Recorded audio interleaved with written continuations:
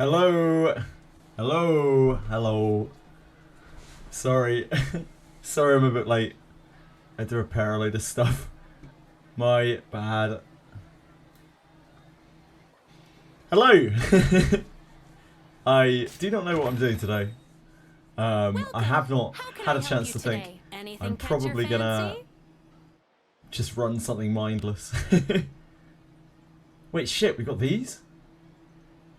I'm still not used to these being in different tabs. I guess we should do these. Oops. Yeah. Hello everyone. Hello my friends. How are you all? Hello Senna. Hello, hello, hello, hello, hello, hello, hello. Thank you and good luck.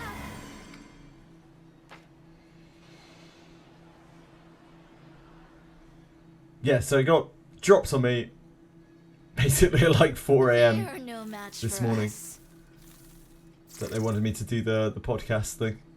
Let us quickly do away with this rabble. And yeah, I feel quite out of my depth, so hopefully it'll be alright.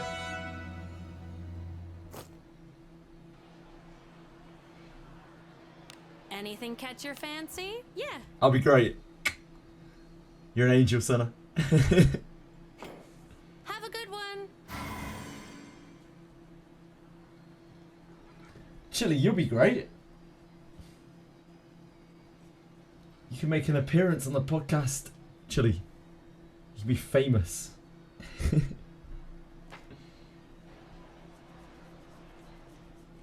Hello, Catwafer. How are you? You're no match for us. By our pact combat How you getting on? Suppose that's passable.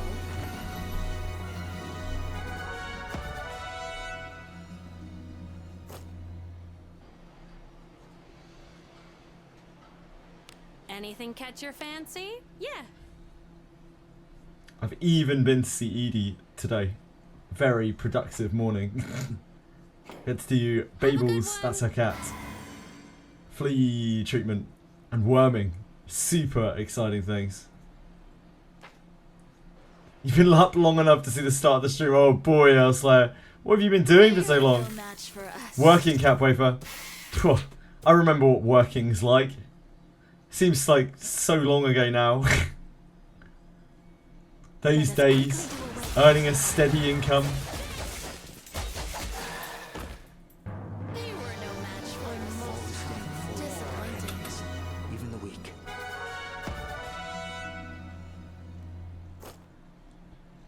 Grinding levels for MC at the docks. That's what you've been doing all this time, Elslayer. Holy shit. You've been going hard. Hi, Kentucky. I've been farming the Caleb event for one last push. This time I'm farming with using Cursed Wheel. I think Fade junk drops are much better like this with stationary chests. Caleb event for one last touch. Oh yeah, they are, Kentucky. You spawn 2 more chests per floor if you wheel. Anything I just catch your don't wheel fancy? because it's more disruptive to my flow. Have a good Usually one. I'm spending a lot of time looking at chat, talking to people. So wheeling, I just get stuck on the wheel, like forgetting what I'm doing, where I'm going. If I'm just in and out of a dungeon, that is my primo farming. That's as good as it gets for me. Looking for a rare jewel. What do you seek? What do we have here? Oh, we have one of these. I guess we'll keep that for now, just in case we end up pulling on that banner. Don't know if I will though, I'm not sure. Probably not. Adventuring is so fun. You miss the days of recovering from surgery and getting paid to lay in bed. I mean, laying in bed is pretty cool, but recovering from surgery isn't so cool, so... Doesn't sound all good, Catwafer. Let's not big that up too much. Let us sneak in. I hope everything went well with whatever surgery you underwent as well. I hope there were no complications or anything like that. Please leave this to me. You need not let us quickly do away with this rabble.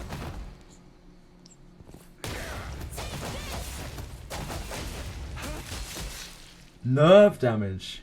Oh my god. I'm so sorry. Hope things are better for you now. What could be inside?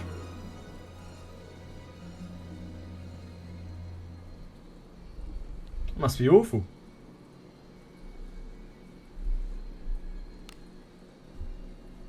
Careful now. Good job. I can't imagine. Must be horrible. Being able to feel things is pretty important. It's a kind of a basic human need. I'll crush them at once. Let us end this quickly. Yes, Waking Clouds. Your performance inspires me. I am on at in what, like 5 hours, 5 and a bit hours. It was mainly Captain Cabinets. Captain Cabinets worked really hard to get me on the stream, which I think was an incredibly nice thing to do for someone that you don't know. So massive, massive, massive props to her.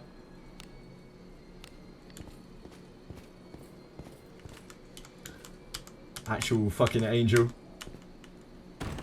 Hello, Walter. Yeah, and huge thanks to all of you guys as well who were just name dropping me all day. That went a really long way. She even mentioned that. But apparently there were people bugging her and all of the other streamers all day. Yeah. Yeah, Captain Cabinets at like fucking 4 AM this morning was talking to them, trying to get me on the podcast. Like, it was you guys who got me there anywhere, like my name there, and then Captain Cabinets went like way out of her way when she was fucking shattered after a 14-hour stream to ask them to get me on the podcast. She like really pled my case. Please, like, just mind blowing. And Captain Cabinets has no fucking idea who I am, so yeah, just incredibly nice thing for her to do. But the only reason why she even had my name in mind is because people were talking about me yesterday, and yeah, same to you guys, like, just incredibly nice of everyone to do that. I don't know what else to say. It's just, yeah, it's very overwhelming. It's obviously not a huge thing in the grand scheme of things, but it just means a lot to be mentioned and to be thought of like that. I really appreciate it. I'm going. I don't care about that. It doesn't really matter. Of course I care about that, but like, Here. What could be inside? Treasure, perhaps? I don't know. It's more about the sentiment of it Careful now. than any Good kind of job. like gain that's made out of it. Just people going out of their way to support me when they have no need and don't really get much out of it. That means an awful lot to me. Because you don't see that very often in life. Let us From pass. experience.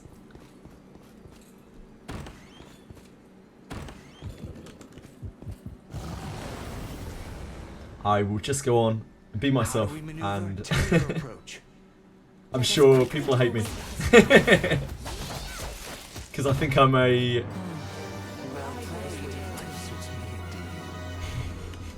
I'm not an unlikable person, but generally the way that I phrase things and stuff can rub people the wrong way.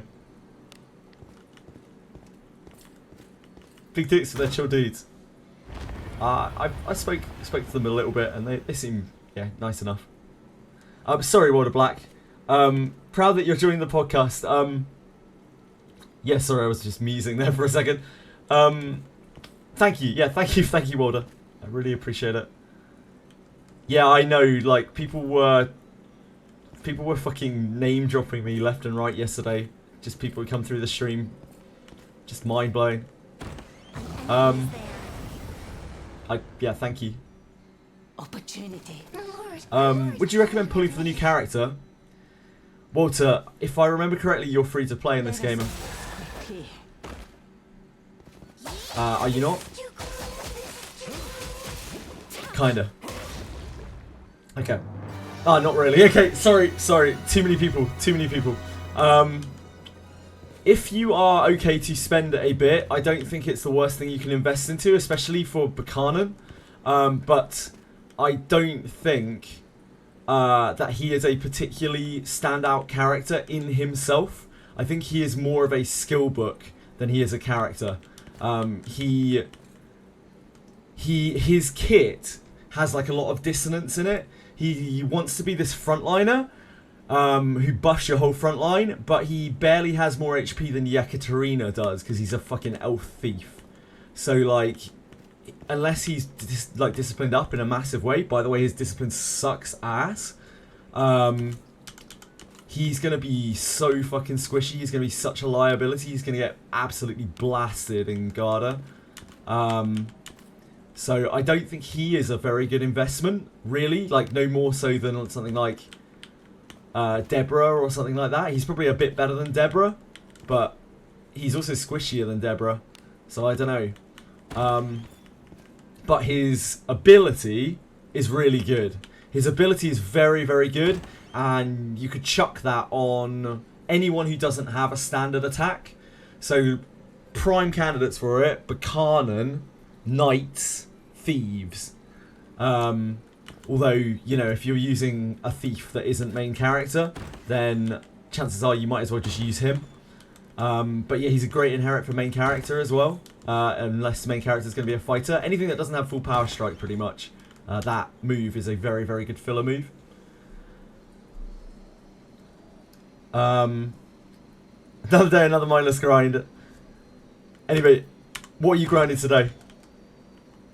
Another Eden is hype. The jellyfish girl looks fucking sweet, dude. Like, the jellyfish girl looks awesome. It's like one of the coolest character designs that I've seen from them. Saving for Rene. I don't know. I'm not sure, Walder. I'm not sure. Rene is definitely a very good character. She's probably the best banner unit that's been released. I mean, it's like 8 years. Isn't it, any bit? Yes, Saphriel. I am going to most likely embarrass myself being completely out of my depth on the podcast. Tune in. By the way, guys, if there is anything that you think I should really mention on there, please let me know, because this is probably one of the only opportunities that we will get to like publicize the game and promote it and you know, get people interested in it and keep people interested in it. So if there is anything that you can think of that really should be mentioned, I can try my best. I can do my best. I'm obviously just a very, very small fish on there. I'm too humble. I think my humility is founded. Best player out of all of them.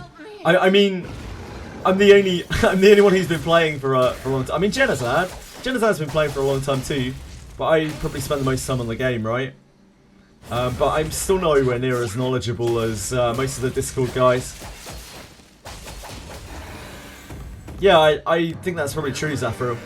I'm not saying that I don't have that much knowledge, but I don't have all of the knowledge. I don't have, you know, I don't have the knowledge of a lot of the people on Discord. I don't have that kind of intrinsic knowledge. I don't have a lot of knowledge. I don't have as much knowledge as just some of the people here in chat, for instance. So yeah, that's why I'm asking, like, if anyone has anything that they think that I should try to bring up or try to comment on. Like, chances are I imagine Tectone will lead the whole thing, and I'll just be answering questions at best. But anything that I can maybe, that I should or can maybe segue in, then I can certainly try. Otherwise, I'm just planning on being very honest and quite objective about the game and not, you know,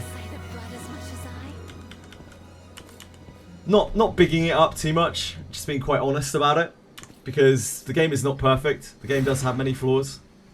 The game has many bugs. We saw some of them last night. Saw a bunch of them. We see a bunch of them every day. Sorry, features.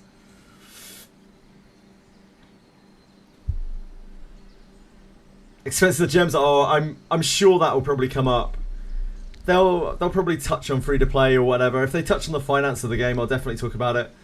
Sorry, Anybit. They finally increased the damage cap in Another Eden. Oh wow. He tested the flames. Okay, Anybit. And hello, Chili.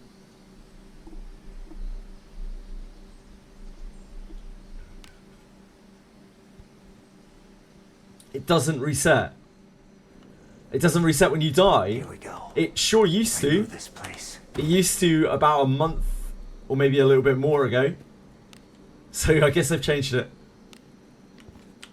You'll get the 3 flames back. Huh.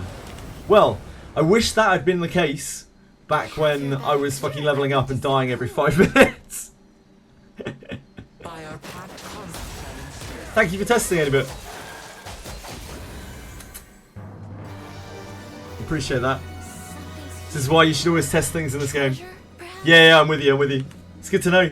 Do as you will with what Yeah, it you definitely find. did not used to be like that, but I guess it is now.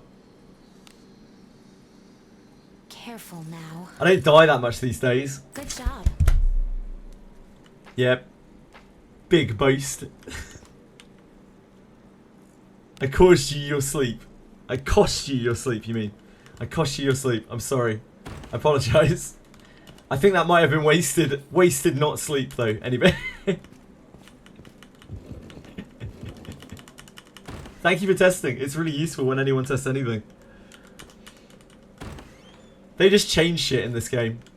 Like, it's part of the reason why it's so hard to make guides and stuff. They just change shit. They just do stuff. And it messes up everything that came before it. Let us end this quickly. Man, Captain Cabinets had that bug last night on her stream.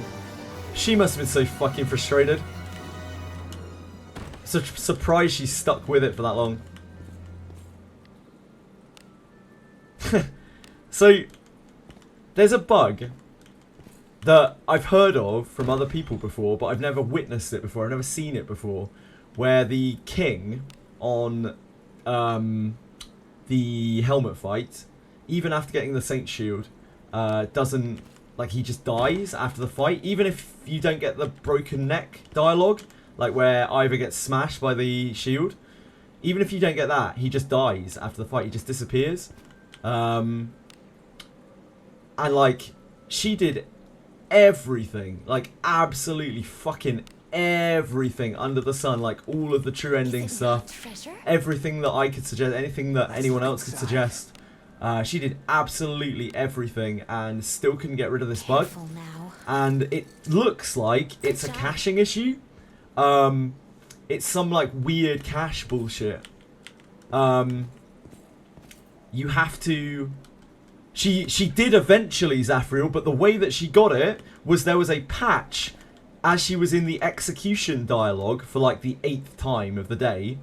And when she logged back in, she instead got the good ending. She went out and verified her game files, came back, and she was in the good ending where Princess Polgrit was like, we have saved the king from the abyss.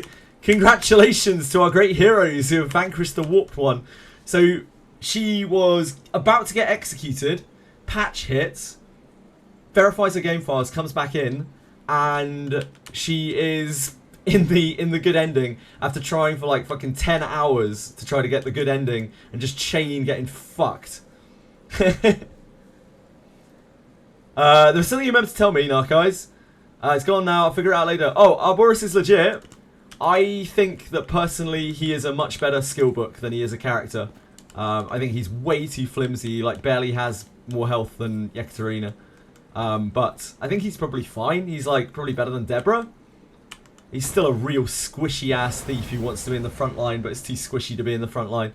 How do we maneuver? Maybe with immense evasion stacking and avoiding anything that pierces evasion. Yeah, the skill. Now the skill Quickly do away with is pretty wild. The skill is really good. Well, the thing, that's what I'm saying. Like, that's why I think the character is quite flawed, because he's got a lot of dissonance. Like, he really wants to spread that evasion to your full front row, right? Expose me. Let us quickly do away with But this like, now. He can't really. He's way too squish. Sorry. I'm already missing messages. Actually out of control. Why do I feel like the event became harder to farm after you fully cleared Abyss 1? Yep, after the first helmet kill, the event gets way harder, Walter. I've been trying to tell people to farm all of the stuff out from the event before they kill helmet for the first time, including the dragon. The dragon goes from being pretty much nothing to being an absolute beast after the first helmet kill. Hello, Tom. How are you? Big shot gacha streamer. That's me, Tom. That's me. Definitely not completely out of my fucking depth. Evasion. Fuck evasion. Yeah, he's better running the back line. I think I agree with you, Narco. I absolutely agree. It's just that his passive really kind of wants him to be in the front line. Otherwise, you're losing a lot of that evasion bonus. You still spread it to the fighter in front of you. His skill, though, yeah, really, really good. His skill on Buchanan, or skill on Knights, or skill on, like, main character Thief, I think all really, really good.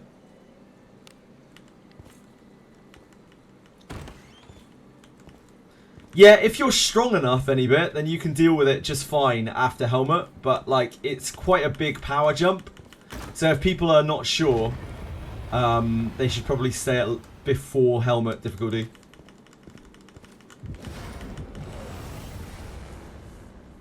You trade your MC priest to 60, so you have 2 priests to clear that annoying dragon.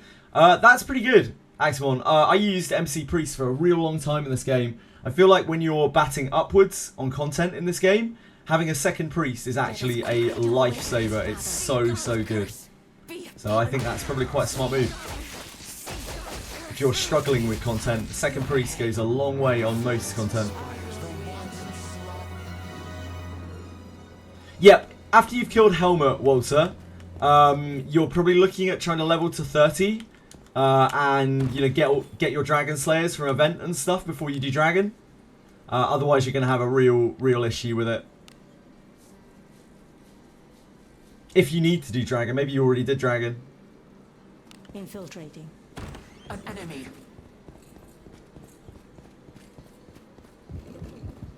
Should have been a fighter, maybe any bit.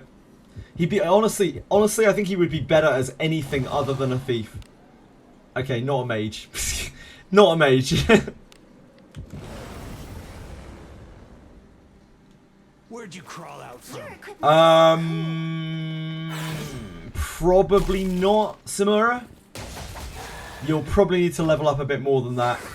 Maybe if you have Dragon Slayers already. And now you're asleep. But definitely not, otherwise, I would imagine. Level 30 guy's doing around 1,000 damage for his attack. Yep. Whoever you put him behind. Oh! So you're actually getting quite good use out of the attack, Narcise, because before, from what I read about it, the attack speed boost was not very impressive at all, so they must have fixed that in the patch. But yeah, I'm strongly considering pulling for him for discipline, for inherit, sorry. I'm not too interested in the character itself, but I think his inherit is actually super strong.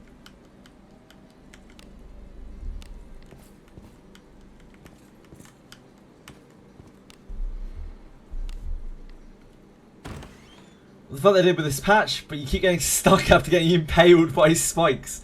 Don't walk on spikes, I guess. Any bit? That's the best advice I can give you there. I'm going. Behind MC, MC goes, then MC goes, and someone else goes, then MC goes again. Wow. Yeah, before, it was not really that impressive from the videos that I watched, the little clips that I watched from the Wizardry Discord. So when they fixed it in yesterday's patch, they must have increased the increase. Is that level 1, Narcise? Let us quickly do away with this rabble.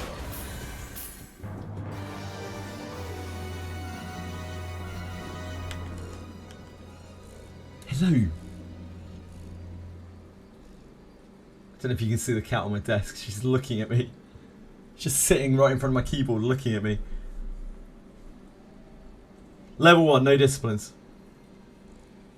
Walk backwards or just directly into the spike. It's the only way I have dealt with it in the den. That I would be taken by surprise. Let us quickly do away with this rabble. Oh, I see in Den of Earth where you can't actually even avoid them. That is really annoying, any bit, yeah.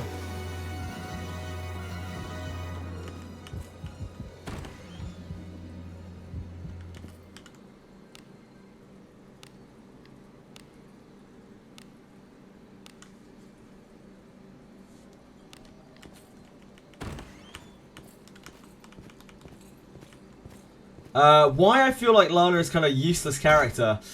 Probably because she's a knight. But honestly, at your level, she should still be really good. She just doesn't offer that much. Belly Stun enemy doesn't really do that damage, not that tanky. She should be the tankiest character that you have right now. Her damage is always going to be quite low. The stun doesn't land that much, but it's quite powerful when it does. She's healing you after battle. She's also providing a 10% damage buff to your entire row, probably. Unless you have a weird row. If she's not giving you that damage buff, because you're using a weird row, then yeah, Lana drops in power quite a lot. She is much better as a fighter later on than she is as a knight, but there's no guarantee, of course, that you're ever going to get the class book for that. If you're not feeling her, you know, don't use her. In the end, it's using characters that you like and that you enjoy. If your knight doesn't feel good at the point of the game that you're at right now, then it's probably not going to feel good later. If you get a Dragon Slayer on her, she probably hits a lot harder. I also love Lana. She is the most staple thing on my team. She's the last thing I would remove. Could be quite so entertaining. Yeah, that's understandable, also. You're still starting out and the event's too hard. We won't... If you like Lana a lot, just keep using her. I hope you get her fighter class work. She is good. She is very solid. And as you inherit more copies to her, her heal is going to get bigger and bigger and bigger. And it's going to feel better and better and better. Again, if you're using her in a row where you don't have just neutral and good characters, that is going to impede her ability by quite a lot. And that's going to decrease her net damage by quite a long way.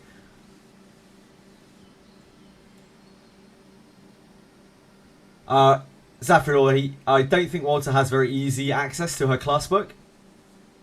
So it might be that he can't in the foreseeable future. Yeah, the new fighter exclusive event has the fighter class book in it for all its sins. It's not something that's very accessible to new players, sadly, which is something we've talked about at length. People mention the Dragon Slayers at Ebon Steel tier. What tier are the Sabers? They are also Ebon Steel tier. They are a few damage points lower than Ebon Steel, which is similar for all weapons that are like specialist weapons of a tier.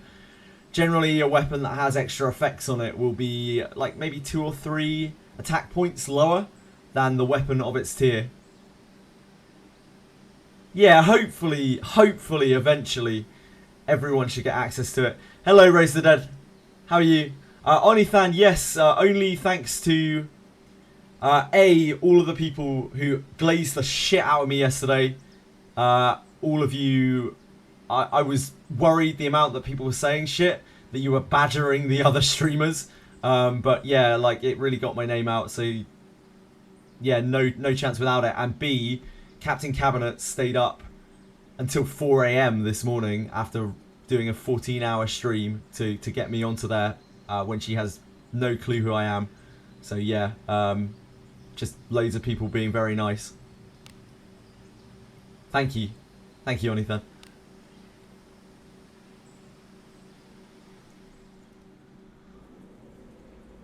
Shall we go what is the recommended level for the new event?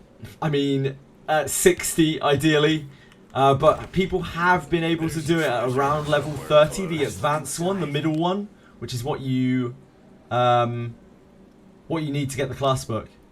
You just need to go in there with a really good strategy and 3 leveled up fighters. Yeah, there's a podcast today, guys. Yeah, I'm going on that podcast today at 6 PM. I'll pound him with my flames. Sorry, 12 PM CST, 6 PM my time. Let us end this quest. You can do it if you really push, Walter, but I can't stress how tricky and probably frustrating it will be. I can try to help you, and other people can try to help you. We can do our best. Yeah, we sat there last night for ages trying to figure out what was wrong with Captain's stream. Cap's stream. Yep, it's some kind of caching issue, Dark Chaos. I've seen it before. Okay, so I've heard about that bug before. I've never seen it in action. And I've also seen that same bug fixed in the same way. If you switch device, it will probably fix it as well. Like if you switch device during that cutscene. It's a weird caching issue. And I've seen it loads and loads and loads of times in this game. But not to that kind of magnitude where it's blocking progress in such a ridiculous way. Let us quickly do Cap got more hours of sleep than I did.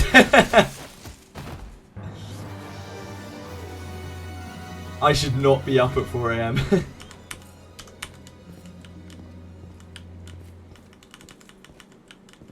You've got to sleep. She's an animal.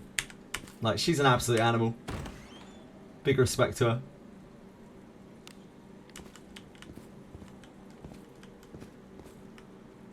I sense enemies. You got 3. You're feeling pretty good. Hey, we're old men, Narcos. We don't need that much sleep. We're good. Okay, I'm an old man. You're a spry young fellow. 5 hours is a good night for me. I don't usually sleep more than 5 hours either. Diced Onion. It's quite rare that I sleep more than 5 hours, especially now, like at the moment, especially nowadays. I have too much on my mind. I usually wake up thinking about stream pretty much.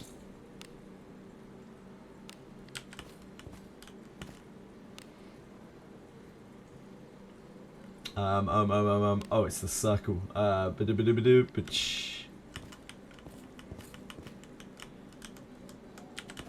Nope. How many times have I done this and I still can't get that route right? It's down here on the right. The red saber that's not in your account. Good luck getting a red saber. If you have a red saber, you're actually hacking the game.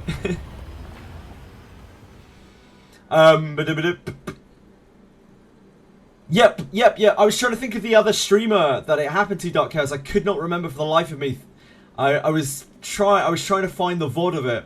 I couldn't find it anywhere because I couldn't find the right streamer. So yep, that was the one. I wish I talked to you yesterday. Yeah, it was Len. Ring is supposed to give 5 strength. It does not seem to give SP. Help section said strength give attack and SP. Apologems angle? Is it meant to give SP? I thought it only gave strength.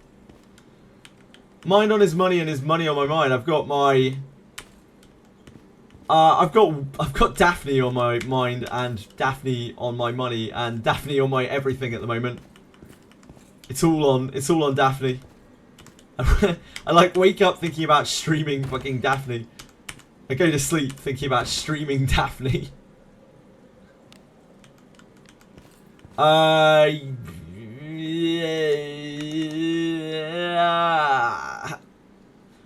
I don't think so, Confection. I don't think stats affect those stats. Fuck, I wish I had better terminology for that.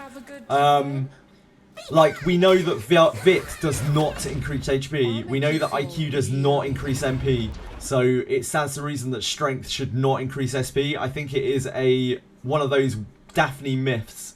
Hello, Kurt. How are you? If you stream and have anticipation of progress, it is more frustrating than trying to fix it alone. Yeah, possibly, Dark Chaos. I mean, like, on the upside, if you're streaming it, you're still, like, doing, you know, you still got content on the go. Like, people are sharing the experience with you, right? And you are still, you know, like, publicizing yourself or whatever. I'm pretty sure we just slapped ourselves and I didn't realize we were seduced. So there's that upside at least. I think it's possibly more frustrating for people who are going through that alone, which is probably a whole bunch of people where they're not taken seriously at all, and nobody's there to help them whatsoever. I think it's probably way more frustrating for those people, and I imagine that that bug has probably made loads of people quit the game before, so it's really cool that that's at least documented now. Hello, beautiful Kurt. I'm sorry if I've missed messages here, I really apologise. Should we primary derive stats for terminology, perhaps? I think Axolotl coined some terms for it, but I'm not used to the terms yet. I need to look at them again. And I would like to keep them consistent with the Faster Thoughts website so that people don't get further confused. I need to look again at it. They'll not escape. Done with that last limited time event store. Did the 40 grading last night and went 30 straight to 40. Nice, Kurt. That's huge progress. Chinom, yeah, I watched it live last night. So it was really cool to see it up front. Like, it was very clear that she did everything in her power, everything that anyone suggested to her. A bunch of things that people were suggesting that were ridiculous as well. There was just nothing really more that she could do. And it's almost definitely a caching issue. You can probably get around it by switching device as well if you experience that bug. So at least now, having seen that, if we have people come through who are affected by that bug, then people won't just be like, hopefully it won't just be like skill issue, or have you tried getting the Saint Shield? We can actually give them some advice on how to try to fix it, because it is a horrible bug. Records of you making a dirty joke. She got 20 gems for saving everyone. Yeah, I'm like, it's all okay. So like, in seriousness, it's all content for her, right? And it is frustrating, no doubt, but it is all content for her. So it's not like, you know, it was really like wasted time. And I'm sure she got a lot of support for it. I'm not saying that it wasn't shitty for her at all, because it really was, but I think it's probably shittier for people who have to suffer through that, like absolutely alone, with nobody taking them seriously, everyone thinking they're just making shit up. I feel for anyone who's struck by any of the Daphne bugs like that. It's so frustrating, especially when you paid money into the game as well. Like, you deserve better support than that shit. Yeah, that was my initial thought as well, Zafriel, but after I watched it, I was like, nope, she's doing everything fucking right. I spent an hour or more trying to look for information on it, but nobody has taken that bug seriously. Like, nobody has ever actually tried to solve it, because they're like, oh, that person's doing something wrong. So it's great that it was documented. She did the community a service, even if she never plays it again after that, which I wouldn't blame her. She did the community a service. An enemy is there.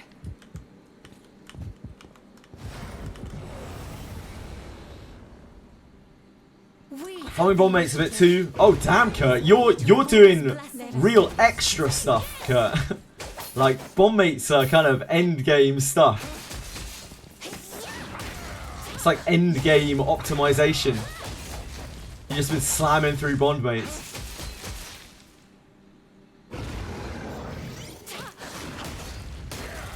How to get fuck Pickerel, man. Absolutely fuck Pickerel. That guy is the biggest arsehole in the game. I don't know why they made it so random and awkward to get him to spawn for such an important thing as well. Like, there are so many people, like Narkai's here. Yep, Narkai's here. Insanely progressed account. Still hasn't got Pickerel to spawn. And has probably spent hours, if not days, trying to get him to spawn. Like, it just sucks so much. And I don't even know what it is. Like, is it a bug? Is it a specific thing that he hasn't done? Is it some like cached thing on his account which now can't be fixed? I can't even remember what I did to get Pickerel to spawn. I just remember wheeling about 100 times trying to get that arsehole to spawn, and eventually something just worked. She had everything, had no patience left. It was ridiculous, yeah, Micro. It was something like out of an incredibly nerdy movie. It's so weird. I'd love to say that it was Drcom fixing it because they saw it being streamed, but Drcom, I doubt, even knows who Tectone is, let alone who anyone other than Tectone is. Have you tried getting good? I tried getting great, any bit. Your mum even called me the best and it wasn't enough.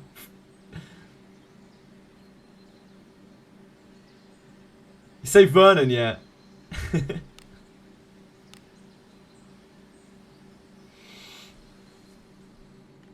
We can save Vernon?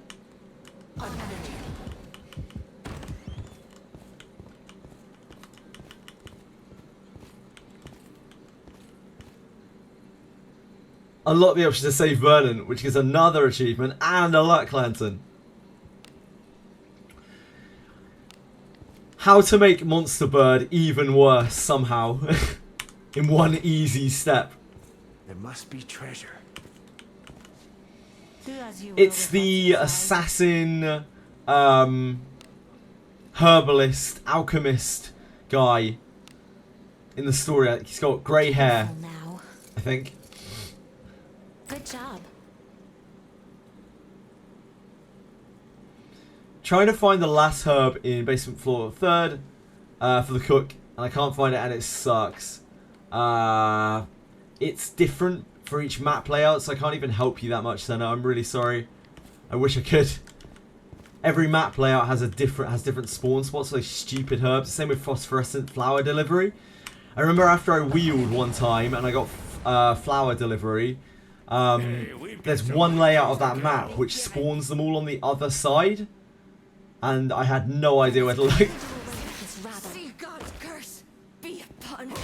See God's curse be upon your head. First stone breath enemy. Yeah, Monster Bird. I mean, the whole grasslands is a real kind of pain in the ass area. I assume they're going to do more with that eventually, because it seems so weird. It's just such a weird place. So much open space. I wonder what their design intent was really behind that. Was it creating like an open world experience? I don't know. After you save Vernon in his fight, Pickerel spawn. Really? Why? That's so weird. By our pact, combat shall ensue. That's so weird.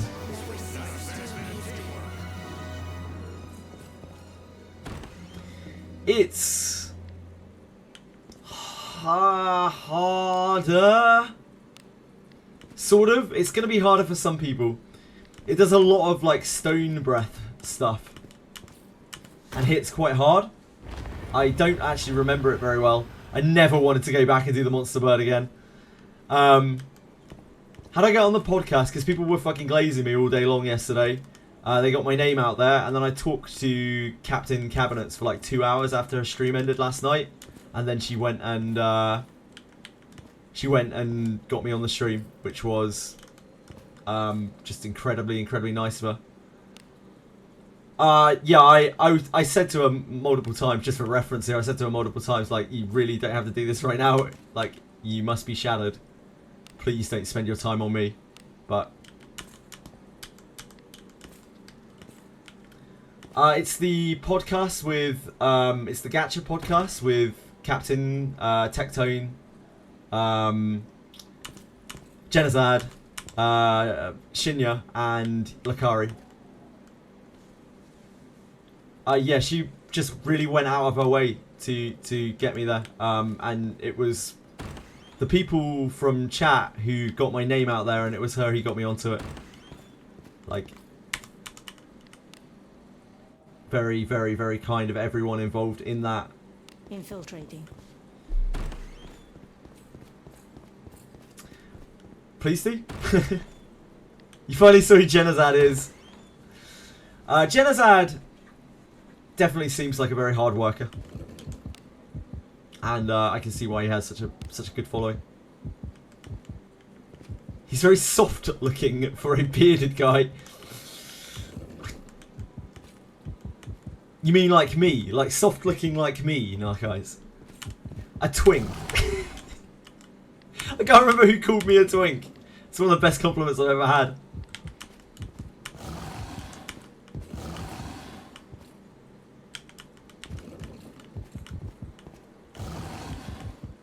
Tectone is just a chevron additive. Tectone is... I think Dorcamus is right? Like, Tectone must be, like, off of tectonic plates. That makes sense. That makes sense to me. If he were gay, he'd never be alone. Fair. Fair. This bores me. That's quite a compliment. Portmanteau of technology and stones.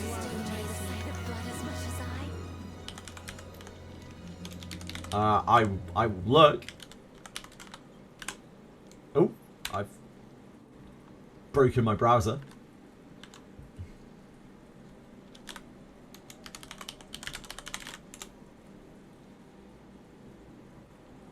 Tectone. If I Google Tectone, all it's going to show me is fucking Tectone. Okay. Hold on.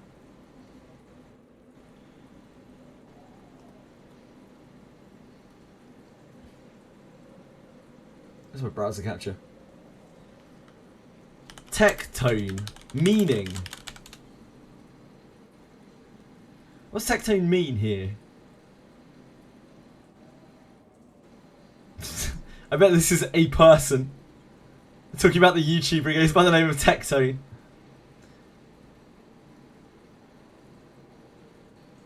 Yep. A dance style? Maybe it's that. A dance style popular in Europe, specifically in Paris, France. Use of arms and feet to create rhythmic movement. Where's Jatic? Where's Jatic? Je t'écrase. Je t'écrase. Mon ami. Où est je t'écrase? We'll never know.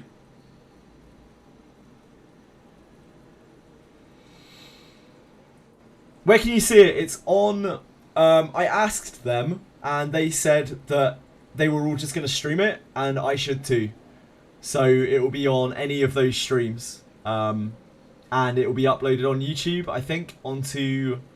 It's like a small channel. It's like a relatively small channel. Which I don't think I could find off the top of my head.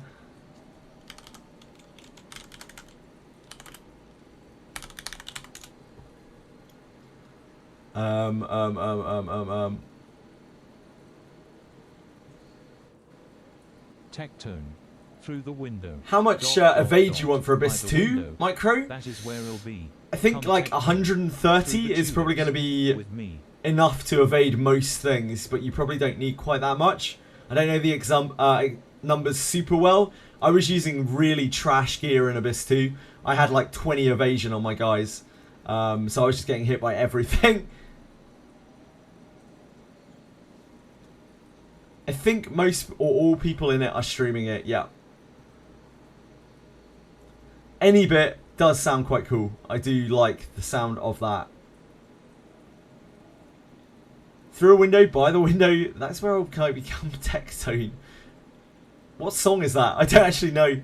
I can't even recognise the song. I'm very, very uncivilized, uncouth, and uncultured. I'm sorry.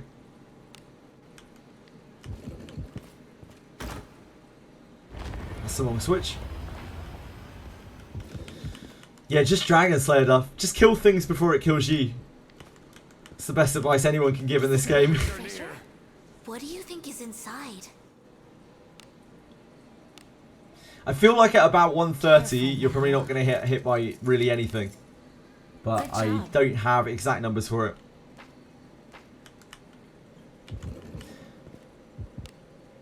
Evasion in Garda is definitely a lot more sketchy than evasion in Abyss 2. Let's look inside. Can you delete this next post of mine if it's too much or looks stupid? Oh boy. Oh dear God. Gear sucks at this point, or progression, but I finally got to ship. Time to farm hell. Yeah, ship is real ideal farming spot. Good job. Real ideal farming spot. Oh my dear god. What is it? Is that a tulip?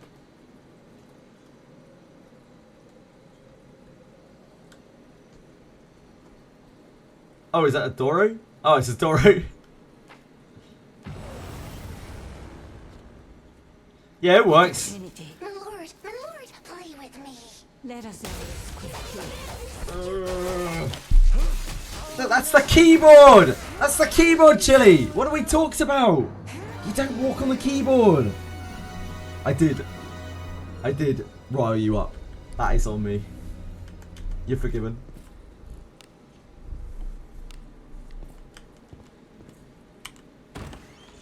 Breeze Abyss 2 with Dragon's Lair times 3.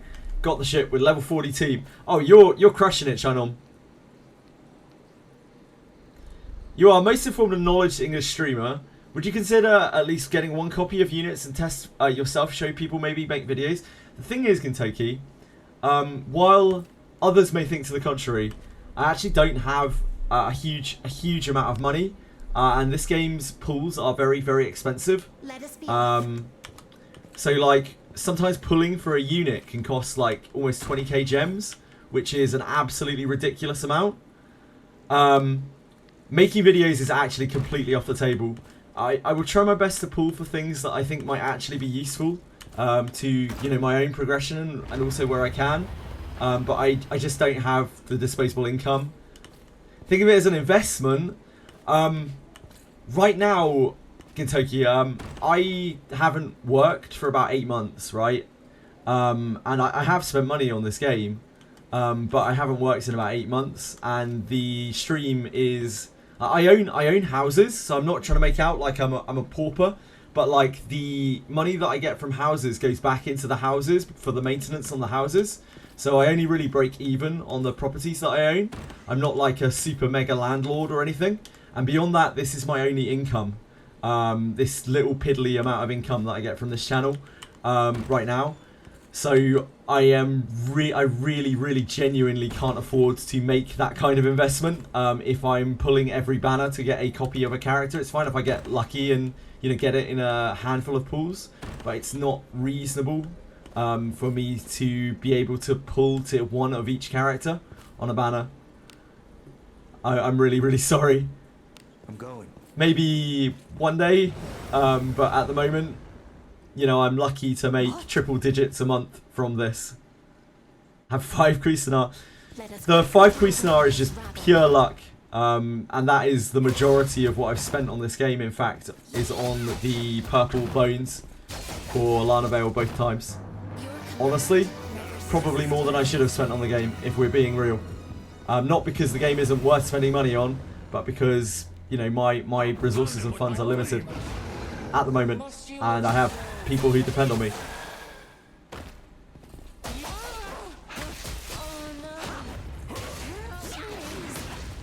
Sorry, it's probably a bit of a downer. Apologise.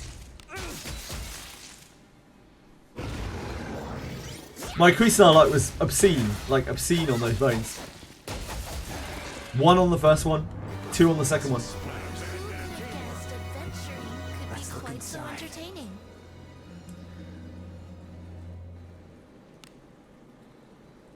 Careful now.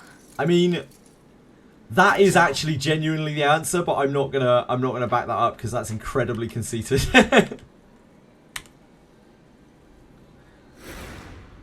And I don't think that I am at a point where like I really deserve subs. I probably don't deserve the amount of subs that I already get from people, especially Narceyes and Lost Prophet, who go like way out of their way to send money, but more importantly publicity my way, like because it helps the analytics a lot.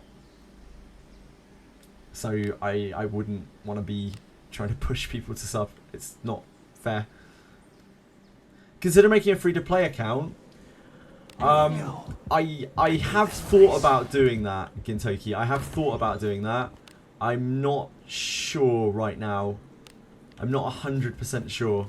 An enemy. I'll see. Something's here. What do you think When I played Sword of Valeria, I ran 3 accounts side by side, and it became a lot to maintain it, even though that game is not very demanding. So in a game like this, where you could potentially spend, you know, a huge amount of time on each content patch, I'm not sure that I could really keep that up to date enough. Good job. Yeah, this game is like incredibly time consuming to be able to keep things relevant. Nuzlocke Hardcore rules account for content. It's flashy and would probably get viewers, but I'm not sure that is the type of content that I want to... God, I hate that word. That I want to make. Like, I'm just a dude who plays games, you know?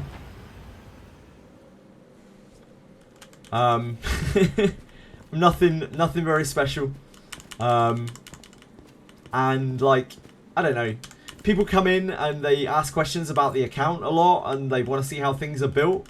I'm not sure that a lot of people would be really that interested in... While it would be a novelty, I'm not sure a lot of people would be very interested in seeing Enemies are near. like random general adventurers. They're probably going to come into the stream and be like, what the fuck is this guy doing? Because that happened a lot when I was streaming the Sword of Valeria accounts, where I had like weird units. Most of the people who would come in and comment on them were just like people who were coming in and being like, man, you should pull for X, you should do this, you should do this, you should do this. And I'm like, well, that would destroy the entire theme of the account. But thank you for your advice. Do as you will with what's inside. Most of the service that I provide for this game and the viewers that come through and the entertainment value that I provide, I think is just honestly answering questions and being knowledgeable. It's not about so much personality or anything like that, or even my gameplay. I think it's just being accessible and like not being too deep in concentration with the game to be able to answer questions when they're asked. OnlyFans and WikiFeet, fucking hell. Again, really sorry if I missed messages. Do an OnlyFans account. I'm not sure about that anyway. It's difficult. I'm very out of my depth here, right? Like, I'm just trying my best right now. Right now, just getting on every day and streaming for 12 hours. That is where I'm at. Everything beyond that right now is secondary.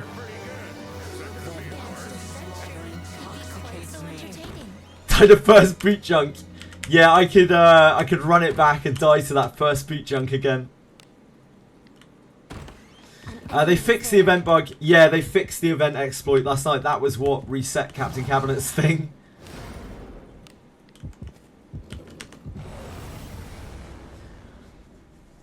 Hey, we've got some weaklings to kill. Shit, I think I missed your message, Facedown. I'm really sorry if it was pointed towards me. Shows my deformed feet. They're not really deformed. They're a bit wide. They're like a bit oddly wide. And they are quite callous from running. So they're definitely not the sexiest feet out there. There was a bug, Narcais, that... Yeah, exactly that. What Ragar said. Good question. What is the point of when one of your party members asks you to go to the tavern and you answer questions? Does it do anything, or is it just flavour? It increases your trust with your bond mates if you answer correctly. I think it can decrease trust if you answer incorrectly, if you answer very incorrectly. Trust is not something that is honestly very important, or won't be for a very long time for the average player. But you might want to try to max it anyway, because it has some cool flavour stuff, and it has some not particularly mechanical benefits, but a little bit, somewhere way down the line. There's a quicker way to farm floor 10. Clear the 3 mobs. The last mob has to be the one on most right. And then just click on the exit button to auto walk back out. The timing fits nicely.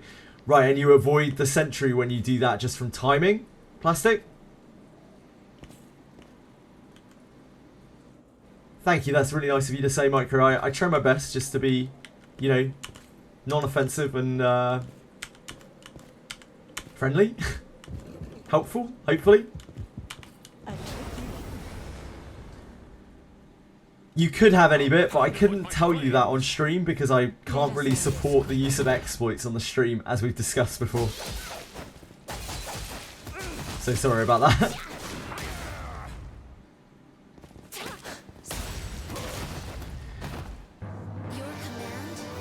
I have no idea. I have no idea what phobia you're talking about, but I'm very interested.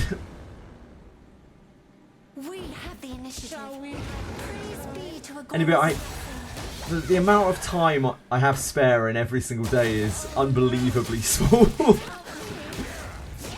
I do reply to anyone who messages me, but I very rarely like go out of my way to message someone. I'm shattered at the end of every stream. Post on Discord. Bit of a grey area. I say fuck quite a lot, so that part of offensive I'm definitely not trying to evade. Does anti-toxic cure crit poison? You need Latymophis 3 to cure crit poison. It's a 0 brain power farm. Yeah, I'll try it in a minute. Hold on. To our return to town. Yes. So, run, kill 3 mobs, and then auto path back, and you should be safe from the guard due to timing, I'm guessing. Welcome. Do come again. Yes, exactly. It is that, Ragaral. Anytime you see a Japanese bug, like, that's when I have to be extra careful, because, like, that is probably a bug that will get fixed. So, like, if I'm recommending for people to do that bug, and for some reason they're like, fuck all those people who did that bug, they're all getting their accounts banned or something, then that's kind of on me. So it's a pretty big deal, me throwing that kind of stuff out there, even if there's no kind of, you know, specific repercussion to me for, like, because they don't know I exist. Hopefully that makes sense. Hello, Rapfi.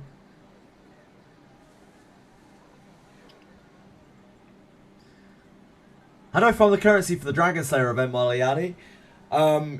As a player who hasn't unlocked the wheel yet, your choice is really just run first and second floor, grab all the chests, kill everything on the way, then harken out, and rinse, repeat over and over and over and over and over.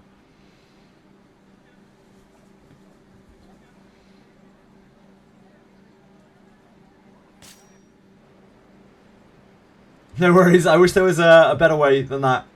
That is it. Finish the swords, go for the rings. Nice job, Rapfi. Make sure you get the skill books. The skill books are very good. They are an extremely premium resource. You don't care about these kind of bugs. Again, like, I don't have an issue with people exploiting those, using those exploits. But if I publicize them, aside from the obscenely small chance that anyone actually cares about that and gets me into trouble, if people get punished for using that exploit on the off chance, like, I'm going to feel very responsible for that. So that's why I don't want to publicize those kinds of exploits. Got in the game late. What should I prioritize in the event shop? The sword, saber, or troll ring? Do you have Iaru Mass, Freezer? Freeze Ray Charles. You do have Iaru Mass, so sabers probably your top priority, followed by sword. But after that, like, the troll ring is decent, but honestly the skill books are what you really want to pick up. The purple skill books. Not those shitters. Not those things, Ragaral. Sorry, the purple skill books. The purple skill books are an incredibly premium resource.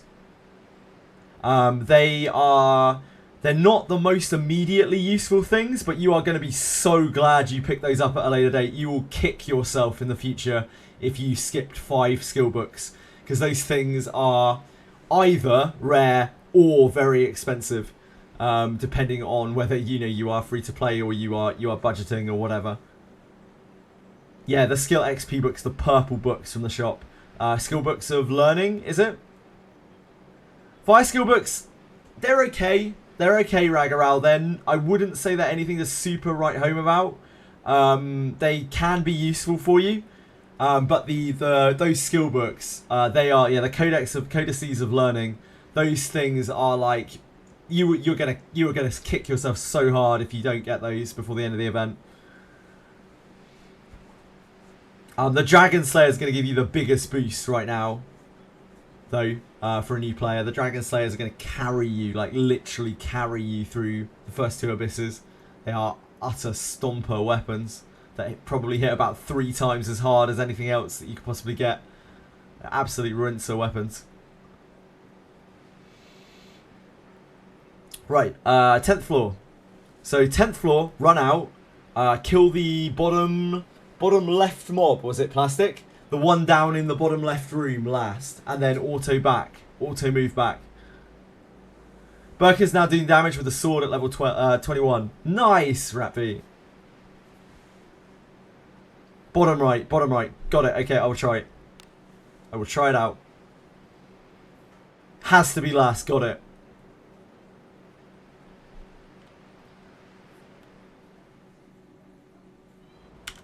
Be on your guard. Oh, dear God. That's not it.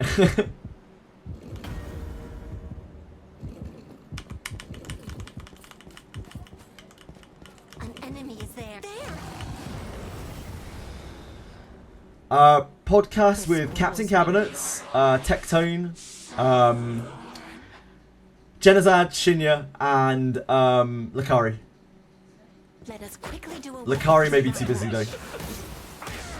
Apparently Lakari may only pop in. Oh no! Help me! Your traits don't match. Our traits do The not types match. are misaligned.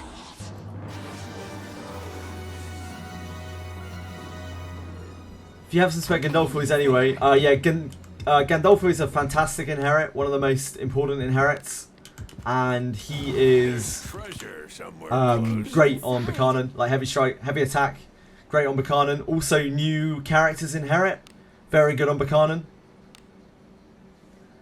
Careful now. Arboris's inherit is just really good for anyone who doesn't have a de facto move. And it is a kind of one and done for it as well. Like you only need 1 copy of that and you're kind of set. This bores me. I inherited her a couple of buffs for now, since she has a lot of MP as well. Yep, Arboris is a fantastic inherit on Buchanan.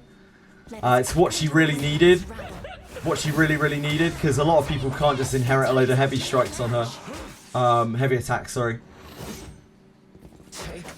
I have just gone completely off the beaten track here. I've definitely fucked up this route. Sorry, I'll have to try again in a second.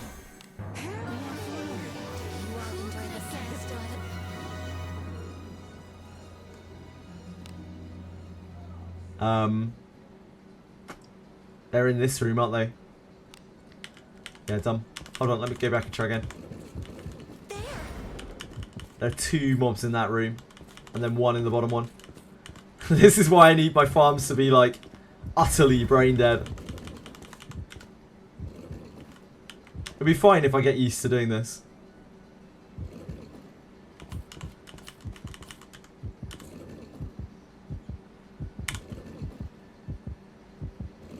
Last enemies are you can always auto path out, really. How come? How come it works like that, Plastic? We survived. The timing, huh? Okay. So no matter how long I take, if I take the bottom right enemy last, it will always auto path me out safely.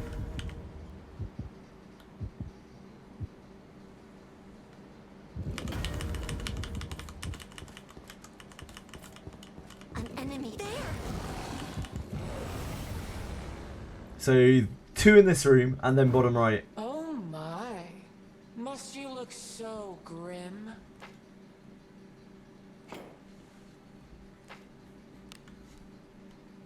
What is this? Do as you Oh, will oh. with what's inside. Hello?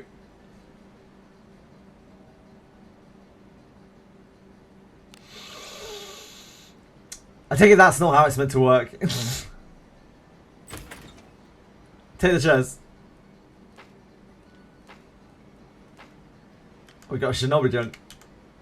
You're gonna be outside. Ah! Ah! Fuck!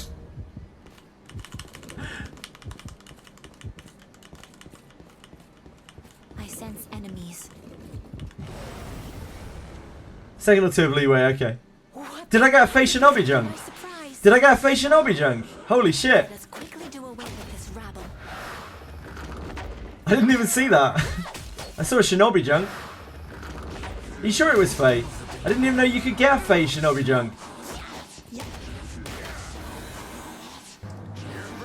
To refresh Fortitude faster, I appreciate the new stamina design of the game, but my thief is getting pummeled. No, there's no way to restore Fortitude as far as I'm aware in this game, other than to just wait. I'll have a look in a second. Careful now. Good job. Yeah, I can't wait to unearth that 1-star garb. There.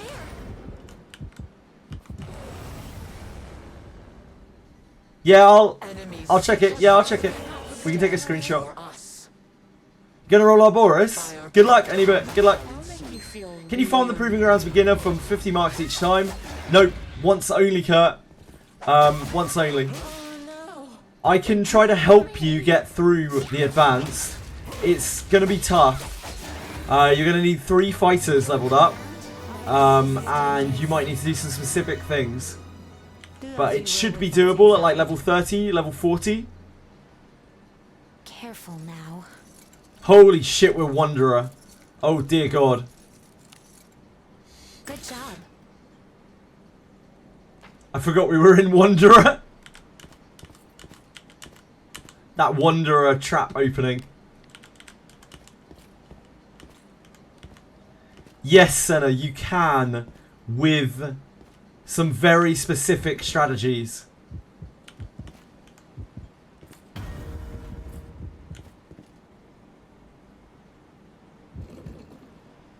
I think my brain is going to be too slow to be able to auto this. No, I know I didn't. I know I didn't, Plastic. I'm sorry. What is this? Thank you, Narcos. Yeah, that explains it. I'm really sorry if I've missed messages here, by the way, again. It's Jova. My luck in Daphne is horrid. Oh, no. Let's have a look at the junk a second. It's as gloomy as always. Holy shit. Wow. Yeah. 2.5%. I had no idea these existed. I'm so sorry to all the people who actually farm this. Yeah, there's a legitimate face shinobi junk. I'm going to take screenshots.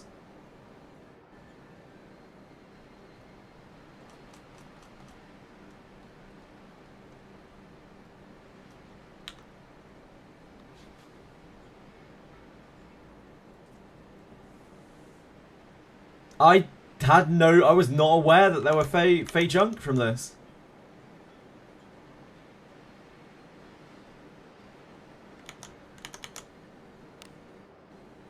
Should we spin it? With advanced, you mean hard or medium? Sorry, I meant intermediate. But you probably can, if you can do intermediate, you could probably do advanced. The Minotaur is actually kind of harder than the Vampire. Okay, let's open it. What do we reckon? What do we reckon? What do we reckon? White garb. I'm seeing white garb. Any other takers?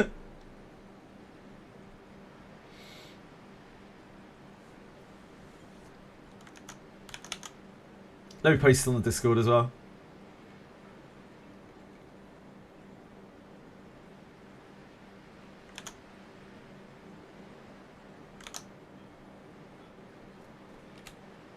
White wrist.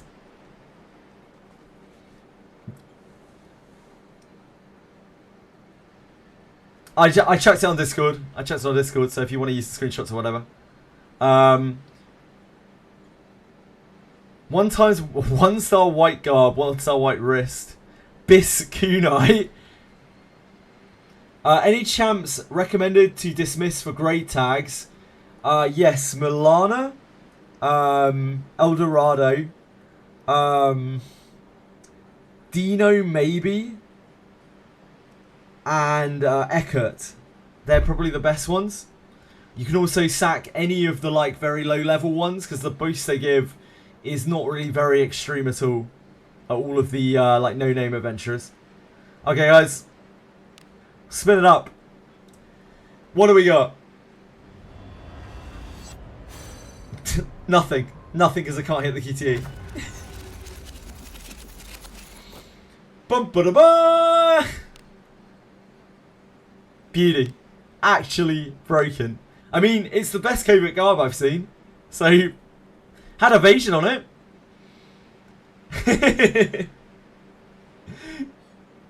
What else do we get here? Bum ba da bum. Yeah, evasion garb. Yeah, like, I'm really sorry to everyone who's been farming this for ages and hasn't seen fucking one of those. Can only apologise. I'm glad I didn't get anything good from it. Hey, it's still the best covert garb I've seen. Eldorado, Milana, Eckhart, and you could probably also do Asher and Dino. Like, you don't really need high levels of those spells. And you could probably do Philip as well. You probably don't need a high delay attack either. Hello, Smadge.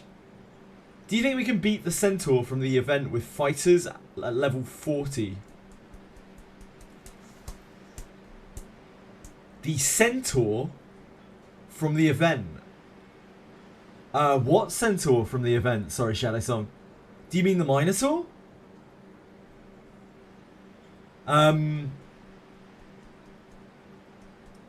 No worries, Toolkit. Ah, the Minotaur. Yep, sure. Yes, you can, but you're going to need to go in there with a strategy, because it's not going to be easy. Your strategies, you need something that can break defense, like something that pierces defense. You need 3 fighters at that level, and you need them all to have a way of piercing defense, or you're not going to be able to kick out enough damage. You need like Kiraha's armor pierce. Inherit, or Arboris's Astral Break inherit, or just axes, like just big 2-handed axes to swap to, because after turn 2 of the Minotaur, he braces himself and he's like basically impossible to damage. So the only way you're getting damage in is to chip during that period, get as much damage as you can in turn 1 and 2, and then chip during that period, and then at the end, when it starts trying to one-shot you, you want to try to guard its hit, and then get a big opening on it to finish it. So it's possible, but it's hard as fuck, and you need to actually kind of prepare for it. All 3 event swords be farmed for fighters. If you have 3 front row fighters that can use them, you should definitely get all 3. If you only have 2, then you could skimp on one of them. But that does mean that later on you will not be able to unify them to a level 20 sword. They're definitely worth using on all of your frontline that can use them. They're the best weapons that you're going to get forever, for like 100, 200 hours of play. Does paralysis resistance stop you from getting paralyzed from failing the revive minigame? No, it does not. It is a guaranteed paralysis when you fail the QTE. The Minotaur can be taken. Bring your biggest axes. Yep, Narkai's found that out. Narkai's found the information about the axes, and it is the only thing that is getting low-level players through that, like level 30, 40 players. Kurt, you're probably already gone, but I love you, and I hope you have a great day. Thank you for hanging out.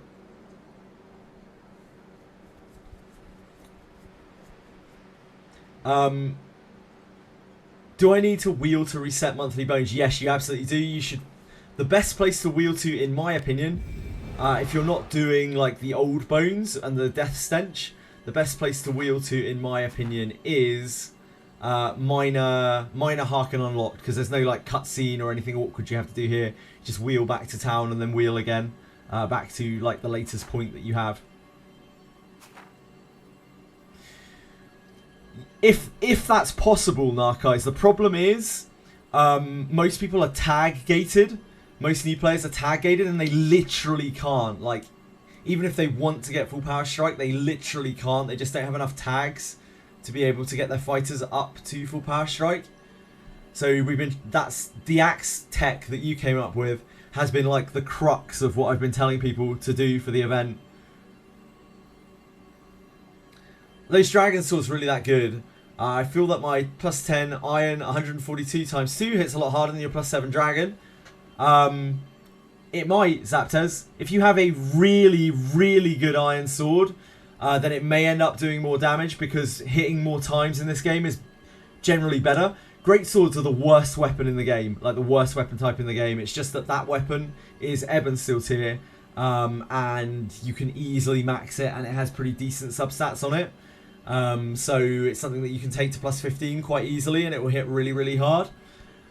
Against like lower armor targets, lower defense targets, even a lower tier sword might deal more damage, because swords are super cracked in this game. One-handed swords are like the best weapon compared to two-handed swords being like the worst weapon. So it is possible, Zaptez. Yeah, it's certainly possible. Yep, go back to minor Harken and then port forward in time. You can go to the Harken and then back to a later stage. Sorry, literally just read that. Yes, you can. Do we have the Minotaur HP data mined? It's 5k, Shadow Song. Almost dead on. Unless they've changed it. I can go and test it a second. Hold on. I meant to retest the Vampire anyway, because Faster Thought still says that it's 9k, and I measured 7k before. So I would like to know which is right. We need to dump. Welcome. Party formation is key. Any other 3-hit swords in the game besides Lana Sword? It's the only 3-hit in the game. Digging Matic hits 5 times. That is a much harder weapon to use, but you can build around that, and it can be a very effective weapon. Big deal about the Dragon Slayer is it focuses on its own stats. As you level, your own capability will grow. You'll hit a point where one-handed swords is faster. Yep, absolutely. Also, the Dragon Slayer helps you kill the dragon, unsurprisingly. Which is a massive boon, because the dragon is a huge, huge cockblock for a lot of players. You have a good mix. What about gear for second diff? Those axes should be with crazy substats. Nope, you don't necessarily need crazy axes to make the axe strat work. You just need like a as high a tier as you can get, like white 1-star axe, and it will already deal a huge amount more damage with like regular attacks and low tier abilities, like level 1 heavy strike for instance, than a sword or whatever will. Like your swords are going to hit for 2 on the Minotaur, but your heavy axe is probably going to hit for hundreds still, because of the defense shred. I don't even know how to approach the fighter event. All I got at the moment is fighter MC close to 40 and no other legendary fighters even with 3 times Dragon Slayers. Yep. Chinom, the only answer I have for you for that is to level up other fighters, I'm afraid. My recommendations would be Benjamin and Elise as general adventurers, but any legendary fighter will do as well. Not that there really are many that are accessible. It's just Gerolf. If you can't do that, I wish I could give you better advice, but like unfortunately this event just kind of sucks for new players. Axes are not good long-term form gears because of the lower stats. Correct, yeah, absolutely, Duckhouse. Axes have very niche uses. They're usually set up. They're usually like set up weapons. You use them when you have a sleep up on someone. You use them when you have an opening on something. And you use them on very high defense targets where everything else just isn't working. They do come in handy sometimes, but they are not the weapon that you would really want to use as a mainstay. Got invited to the podcast. Yeah, it was only due to everyone in chat bigging me up, probably much more than I deserved. And then Captain Cabinets just went out of her way to get me on it, which I mean is incredibly kind of her as well. Yeah, just very, very kind from everyone involved. The event sucks for new players. Yep, the event sucks for new players. Confection, I have no issue with you promoting that video. I would love to have done it myself, but I just would feel absolutely abhorrently awful if people got their accounts banned because of it. Can you flee from the event, boss? You cannot. You cannot flee from it. I tested that already, unfortunately. You can get an initiative on it if you have stealth inherited, but it's very low odds, and yeah, there's no real way to reset it other than to die. I'm in need of help. I finished the leg grade exam, then I'm doing the trust mission for Deborah. Just finished the boss and need to leave the island. Problem is I'm in a constant loop of 2 enemies near me. Keep dying because everyone is tapped out. If I accept death, when only my MC died and it sends me to the last checkpoint. Doing trust mission for Deborah and just finished the boss. I need to leave the island. Ryusei, that one is a tough one. You can try to but utilize fleeing to get past the mobs. That might be possible for you. Otherwise, you're probably looking at accepting death, or you're looking at unstucking yourself on the menu. The what's it called? Force, whatever it is. Oh my dear God, brain. Force recovery. Thank you. Hate this event so much, seeing people unable to clear it. We talked about it a lot the last couple of days, and there are some people who, you know, feel that not every event should be tailored to new players. Even putting that idea aside, like the whole new player thing, I just think it's really dumb that they ran this event after Buchanan and the Arimas. They're like, hey, look at these super flashy collab units. By the way, you can't fucking use them in the next event. And also running it at the same time as Arboris, who you also can't use in the event. Also, sorry, Anybit. I'm really sorry that you are having bad luck on the banner. I'm so sorry, man. Haven't gotten any Elise drop. Leveling Olive and Chloe. They'll do, Chinom. Anything will do. Anything will do. You don't need those specific ones. I just suggested Elise and Benjamin because they are like fighters that you can that are actually useful outside of the event as well. They're actually really, really good fighters. What exactly would be your last checkpoint? I don't know. Right, Ryusei, it's probably going to be your last Harken, which is not really ideal, but like if you're stuck and you don't want to die, then that might be your only option. Tailored is fine, but accessible to new players should be the minimum. Not everyone agrees on that. I personally do think that new players should at least have a shot in some way, shape or form, at least when the rewards from the event are so good and they're like dangled in front of people's faces. I think it's just a mega feels bad. But I can also see it from the other side of things where people think not everything should be super accessible because it is that kind of game. Personally, I definitely lean more towards, you know, it should be accessible. Everything should be accessible because ultimately the most important thing is getting people into the game and keeping people happy. The idea of doing this event right after like probably a 50% player boost in global or maybe even more off of new players just seems kind of dumb. Yeah, you see what the community is doing about it. Yeah, indeed, Narcos. Beginner is just way too difficult for new players. Yeah, even the beginner is weak. Is too strong. Like people are too weak for it. Guessing the Trollkin rings will come in handy. Should I delay doing the event and focus on story, or will it scale? If you do Helmet, wait, no. So you're level 40, aren't you? We don't know exactly how or when it scales at higher levels, Chinom. So it might scale off of power, it might scale off of story progress, it might scale off of level, it might scale off of grade. It's anyone's guess. So yeah, you might want to be careful with pushing it anymore if you're comfortably clearing it already and you're still farming. I would exercise caution. Event requires a ton of farming for new players, which is what Wizardry's always been doing. True. True. Delete the game and your problem is solved. I am so genius. You are actually genius. That is the ultimate solution, Waking Clouds. As with any gacha, in fact, the best thing that you can do is probably to delete the game. Apparently, Dricon was having a massive ad campaign in Japan with billboards all over Akibahara. Wow. Wow. Meanwhile, in global. Just got to the boat. Yeah, I would probably not do too much more if you're still focusing on the event. China might just go and do the event as much as you want to or need to do it. They never expected such an increase. Yeah, they never. They don't know anything that's going on outside of Japan. That's really what I think it boils down to, Micro. I really think they just don't. They're just clueless as to what's going on outside of Japan at all. They have a shot at the event if they put time into the game. Yeah, they do.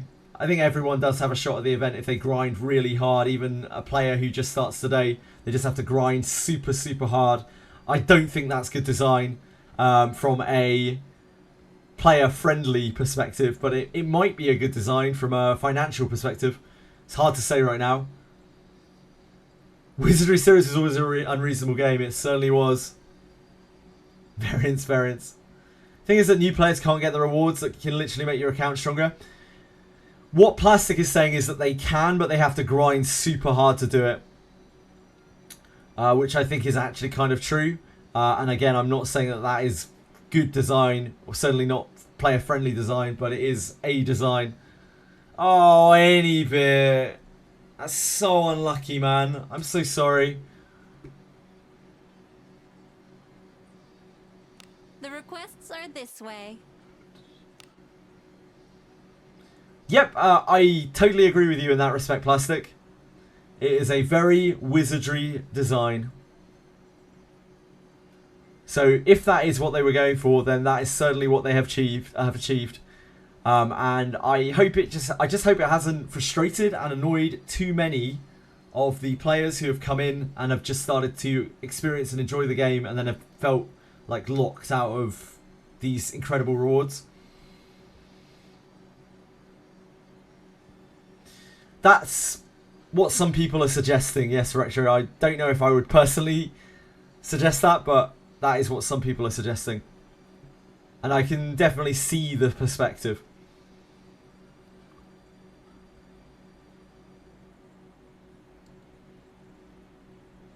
The Blade and Master collab, I mean, they can access everything in the Blade and Master collab, new players. That is a very new player-friendly event. Most new players probably still see the game as a gacha game first. Yep, especially considering the demographic that has just recently been pulled into the game, which is off of, you know, Tectone and Co. I feel kind of bad saying that. I'm going to say Jenazad and Co. instead, because I think Jenazad did a lot of it. Like, most of the people coming into the game are gacha players first, so they're going to have a real rude awakening over a lot of things in this game. This one is just particularly rough. You managed to get out from spamming. Flee! Your IRMS is dead. Hey, a win's a win, Riese. You take it. You take it. You never read someone at the church before. How does that work with low fortitude? Do not do it if they are below 50 fortitude. Just do not do it. If you do it with gems or with an adventurer pass, you can get them up at any fortitude. But that is totally up to you. If you are rezzing with gold, do not do it at low fortitude. Only way to roll a new account on Steam is to uninstall, reinstall. I have heard that, Faison, but I don't know how true that is. I haven't tried the process on Steam myself. Hell, I haven't tried any reroll process in this game. Oh, Micro, you hard pitied him as well. Jesus Christ, man. That's so unlucky, I'm sorry. For the Mino, do you use Warcry? I don't think it's worth the action economy to use Warcry lowliness. It might be. Maybe on the brace part. Gate Dragon strength behind player levels, but in this event you've got to be a minimum level to comfortably, reasonably clear it and enjoy it. Yeah, I kind of agree with that. I think the Otherworld Adventurers event was definitely a very, very new player-friendly event. It was almost entirely tailored and catered towards new players, and they did a great job with it. I think they timed that really well. I just think the current events timing is very weird. Oh, you can delete the account, don't need to reload, re-download. Thank you, Gintoki. Where is the account deletion option? Is that on the main menu? Top left main menu. Don't want to delete your current account, of course. Of course. Just want to make a second account. Probably better to do it on emulator, I guess, FaceArm, for the reroll process at least. Swapping between accounts in this game is a bit awkward, by the way. You have to input the user ID and everything each time, which is one of the things putting me off having a second account. It's just a real pain to switch accounts. Damn, you also hard pity your Boris. This plays into what I was saying about, like, this is why I'm afraid to just pull for show, like, to get a copy of a character, because, like, might just get a hard pity, and that's like 20k gems. Several times you got good pulls, of course, Razor. Just want to goof around. Got to reinstall, but don't forget to save your account. Yep. Yeah, sure. I guess emulator is probably your best bet, face on. And then, like, play it by logging into it on your other account.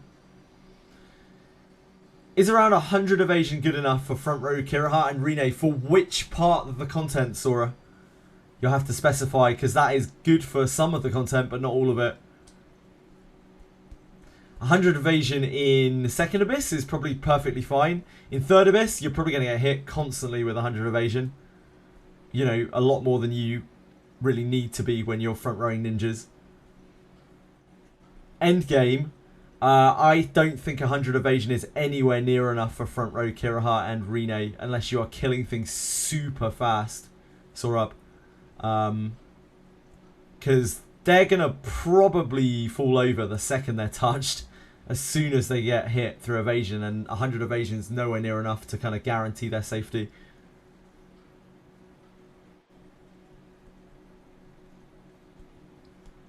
Definitely not on the upper floors of Garda, that's for sure. But even maybe on the lower floors, that's not enough.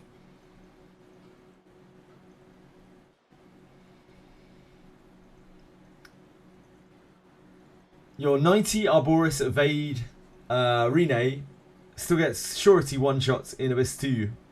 Oh, still gets... Oh, from enemies. Yeah. 150 is better, for sure. But I still wouldn't expect 150 to make them immune to hits. My main character has had... Doesn't right now, but has had about 220, 230 evasion. And on the upper floors of Garda, still gets hit fairly consistently by some of those mobs.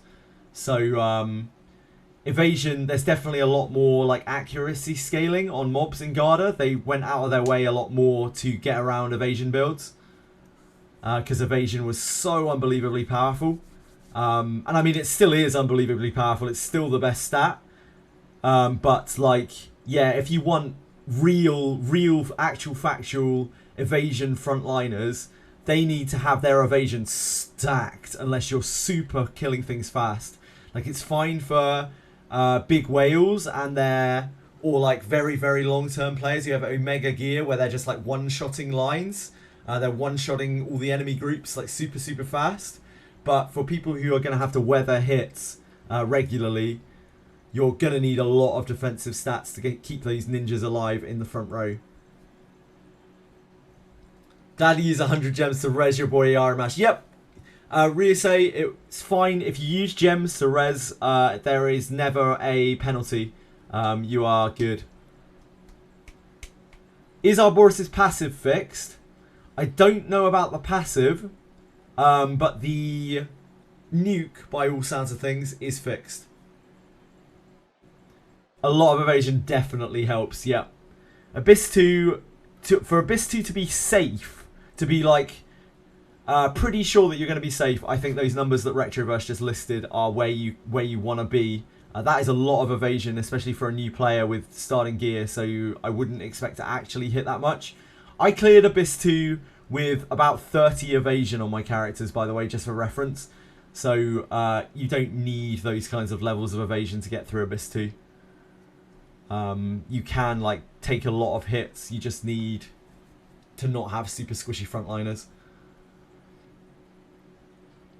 Yep. Even at 200, even beyond 200, you still get hit in Abyss 3, especially on the upper floors. It is not a lot like perfect immunity anymore. With again. The Cuisinards did so fucking little when I was clearing through that stuff plastic. I cannot stress it enough. And if you were watching me, then you would know that Garolf is what carried me through that shit. And Garolf being disciplined definitely helped. But the Cuisinards, honestly, not really that big of a deal. The Cuisinards are very good now that I have good gear. But when you have shit gear, the Cuisinards are nowhere near as good. So little that I got even more of them. You're a fucking troll, mate. The Cuisinards are extremely good now. But back then, honestly, they weren't that great. They scale very, very well with gear. And I think arguably, I mean, I was getting similar numbers with my guy who had an earth weapon as I was with the Cuisinards. So a half-decent earth weapon was kind of dealing as much damage as the Cuisinards were. Yeah, Cuisinards are insane with good gear, but when you have like not particularly great gear, having just like elemental weapons are as good. Yeah, Matic's insane with good gear. In Second Abyss, it certainly can be for someone who isn't stacking like loads of attack power. I can say that firsthand because I had the two side by side, and Earth Weapon was often dealing more damage, especially against the enemies with decent defense. All of my damage in that series was Garolf. Garolf carried me through First and Second Abyss. I had a lot of fights where I was just defending with my full front line because they were all getting so buttered. Old Ruins as well. Old Ruins I completed by just defending with my full front line. They didn't even get to use their Cuisinards. It was full frontline defense, and Garolf basically solos the bosses. Garolf is my fucking king. Plastic. That did help. Yeah, that absolutely did help. 100% plastic. I think though that Benjamin could have done the same thing. You're such a troll, plastic, but you are actually right. Like, I can't fault you with that. You are absolutely right. Like, Discipline 7 Garolf has a shitload more stats than a Discipline 0 Garolf. I cannot deny that. And those stats went a long way, because again, my gear was awful. I don't think he was Discipline 7 back then, but he was probably like Discipline 5 or something at least. Probably going to inherit Arboris' skill to Bacana. Very good idea, Anybit. Very good idea. It will pop. I have seen it put to very good use. I am still thinking about pulling a copy of Arboris for main character, but I'm very scared of losing all my gems. Yeah, even with a Vit IV Garolf, you can do these things. If a Vit IV Garolf can do it, then what can't, you know? It's literally the worst thing in the game. I think it's better on Iarimas. That way he has Zarlik and front row physical nuke.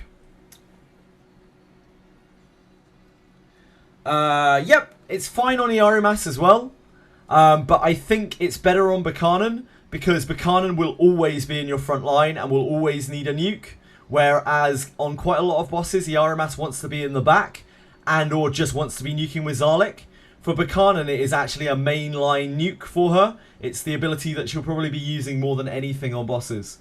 So I don't agree with that, Dorcamus, but I do think that it is also very good on Iarimas. I think you are correct in that respect. Is Arboris' skill that good? Yes. Arboris is the best skill book in the game, possibly. I don't really rate him that much as a character, although I think he's perfectly fine and you can use him and he will hit hard. Just think he's very flimsy. But I think he's an excellent skill book from what I've seen. It seems that now they've fixed his ability up a bit. That action speed boost is very significant as well. So it's not just the damage on his ability, it's actually the speed up as well. He probably speeds things up more than his inherit does. So there is that to be said about him. He is a much better thief than Deborah, in terms of damage at least. You could also use it on Deborah, yeah. For a free-to-play player, you're probably going to get much more use out of a Deborah who's disciplined and inherited with an inherit of that guy on than you are out of just him, because you're going to get more Deborahs over time, but you're probably never going to get another copy of him. And she'll have the skill points to keep that nuke going. Hammy's testing him. Yeah, there are still things that are broken about him right now. He is a very buggy character. Thinking of inheriting your Arboris after leveling him to 47 already. Don't let my words put you off here, by the way. If you like him, play with him. And again, I'm not saying that he's bad. He's good. I'm just not saying that he is like any kind of must pull or anything like that. For characters like Buchanan, for Knights, for main character Thief, for Iarumas, gives access to a very powerful attack with a very powerful ability, with a very powerful defense shred that they normally don't have access to. Before now, their best alternative has been a leveled up heavy strike, heavy attack. So you now have an alternative to that. About to buy the $40 US 30 bones pack for tax. Talkimers! Yep, sorry Confection, I horribly misspoke. Thank you for calling me up on that. Feature rich, very feature rich character. What about this game is not feature rich? I'll get back to you on that one, Micro. Hammy's getting frustrated with his testing. Anyone who tests anything in this game, I feel like, gets frustrated. Is this nuke better than Iarumas' skill? No, but they work off different abilities, right? Safe travels. It is a skill point nuke, whereas Iarumas is a magic point nuke. So they work from different pools. Is it better than it? Like, so it's hard to say, like, straight up, is it better? Because they're not the same thing. I think in terms of damage, it looks relatively similar.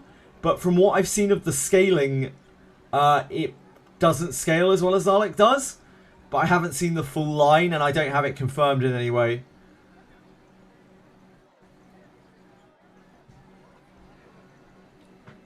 Absolutely, it gives you an option to use when you're spellbound. It gives you an option to use when you're underwater, for what that matters. Speeding up the ally next to you, front back. Yeah, that seems quite powerful if that's working properly now. Before, people were saying that that doesn't really do that much. But, I mean, if we're being real here, like, if that is anywhere near a kind of Porto level effect, then for your nuke, you are casting 2 Portos on both your character and the guy behind it or in front of it, and you are hitting for a ton of damage. That is both very MP efficient and also very, very powerful in terms of action economy.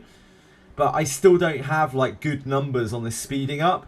It does ruin speed tuning, yes, that is worth noting. I've seen multiple people say that the speed on the nuke is working and people are getting double turns and stuff off of it. But I don't have a copy, so I can't even begin to test it. Sadly, I would love to. I don't even think Scroll of Swiftness is working. Like Porto Scroll. Is that Porto Scroll? It's awkward. It's really awkward. He is a dissonant character, Retroverse, is how I would describe him. Everything that he does is kind of a little bit awkward and janky, but it doesn't necessarily mean that he's bad.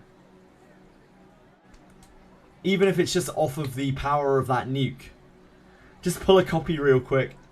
I wish this game had enough free pull currency or like low cost pull currency that was a viable alternative for me.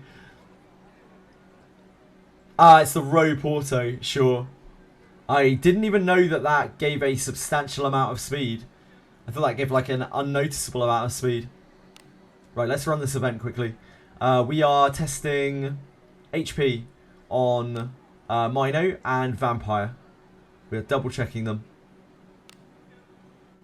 Well, where do we go next? Astral Break on all 3 columns, speed tuning fixed easy. Yeah, just have everyone Astral Break and then your speed tuning's fine. Duh. Duh. I sense enemies. There's an enemy. If it turns out that Arboris and Arboris alone, i.e. not the inheritance, gives such a massive amount of action speed off that ability that it's giving like himself and the person behind or in front of him extra turns quite regularly, then I think that does make Arboris really cracked. If that is not the case, then I think Arboris is kind of mid. And his inheritance is just very good. Yep, his inheritance is definitely good for especially non-fighter main character, particularly non-fighter main character. So knight main character, thief main character. It's a good alternative to a very leveled up heavy strike, and has, you know, much added bonuses to it, like defense shred and the action speed thing. Thinking of buying and giving Way of the Warrior from the event up to Savia. They are no match for us. Is your Savia front row, Sorab? That's something we need to test later, by the way. Completely forgot about that yesterday. They were rather underwhelming. Can speed ever give extra turns without skill Porto buffs? No. I don't think so, China, and I've never seen it. Yeah, the Vit IV, Gerolf. Think of the damage that you can take, though. Careful now. Plastic. Good job. Okay, Sorab. Way of the Warrior states, There's filth enough to scare away the devil. and I haven't tested this yet, Way of the Warrior states increases close range damage when equipped with a close or mid-range weapon. So, the way that this reads to me is it only affects 1 row to 1 row damage. I'm going to test that in a bit, so we can try to figure it out. But I'm pretty sure this doesn't work with spears from the back row. Which means that even if you put it on Savia, it probably won't work on a back row Savia.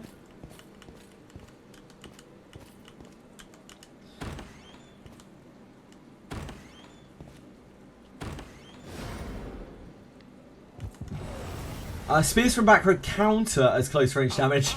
That is anyone's guess, Radias. Anyone wants to teach Way of the Warrior and test that? Be my guest. I unfortunately do not have the ability to do that.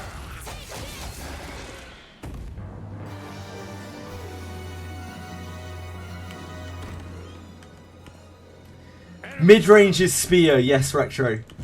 And it specifically states close range damage. So it's a very good chance that it doesn't work on mid-range attacks. So from back row to front row. Spear is considered mid-range, yes, but it specifies close range damage. Sorab? So I'm going to test it in a bit, okay? We'll try to find out. I meant to test it yesterday, but I totally spaced on it. As I so often do. I have your back.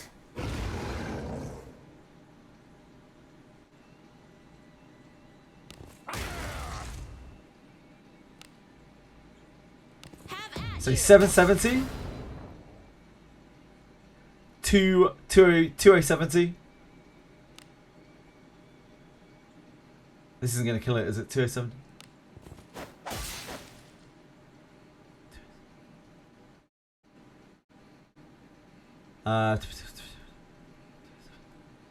So we're at about 4,000. How am I going to edge this? 2070. 400, 4,000. So that's about 4,500. Have at you. That is just over 5,000. Wait, that's way more than when we tested before. Did they change this? Okay. Oh no, that didn't kill it. Shit. Wait, this has way more health than it had before. What the hell? Blazing hammer. That should kill it, right? Oh, we're bracing now. Fuck. I'm gonna have to run this again. Leave this to me. Have at you. Huh? This has suddenly got way more HP than it had before. This will kill it. I'll try again. Your command never ceases to amaze me. What do you This think had like this bang is? on 5k when I tested this before. I swear to sweet Mother Mercy.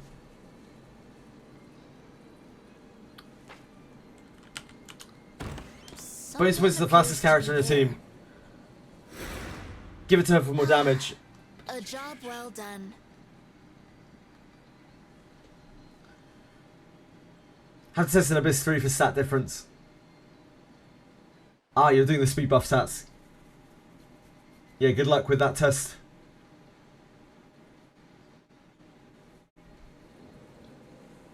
There's a change in the air.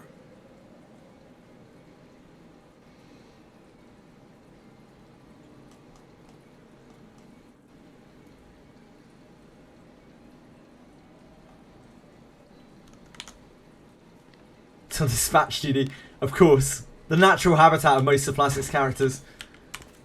Okay, let me try this again.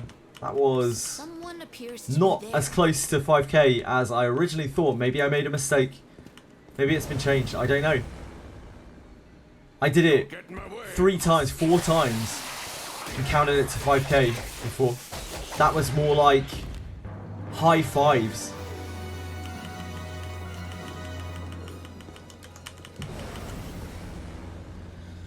They are no match for us.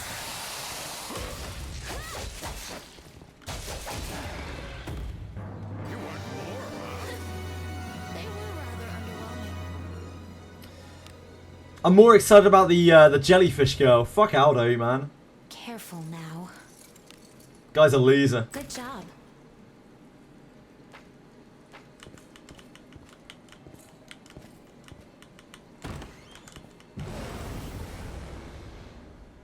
They are no match for us.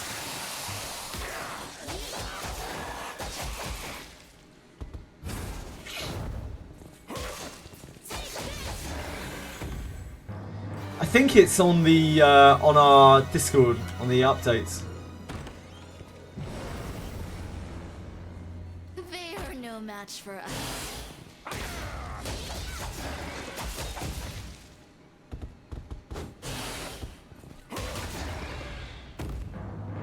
What inherit is my Lana? Do you mean what discipline is my Lana? My discipline is 5 on Lana.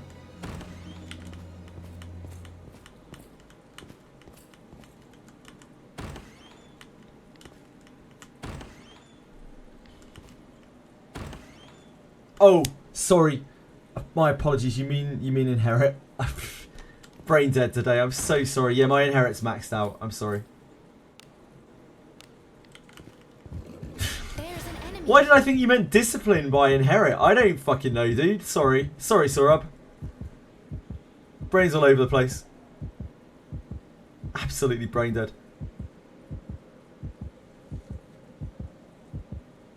Aldo's a fucking loser anyway. Bring back the Destroyer Queen. I don't think I know who that is.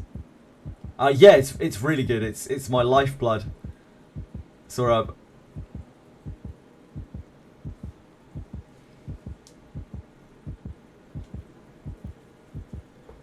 Yep. The heals are absolutely insane. It means that I can just auto through everything.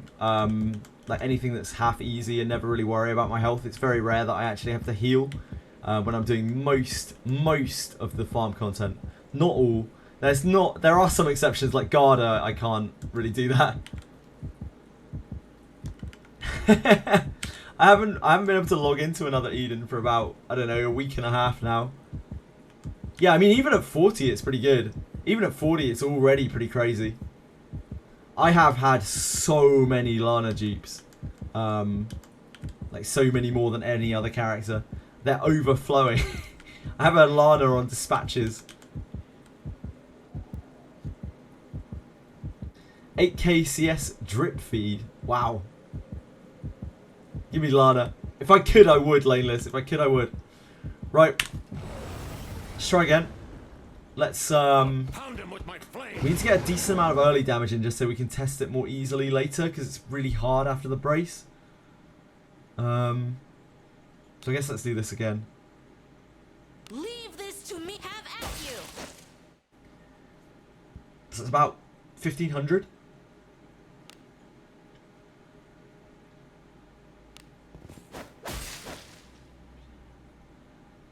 $3,600.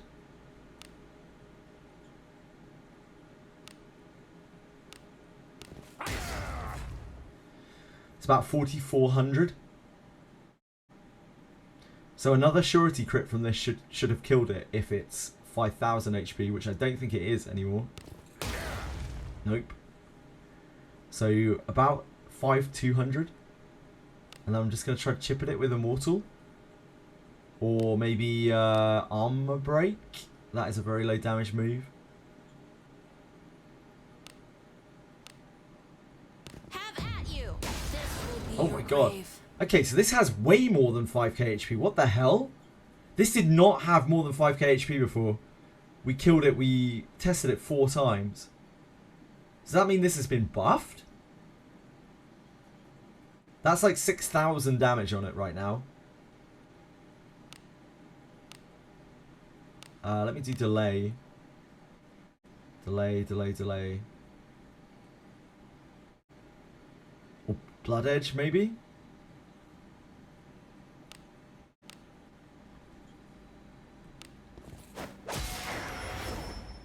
That's like 6-3.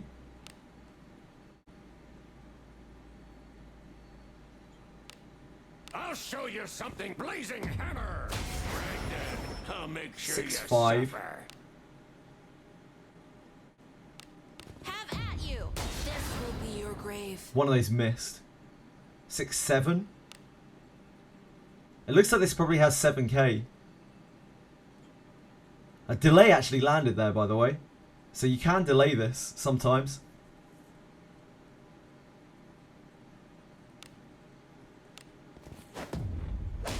Yep. So it's very close. It's about 7k. I was wrong before, miscounted, I don't know, or they've changed it. This Minotaur has 7k HP. It's not 5k at all. Like, bang on 7k.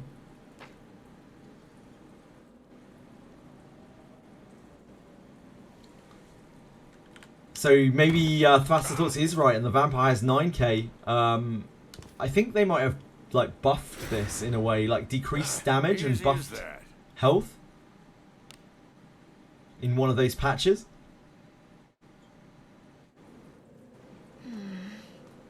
Something in Porto's the air really has weird. changed. Yeah, Porto's really weird, and it's probably meant to be the way that it is. I'm really sorry if I missed messages there, by the way. Please just repeat messages if I miss them. How much HP the first boss has? I can test that. Just a passing guy.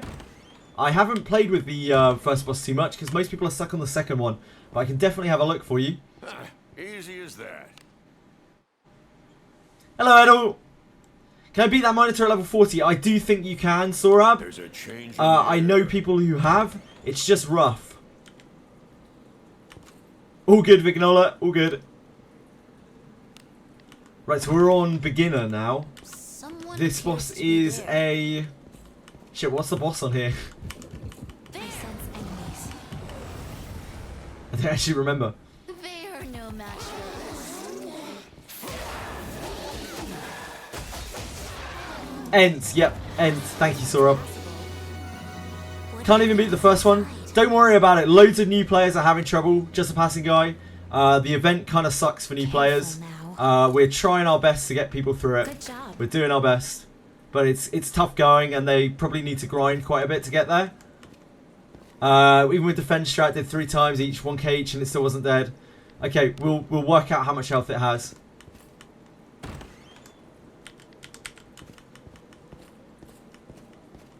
Oh, whoops, that's not the right way. Enemy. Definitely a bug. The Porto Row scroll isn't even buffing the row.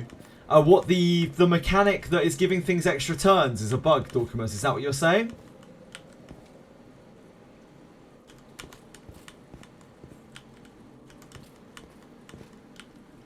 Or you were saying that just the Porto bug, the Porto scroll is bugged. Row Porto scroll is bugged. It should do retro because everything stacks now, so it should do. Don't get in my way. I don't think there's much in this game which doesn't stack anymore. They were no match for I'm us. itching for more. Disappointing.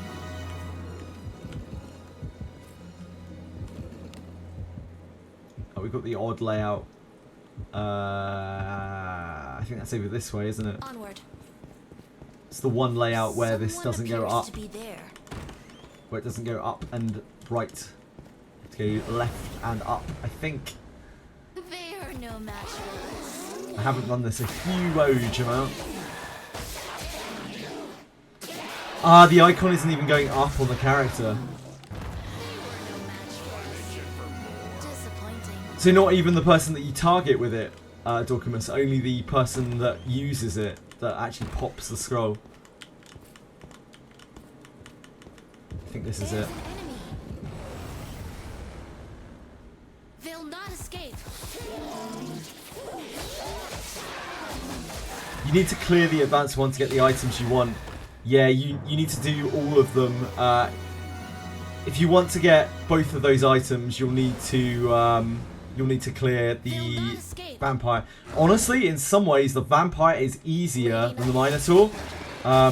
Smart people on Faster Thoughts figured out a way to make the vampire not use vampire bats. So all you have to do is just kind of whittle it down and be patient and try not to die. I haven't tried that yet, but I'm going to try it in a minute to confirm that as true for myself.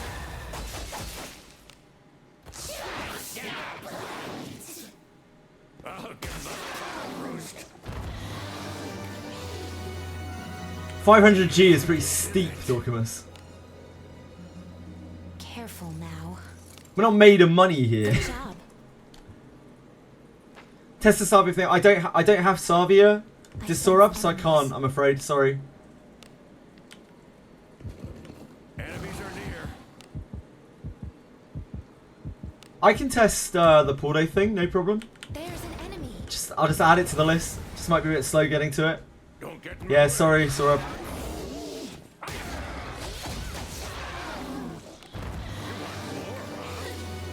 They were rather underwhelming. What do you think is in it?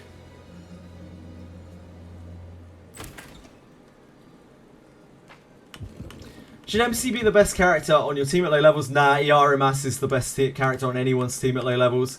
It's because Iarimas gets about 25 different passives that will give him passive attack power. So he's like unbelievably balked at low levels. He's got some real weird shit going on. I've pathed towards the fountain and not the They are no match for event. us. Get him out of Wanderer ASAP, Vignola. That would be my best advice. Do not leave him as Wanderer. Wanderer sucks. Onward.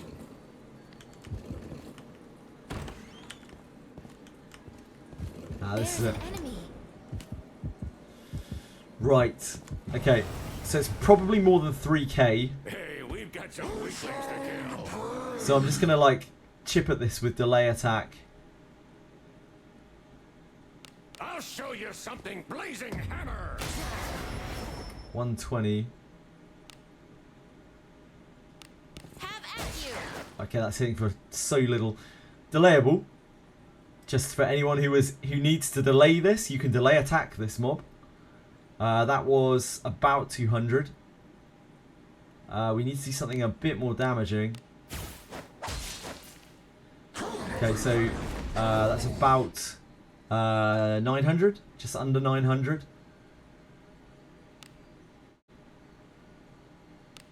Blazing hammer. 1200. Have at you. About 1700.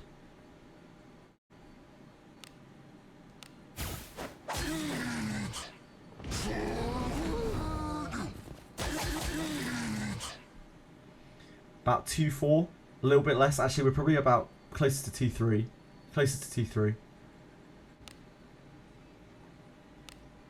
Blazing hammer. 2.8.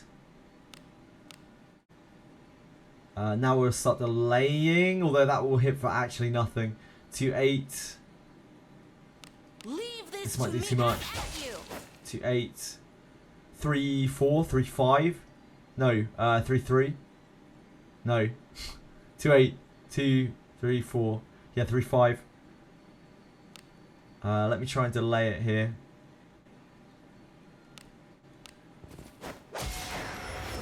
3, 5. About 3, 6. I'll show you something blazing hammer. 3, 7. Leave this to me. Have at you. Maybe 3, 8.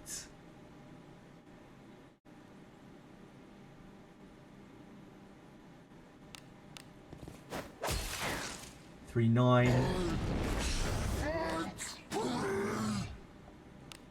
Blazing hammer. I think that is about 3, 9 because I've rounded up a lot of times. So about 3, 9. Have at you. That was about 50. 3, 9, 50.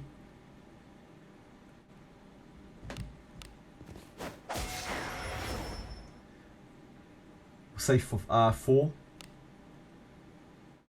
I'll show you something blazing hammer. 5. 4, 1, sorry. Brain.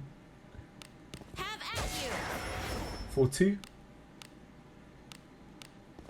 4, 3. Licking lips. Uh-oh. Blazing hammer. 4, 4.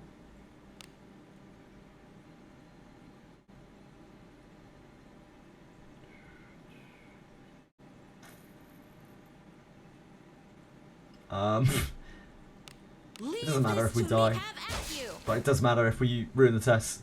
Like 4, 5. I kind of have to hit it. We've run out of SP to use this, to use delay. 4, 5. Blazing hammer. It's probably still a 4, 5 from the rounding. Have at you. 4, 6.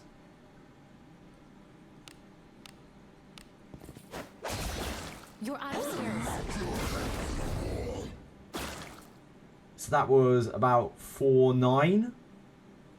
Which maybe we're looking at 5k here. I'll show you something blazing hammer. Yep, it's 5k. The end is 5k. Yep, it's 5k. What do you think is Sorry for inside? anything I missed in chat. As always, please repeat if I missed stuff in chat. It's probably scrolled away longer than it will take me. It will just take me forever trying to read it off my monitor. So please repeat any questions that I missed, did not answer. Thank you. Mino, yeah, Mino is like 7. Is like 7k, 7.5k after retesting it. N is 5k. I think Mino. Did I say Mino was 7k? Was it 7k when we tested it? I'm now questioning it because Waking Cards is saying 7.5. It was 7k. Yeah, so 5k N, 7k Minotaur, and I'm guessing 9k Vampire. As Faster Thought said, it definitely was not like that originally. I think they actually pumped up its health.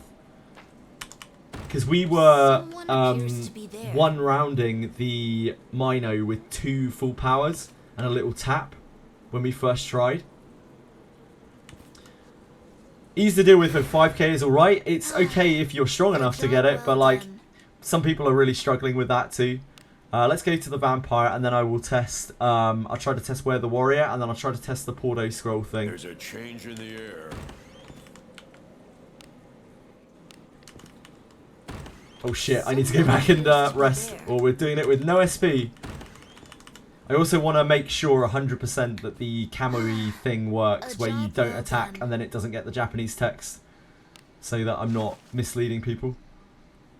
Have Deborah in the back row, Arboris behind MC. Arboris Newt gave a speed buff to himself and MC. Deborah used the Scroll of Swiftness on MC, and all it did was add one of the stacks onto MC. He used Pordo from MC on himself, and it only added additional stacks to the single Pordo buff. No separate icons, and Scroll of Swiftness also didn't buff the other front row allies. Yeah, that sounds bug tool shit, doesn't it? Feature rich, feature rich. Sorry. Terrible terminology. All the Thank you. Yeah, forcing people to play fighters makes it really, really hard, especially when people are tag limited. You leveled up? It's fine for people who have loads of resources, Had a good sleep? but it's hard for Do people come who are again. leveling up. Pump your MC to level 50 to tank N. Do 5 times opening. That might help. Yeah, that might help, just a passing guy. But it's definitely 5. Definitely 5k there. Yeah, also only bringing 3 units is harsh. It's rough. Forcing people off of their favourite units isn't necessarily a bad thing, but it's really rough for new players where they barely even have their favourite units built, let alone other ones, due to the tag gating. Clearly, more than the first difficulty for Where the Fighter, you do if you want all the rewards for Gnola.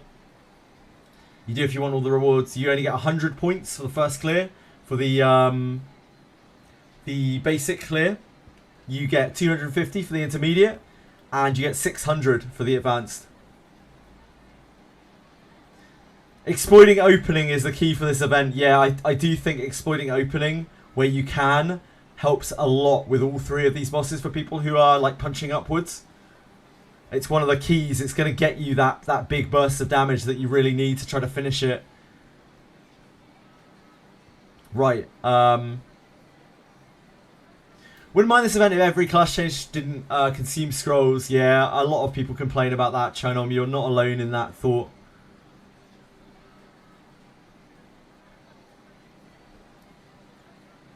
Until just one-shots you.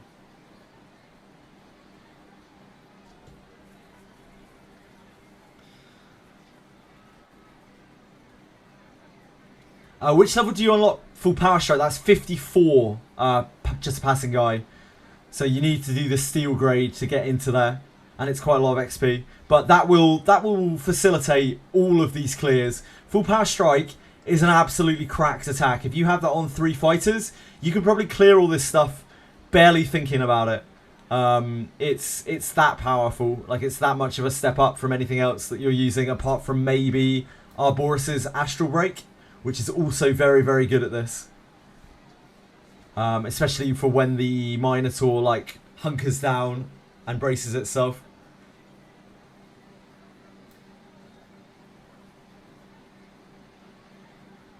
Ooh, there are like phantom turns, plastic? That doesn't surprise me at all. Right, let's go. Minotaur they're random encounters and they're scarier than the vampire is any bit. They are real spooky, so if you can avoid them, that would be ideal.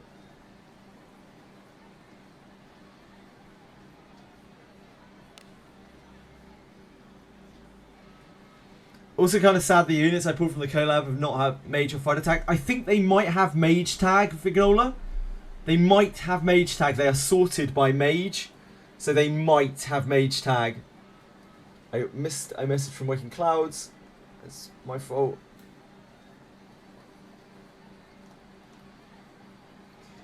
What I found is MC at the back with 2 fighters in front. You need to sacrifice 1. If you revive, make sure it's perfect 1. If you get the paralyzed, he'll take another turn.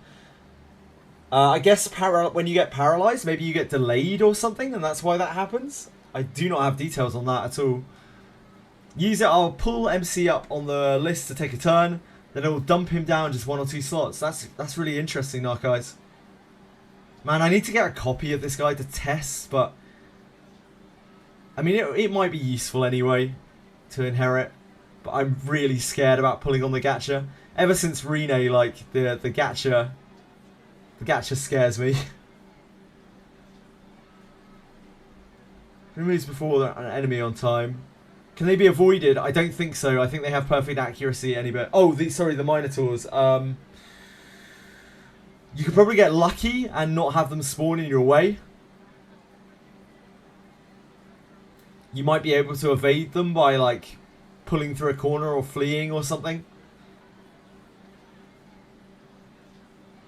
It's been consistent to how Porter's been working all this time. Okay. The RMS would have fucked this event. Complaining Mino taking 2 turns. Yeah, you were. I remember Waking Clouds. I remember. Advance is definitely doable for you anyway. Yeah, 100% it is. Friend of yours that joined the game and put in some dollars, got 0 5 stars and 60 pulls. Yeah, happens. Happens. I've seen it happen. I've had it happen. I've known loads of people who've had it happen. Just because it's a 5% legendary rate does not guarantee anything.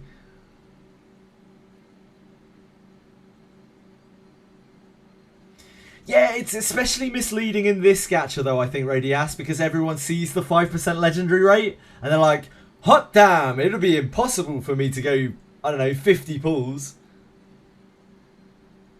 With a cheeky temple, I want to test this stuff first. I might pull for him later. But I already feel a knot in my stomach thinking about pulling, so I'm not sure. Something in the air has changed.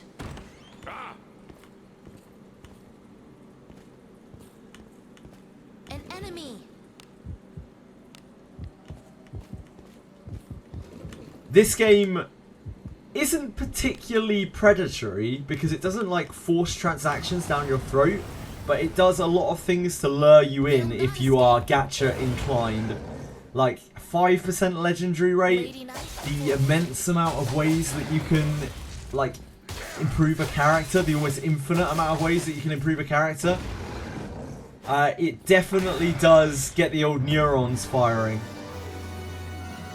Like, I've fallen prey to it. Like, that's why I have Cuisinarts, you know? Careful now.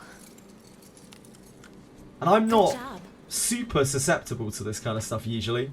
But the idea of that 3-hit sword was certainly too much for me to pass up both times. I have your back. Did nothing for your FOMO. Yeah. Uh-huh. That's the way I feel as well, Plastic. Like, it's a really scary, like, insidious level of predation.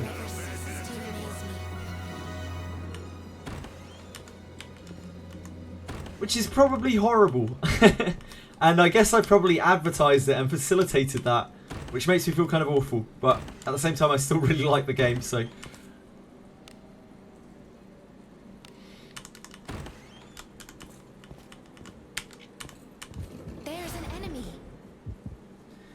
They're making this game even harder. Yeah, they said in their interview that the game is quite easy right now. They feel like, compared to a Wizardry game, much easier than they would like it to be. And they're just doing it so that people get adjusted to it. And they'll make it harder as time goes on. Didn't see a $2 800% value first time transaction. So they're still fine in my book.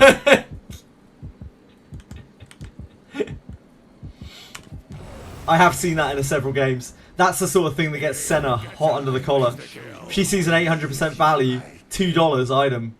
Whew. Hold her back. You can't. Just try.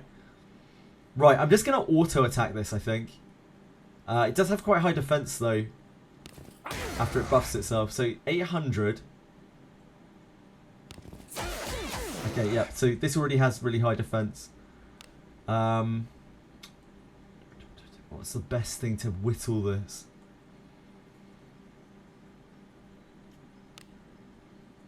Maybe armor breaking it is going to help.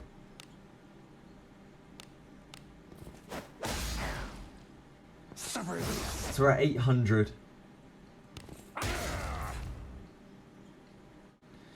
1200.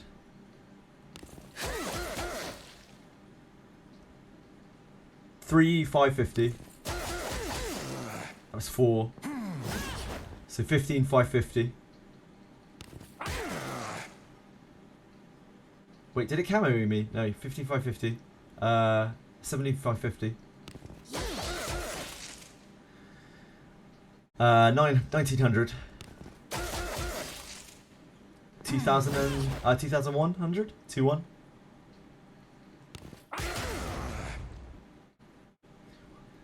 2-1, 2-7. 2-8. 3K. 3-3. Okay, no, defense wore off. 3, 3.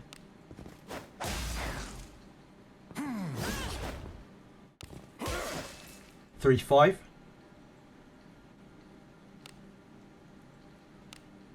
Wounds be healed. 3, 650. 3, 850. Oh shit, the defense buff. 3, 850. 3, 850. Okay, that defense buff is absolutely insane. 3, 850.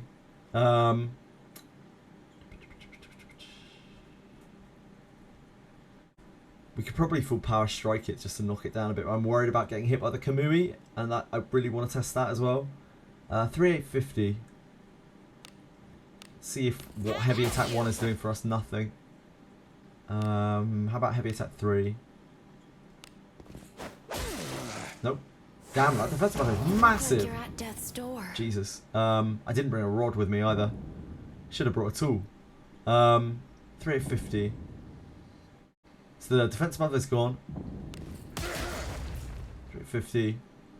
350. 450. The rounding should be okay right now. 450.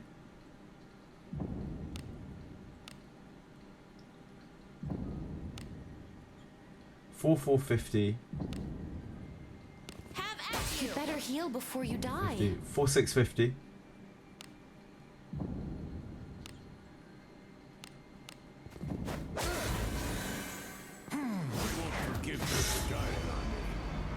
Fuck.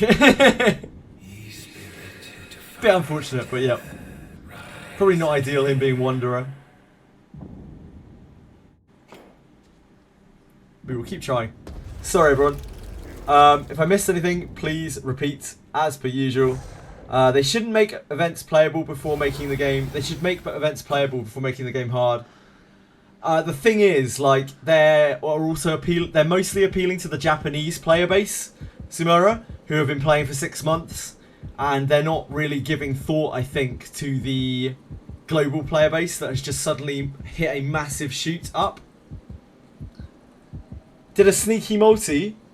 Congrats, I'm guessing you got him if you linked it, because otherwise you wouldn't have linked it. Yeah, the elf makes up for Garolf. A whale tool, gotta ramp up his discipline to matter. Yeah, Garolf is really powerful at higher disciplines, not really that special at lower disciplines. Got another one off the extra bone. Hot damn, Radias, congrats.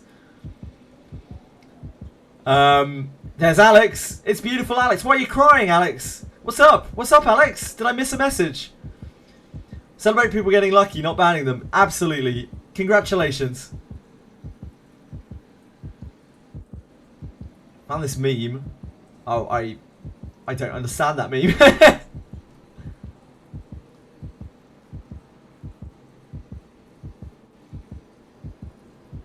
Gacha giveth and it taketh away. It certainly do. I have like 6 Garolfs. You should probably play him, Vignola. He'll be quite strong. You'll be able to discipline him to what? 1, 2, 3, 4, 4. Discipline to 4. He's pretty strong. Yeah, absolutely. You should use him in the event. He's going to pop. Right. How can we better approach this? We'll do, I don't know, a couple of full power strikes to soften it up.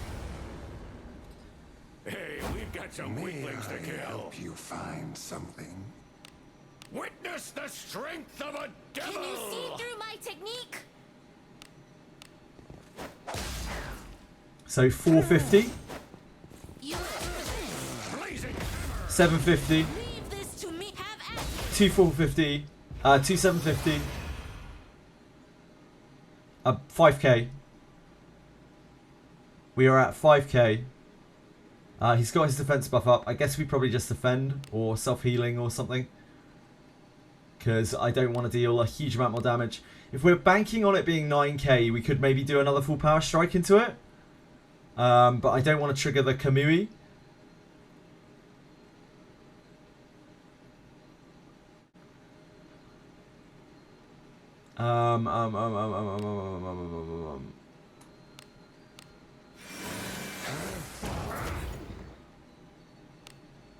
Witness Witness the strength of a devil! Wounds be healed. Suffer this. Blazing hammer! So, 6k. Oh, shit. Doesn't that mean that it will now vampire bat me?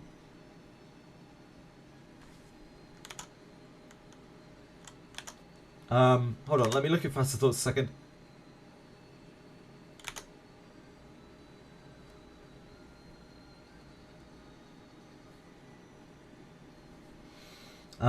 Mechanics? Strategies? Strategies, probably. Combat strategies. Maybe it's not in here. Events? Fighter Proving Grounds. Maps and Test Guide. Advanced difficulty fight tips. 9k HP. Generally just basic attack that can be consistently dodged. I haven't found this consistently dodged at 150 evasion personally. I've had 200 evasion and not consistently dodged. So I'm not sure how true that is. May cast Zealous, yep. Susceptible to openings, yep. May cast Cull 2 on himself at around half HP. Oh, it's Cull 2.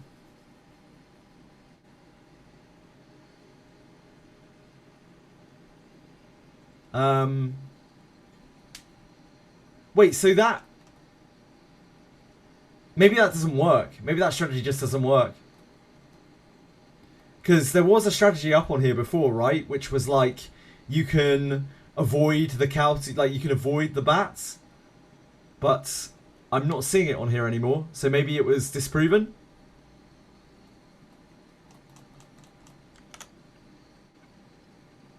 Does anyone have any info on that? Send an inquiry by contact. Say them about in a month. They'll get back to you immediately and be like, "Thank you for reporting this bug. We are looking into it with our team." There was a strategy for a little while that people were talking about where you could not attack after the Kaltu, and then he wouldn't do the Japanese text and wouldn't fire the vampire bats. But I can't find it on Faster Thoughts now. Someone said that it was up on there. Let's just defend and see what happens. Okay, so immediately vampire bats. That vampire bats damage has definitely been nerfed from what it was. That wouldn't have one shot if he was topped.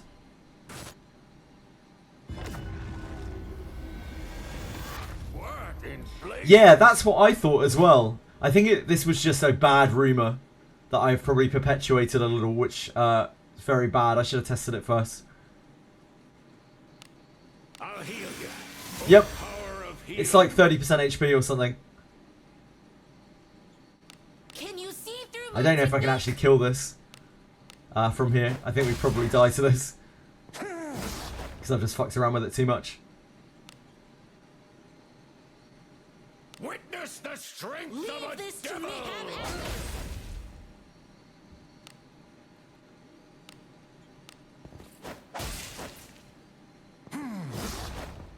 Blazing hammer! Can you see through my technique? My main character's fighter right now. He's not... Sorry, he's wanderer right now. He's not fighter. So he can't really do too much. Yeah. Not through yet. Let's just flame it.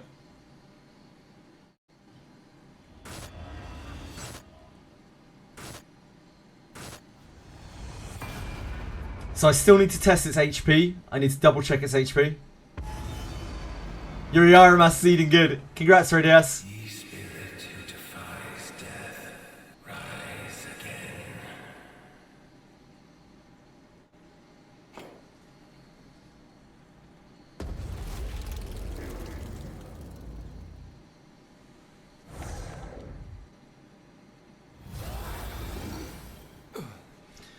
So I guess we're just going to have to get a rough estimate. It's kind of impossible to get an exact amount because the vampire bats are going to heal him at the end. So I can't even mess around and have a character die. I'm just going to have to slam him. I'll pound him with my flames. I've got initiative. Cool. Can you see through my technique?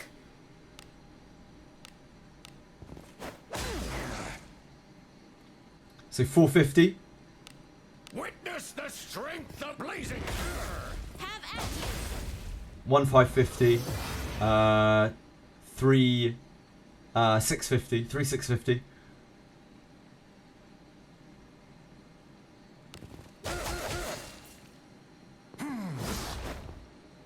I should have Maulist. Witness the strength of a Can devil. you see through my technique?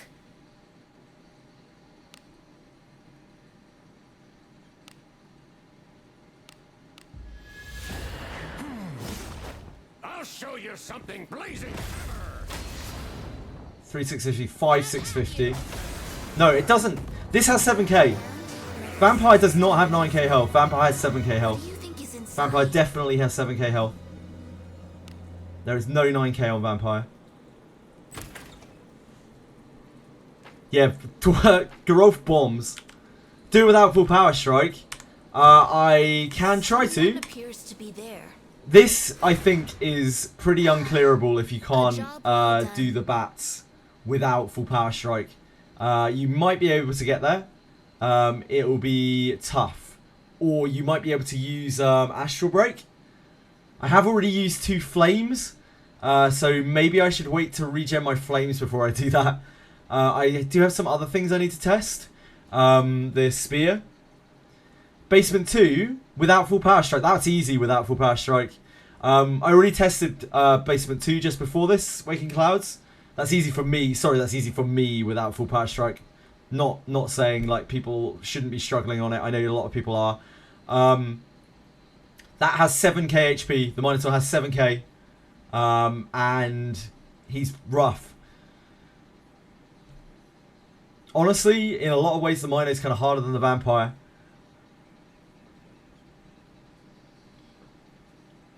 I need to test Spear versus Bow with Way of the Warrior in the back row. So I need a basic bitch Spear and a basic bitch Bow. I know, Waking Clouds, I know. I'm sorry, I'm not trying to make anyone feel bad. I'm just trying to test things so that we can figure out how people can possibly clear these things. I'm really sorry if I'm making anyone feel bad. Really not my intention. Just makes me feel really sad. I unfortunately broke down a lot of my stuff, didn't I? What's the best thing we can use here?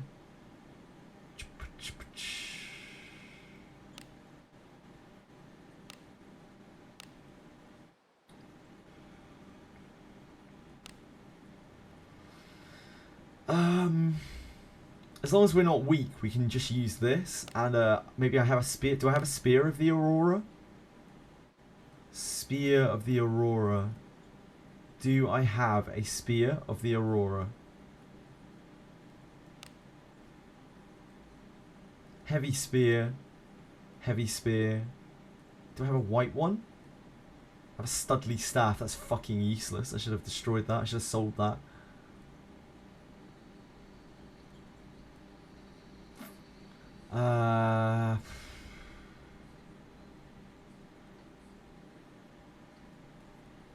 Okay, let's grab this. I guess I'll have to use a slightly enchanted one, just for direct comparison.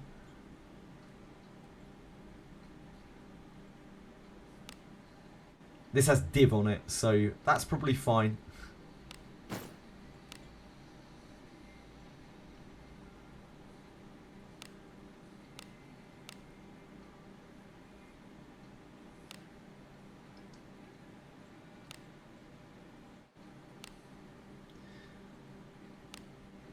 Sake. Are they down here in my inventory? Yep.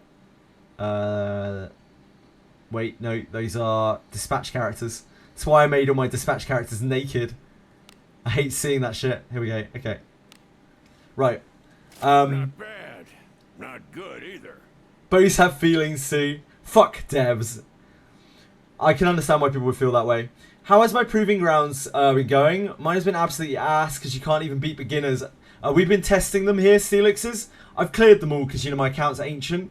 But, like, we've been trying to figure out ways for people to beat them. We've been finding out the health totals of the various bosses and various things that they're vulnerable to. Trying to help people to get through it. Yep. I have a disciplined 17,000 Geralf and Lana, and they just clear through it. Actually, no exaggeration. It's rough. It's been rough on a lot of people, Steelixes. We've been trying our best to help people through it. Yeah, you need to keep an eye on that. Is it in 2 hours? I think it's in 3, isn't it, Waking Clouds? I fucking hope it's in 3. It's 12... Let me just check the group chat a second. 12 CST, which is 6 hours behind me.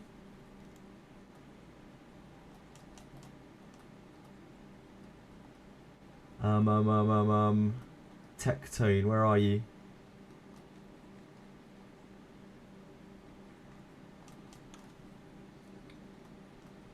Tectone.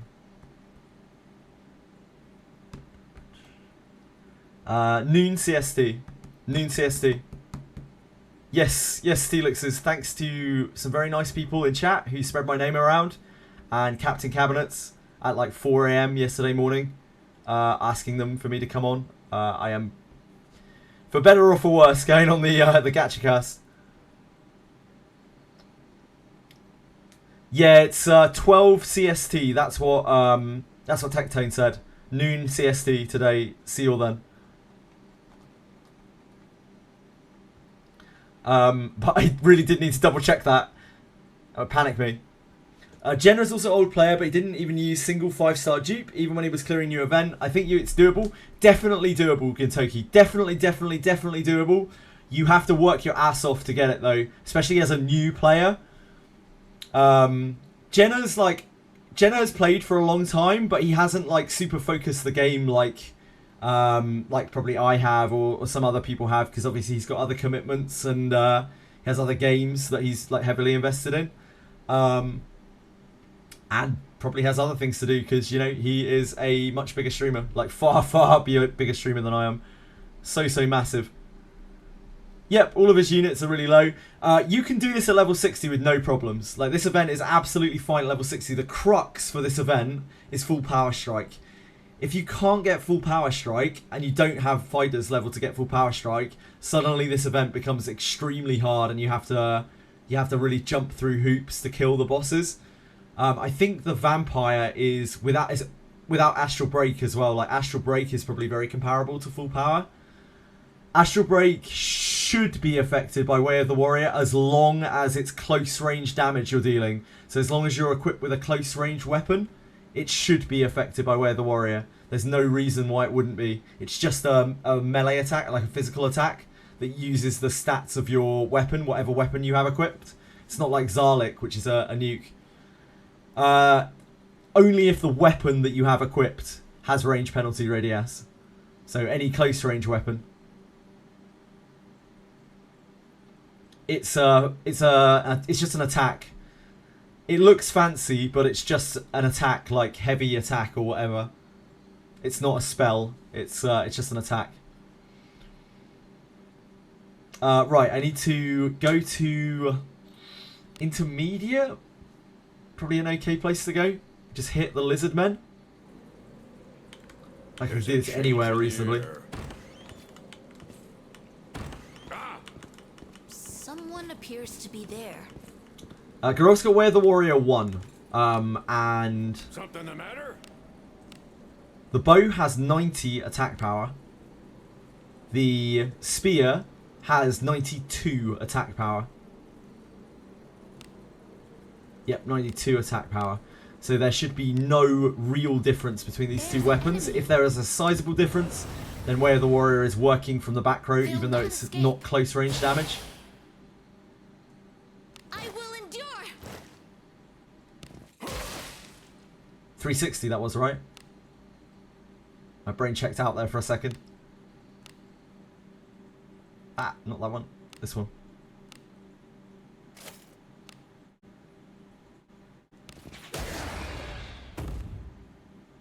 That's the same. That's the same damage. We'll test it a few more times, but that's the same damage. If anything, the spear should be doing a lot more. Oh, that was more. Oh, no, wrong person. I will endure. That was 390 that time.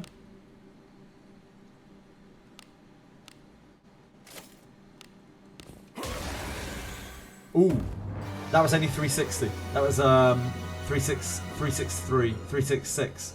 No, 362. Okay, let's try again. Yeah, we'll average a bunch of attacks. So that second attack, the spear probably did do about a 10% more. Yeah, there's quite a lot of spread on attacks. I'm trying to wander around like there are random encounters in this game. I was just like, if I walk back and forth enough, we'll get a random encounter. That is not how this game works, it turns out. Only 330 there with the bow. I will endure.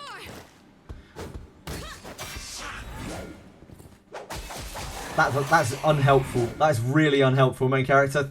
That opening is also unhelpful. So 330 with the bow over here. That was only, ooh, yeah. That was only, what, 325? So yeah, maybe there is a difference. Maybe it does work. 325, 330. I will endure.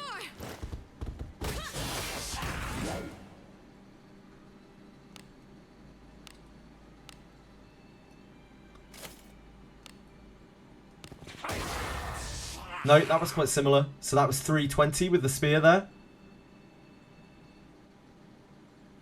315 with the spear. I will endure.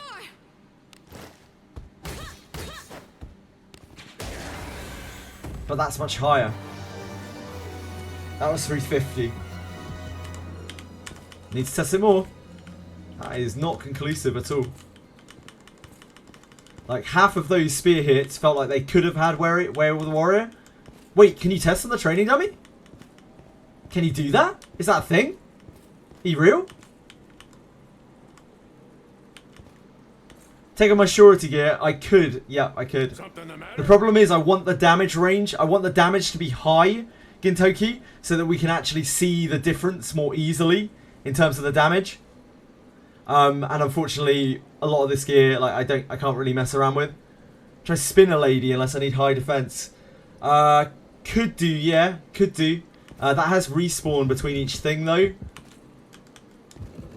Means I have to walk in and out. Greater Demon might be a good one. Yeah, let's go do that. Let's go do Greater Demon. Let's go do Archdemon.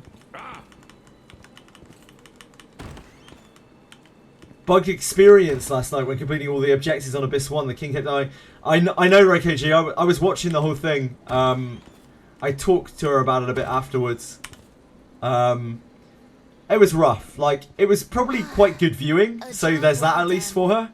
But other than that, probably extremely frustrating. I felt terrible for her. I really, really would have liked to have seen it fixed. I'm just glad that at the end it fixed itself. I'm pretty sure it's a caching issue, that bug. And switching devices will actually fix that too. In the same way that has fixed a lot of other similar bugs. I've heard of other people getting that bug before. I've never seen it with my own eyes before. And usually the responses to that are either skill issue or get Saint Shield. Neither of those things really worked for her, strangely enough. Yeah, it probably is a Steam feature. Battle Cry. You can't use Battle Cry out of combat. Cash is often your issue too. Cash is often my issue too, Narcos. Let's go do Archdemon. Unfortunately, the weapons... No, wait, let's not do Archdemon because the weapons I've picked are light weapons, which it's going to be weak to. Let's not do Archdemon. Let's just do Grasslands. Grasslands has loads of mobs. They're differing mob types, but they'll have loads and loads of mobs here that we can just fight over and over. Then I can get lost and everyone can laugh at me because I can't remember the way out of Grasslands. It's a win-win. They are no match for It us. does have bunnies. That's fine. That's fine. It's not a big deal. They wouldn't hit us. So about 350, just under 350. I will endure.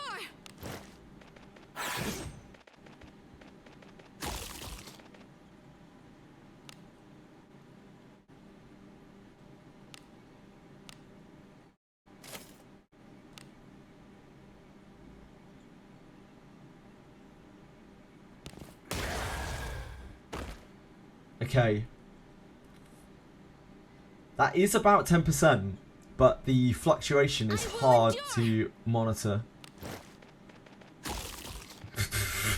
I guess we could have killed it. 370, 370. Hold on, let me get a text document out. Disappointing. So,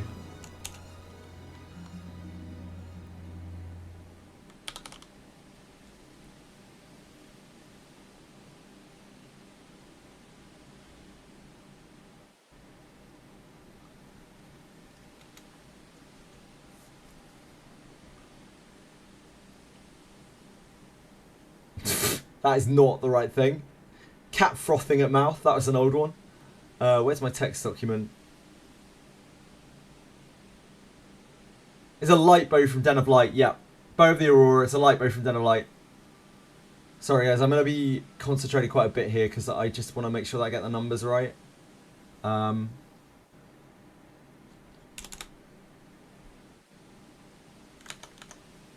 Let me get a text document out. I'll just test anew because this is actually going to be quite tricky to test, I think. We'll do, I don't know, 10 hits. 10 hits with both. Don't get in the way. On different target, trying to hit the same target. This is 646 surety. This is bow. Spear. 646. I don't need to mark with that surety. That's obvious that that's surety. I will endure.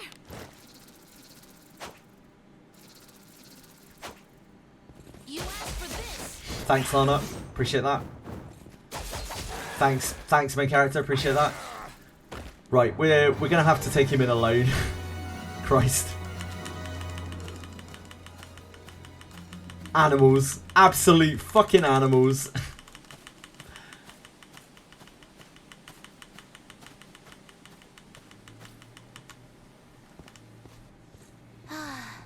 A job well done. I understand that. I understand that, Dorcamus. I'm quite aware of that. Yeah, if only.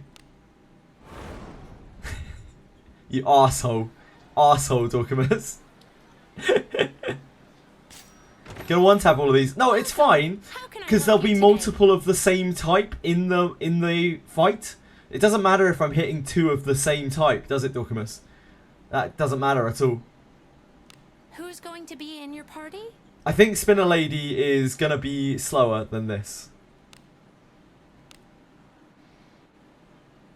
So I take just Garolf and then I put main character behind Garolf. Who's going to be in your party? Good and reliable team there. Have a good Now, one. Garolf has counterattack. He has one level of counterattack that I gave to him in the very early days. But that ready? should be fine because that's just a normal hit as well. So that it will just make things quicker, if anything.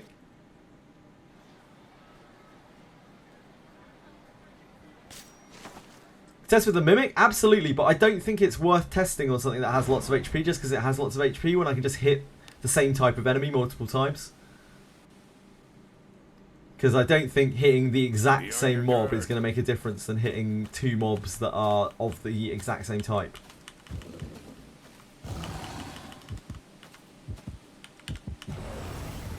Can you just use Lana without weapon just for her heals? Yeah, could do. Yeah, could do. I don't think anything here will hit too hard though. So I think it'll be okay. Right, so 367.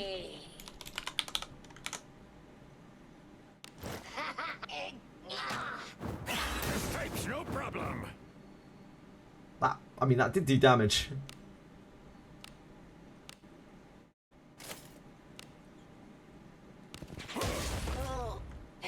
705. 705.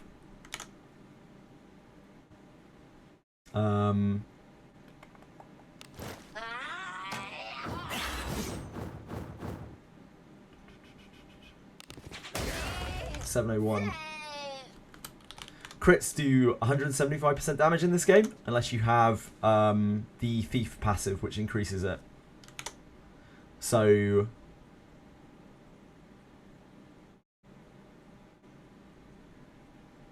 Okay. Spear, not bow. Oh, yep, sorry, that was spear. Both of these were spear.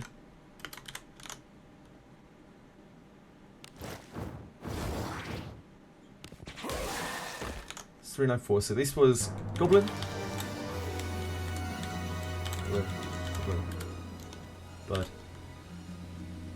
74.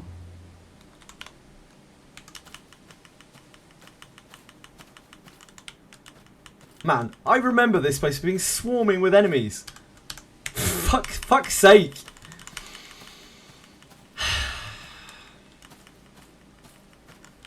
What happened to this place?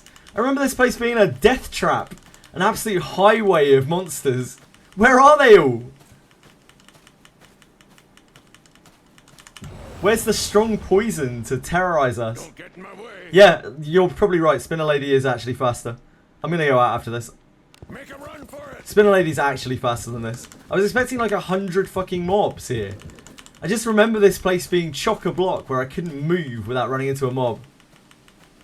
I have alternative weapons for your Iara mass later on if I miss out on sabers. No, Vignola. Right now, there is no alternative to saber for Iara mass. So I would heavily advise that you pick up those sabers from the shop if you are using Iara mass. I was trying it, Plastic, okay? I was trying it out. It didn't work out. Let's move on. Right, yep, Spinner Lady, I guess it is. Are you ready?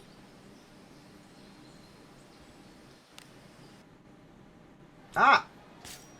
Are you ready? Spinner Lady is basement 2, correct? We walk backwards from here, back to where the Ents are. Be on your guard. We are testing Way of the Warrior, Sorab, to see if... Now we get all the Don't get in enemies. my way. Now there are enemies everywhere. I might as well test on these. Might as well. Anyway, 590. These have high defense, the Hobgoblins. They also absolutely chunk him because they're leveled up. I need to get Lana back in, probably.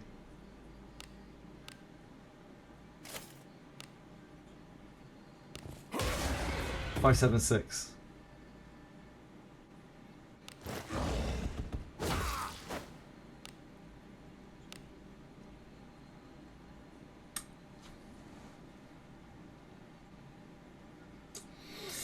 What I should do is swap the weapons onto main character, I think. Make a run for it. I don't know why I fled that. It's dumb. I think if I swap the weapons onto main character, that's actually going to be quicker. Because that means less sure hits. There's filth enough to scare And there's no away the reason why it devil. needs to be Garolf doing this, even though usually Garolf is the one that I use in the back line.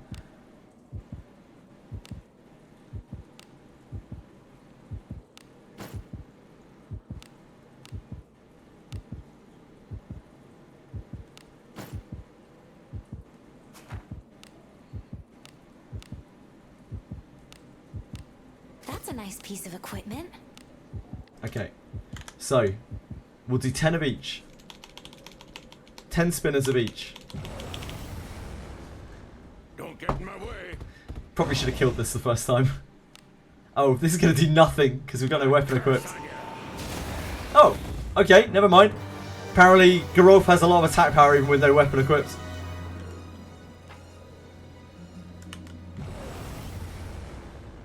I'll pound him with my flames. Could you pound them with your flames a little faster, Garolf?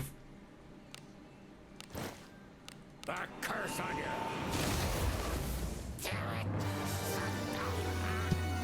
What do you think is in it? Ah, Garolf, he loves a good pounding.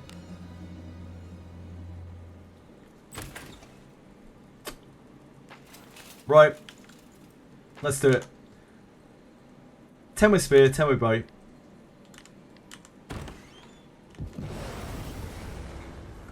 Hey, we've got some weaklings to kill. Reckon I can take it. 3-3-2.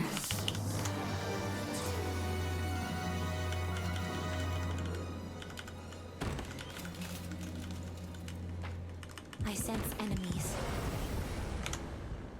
I'll pound him. I can't believe how barren the grasslands was.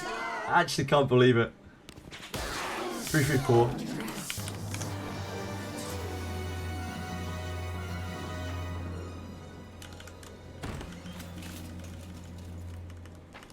I sense enemies.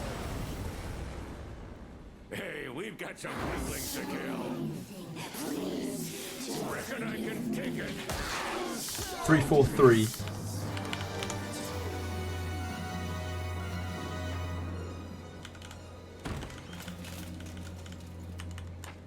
I sense enemies. I'll pound him with my blade. I'm so sorry for any messages and whatnot. I'm missing a chat, by the way. I completely missed what that damage number was as well because I was talking. Anyone catch that damage number?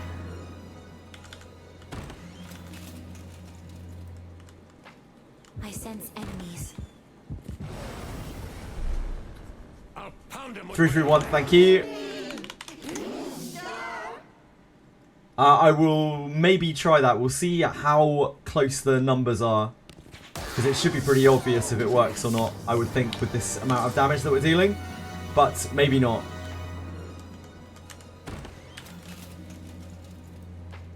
I sense enemies.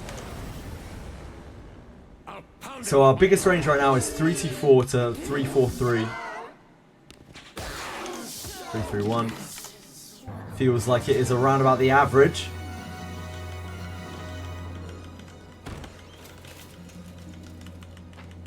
I sense enemies. Hey, we've got some weaklings to kill.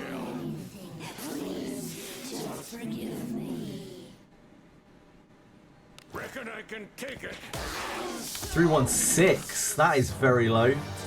Man, damage range is quite large. Larger than I remember it being.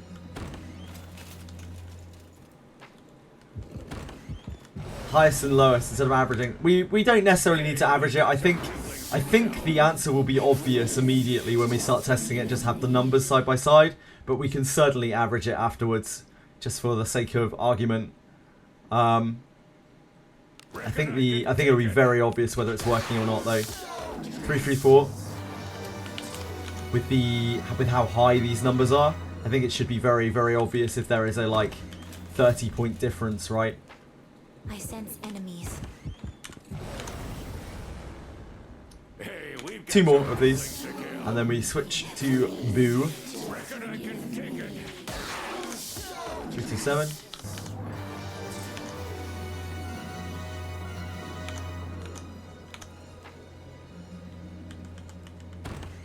Yep, absolutely. It's definitely possible. That's why we got to test things. Hey, we've got some weaklings to kill. Reckon I can take it. 3-1-5. So that's actually the lowest at 3-1-5. We might do more, but not. Let me do the bows first. Because that is quite a large damage variance. More than I thought it would be. It's about a 10% damage variance. That's actually kind of huge. That's a nice piece of equipment. So notably, the Bow of the Aurora has 2 less attack damage on it. So these numbers should be 2 less. Thank you, Fat Cat. Very kind, but honestly, more ode to the people who were bigging me up yesterday. Cannot express appreciation about that enough. And also to Captain Cabinets. Massive shout out to her. She was up at 4 AM, like, trying to get me into the podcast. So... Reckon I can take it. Okay, Bow, 307. Immediately, we see a much lower damage value. In fact, it didn't even one-shot the spinner. So that means Spinner has 310 HP-ish.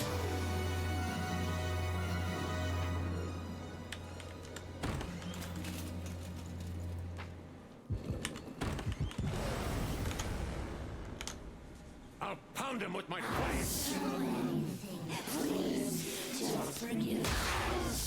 Fucking sure hit. That's still a weak sure hit. Thank you, Selenar. I will try to not be a nervous wreck, feeling out of my depth.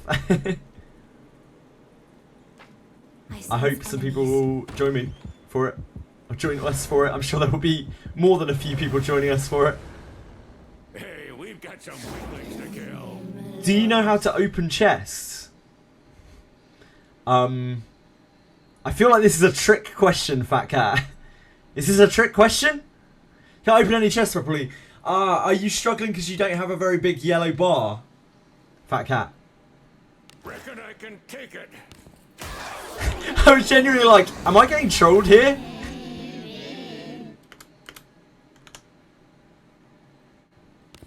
So this has 315 HP. There you go. Red Spinner Woman has 315 HP, guys. That is the learning that we've had today. If your bar is really low, Fat Cat, you need a thief with you. Do you have a thief in your party? In this game, thieves are pretty much mandatory. So you are using Deborah, but you still can't open their chest properly. Do you, if we're being real here, do you just suck at the QTE? Or, sorry, or like, are you actually having issues with the bar being like real small? It's just something you've got to get used to. I'm old, Fat Cat. Like, if I can do it, I believe in you. I believe you can get there and you can do it. Me too, man. Me too. I suck at everything. You're not alone. 306. So we can see straight away here, like, almost certainly the Way of the Warrior is doing something on the spear, but not on the bow. Garou fucks with his fists, man. He actually does pound them with his flames. Unarmed Garou when?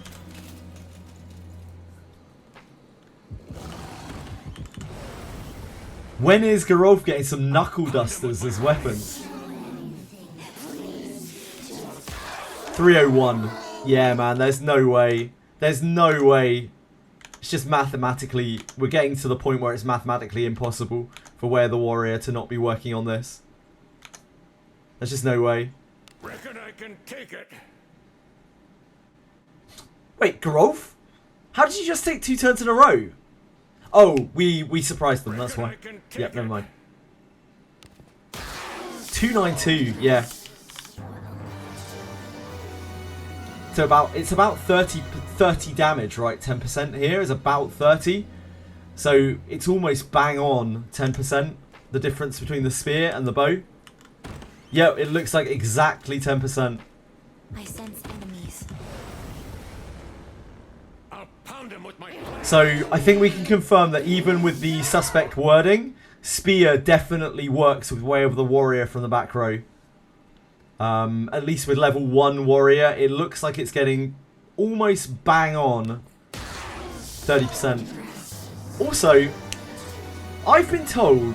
Oh, no, never mind. I was going to say, I've been told that Way of the Thief, Thief crits are the only things that are 200%, but of course we're now using a thief. Something with thief skills to crit with. So it makes sense that they're doing 200%. I'm an idiot. Oh, we got a chest. Careful now. Damn, what's Red Spinner loot like?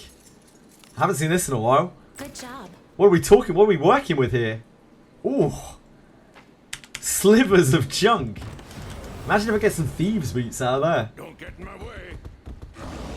What are you doing here? When did you get here? A curse on you.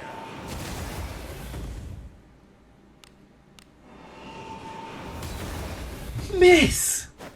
These are hobgoblins! This is outrageous! I suppose that's passable.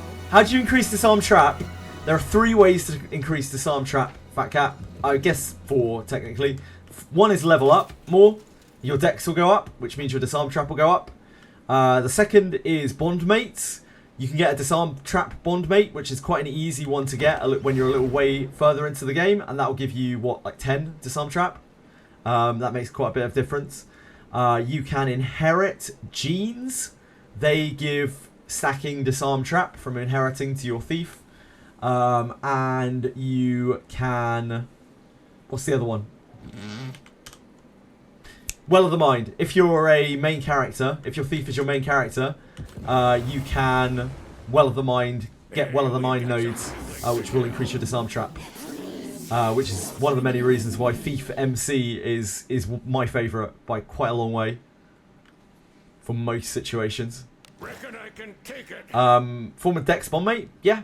I still really want to try a Dex Bondmate, but my my struggles with Bondmates have slightly jaded me with bonding with Trust. I will do it at some point though. I definitely will do that because I really want to see the impact that a Dex Bondmate has on like accuracy, surety, disarm trap, find trap, etc.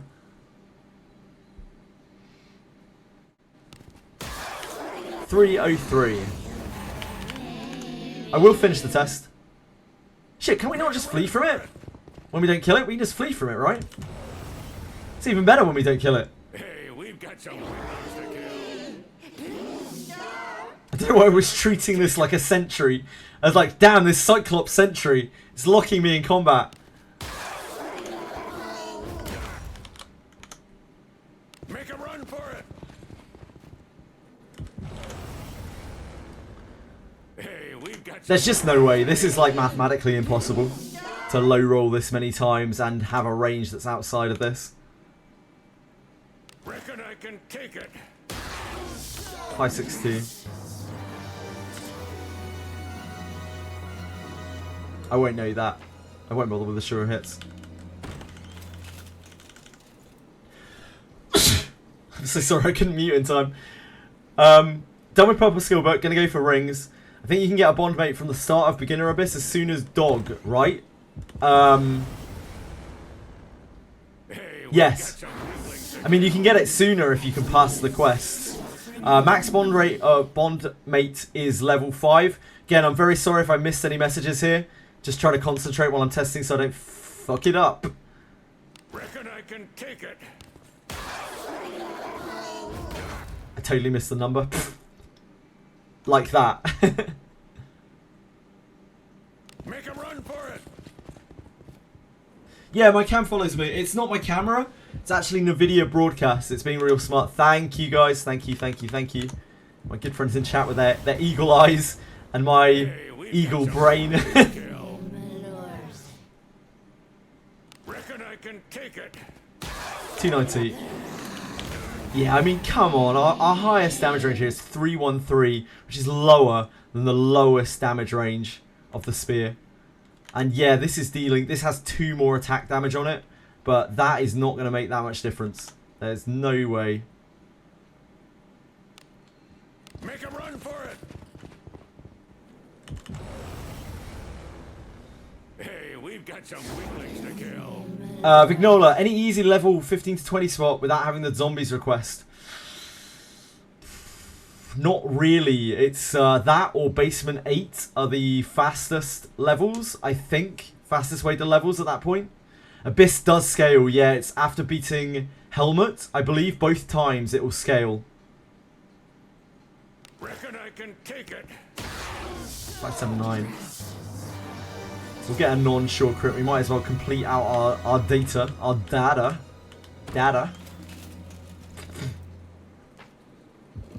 I'm an idiot. I'll pound him with my blades. 298. Make a run for it.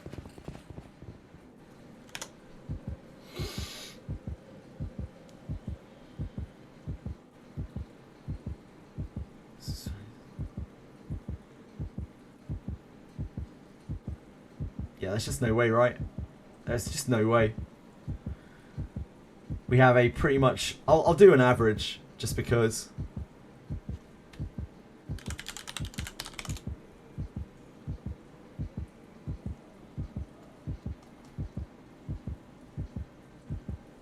calculator.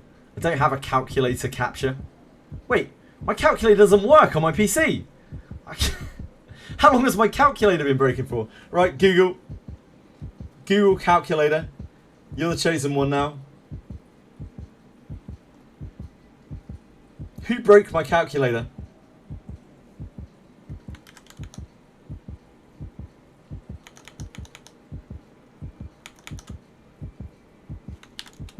I could probably add this in my head, to be honest, but it's better and probably quicker this way.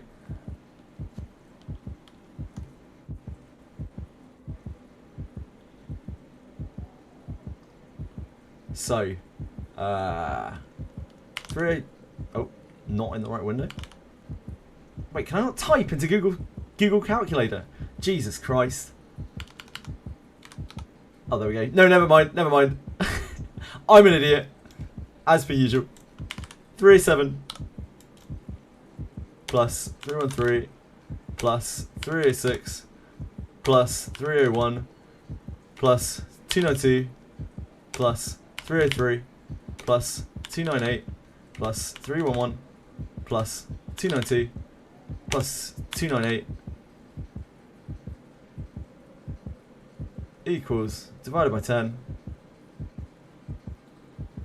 so 302.1. I definitely could have done that bit in my head. That bit was probably an unnecessary calculator move.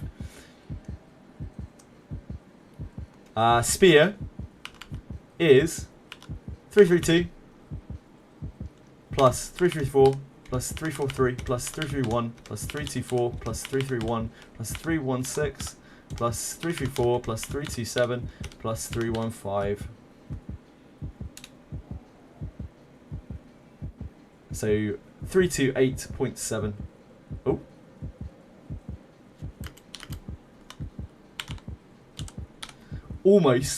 Almost exactly 30%. Yeah, ChatGPT is probably faster. Very good suggestion. I didn't want to give it AI any more of my job. Like, I don't want AI getting more ideas. It's already come for one job. I can't have it come for another. almost 30%. Almost exactly 10%, sorry. I think that is quite conclusive. I don't know if anyone disagrees, but I think that is fairly conclusive. Me being able to do math in my head is like one of the only good things that I can do, so I mean, calculators have me beat. I'm just like I'm a terrible calculator. We were testing Way of the Warrior from the back row, whether it affects Spear or not. The reason why we were testing that is that Way of the Warrior says on it, and I quote, increases close range damage when equipped with close or mid-range weapons. So from the way that that is worded, that could definitely be perceived to mean that you have to be dealing close range damage, which is one row away. So does it? Sorry, I was spaced. Long story short, it definitely does work. I will go and test it on high defense enemies. Sure, we can see if the 10% scales. About time for a rest. What's our best thing here? Like, the hobgoblins would be good. We just need to find a hobgoblin encounter and run from it, right? We could do Goblin Den. I'll go get Lana. Will Goblin Den fuck Gerolf up?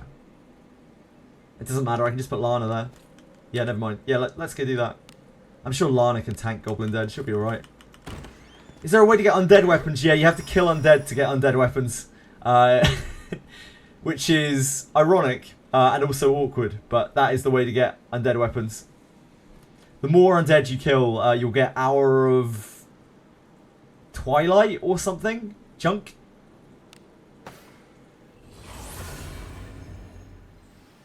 Easy as that. No, Dorcamus, I was doing it with my main character.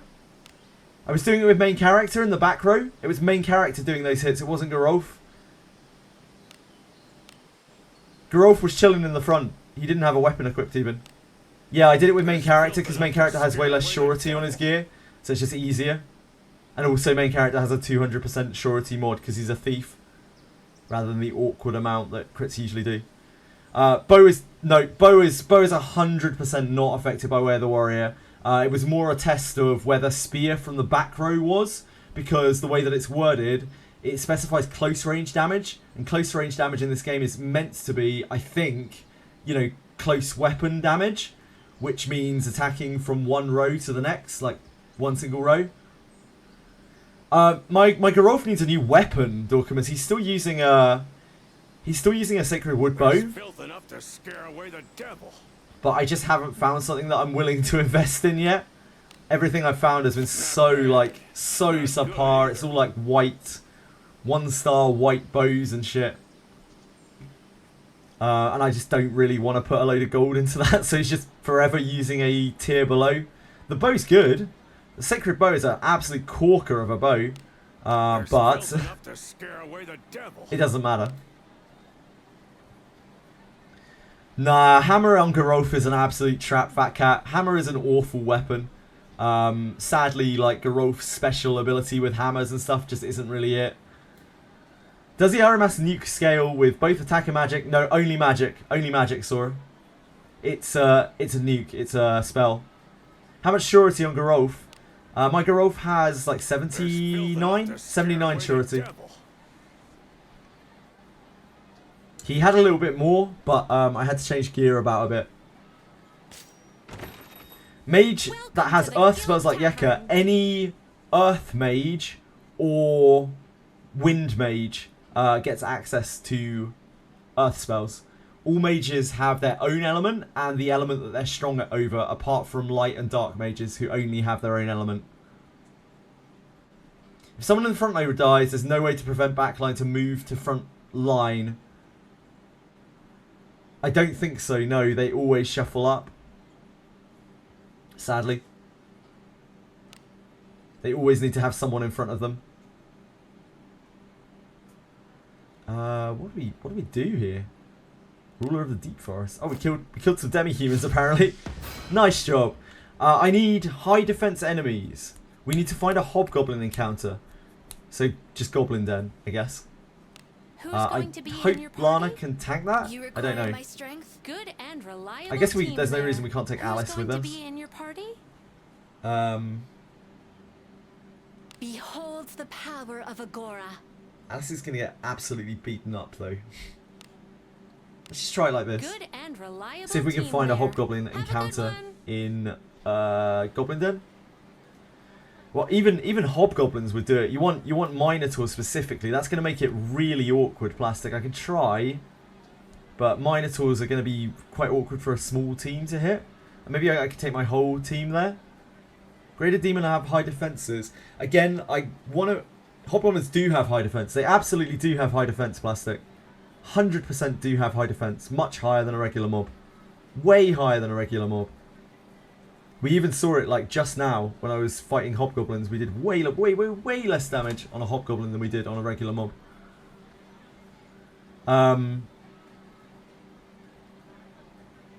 Should level up a wind mage. It would have carried me in the first and second abyss. Yep, absolutely. Dino's really good in the first, second abyss. Jarmil's really good in the first, second abyss. Which of the standard characters do you recommend switching classes? Lana Vale. All of them, really, Fat Cat. Alice would love to go to mage and back to priest. Or even just stay as mage. Some people leave her as mage. Lana, probably better as fighter.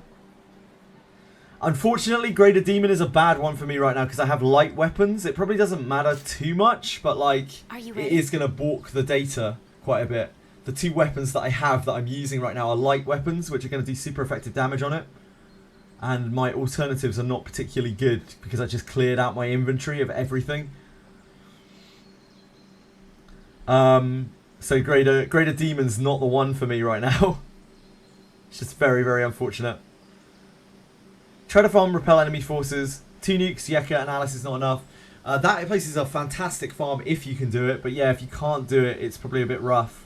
If you can't kill it immediately, it's probably a bit rough because of the putrid breath things. Scurvy breath, that's the one. Where can I go for this?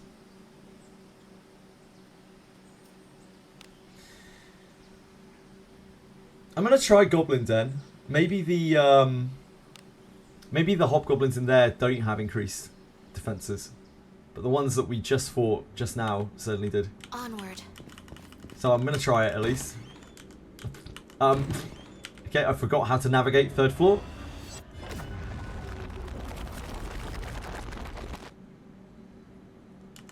I assume that Greater Demon is dark. I can only assume that the Archdemon is dark.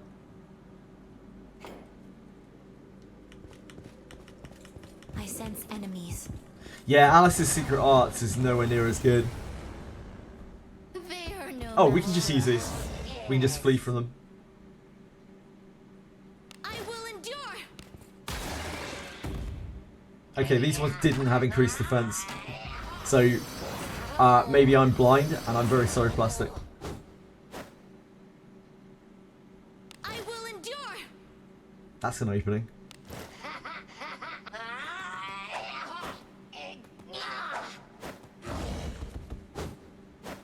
I will endure. Okay. Oh, wait, that was a goblin. You asked for this. I will endure. The opening is super annoying. You asked for this. Okay, Lana. I will endure. They do say discretion is the back part of valor. Right, let's try again. These aren't high defense anyway. I was wrong. That's completely They are wrong. no match for us. I don't know why I hit for so little on the I will hobgoblins endure. downstairs. It's weird. Maybe I didn't. Maybe I just really low rolled and I saw 2 and that was enough. That's sorry, Plastic. Anyway, that's my fault.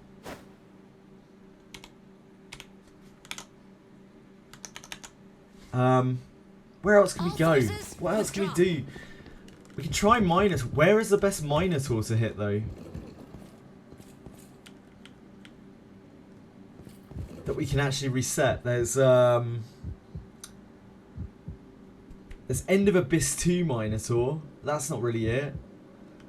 Where are the Minotaurs? Where are Minotaurs, guys? Where is something with high defense? A slime would do it. Where are slimes? Where the hell are slimes? Anyone got any of those slimes? What is this? Steel grade. I don't remember what is in any of the grades. What enemies are there in grade? In steel grade? A job well done. One ship request in Minos. Yeah, we can't get that right now. But that's good thinking. Giant slime den of earth before the boss room. Yes, Dark Chaos. Yes. Yes, I love it. I love it. Yes, I love it. Genius. There's an enemy. Except I'm stuck. I didn't even walk on the spikes and I'm stuck. Wait, what the hell? My keyboard's just not responding to it. They are no What the match hell? for us. Lady Knight forward. Oh, we can do it with these. All We forces can do it with literally this withdraw. first pack. Okay, that unstuck us at least. They are no match for us. Wait, were we doing super effective damage there? I will endure. Or am I dumb? No. I'm dumb. I will endure. 260. So, 260. You asked for this. Lana killed it. Okay, never mind. Lana's such a scumbag. This filth brings to mind unpleasant memories. Get that off you, Lana. You animal. I am just testing damage ranges, Edel. I'm sorry if I miss messages in chat right now. My apologies. I come from the love of God follow stories in most recent Gacha games. I read everything in Wizardry. Yeah, I mean it's very dialogue light, but actually tells a pretty reasonable story, especially for a game of this genre. I don't know how I managed to trip that. We must be in a very weird place in here that usually isn't there, or I've walked in a very strange way. I will endure.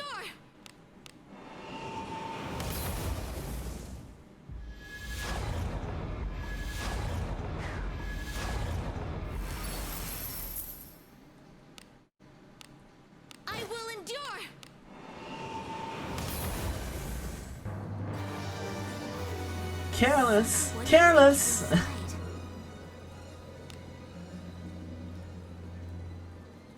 Yeah, I'm gonna be on it in 2 and a bit hours. Not worried about it at all. Oh fuck. I hate to see that. It's no message I hate to see more than that message. What do you think is inside? Where even am I I here? will give it a try. And why am I doing chess with Lanavale? I've actually lost the plot here.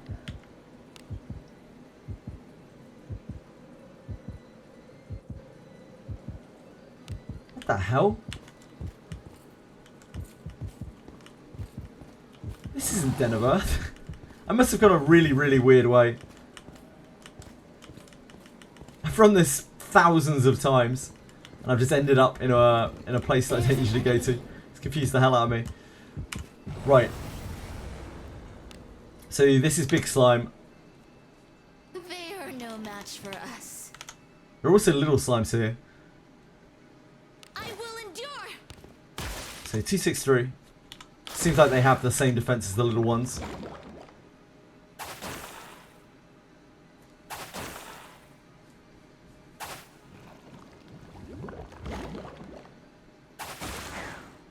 Actual fortitude range, yeah. I will endure. That doesn't have an opening, does it? 267. I think these slimes have identical defense. I'll just test it a second. See if we get the damage numbers in the right way. Because the other slime we hit was almost exactly the same. 261, 264.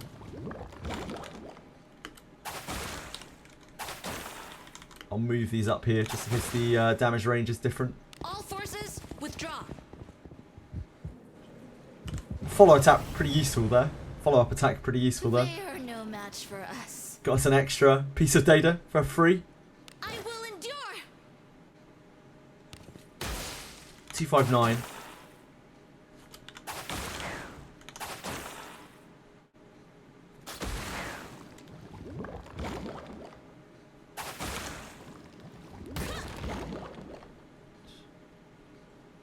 I will endure. 270.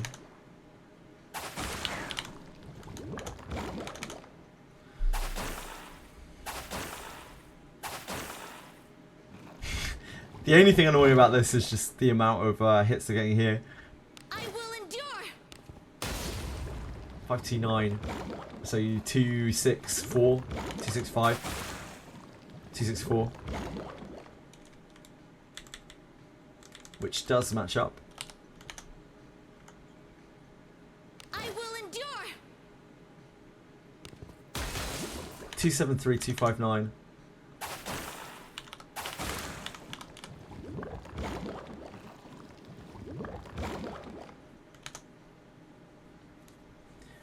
Dismissing adventurers gives incense. Wait. Yeah, oh yeah. Sorry, what Dark Chaos was saying. Yep, sorry, I was about to jump in and warn people not to dismiss one-time bond mates, but Dark Chaos was already there. Yeah, be very careful with that. Don't try to be too smart. Don't be like, oh, Maurice, that's an easy bond mate. Because you won't be able to get him back. Trust me, I know. All forces. Now don't tell me how I know, but I know.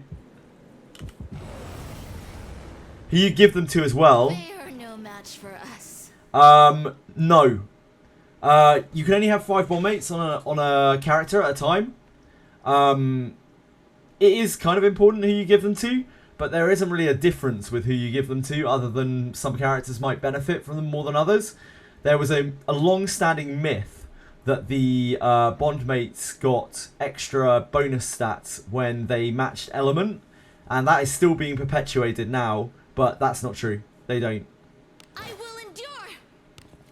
So even though there's a glowy thing, 265, it doesn't matter.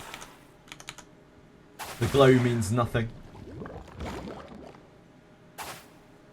Yes, Mr. Pickle, 100%. I absolutely guarantee you. We tested it extensively on stream, and there's no reason for it. There's just no reason for it. Maybe originally they intended it to work that way, but it doesn't. You can test that with any number. I've tested it on stream. Loads of people watched. And other people have tested it too. And it definitely doesn't. I will endure. You think you can't do it? Your damage isn't high enough? Oh, I'm sorry, Waking Clouds. That really sucks, man. Maybe if you can level up by the end of the event, and maybe you can get there, like level up a bit more. You have, what, almost 2 weeks. It really makes no sense to you. I'm sorry, man. Mana Pots treasures, monthly respawn. I'm not sure about that at all, Sway. No, that was just speculation that they might respawn. Because I haven't tried to get them, so I can't say for sure. I've heard from other people that they might respawn. So if you say that you can't get them to respawn, then chances are they don't respawn. I will endure. 255.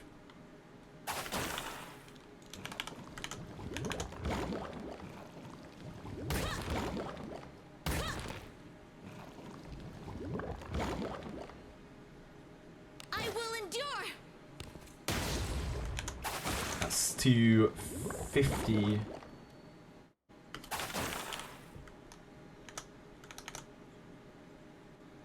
I will endure. 262. The little slime is actually easier to test on here than the big one, really. In fact, let's just get rid of the big slime. I don't think it's really necessary. They are just to make sure that we're testing everything on the same enemy. I'm going to flee before we kill any more, just in case we counter-attack them to death, which I would not want. Be very awkward. They'll not escape. It's a glitch and the devs never noticed. It's definitely possible, Mr. Pickle, but I think it's just the way that it is now. So, yeah, don't worry about matching up your bond mates. It's been that way for a very, very long time. I will endure. Maybe they'll change it in the future, and if so, you can always rejig your bond mates. But for now, yeah, there's no point in worrying about it. Memory amnesia instances are pretty easy to farm thanks to Albano anyway, as these guys have already said. So you're never going to really have a problem with instances. Still stuck on running back and forth the Sahuagin Cave for event currency. I guess since next event is going to kick your ass. Yeah, the fighter event is going to be very hard for you, Freeze Ray. Sorry to be the bearer of bad news. I wish I could give people better news about the event, like new players, but it just makes me sad every time I have to talk to a new player. They're like, how about this event? When can I do that? And it's like, well, maybe never. It's not really a great look for them. 262.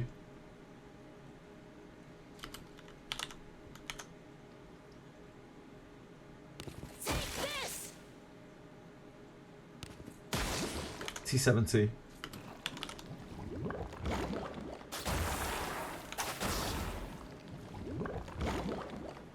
Whack the old spear on. I will endure.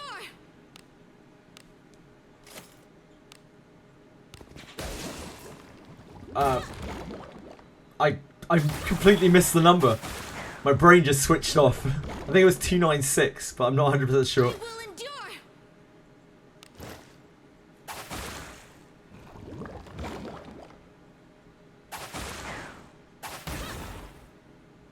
I will endure. 292. Probably was 296, but I'm not going to count it because I didn't see it. So 292. All forces withdraw.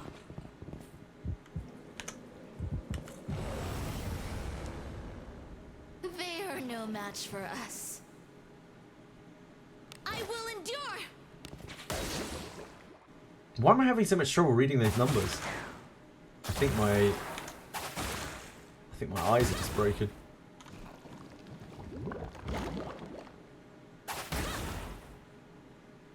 I'm old. I wouldn't be surprised. 283. I think it's because the spear is getting in the way of the middle number. Like on the backswing of the spinny spear. Spear animations are awesome, by the way. Like, spear animations are so cool. It's a shame that spears generally aren't used very much. 283.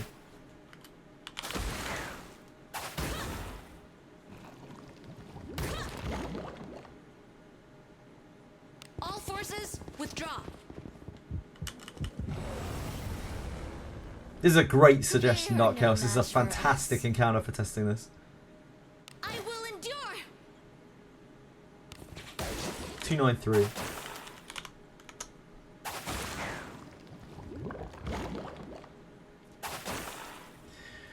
We are testing now.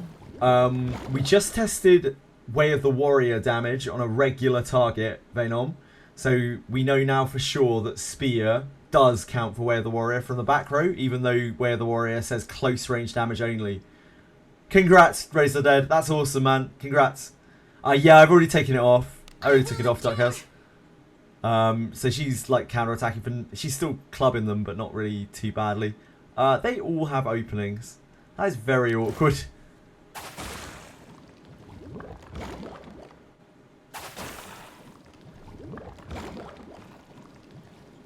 I should use like self-healing on Lana instead or something. Then they're not getting openings. That would be smarter. Wounds be healed. 290.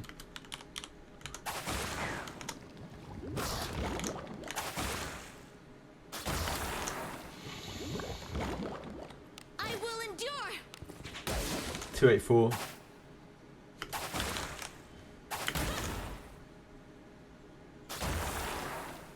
I will endure. 291.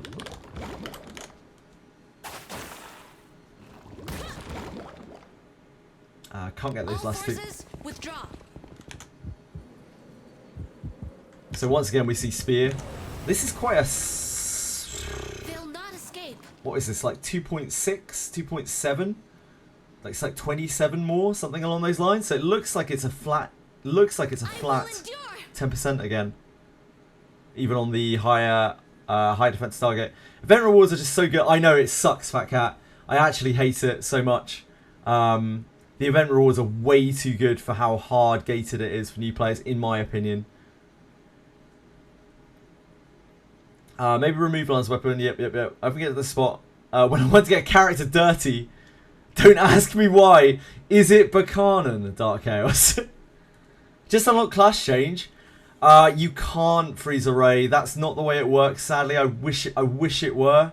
But you can't change her to fighter. You need a class book to change Lana Vale to fighter, just like any other character. The only character you can freely change is main character. I wish I could tell you you could change your Lana to fighter, but unfortunately that is not a thing unless you have got the class book for it. 10% Venom, 100% 10%. We're just testing it on a higher defense target now to see if it is any different. Yeah, it really, really sucks, Quantum. I could not agree more. Got a book. Did you get a book? Freeze Ray? Aren't you very low level? Have you beaten Helmet yet? It's 10%. If you haven't beaten Helmet yet, I don't think you have... You do have a fighter book. I mean, yeah. If you have it, you're going to want to level up Lana as Knight first to get all her skills. Apparently, Freeze Ray has the Fighter Lana book, which I mean is fantastic. I'm not sure exactly where they got it from, but absolutely fantastic if you do Freeze Ray. Yeah, really powerful item, but yeah, I think I missed your message earlier, Brendan. Had to run away before I could hear the answer. What point do you unlock the last exam? I don't know. I'm not sure. I'm sorry, Brendan. I don't know where the exam breakpoints are. I don't want to give you false information. Has to have Lana's name. Yeah, it has to have Lana's name. It has to be Fighter Classbook brackets Lana Vale. Or is it the other way around? I think it's Fighter Classbook brackets Lana Vale, right?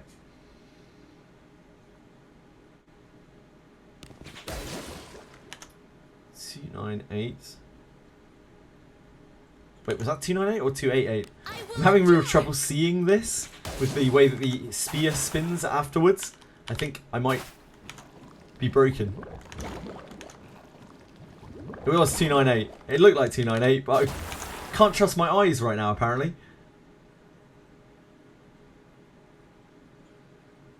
I will endure.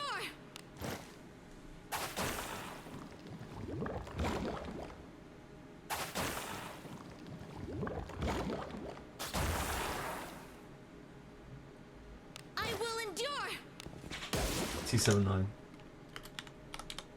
That's a decent spread. Lower speed before you attack?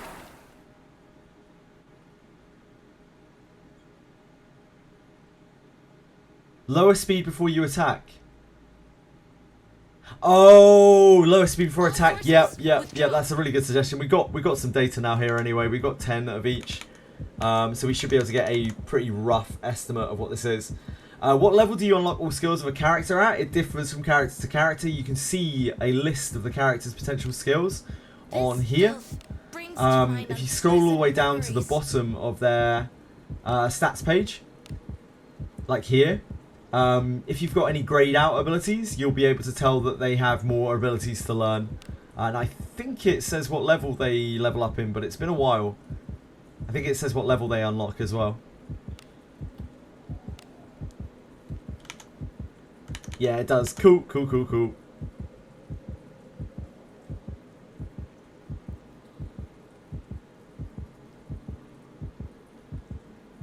Right.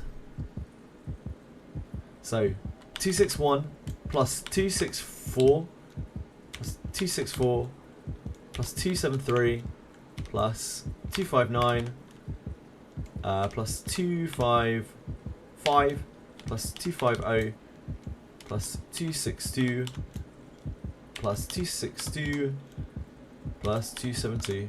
Oh. So 262.2.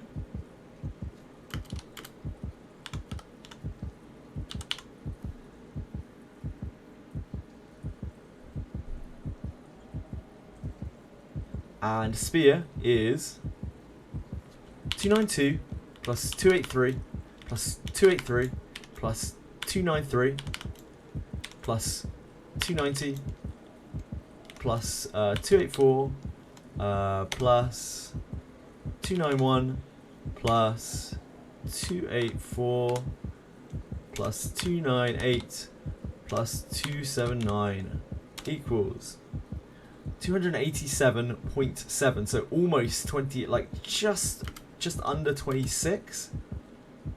287.7. So yeah, 25.5.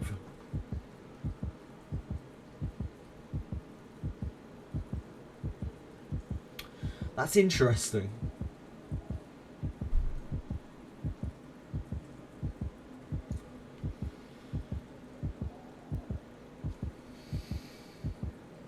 Because that's lower than both of those numbers, right? And this is already kind of like as ranged as it can be. Maybe we just rolled very high with the bow. It's definitely possible. But it might be that defense is interfering. The increased defense is interfering with the percentage somewhat. Because that is under, that is quite significantly under 10%. Not like an immense amount. It's what?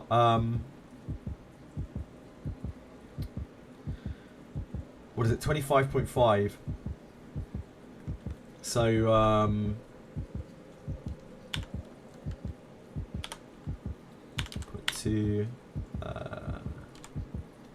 divided by 100 times 25.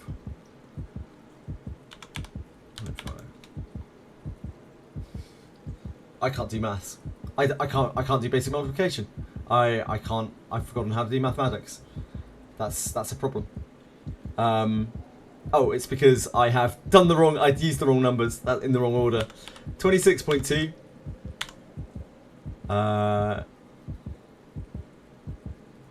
Divided by 100. No, that's not right either. What the hell? What's wrong with me? What's gone wrong with my brain? Oh my god! My brain is finally rotted. My brain is finally rotted from playing video games. They said it was going to happen. They said all these years it was going to happen, and it's finally happened. I actually can't do multiplication. I can't do multiplication. It's over. It's over for me. It's like 9%. Yeah, it's like 9%. I can't do long multiplication. I'm sure it'll come back to me. I'm sure that's just temporary memory loss. It's fine. Don't worry about it. It's 25.5 is 9 point. I'm cooked. Yeah, I'm actually cooked. It's over for me. Thank God we got calculators in our pockets.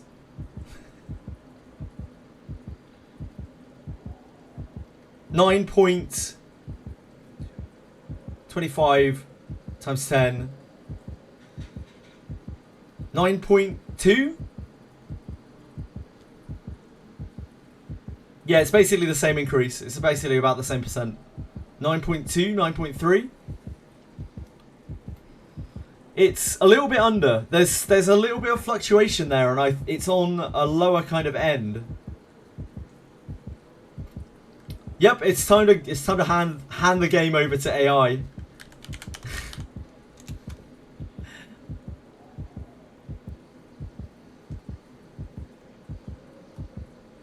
It's time to just give up on anything anymore. I'm not actually gonna do that. We don't really need to, it's fine. Kind of low sample size to draw a conclusion, yeah, it is. They are very low sample sizes, yeah, they're 100%, 100%. But even still. My brain is actually fried. 300% increase. It's like I have run the mathematics on this, John James, and I have decided that this is a 300% increase. I can 100% guarantee that. That does seem like a ChatGPT answer. Either way, you're looking at about 10% increase, a bit under 10% increase.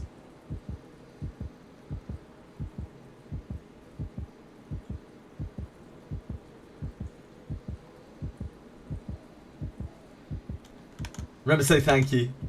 I would love to.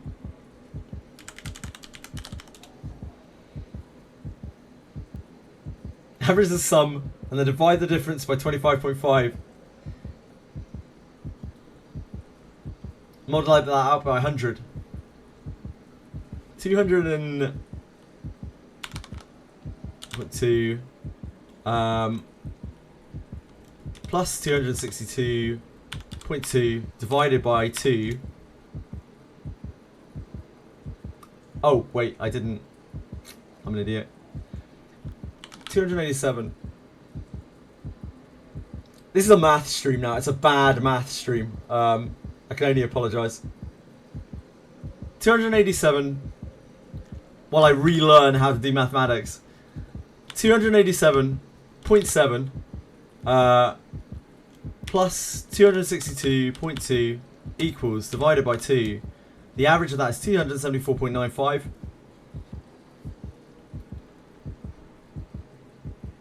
Just right now. Yep, just right now. Only right now, never before, plastic. Don't worry. It's 9.11. 9.11 apparently. I can take your word for that, D-name guy. Divide the differences by 25.5 and average of both and multiply that out by 100-ish. So 274.95. I actually can't believe this right now. I can't believe that I can't do basic multiplication. This is actually the most embarrassing thing that's probably ever happened in my life. 274.95 is the average of those two. 25.5 divided by this, right? So 279.95. If I can't do this, I'm going to break myself. 25.5 divided by this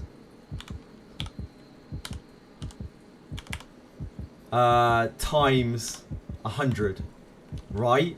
Please. Thank God. Thank sweet Jesus. 9.27. Okay, my brain isn't 100% cooked. Oh my dear God. 9.27. Which is a substantial amount less, but it is a low sample size. Let's, I guess, try and get some more. Weary. not be out of order. Oh my god, like, that is one of the biggest, like, memory losses in my life. It should converge. You think it will converge? That is very low, though, right? That is very low. Like, 9.27 is a very, very low end to the variance. That's almost 10% less. So let's try more. Let's do some more. They are no match for us.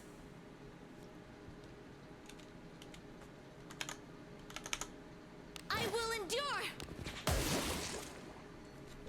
Didn't look at the number. Anyone?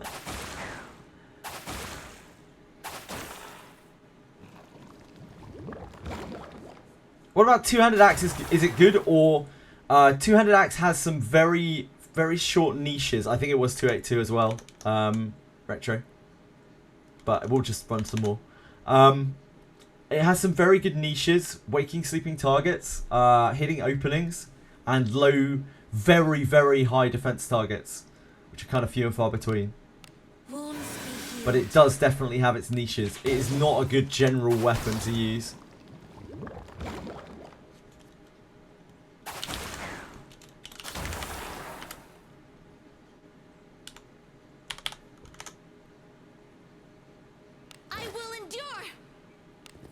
Oh, I should have healed.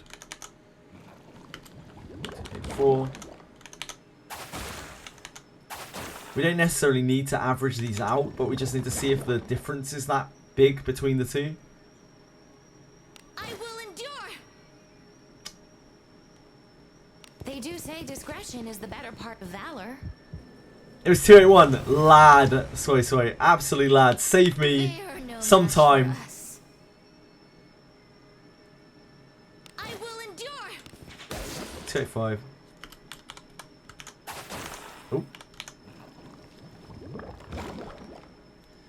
Because it might be that, like, defense is interfering with this calculation slightly.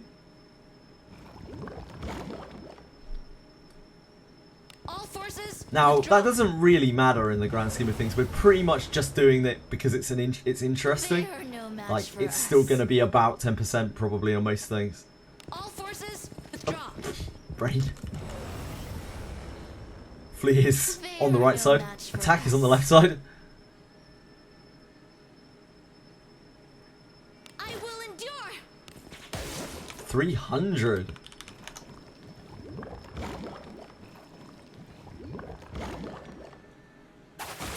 Grove instantly went to minus 64 in a single fight.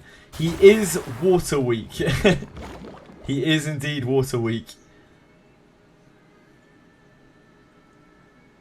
That's on here, isn't it? I need to start using self-healing on her.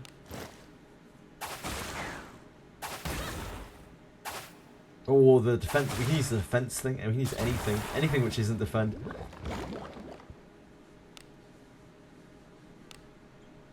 Wounds be healed. 282.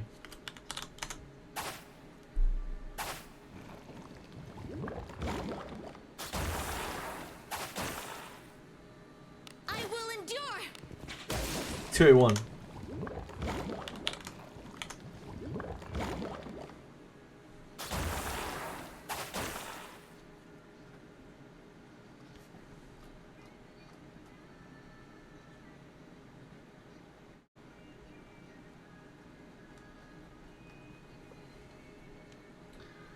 I defended, didn't I? Sorry, I was just checking something in chat.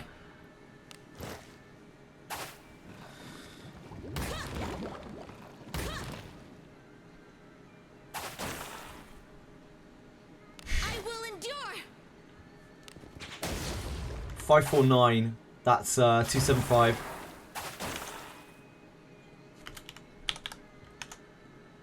All forces withdraw. So let's get, I don't know, 20.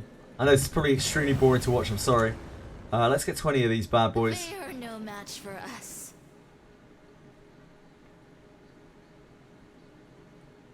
I will endure. 574. That's 287.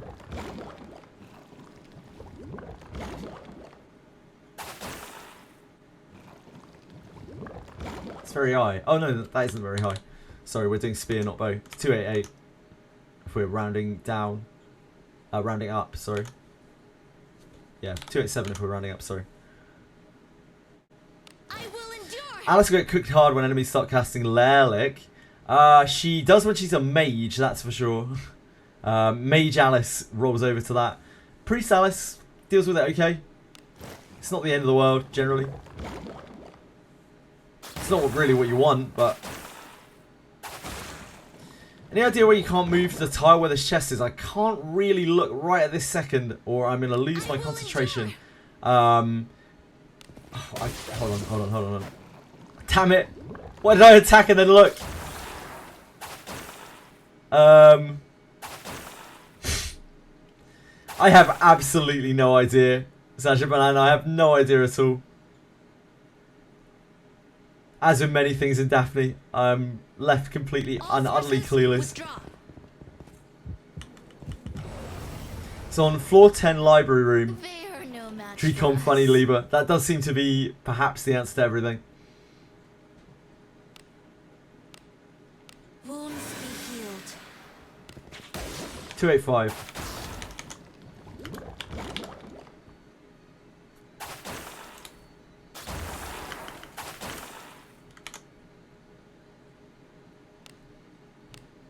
Wounds be healed. 292.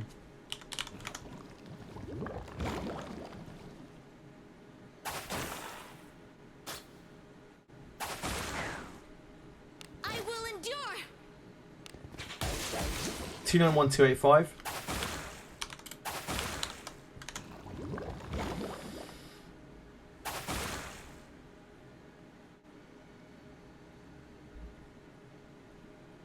Why did I defend? I guess it doesn't really matter. Wounds be healed. Only one more. 288. Okie dokie dokie. All forces withdraw.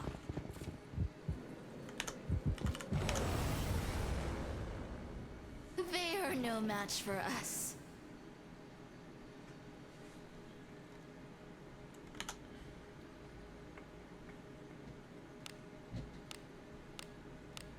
Wounds be healed. Fuck. I just have such a bad habit of like attacking and then looking away, like looking at chat or something. It's so hard, it's like ingrained into me at this point. I will endure. And I defended. 573, that's 286. 287.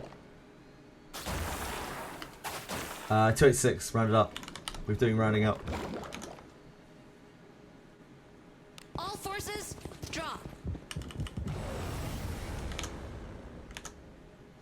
They are no match. Can I keep enough concentration on the screen to look at the number? 574. That's 287. And I did defend there, of course. My infinite genius. Just so easy to hit the defend button, you know? Lures you in. All forces draw. It's how it gets you. They are It's no more match insidious than the for us. gacha. Hi, Jobster. Yeah, we're just trying to test out where the warrior passive to get a decent average on it. Wounds be We healed. tested it out on lower enemies, on normal enemies, and it was like almost dead on. Although I just ignored that number again. I literally cannot multitask. If I'm talking, I apparently cannot look at numbers. 285, thank you.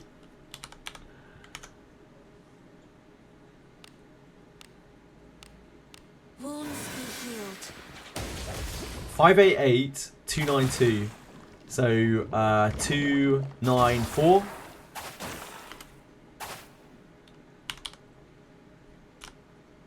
And 292.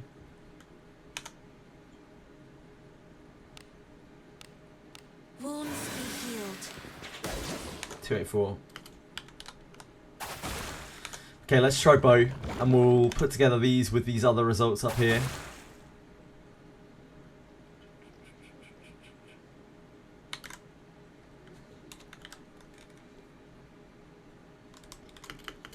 probably just do the math on here and then just input it to the calculator. It's probably quicker, right? I could just use ChatGPT, but I don't know.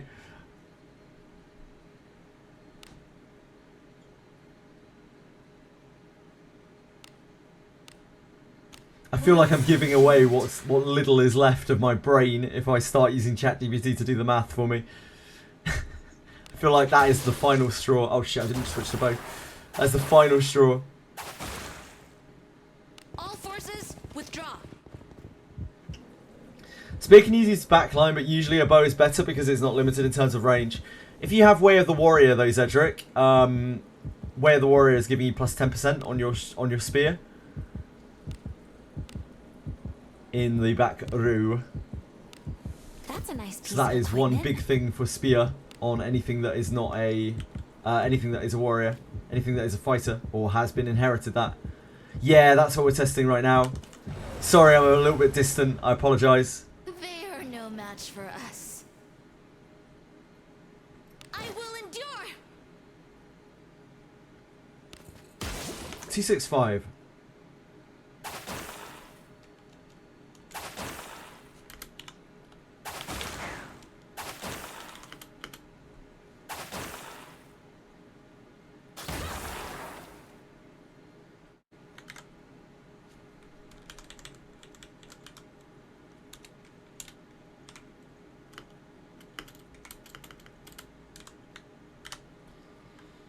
Okay, and I defended. Of course I did. Of course I did. I will endure. 274.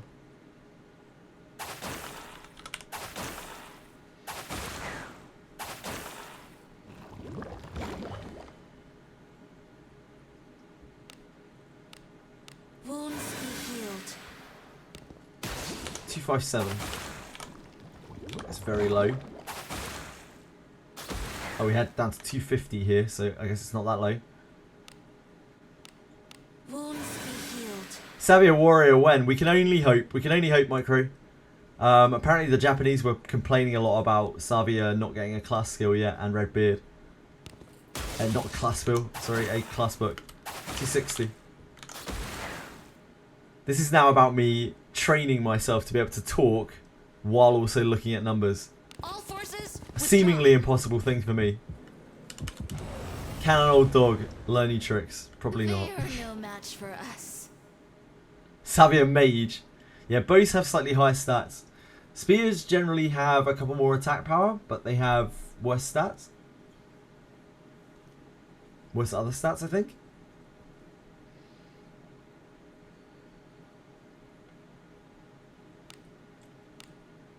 Wounds be healed. What about Redbeard? I know. 498. That's 249. It's very, very low.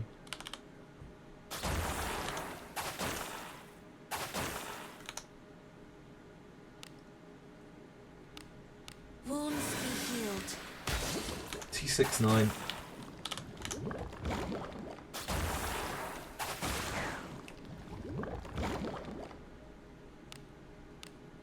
Wounds be healed.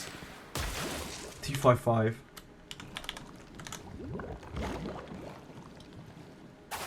Rage Dwarf.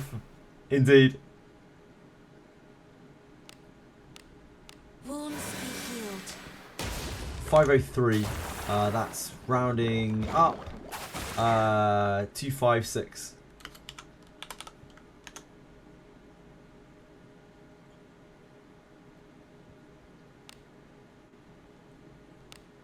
I really want to defend every turn. Wait, is this the last one? No, it's not. 258. All forces, withdraw. They are no match for us.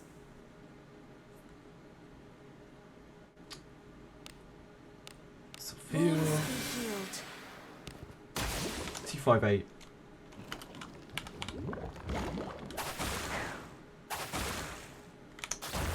So let's get 10 more of these, and then we should be able to get a better average off of 30. Considerably better average off of 30. 258.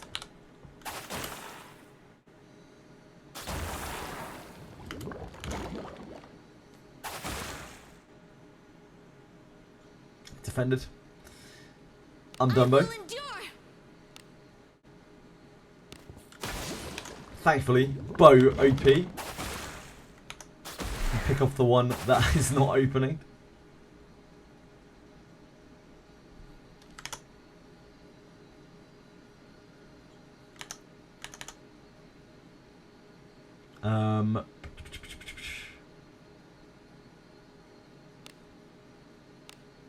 Wounds be healed. 266.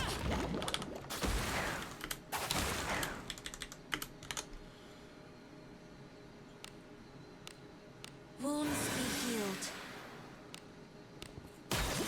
Oh, damn it. All forces, withdraw. Let the player base be mocked. Wait, why are we mocking a player base? I grow weary. Team 06, thank you, Jobster. They are no match for us. My heroes, my heroes. Wounds be healed. 260. Clicking an ability and then looking away. It turns out I do that a lot. Like a lot more than I would have ever guessed I do. Because it's so hard to not turn away after I click something. So I must just do it all the time. Wounds be healed. 257, 268. Why do you feel jealous? Jealous of what or who, Edel? Wounds be healed. 260. My MC. I don't know. My MC's nothing special. Wounds be healed. 264.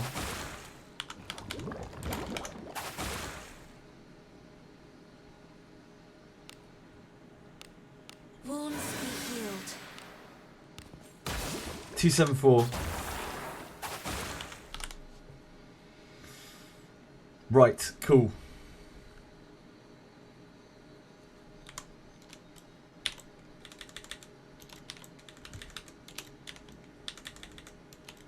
It's probably going to be quicker to copy paste, isn't it?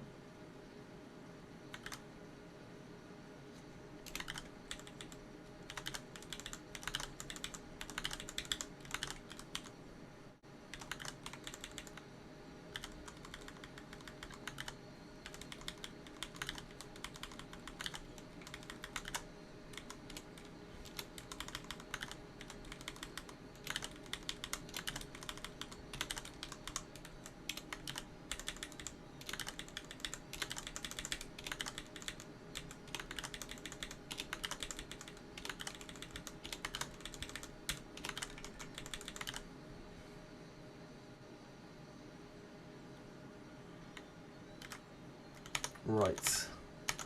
Let's run this in the calculator. Oh, I might not actually be able to copy paste it into calculator. Damn, Google Calculator sucks. I'm trying to find averages. Edel. 265 plus 274 plus 257 plus 260 plus 249 plus 269 plus 255 plus 256. I'm also trying to keep my brain active a little bit because I realised earlier that I couldn't do multiplication, which is how much computers and AI have apparently rotted my brain. So I'm now teaching myself once again how to do multiplication. An important skill to have, I am told.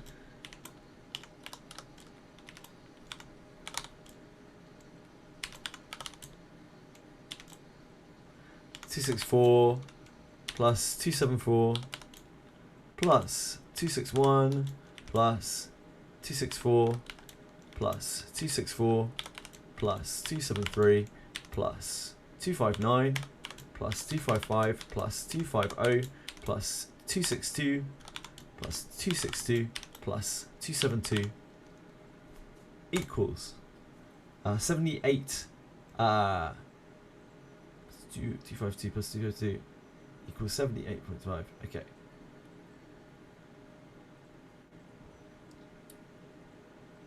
Wait, hold on. Oh, it's divided by 30. Yep, it's divided by 30, not by 10. I was like, what the hell? So that's what? 285. 285.9 divided by 3 is 261. It's 262. I think. Divided by 30. 261.9 recurring. 96 recurring. So 261.97. Sorry, I was testing my mental maths there, hoping that I have some brain left. 261.97. Spear is 296 plus 284 plus 281 plus 285 plus 300 plus 282 plus 281 plus 275 plus 287 plus 285 plus 292 plus 291 plus 285 plus 288 plus 286 plus 287 plus 285 plus 294 plus 292 plus 284 plus 292 plus 283 plus 283 plus 293 plus 290 plus 284 plus 291 plus 284 plus 298 plus 279, which is 8,617 divided by 30 is 287.23. 287.23. How different is that to this? It's actually not at all.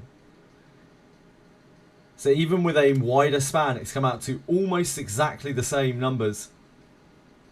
So that means that Way of the Warrior is not actually giving a 10% boost exactly. There's no way. Because that's still a limited pool of data, but it's varied so far away from the 10%, and with an additional 20 data entries in both, it still just doesn't make sense. So it's only dealing like about 9.x extra, 9.2 or something, right, extra on higher defense targets. So the way that defense calculation must work in this game is it must be applied after, right? The defense must be applied after the damage amount is determined. Could be that as well. Yeah, it could be any number of things. But there's something like Way of the Warrior is going to do slightly less damage. That's what we know. That's all that we can really take away from this. That Way of the Warrior is going to do slightly less damage on high defense targets. The higher the defense of the target, the less percentage increase Way of the Warrior is going to be giving by the looks of things. Could be resistances to physical damage. Yeah, there could be a bunch of things. Harsh Knight, thank you. That's really kind of you. Thank you again for everything that everyone said yesterday. You really, really got my foot in the door there. And Captain Cabinets went above and beyond to try to get me onto the podcast, which is unbelievably kind. Thank you, Divix. Very kind. Thank you again. Yeah, once more to just everyone who put my name forward yesterday. Really appreciate it. Words can't really express. Right, that was mostly pointless testing and just some horrible, horrible math. So I can only apologise for anyone who suffered through that. I mean, it's probably about as good as my regular content, to be honest. Possibly better. It's probably better than me running around. I guess we might as well do the boss now. Running around Den of Light. This is functional. Oh, you need a weapon, Lanabelle. What's the conclusion? The conclusion is that on high defense targets, Way of the Warrior performs slightly worse than you would expect it to. The higher the defense of the target, the more the percentage increase of Way of the Warrior comes down. Stay safe. but it's not an immense amount.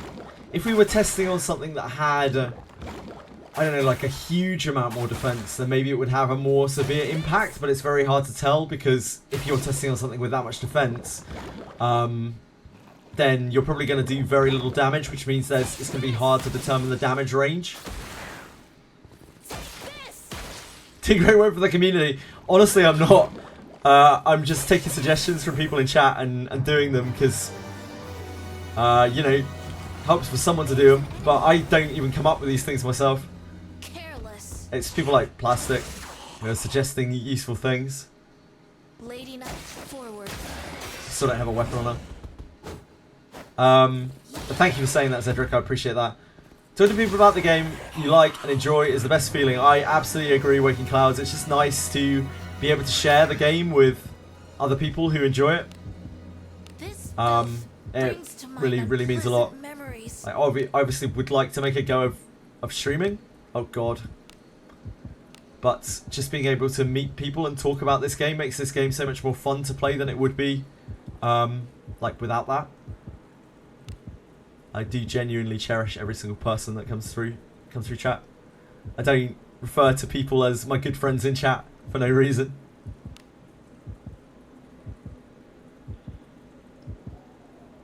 Okay, no, it's fine. Everything's fine.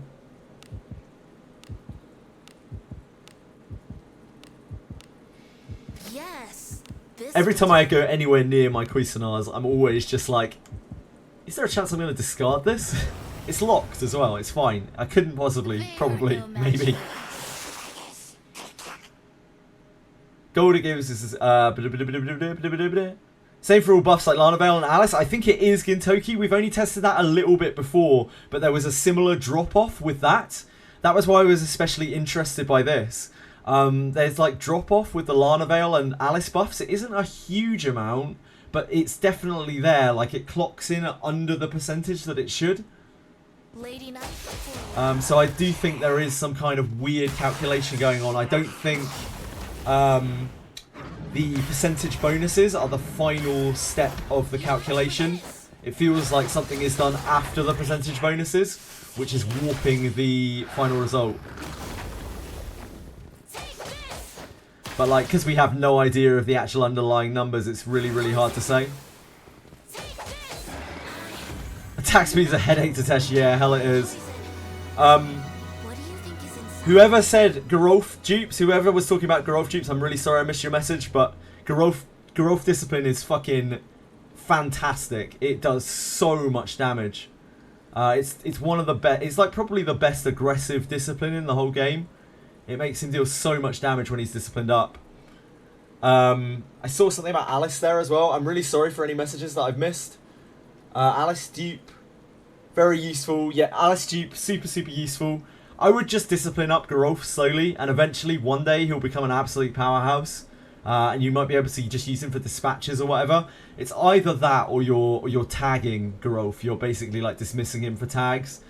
So that's your choice, kind of, because his skill inherit is not good. So it's either discipline up a copy of Garolf and eventually he'll be probably quite a useful character, or just dismiss him completely. Careful now. What makes Lana so good in the end game? It's the healing. Like when you've got lots of copies of Lana on your Lana, the healing saves you so much time and menuing. Like arguably time is the most important resource in this entire game, right? Because you can grind endlessly theoretically, and or you have a limited amount of time to play. So like that's the only thing that's gating you, it's time. And Lana Veil, especially at high inheritances, saves you time, which is again is the most valuable resource that you can possibly save. Most of this game you spend grinding, like probably 90% plus of your time, especially once you're capped. It's like all of your time, like once you're up to date on story. So because of that, there's nothing else that can do that. Every other type of healing in this game you have to manually click through, you have to heal, and that's also costing you resources as well. So that's partly why Lana's so good. On top of that, she's giving that aura. On top of that, she's incredibly bulky. and can actually deal really good damage as a fighter. There are just a lot of things to like about Lana. Difference between Lana and Wana. Wana's just slightly better. She has a slightly better passive. That's basically it. She just gets some extra tolerance, like insta-kill tolerance. She gets some extra HP. Actually, I don't even know if her HP goes up more. I don't think it does. It's really not that different. It's not like the end of the world different. She gets a bit more attack speed as well when she's using light armor, but it's quite minor.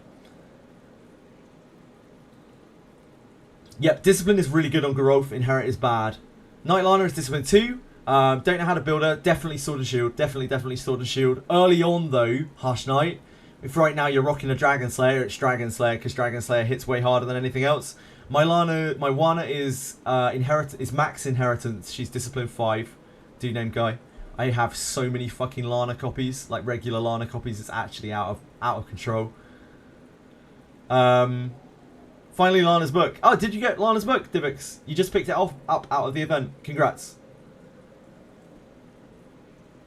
Defense, type reduction, element reduction, various attack buffs, equal to damage output. Yeah, in some kind of order. Whale. I mean, I have spent money on the game. Wana isn't as whiny. Wana isn't as whiny. That might be the best thing. That might be the best thing about Wandering Lana Bell. Her voice is much more tolerable. Yep. Her voice is much more tolerable. Standard Lana, no, unfortunately not, Sway Sway. So that's why generally you want to inherit your Lanas, because like if you've got Wandering Lana, if you plan on using Wandering Lana, you might as well just inherit all your Lana copies to her. Arguably, for players, especially free-to-play and low-spender players, regular Lana might end up being better in the very long term, because you can get enough copies of Lana eventually to get both like high discipline and high inheritance. But I think that's a fairly minor thing, because you're still generally going to want to be doing the inheritance first. The inheritance is so good. Some people, that's the most important thing. To a lot of people, I would say that's the most important thing. So many people get pissed at Lana's voice. What floors have the most adventurers? This gets asked a lot and I can never retain the memory. Where are the most adventurers in Abyss? One of the guild trials has a lot of them, but I can't remember which one. It's like the 31, 21? Managed to do it with level 50, 50, 40. Congrats, Duix. That's awesome. I'm really happy for you. I hate seeing people struggle on this event. It really sucks. So many people are like kind of depressed about it. Wana's fighter class change doesn't look like ass. I don't mind Wana's regular Lana's fighter class change actually, but I prefer her regular form. I think it looks much cooler. Waiting on the Japanese dub with English text patch. Maybe one day, Dice Onion, but I don't know. They don't seem to care that much about global players, so maybe we'll just never get it. They don't seem to hear us when we've been asking for that, because that has been asked for so many times. Wonder is better because she doesn't cry. I don't want to die. I don't want to die. You love her voice, really, Sway? Bronze trial. Thank you, Radius. So bronze trial for adventurers. Basement 5th for adventurers, says Harsh Knight. Might want to try one of those. I usually just do ship for adventurers as well. It's probably a bit slower, but you get loads of good gear from it. That might not be an option, of course, for anyone who has not cleared that far into the game. Benjamin level 4. Benjamin's a fucking beast, dude. Like, I tell this to new players when they come in by droves, and it mostly gets ignored. Benjamin and Elise are beast units. Like, you can discipline those bad boys up as well in a massive way that you can't really do with legendaries, especially as a free-to-play player. They should not be slept on. They are such good characters. Benjamin's a real beast. You love her voice. I think they take inquiries into account and probably ignore everything else. Yeah, I agree with that, Dorcamus. I don't think they pay much heed to our feedback from Global. But they do answer queries, at least, and they do fix bugs that we get. So at least we should be happy that we get that much. It's slow, but at least they do fix it.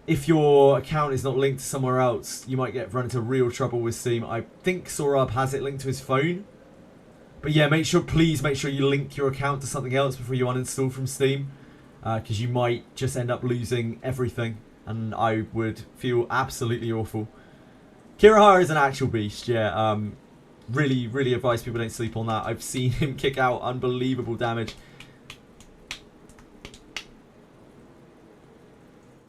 General, yeah, thank you, Plastic. General characters are non-legendaries. The ones that are still named, so the ones that aren't no name, basically like, you know, Elf Mage and Elf Pre and all of those guys. Does it matter if Lana is not 60 when changing classes? Not really, Divix. Not really, as far as we can tell. You could do it to, like, potentially future-proof something, but I don't know what exactly you would be future-proofing it for. Just as long as you've got all of the skills that you want to use on her, you can find a change her straight away. General characters refer to characters you can obtain from General Adventurer Bones. Sure, yeah, we usually use unnamed or no-name adventurers to refer to like Elf Mage and co. Kirahara's the ninja guy. Yep, yeah, level him up in Dispatch. That's probably the best way to do it. Game client is not starting, it's stuck on black screen. That sucks. Do you have it bound to a different device, Sorab? Yeah, you just need the password once. Indeed, Tazuki. Kirahara is better than Rine, no, but asterisk. If you are a free-to-play player or a low spender, Kirahara could definitely be better than Rine. Like, say you have a Discipline 0 Rine, if you have a pretty high Discipline Kirahara, that's going to perform a lot better in general than Rine. It's not going to be able to Moment of Finality, but it's going to hit a hell of a lot harder than Rine does. Legendaries get more from their disciplines, but you can still discipline named adventurers a lot more easily. Your general adventurers a lot more easily. Also, Kirahara's a human, which is a better type for it.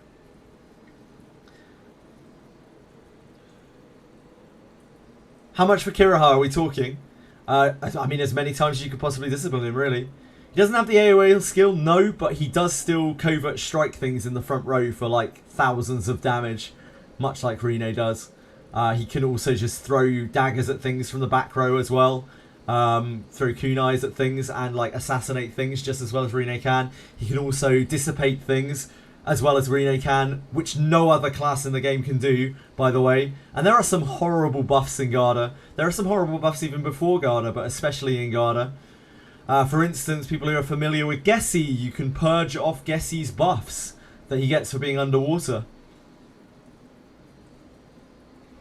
Do rate up characters get added up in the generic legendary pool? No, not yet, Harsh Knight. They say that they're going to, but we haven't seen it yet. Leveling Kirahara now, but I think it might be a waste. I don't think it's a waste. Even if you never end up using him, I think it will be useful to have that as an option to use. Kirahara is great, and Rine is good too. You can just use Kirahara and Rine together, by the way. A lot of the most powerful people in this game actually do use Rine and Kirahara together on the front line with Covert Strike. They use like an evil front line, because that's one of the highest front lines in the game. Yeah, Kirahara's a fucking beast, dude. Ninjas are really, really strong. So when people ask, like, what was the most chased banner? It probably was Rine, but, like, also, you can just use Kirahara. And you can just use both. It's just hard to break into because most people are stuck on Lana Front, Alice back, and will be forever because they're the most invested characters. And that's fine. But if you have a bit more freedom or you want to try something different, you can definitely run Evil Frontline with Double Ninja. It's super strong. Hell, you can run Double Ninja Backline as well. That's super strong too. Best limited character's got to be Rine, right? Retro? I'd say Rine. It's got to be Rine. But again, like, Kirahara is a total alternative to her. Took me like half a day to go from 0 to 60 on regular character. I think it might take me 2 to 3 days for Kirahara. Yeah, it's a long ass time. It's a long ass time. Most people will never be able to get a kunai or max level Kiraha. I mean, yeah, my Rine's still stuck on plus 10 kunais from the event that we ran before. I haven't had a single kunai from anything else that I farmed. Oh, it works on its own. I'm glad to hear that, Sorab. MC is good like yours and you're cooked. Not necessarily, Venom. You can run MC backline. Like, you can easily run MC backline. If you wanted to do something weird. Yeah, you can pivot your good to your back row. You can even run like Lana MC back row. I've seen that. It's not actually that bad. That's the hard bit, Venom. I have seen front row Alice in some very high-end builds. Where their Alice is like disciplined up the wazoo and just sits at the front with a Mace of Tumult and slaps the shit out of things. Which is kind of funny. But if you're not using Alice at the moment, there's just not really a great alternative, which just kind of suck for Priest. Most of those builds often don't run a Priest because they're just slapping enemies so hard. They're like very, very min-maxed. Some of them aren't even very high discipline. Some of them just deal so much front-loaded damage that they kill everything really, really fast. So not the kind of thing that I would suggest for the average player, but something that you can definitely keep your eye on for the future. And an indication of just how powerful those ninjas can be when they're frontline. They really, really truck. Just got finished power leveling Buchanan to level 60 in the Saurian dungeon. Need more enemy groups that give massive XP like that. Yeah, there are a couple of other leveling spots in the game, but they're mostly later on. There's a very good spot in the South Cave, which is like an event dungeon that you get on one of the routes. Is it South Cave? West Cave? That place is amazing. But it's a little bit tricky to unlock, and it's quite late on into Garden. Many people feel for Rene when she came out. Yeah, I think a lot of people went in on Rene, and I'm not really surprised. Spam, is Kiraha playable back row with daggers? Not really, Snorlax. Also, don't apologise for spam. Perfectly fine. I probably missed your question, and I apologise for that. That's on me. Yeah, please just do exactly that. Just repeat the question if I miss it. Might take a few times even, but please just repeat the question. Not really, Snorlax. It's okay. It's not the worst thing in the whole world, but it's not ideal. It's going to be very, very low damage. Too hot. Feasible. Blah, blah, blah. The priests get a good amount of HP. Yep, priests are actually one of the tankier classes in the game. They're quite beefy, and they get light armor usage. A lot of veteran players think Rune is super good. She's fantastic. Still by far the best legendary release, I would say. By like quite a long way. Not to a point where she's irreplaceable in any way, like in every way, but like she is definitely a bit ahead of the pack in my eyes. Game allows you to inherit a limited amount of skills. Idea of years. Yep, absolutely, absolutely. Started this game when you saw Rene's banner. She's a cool character with a terrible voice. Didn't get Wear the Warrior for Kiraha. You're regretting it now. Yeah, I think Wear the Warrior on Ninjas is pretty darn good. No worries, Brendan. No worries, man. Thank you for hanging out. I hope you have a fantastic night. And see you again soon. Yeah, he's awesome even without it, for sure. Kunai the only viable weapon for Kiraha? Nope, you can use him front row with a dagger, but it's a little bit awkward if you're using Lana, because both ninjas are evil. And probably all ninjas ever will be evil, most likely. Is there only one Mimic on Basement 8? Yes, there's only one Mimic on Basement 8, unless you get a random one from a trap. I don't even know if you can in Abyss 1. I don't think you can. I think it's only Abyss 2 you can get Mimic traps. Rene's voice is indeed super odd. Yep, it's super, super strange. 1 second. Just to check my Discord. No, we're good. Japanese voice is amazing. I know, Soy, I've heard it. It makes me so sad. I can't bear to switch to it for like farming because I know I'll just feel terrible the next time I want to listen to story. You kind of like Rene's English voice. You certainly are in the minority confection, but to each their own. Dragon Sword going to be okay at 1 star. Dragon Sword starts at 3 star. Dude named Guy, so it will never be 3 star. It will never be 1 star. I only have 1 copy for now. Good luck. Mimic on Basement 6. That is a viable alternative.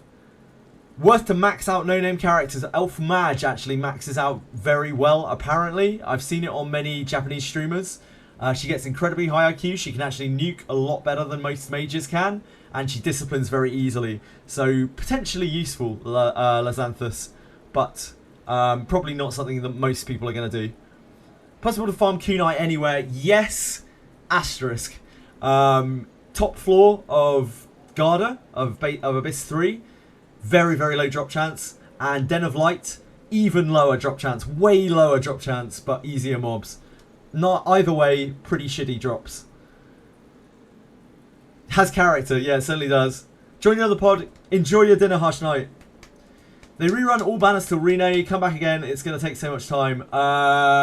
If they rerun all banners, then we'll get, assuming we're getting the same order, we're going to have a Benius, we're going to have Redbeard, then we're going to have Rene. So it'll be in about 5 weeks, but speculation. Total speculation. Prefer her Japanese side. Yeah, it's so much better, in my opinion. She sounds very strange. Yeah, it sounds like an old lady voice, almost. And the foreign accent doesn't sound like it's made by a foreign person. It sounds like a native English speaker doing a foreign accent, which I think to me, it just sounds really, really odd. Maybe everyone doesn't hear it that way, but I do. Hard to farm Mimic Scrolls. Mimic Scrolls? Sorry, I don't understand. Do you mean Mimic Secretions? It's not hard as long as you can find a Mimic to farm, which I think is Basement 8 and Basement 6. Yeah, you won't be seeing any for a very long time, I'm afraid, Axmon. Ninjas are very much like a late game thing. They need really good gear as well to survive on the front line. So both front row and back row both have their struggles when you're leveling them up. But I've seen people make use of it. Velmo here uses them. High drop chances Cyclops sentries. The farm spot is 4/7. Yes, but I wouldn't recommend that for the average person. There is a better route that Plastic and Narkai showed me, which is just killing 3. It's after getting good ending of Garda, you kill the you go and get the Harken on floor 10, and then from there you can run out and just kill 3 sets of mobs. Maybe grab a chest and run back, and I think that is the quickest in my opinion. Double ninja. Shit, I'm sorry that scrolled off. Double ninja. It's so good because of double critical odds. Yep, absolutely. Gets accuracy and evasion as his disciplines. Yes, he's a really good frontliner. He's a much better frontliner than Rene is, in fact. Kiraha is way better frontliner than Rene is. He is a human rather than an elf. Elves suck at being physicals. And he has a better discipline for it. He's got way more beef to him than Rene. So Rene isn't even strictly superior to Kiraha. You have 12 copies of Kiraha? Man, discipline that bad boy up. Level 35 Rene deals much more damage than Deborah. Yep, she will. I'm not surprised by that micro. Should I buy Lana Night Class Change Scroll? You certainly could. I don't know if it's a priority, but you never know in the future. At level 70, they might release some crazy crack night shit. So I'd say it's probably worth buying unless you are a free-to-play player and you really, really think you need those gems.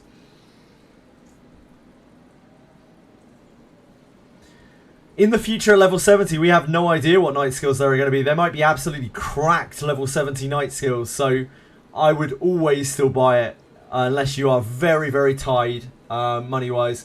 The podcast starts in about an hour. Retroverse.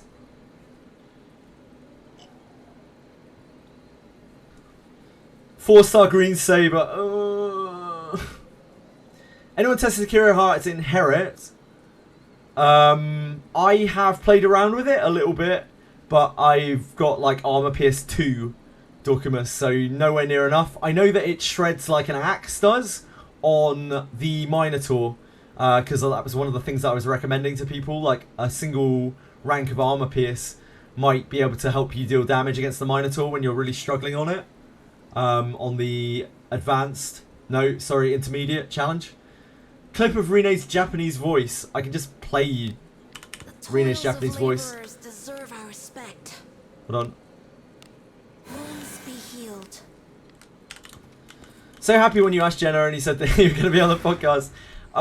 Guys, I was very close to crying on stream yesterday when people kept coming in and saying they were telling people, they were telling these big streamers to put me on their stream. I'm actually like, yeah, okay. So please don't set me off again. Fucking hell. It's so nice of everyone to do that. Totally uncalled for and unasked for. I just hope that they weren't bothered and badgered by it. I really, really appreciate it. Have gems to spare so you'll buy it. I think it's a safe thing to buy. It happens to everyone. Does Shinya cry a lot? I don't know anything about Shinya. He was really nice earlier though. Shinya was the one who answered me in the group chat when I asked questions. And he gave me really detailed answers, so he seemed probably quite a nice guy, I'm guessing. Don't vote me for president, I would not do a good job. How long until the podcast? Just under an hour. I'm glad you made it back safely. Ha! We did it. We took like 1 million fortitude damage, but we did it. The dispatch team did it. They got there. My first Abyss 3 dispatch ever. This is history. This is truly history. They did it. I've never been so proud of the team. Anything catch your eye? Never been so proud. Check the report. Oh, shit. I'm sorry. I should have. Yeah, I should have. Sorry. I can't check it now, can I? There's no, like, report history. I don't even know if I can put them back in because they took so much fortitude damage. That was Abyss 3. Yeah, that was the equipped up group for Abyss 3. No, that was Abyss 3. That one was Abyss 3. Yeah, I wish I had a report history. But that was Abyss 3. You could see the Crimson Wars come out of it. Welcome. For anyone who doesn't know, I've neglected my dispatches in this game for a very long time. I always tell people not to neglect their dispatches, but I actually completely neglect my own. I only just geared a dispatch team yesterday. I think I can put them back in. I don't think their fortitude's too low. We'll see if they can do it again. As you wish. It was Eulalia. Stand ready. Eulalia, Viviana, Fine. Elf Match, and Fleet. So you do need my powers. I did it, everyone! I did it! I did my first Abyss 3 dispatch ever. Thank you. I know. I'll be teaching a masterclass on it, don't worry. I'll be making a YouTube video on that. It must be so painful for like Dorcamus and Dark Chaos and Plastic and like a billion other people to watch me do dispatches. Must be so painful. Dispatch characters are stuck at level 20. Feels like a waste to grade them up. It's not a waste. Trust me, Axmon. Again, do as I say, not as I do, please. One rule for me and another for thee. Like, dispatches are so good in this game. They give you so much. When you're starting out, obviously your tags are gated, but when you do start getting spare tags, please do like raise up your other units and give them gear and send them on dispatches, because like the amount of shit that I've missed out on over 6 months, I think, from not doing the dispatches, from being too lazy and just wanting to run around dungeons, it's probably a crazy amount. Don't be like me. Don't be a moron. Please don't neglect your dispatches. Please. Party formation is Spare tags. I mean, it is whale stuff. Legitimately at the moment. If by whale you mean having played for 2 or more months, then yeah, it is whale stuff. I feel really bad for people who are like gated on the tags. I didn't feel too bad for them before because it was like, you know, it's like whatever, you'll get there eventually. But with this event that's running right now, I feel super bad for all the new players who are gated on tags. It just feels so bad. Like, they deserve... I feel like they really deserve better, you know? I have a... Thank you, Stu. That's super kind of you. Thank you so much for subbing. I really, really appreciate it. you are an absolute hero, and I love you very much. I hope you're having a fantastic weekend.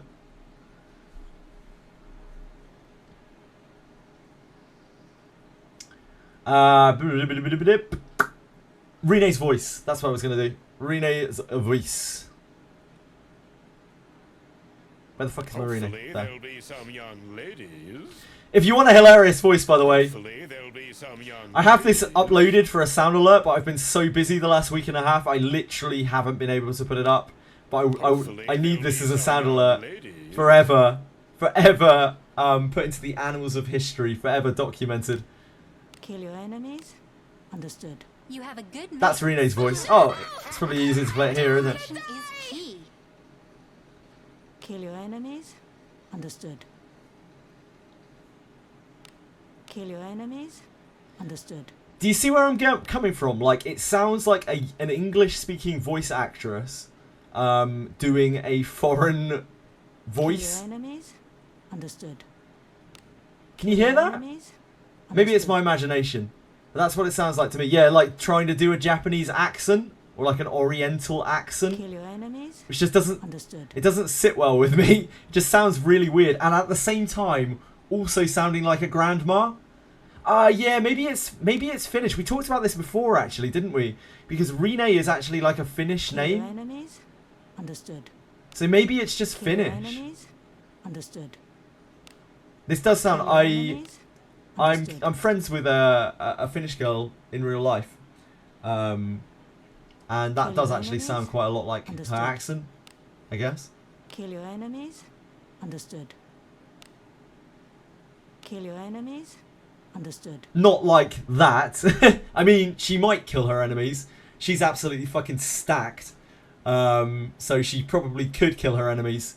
But Kill no, your not exactly enemies. like that. Understood. Kill your enemies. Understood. Do you not think the twang is the same? Kill your enemies. Understood. Maybe not. Maybe I'm just hearing things now. I've lost my objectivity. I've been biased.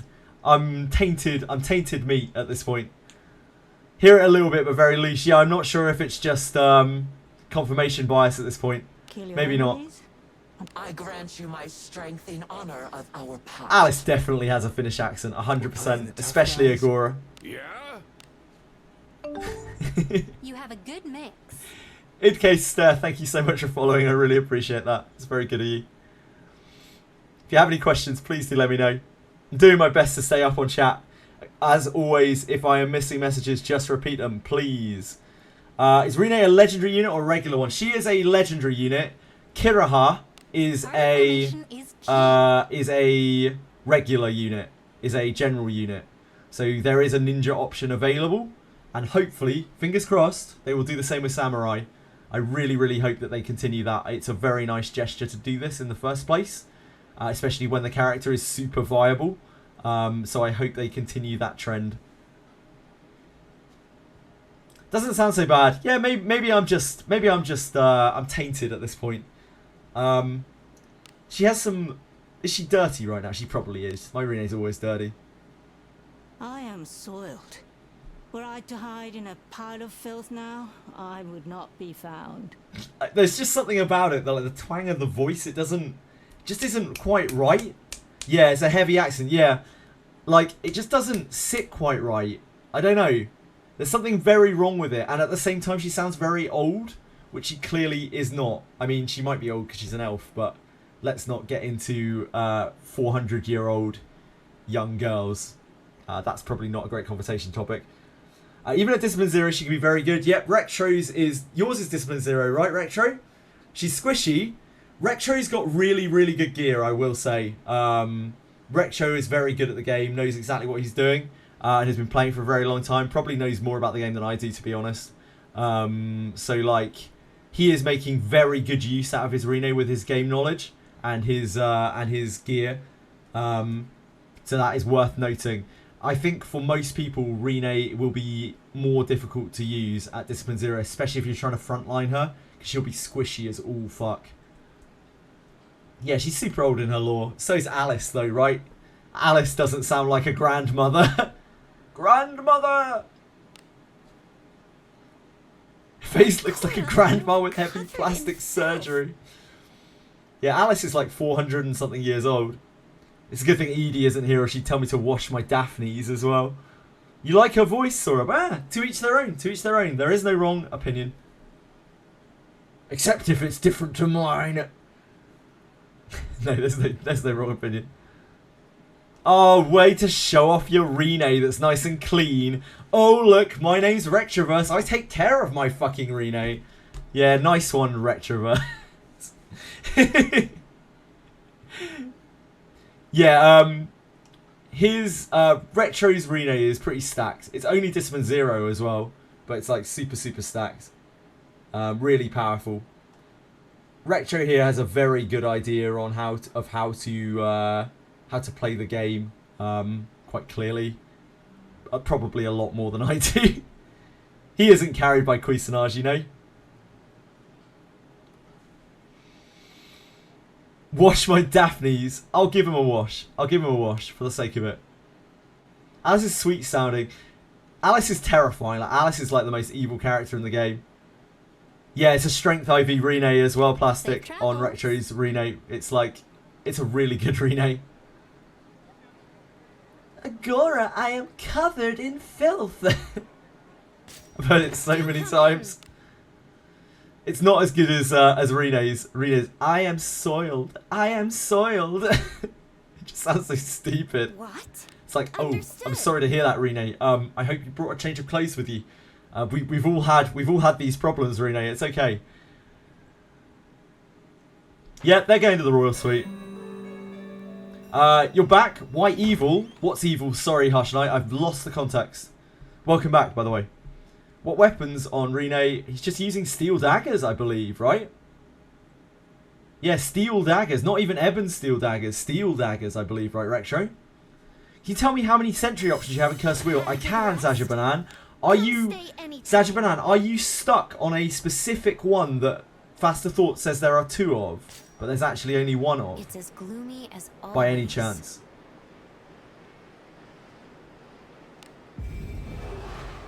Because there was an error on Faster Thoughts that was mistranslated.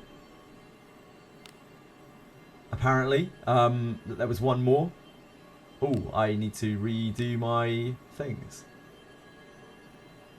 Apparently. Identify the mastermind. Not spotted, not spotted, not spotted. So there's 4 here in 3rd floor.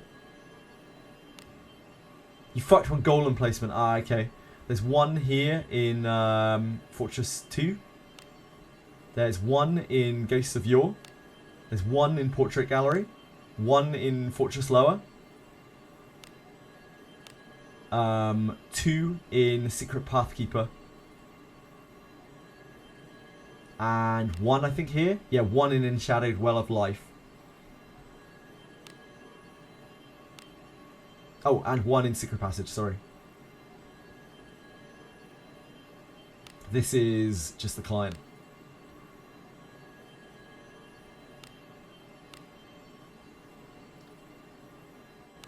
Oh, sorry, I missed these 2. No, I didn't. They were open and I closed them. In my infinite wisdom.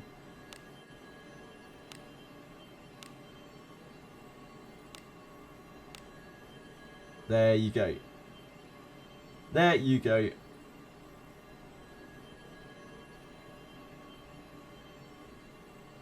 That is all of them, I believe. Should I use my free gems to get a Cuisinart for your fighter Lana? Is it game changing if it can't be +10? It will be +10. Cuisinart starts at +10. So it always starts at 1 out of 3. Axamon. And yes, Cuisinart, even if you roll a 1-star white Cuisinart, and you never take it further than +10, which is likely, most people will not, it will still be the best weapon in the game right now in most cases. Not all, but most.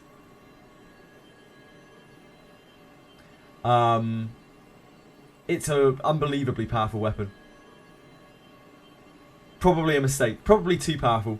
I kind of wish that it was not in the game, and I know that sounds stupid coming from me when I have them, but like, I kind of wish it wasn't in the game. don't think it's a healthy thing for the game, and I'm glad they haven't made really broken gacha shit since. It's probably a good sign for the health of it. IVs are hard to check. They are a hidden stat. The only way to check them is to compare yours to someone else of a similar level. Ideally, you want to do it at level 1. That's probably the easiest way to identify it, but you can identify it at later levels too. Sometimes you can identify it as at a glance because something really stands out, but usually you need to compare them side by side. Next round, they're going to release a 4-hit sword. They have not released any additional hit weapons since. I guess kunai. Kunai is a 2-hit ranged weapon, but aside from that, they haven't released any extra hit weapons, let alone gacha ones. What should I do with red coin collab summon? I have 80 points. Which one is red coin, Edel? Can you say the name of the event, please? Or the characters that you're pulling from? How does one get a Cuisinart? Yeah, it was on the Wana banner, indeed, Harsh Knight. I think the redeem is still up for Wana. I think the redeem is still up for Wana, so you can still exchange it if you have the tokens, but the Wana banner's already gone. Iarimas banner. If you have 80 on the Iarimas banner, no, do not get the sturdy staff. Do not get the sturdy staff. That is awful. Do not get that. It's not as bad as the Black Rod, but they're both just shockingly bad weapons unless you can like max them out. Honestly, Edel, my advice would be to try to get enough pulls to get to 100, because 80 is a very awkward amount, but I know that's probably not possible for you. So probably take the legendary bone and just suck it up. Suck up the 20. The 20 is kind of useless. Sturdy, if you've got it maxed out, is probably a perfectly fine weapon. But like, if you've got like a really good version of it maxed out, but that's not a reasonable thing for most players. From like almost all players. Can you chill out for the last 2 pulls, otherwise get the legendary pull? Yeah, it's really that case. If you can find the gems to pull more, you probably go to 100 and you redeem a copy of your favourite of those characters. But otherwise you just hit the legendary bone.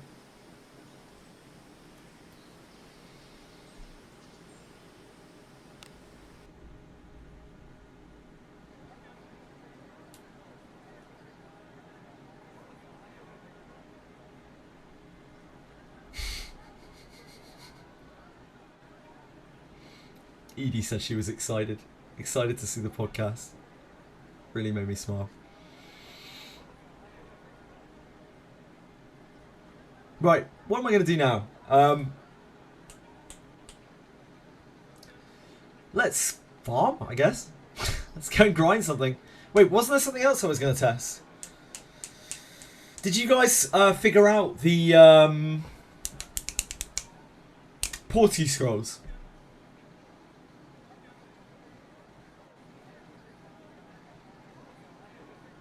Yeah, but Rector, you worked hard to get that gear, mate. Like, you put in the hours to get that gear, and you put in the knowledge to be able to sort that gear. So, I don't think it's fair to say carried by gear. That's like saying carried by level. That's like people being like, oh, I'm carried by being level 60. It's a good thing to draw a comparison to, because other people otherwise might wonder why their shit doesn't do as much damage or whatever as yours does. But, like, I think it's okay to be carried by gear in this game. It's such a big thing. Yeah, everyone is carried by gear, except people who aren't. Your Display 5 Rene will almost certainly be better than mine, Rezu, but it might not be as good as Retroverse's Discipline 01.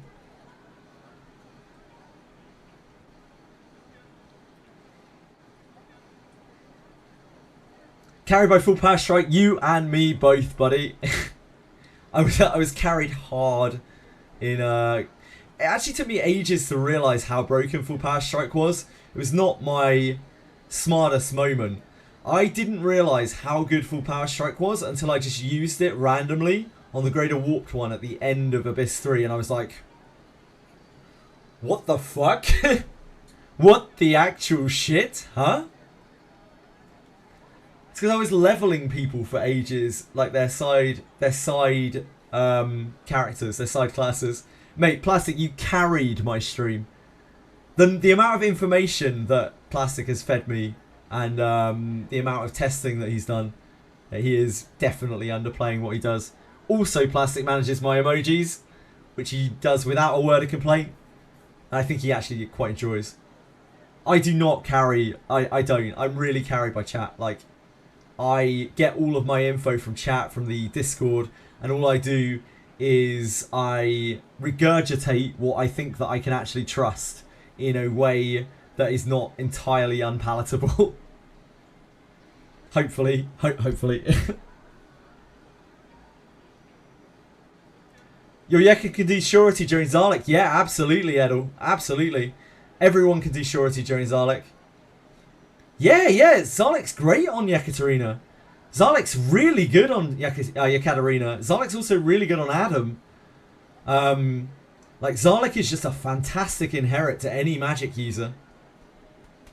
It's the best nuke in the game. Hands down. It's kind of like Astral Break. Right? This ability is very, very similar to Zalek in lots of ways. It's the opposite type. It's physical. It uses skill points. But in terms of what it's doing for other classes, for other characters, it's insanely good.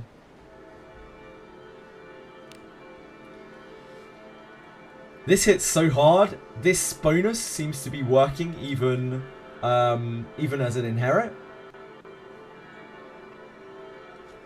It bypasses defense still.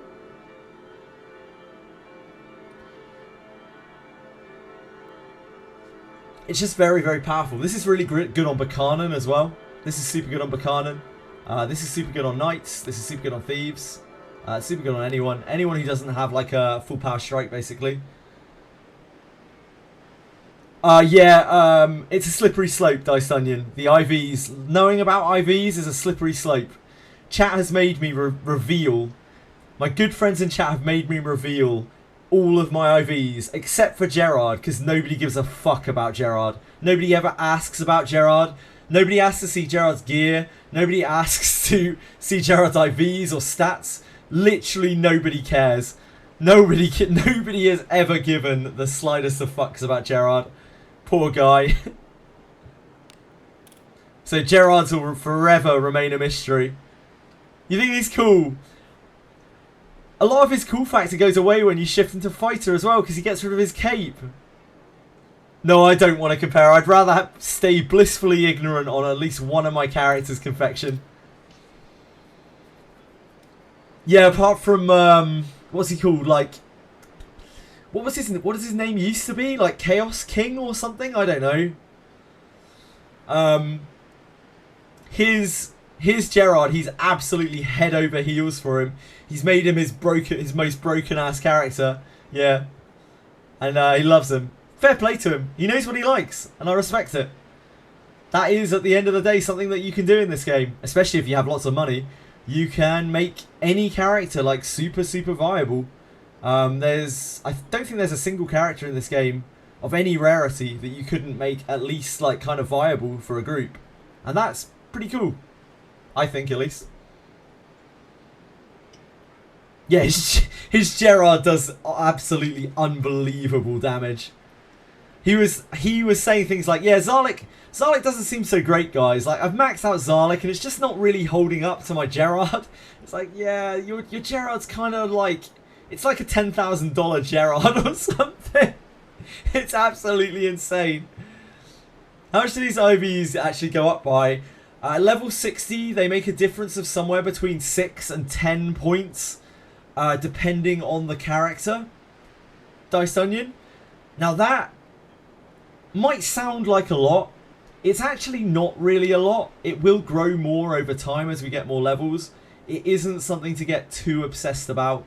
Gear is what makes the biggest difference in this game. At like maxed out gear, two people side by side, those IVs are going to matter like a little bit. They're going to matter a tiny little bit. But for the average player, it's just not something you need to worry about. It's really not that big of a stress. Ideally, yeah, get your IVs in the right place. But if you've missed it, or you can't be bothered, just don't worry about it. It's really not the end of the world. Gear is where all of the stats are at. Gear is huge. Bonus points are the same, yeah, bonus points are the same. And always remember that you are usually gaining something out of whatever IV and bonus points you've got, even if you're not gaining maybe the most optimal thing. So yeah, just don't stress, it's not worth it. It's a game. To unlearn knowing his gross IV. I actually don't care that much, Plastic, believe it or not. Maybe it seems like I care, but I don't really care that much at all. I think it's kind of funny to point out, if anything. It's like, I put that much investment into that character and he's got like the most dog shit thing he could possibly have. It's kind of funny. It's deserved. It's deserved. Logging in on the old rolls, re-rolls, and the daily supplies work retroactively on days I didn't log in. Yep, it goes for up to a week. This game is quite friendly in that respect. The dailies, they give you something doing the dailies, but they're not the end of the world to miss. I'm not going to be able to check out that Rene's thing. Can you relink that, please, Radias? You can save up your logins for a week, for an entire week. So it's really quite friendly in terms of just like regular logging in. One of the players frustratingly plays this game because it's too hard. It is a very, very hard game, Edel, without a doubt. For most, certainly Gacha players, they have a really rude awakening when they start playing this game. Now, hard is a weird term because it's not like mechanically hard. It's like you actually have to like think about what you're doing, and the more you think about what you're doing, the easier things are, both in terms of managing your party and the actual options that you choose in battle. It's never going to be like CSGO kind of skill levels, right? It's not that type of game, but there is definitely a difficulty to it.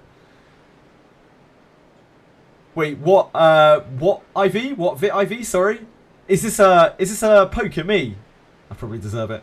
Heard that they might do garbage and the Elf Priest Ainiki, right? Part 2. That is pure speculation. I wouldn't bank on it, but I'd say there's probably a good possibility that in the future they run another chapter of the collab. Probably not soon. I imagine they will line it up with a very big release of theirs. Maybe the anime release, because there is an anime coming out for Blade and Bastard, or Wizardry. Breathing the hopium of Geralf getting an alternate style to merge.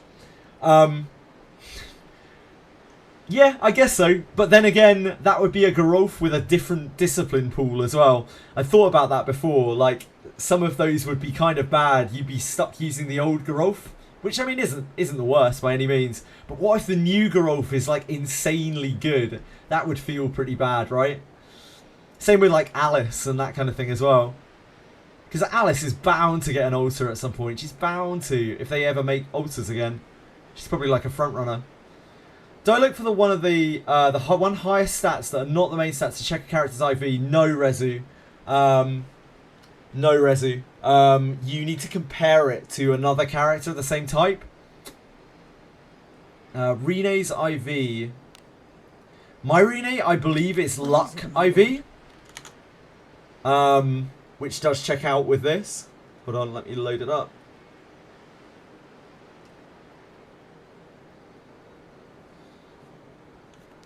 So, my luck is 5 points higher.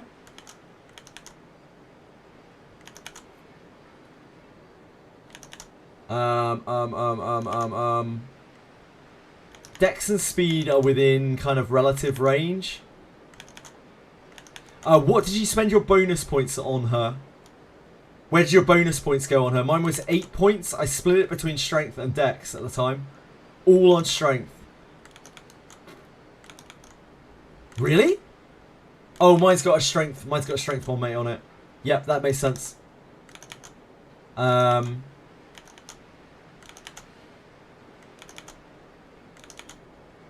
Dex. It's Dex. It's 100% Dex. Radius. So not bad at all. Around June with a new book. Your guess is as good as mine, Scrag.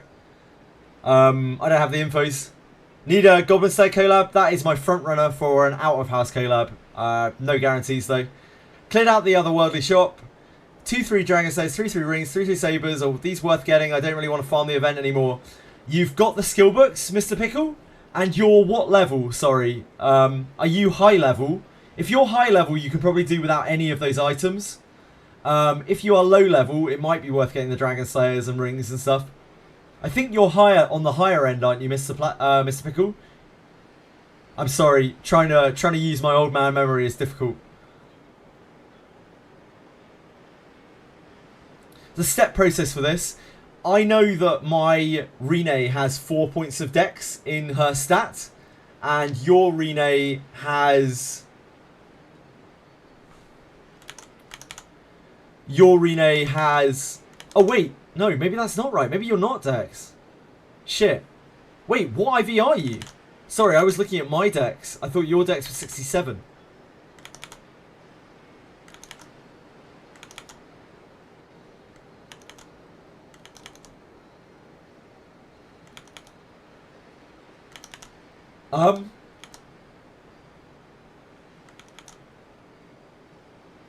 I don't know. I don't know what your IV is. I actually have no idea. Can anyone see it? Hold on. How many bonus points did you have?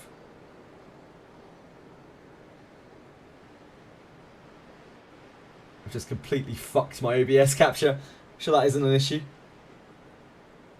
5, thank you, thank you. Oh, your strength. I think... No, you're not. No, that can't be right. No.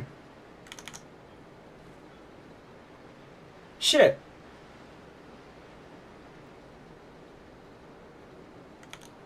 You think it's IQ? I don't think so. My IQ... You think... Well, 1 IQ difference. I think that's just variance, isn't it? I don't think it's IQ. It doesn't look like IQ or piety to me. Like, mine's definitely luck, right? So where is his? Like, my dexterity is 4 points higher from points. My strength is 1 point lower, because mine was 8 points. But I've got a bondmate on. So he has 1 more strength.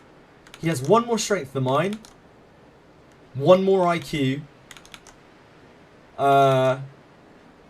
Oh, it's vitality, isn't it? It's vitality. It's vitality. Because this is a very low number. I think it's vitality. And no IV is a thing. It's either vitality or there's no IV, yeah. Oh, I'm sorry, man. I wish I'd never looked. I wish I'd just not looked again. And just imagined that it was Dex. It might be no IV, yeah, it might be no IV. Which is really bad. Like, no IV is super bad, right? Took advice from that Reddit post. Who did? Sorry. And again, apologies if I'm missing messages. Please just repeat them. If you don't know the character's base stats, you can check out their character on the Gamerk page. Yes, you absolutely can. Why does it sound... It sounds so bad in my head every time I say it. Gamerk. Gamerch. Gamerch? It doesn't make it sound better. For fuck's sake. Yeah, his vit is only 2 lower. That is within variance. So it may just be no IV. The 5 luck is my IV, Dorcamus. That's my IV.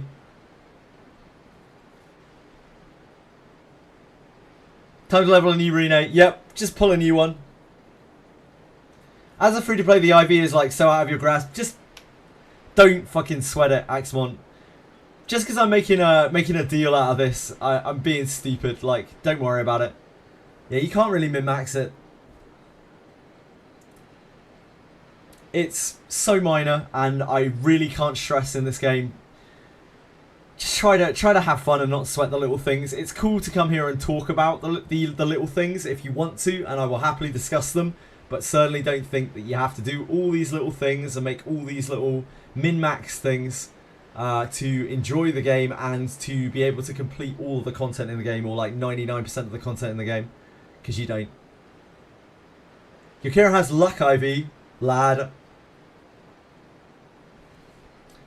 Yeah, IV is usually just choosing between 2 characters. By all means, we can always do a comparison on characters, and you can pick the one that is more to your tastes in terms of IV. I'm always happy to do that kind of thing. but don't feel like you have to do that, or that it's going to screw your character over if you don't. It's just not worth it. Yeah, you've got to re-roll every banner. You've got to pull every time until you get... Every banner you have to pull infinite times until you get a 10-point perfect IV unit. Yeah, it's pointless. Otherwise it's pointless to level them up. That is what I've heard. You guys are definitely on the right page here. Completely pointless. 10-point unit fit IV. I did see someone who got a 10-point unit, but had like an IQ IV on a physical DPS, which is worse, by the way, probably than a 5-point unit with a good IV.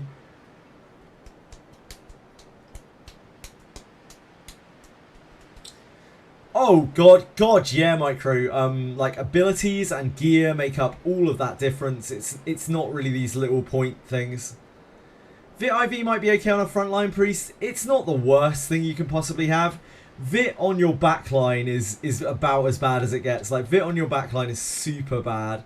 And by super bad, I mean a very minor inconvenience. Because I do love to exaggerate. Behind the Reddit post, the Vit Reddit post. My Lana Veil, I think, is full Vit. I'm pretty sure I put all of my Lana Veil's points into Vit at the start. I'm pretty sure I full Vitted my Lana Veil. I don't remember entirely, but I'm pretty sure I did. I think a lot of people probably did. Yeah, mate. Max Vit on everything. How can you go wrong? If you have max Vit on everything, then it will never die.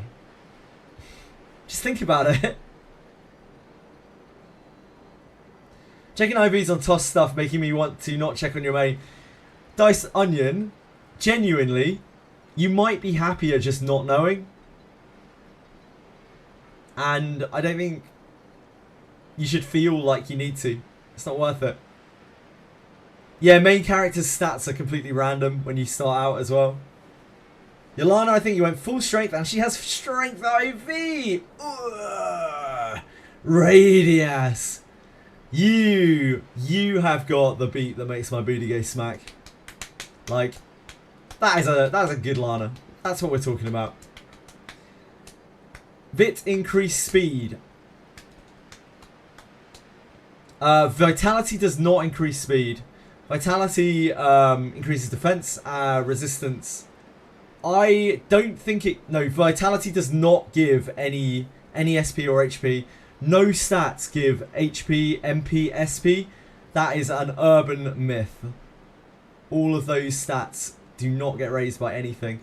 Again, which is why race is so important in this game. Race is a big deal in this game. If you cast changes IV carry over... I don't know, Plastic. I assume it does. I assume so, but I don't know how to... I do not know how to check that. 75 strength, no bomb, mate. Strong ass Lana. I know Dark Chaos. I know. So it's probably bugged. But then again, the Adventurer Bones in this game say that they're going to add the Legendary Adventurers to the Adventurer Bones, don't they, Dark Chaos? So it's not like they haven't lied to us before. You got 8k gems now, Waking Clouds. Nice! 40 pulls. Don't spend them all at once. That's what, like, 4 months. 4 months of revenue.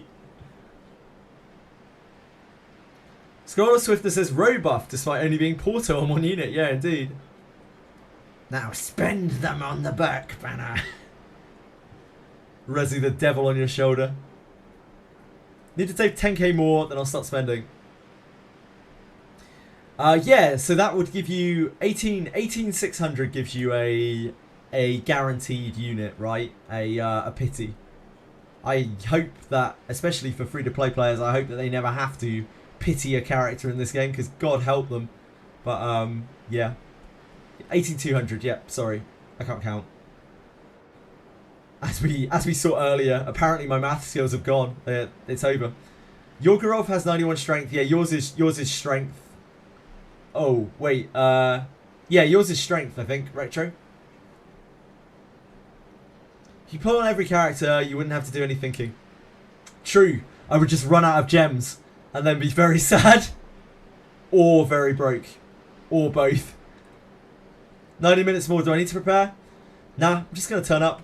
That's what I asked. I asked them, I was like, do you want me to prepare anything? I don't want to let you guys down. I want to be able to provide to you whatever it is that you want me on the stream for. And they said, nah, just bring whatever.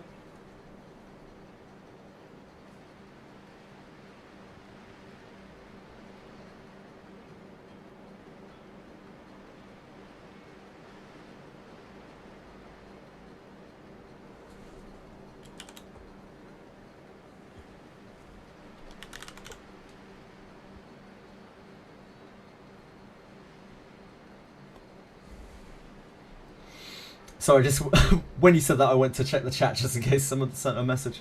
But yeah, nobody said anything, so I am just kind of chilling. The one thing that I have loaded up is the interview, because I feel like that is probably going to be one of the most interesting things to discuss, because I imagine none of them have ever seen that interview or have ever looked through it properly. That interview is like one of the greatest portents that we have into everything that we know about the game and why it's designed the way that it is, etc, etc, etc. Jenazad has seen it. Fixed income, not counting events. Yeah, it's like you have just under a temple a month, and then you have some guild points on top, which you can spend on gems or you can hoard for a legendary adventurer. Got the link? Yeah, absolutely. Hold on. It's not a video. It's a reedy article. It's for the old eyes and fingers. Hold on. It's also in Japanese. But this is one of the most fascinating things that I've ever read about this game. And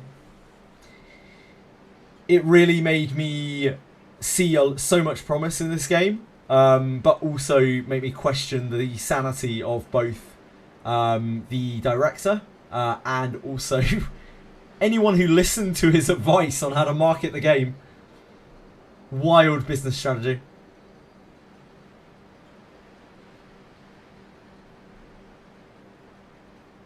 Normal bones, no, there's no place to farm normal bones. You can get about 20 to 30 normal bones a month through a combination of... Okay, they're not all like legendary potential bones, but a combination of mausoleum and respawning bones. There is a guide to respawning bones on Faster Thoughts. There is also a guide to mausoleum on Faster Thoughts. Mausoleum might not be something that you're able to do immediately. It's not end game stuff. You can probably do it at lower levels if you're very devoted to it. So it is something that you can certainly do. Yeah, you could probably do it, Rezu. Your account's pretty stacked, dude. Like, your account is probably stronger than... I wouldn't be surprised if it was like 99% of other players who started at the time you did. So I think you should be alright. There's just a lot of instant death stuff in there. So be careful. And you're going to lose all your fortitude as soon as you go in there too. This week's podcast on my end got hijacked by Switch 2 news.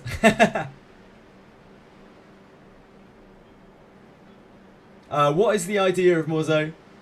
Reschedule the sim? That's all good, Scrag. It's absolutely fine if you want to reschedule. I'm not bothered at all. It's totally up to you. What's the idea of Mausoleum?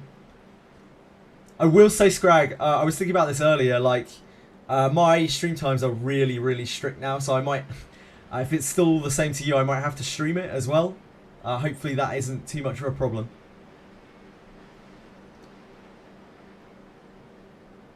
I've done the first dungeon floor, met the spinning girl boss, and started farming salmon in case, still doing it.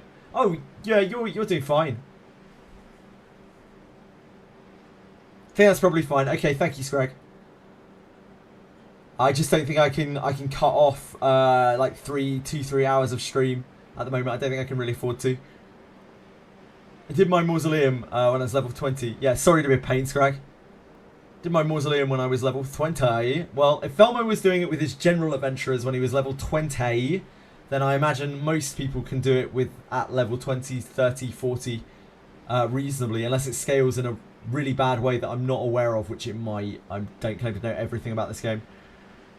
Time to go even deeper on the K-Lab banner with the old account with all the Apologems. Oh, with the old account with all the Apologems. Good luck. Good luck, Dice Onion. Hope you have fantastic luck with it. Mausoleum is a way to ensure players have access to all named adventurers. Yeah, indeed.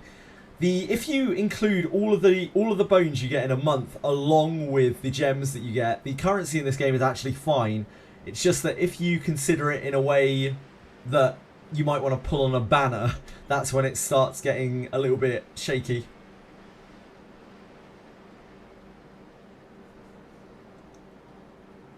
Farm General Adventurers there. Oh, yep, from Mausoleum. Yeah, Crucible Mausoleum every 2 weeks. You can farm 4 to 6 General Adventurers from there. What's up, Edel? Does it scale? I'm level 60.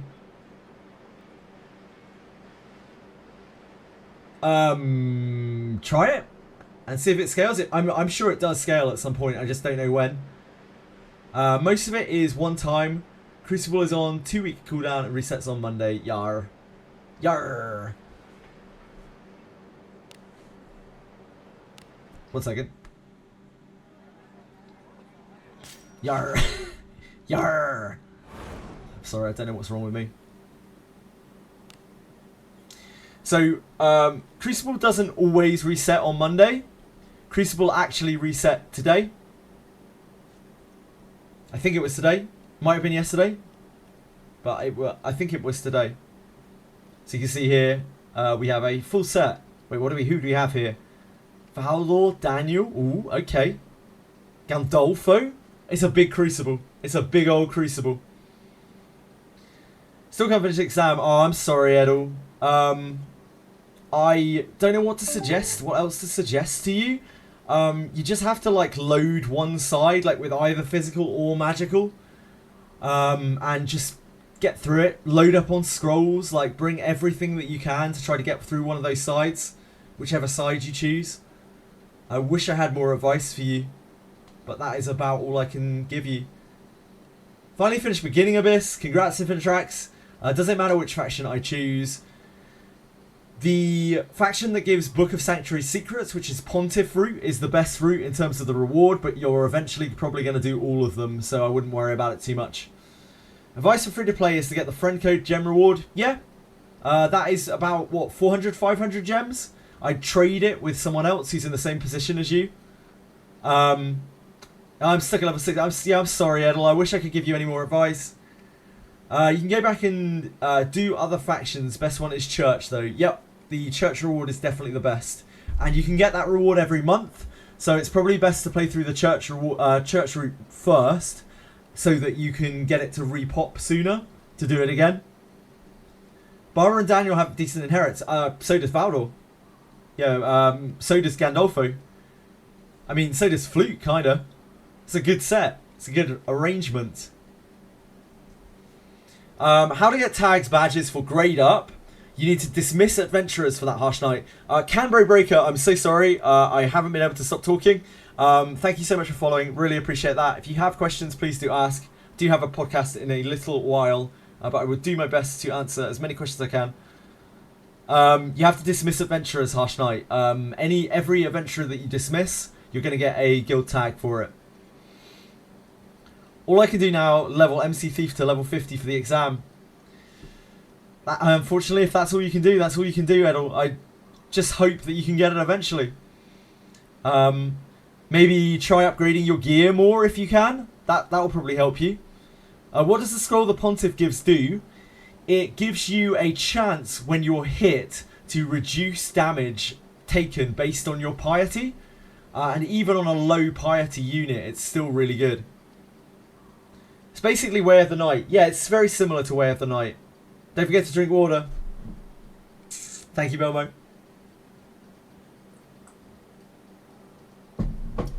Really good for everyone. Yep, really good for everyone.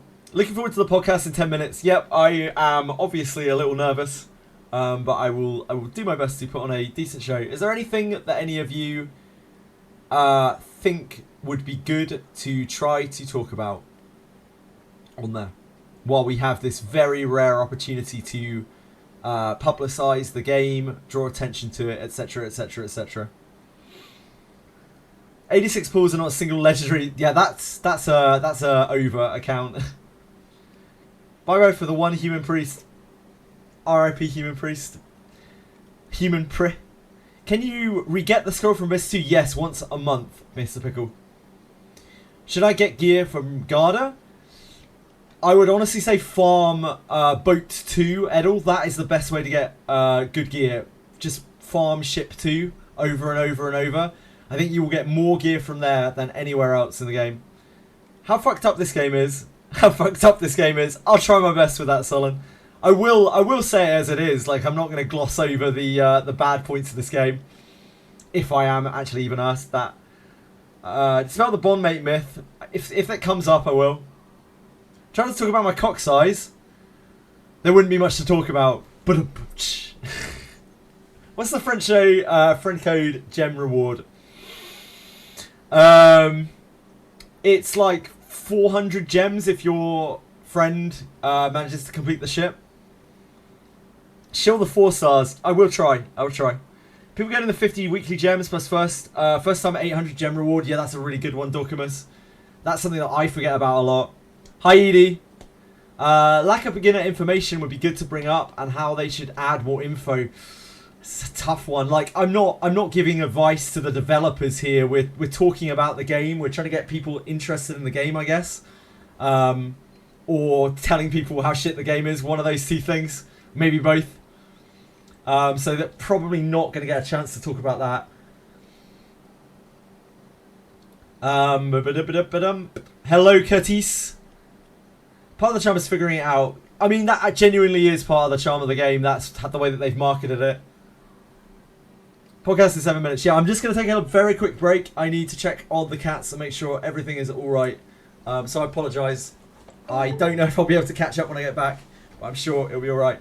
Thank you, Threes Ray! Very kind! Appreciate you! Back in a moment!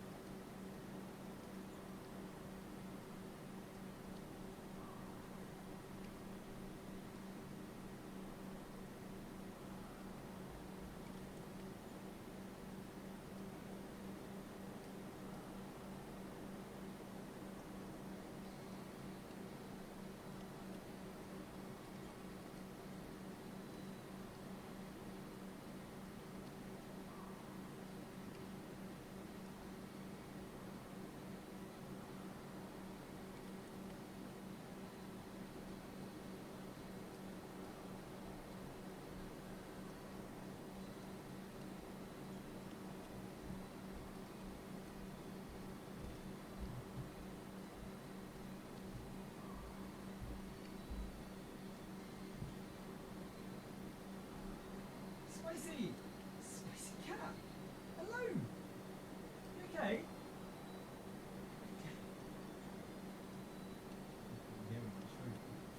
Just realised.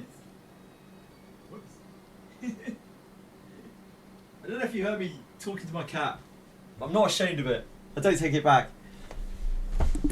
Hello, guys. Yeah, thank you, Freezo Charles. Very kind of you to follow. Really appreciate it. Old Castle Ruins? Yes, definitely could try to do that. Hold on, I have a Discord message.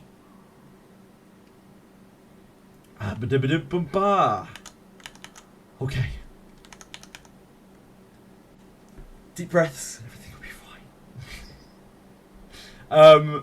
If I miss any messages, please, yeah, just repeat them. You want to check and see if the inherit is good.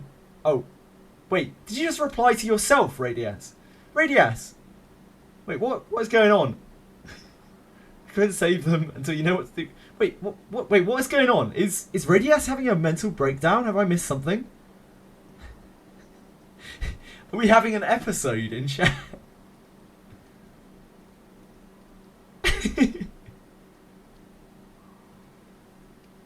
What is going on? What's happening? What have I missed?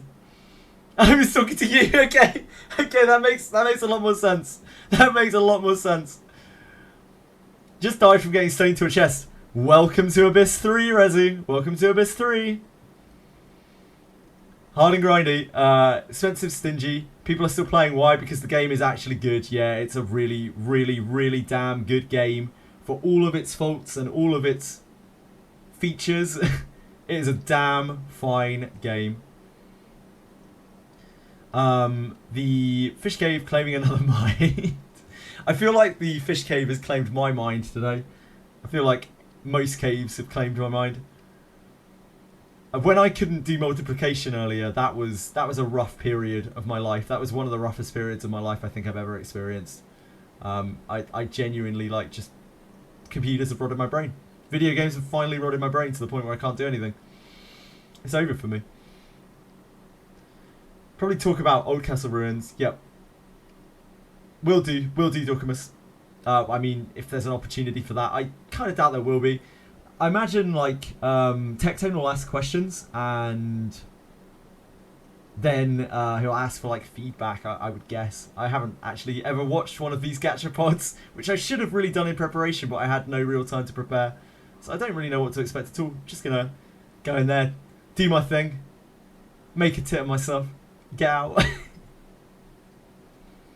This is why you don't smoke the plants you find in chests. Very good advice.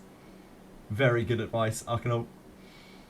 Just generally, just don't smoke things. Like, if you see it, you probably shouldn't smoke it. That's a good guiding rule. Thanks, Dorcamus. I really appreciate that. It's very kind of you. I don't really know the process of how this is going to start or anything like that. So I am just as... I'm probably more clueless than any of you are. I bet you guys have seen these pods before. I haven't even got that far. Oh, I will. You know me, Alex. I've done a lot of public speaking and stuff before. I'm not too worried about that bit. I'm more worried that, you know, I'm not gonna have the information that they want from me because I haven't known exactly what to prepare or anything like that. And, you know, I mean, I can give my opinion on the game. Maybe that's all they really want. Maybe that's enough. Infinitrax, is the new unit good? The new unit is a very good skill book, at the very least. He is good for teaching another character Astral Break. But, aside from that, the character could be useful. You could use him, and he would be alright. But I currently don't think that he is, like, far and away the most busted thing in the game, unless his Astral Break is a lot better with the speed boost than I think it is, which I would love to test, but I do not have a copy of him. It makes me want to get a copy of him, but unfortunately, you know, everything is super expensive in this game, so we'll see. Water bottle. No, I'm not worried about that at all. I can enunciate when I wish to. Water bottle. A bottle of water. Madam, your water bottle. From my own testing, action speed is too unknown of a parameter to say good or bad things about it. Yeah, it needs a lot of testing, I think. Stop! What am I stopping, Edel? Stopping doing voices. How many evil adventurers am I gonna revive? Good lord. Probably quite a lot. There's also some wonky things happening with speed stacking from different sources. Yeah, I'm not sure exactly what's going on with all of that. I really kind of want him to test, but like, yeah, it's tough. Pulling for things on banners is tough. Where can I grind mage daggers? Yes, ship 2 is probably your best grind spot for mage daggers. I'm not sure why you want mage daggers. Why do you want mage daggers? What is it about mage daggers that's got you popping off? You got Gaston. Congrats, Arkin. You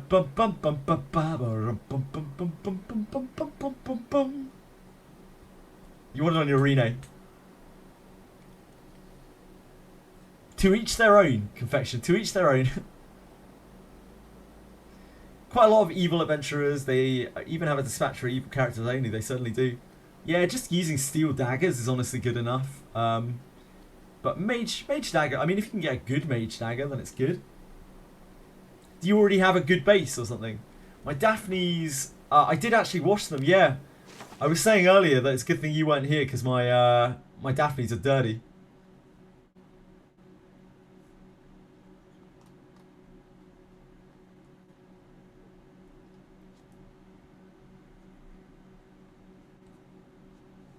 I know you would. I'm aware of that. I guess I'm going to put the music back on for now. It looks like we're not ready to really roll right now. I don't know exactly when.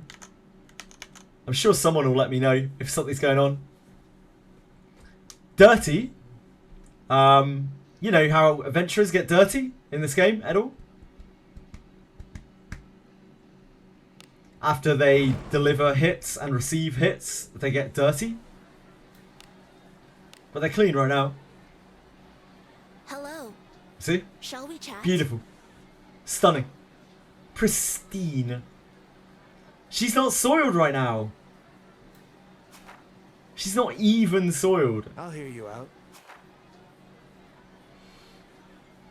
What is it? Look, I don't have Buchanan.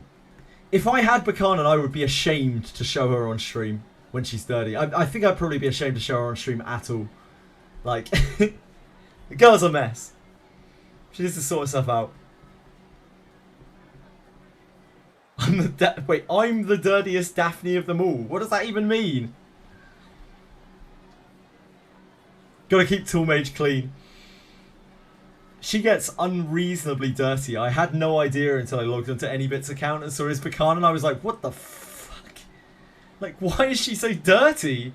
What the hell is wrong with her? The other characters get like a little bit scuffed around her face. And it's like she's just rolled through mud, mostly in her cleavage. It's like someone had way too much fun with that character design.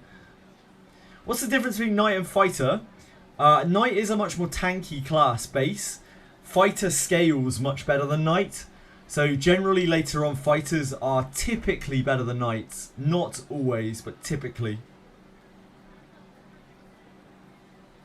Wait, I ignored your expression of love? When did I do that? Help you clean, Reno.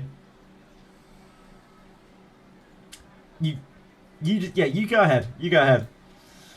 Just jams mud directly into her chest. It's just like, oh, I've struck my opponent. Oh look, my boobs are all fucking muddy again.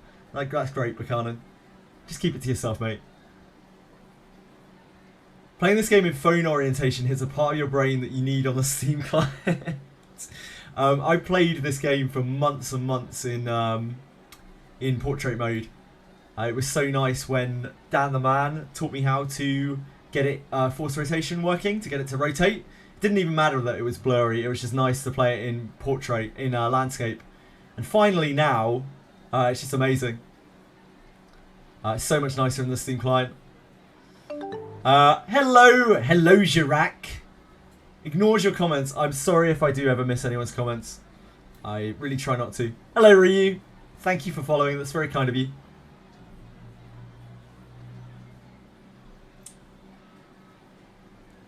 Knights have they also have very poor stat coefficients. Dark Chaos. Love portrait better if I was able to put a game on a small window while working. And a small window while working. Oh, I see. Yep. Tried emulators, but they're buggy. Yeah, emulators are trash in this game. Once you've gone Steam client, it's very hard to go back to emulator. I didn't realize how laggy and buggy emulators were for this game until after I played the Steam client, and I was, for like a week, I was high on life. Just like, this is the best thing ever. This is the best thing I've ever seen. They're all shitposts anyway. Nothing you do is a shitpost, Shrek. They're all...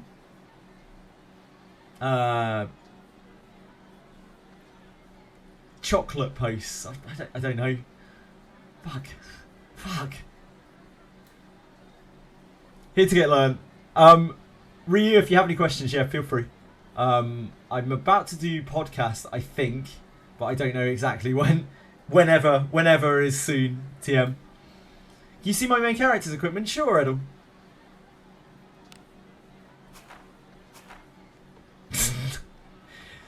This is, of course, the weapon that I use for all content. It is an excellent weapon.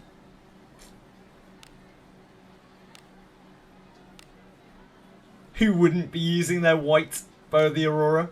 Forgot about that. Forgot to switch that back. Fish Cave on emulator. Would probably be fine. Diced Onion, that's probably not too bad of an area. I had to restart before I soft locked the tutorial. Oh, wait, what? How? How did you do that, Arcanal? Had to head out, enjoy your podcast. No worries. Thank you, I will try my best to break several legs. Hopefully just my own, Scrag. Type of class changes you should you class change early for better stat spread in your desired class? Nope. Don't need to worry about that. Class change after you've got all your class's abilities. White bow. Yeah, white bow is just so OP. Can also switch it out for the green spear. We were just testing earlier. That's the only reason why I've got that on there.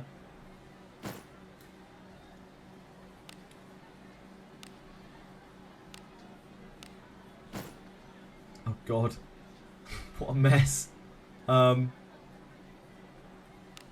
Wait, why do we have that scaly leather hat in our inventory? What's going on here? I don't know. It's quite a good hat too. Oh. Hold up. Hold on.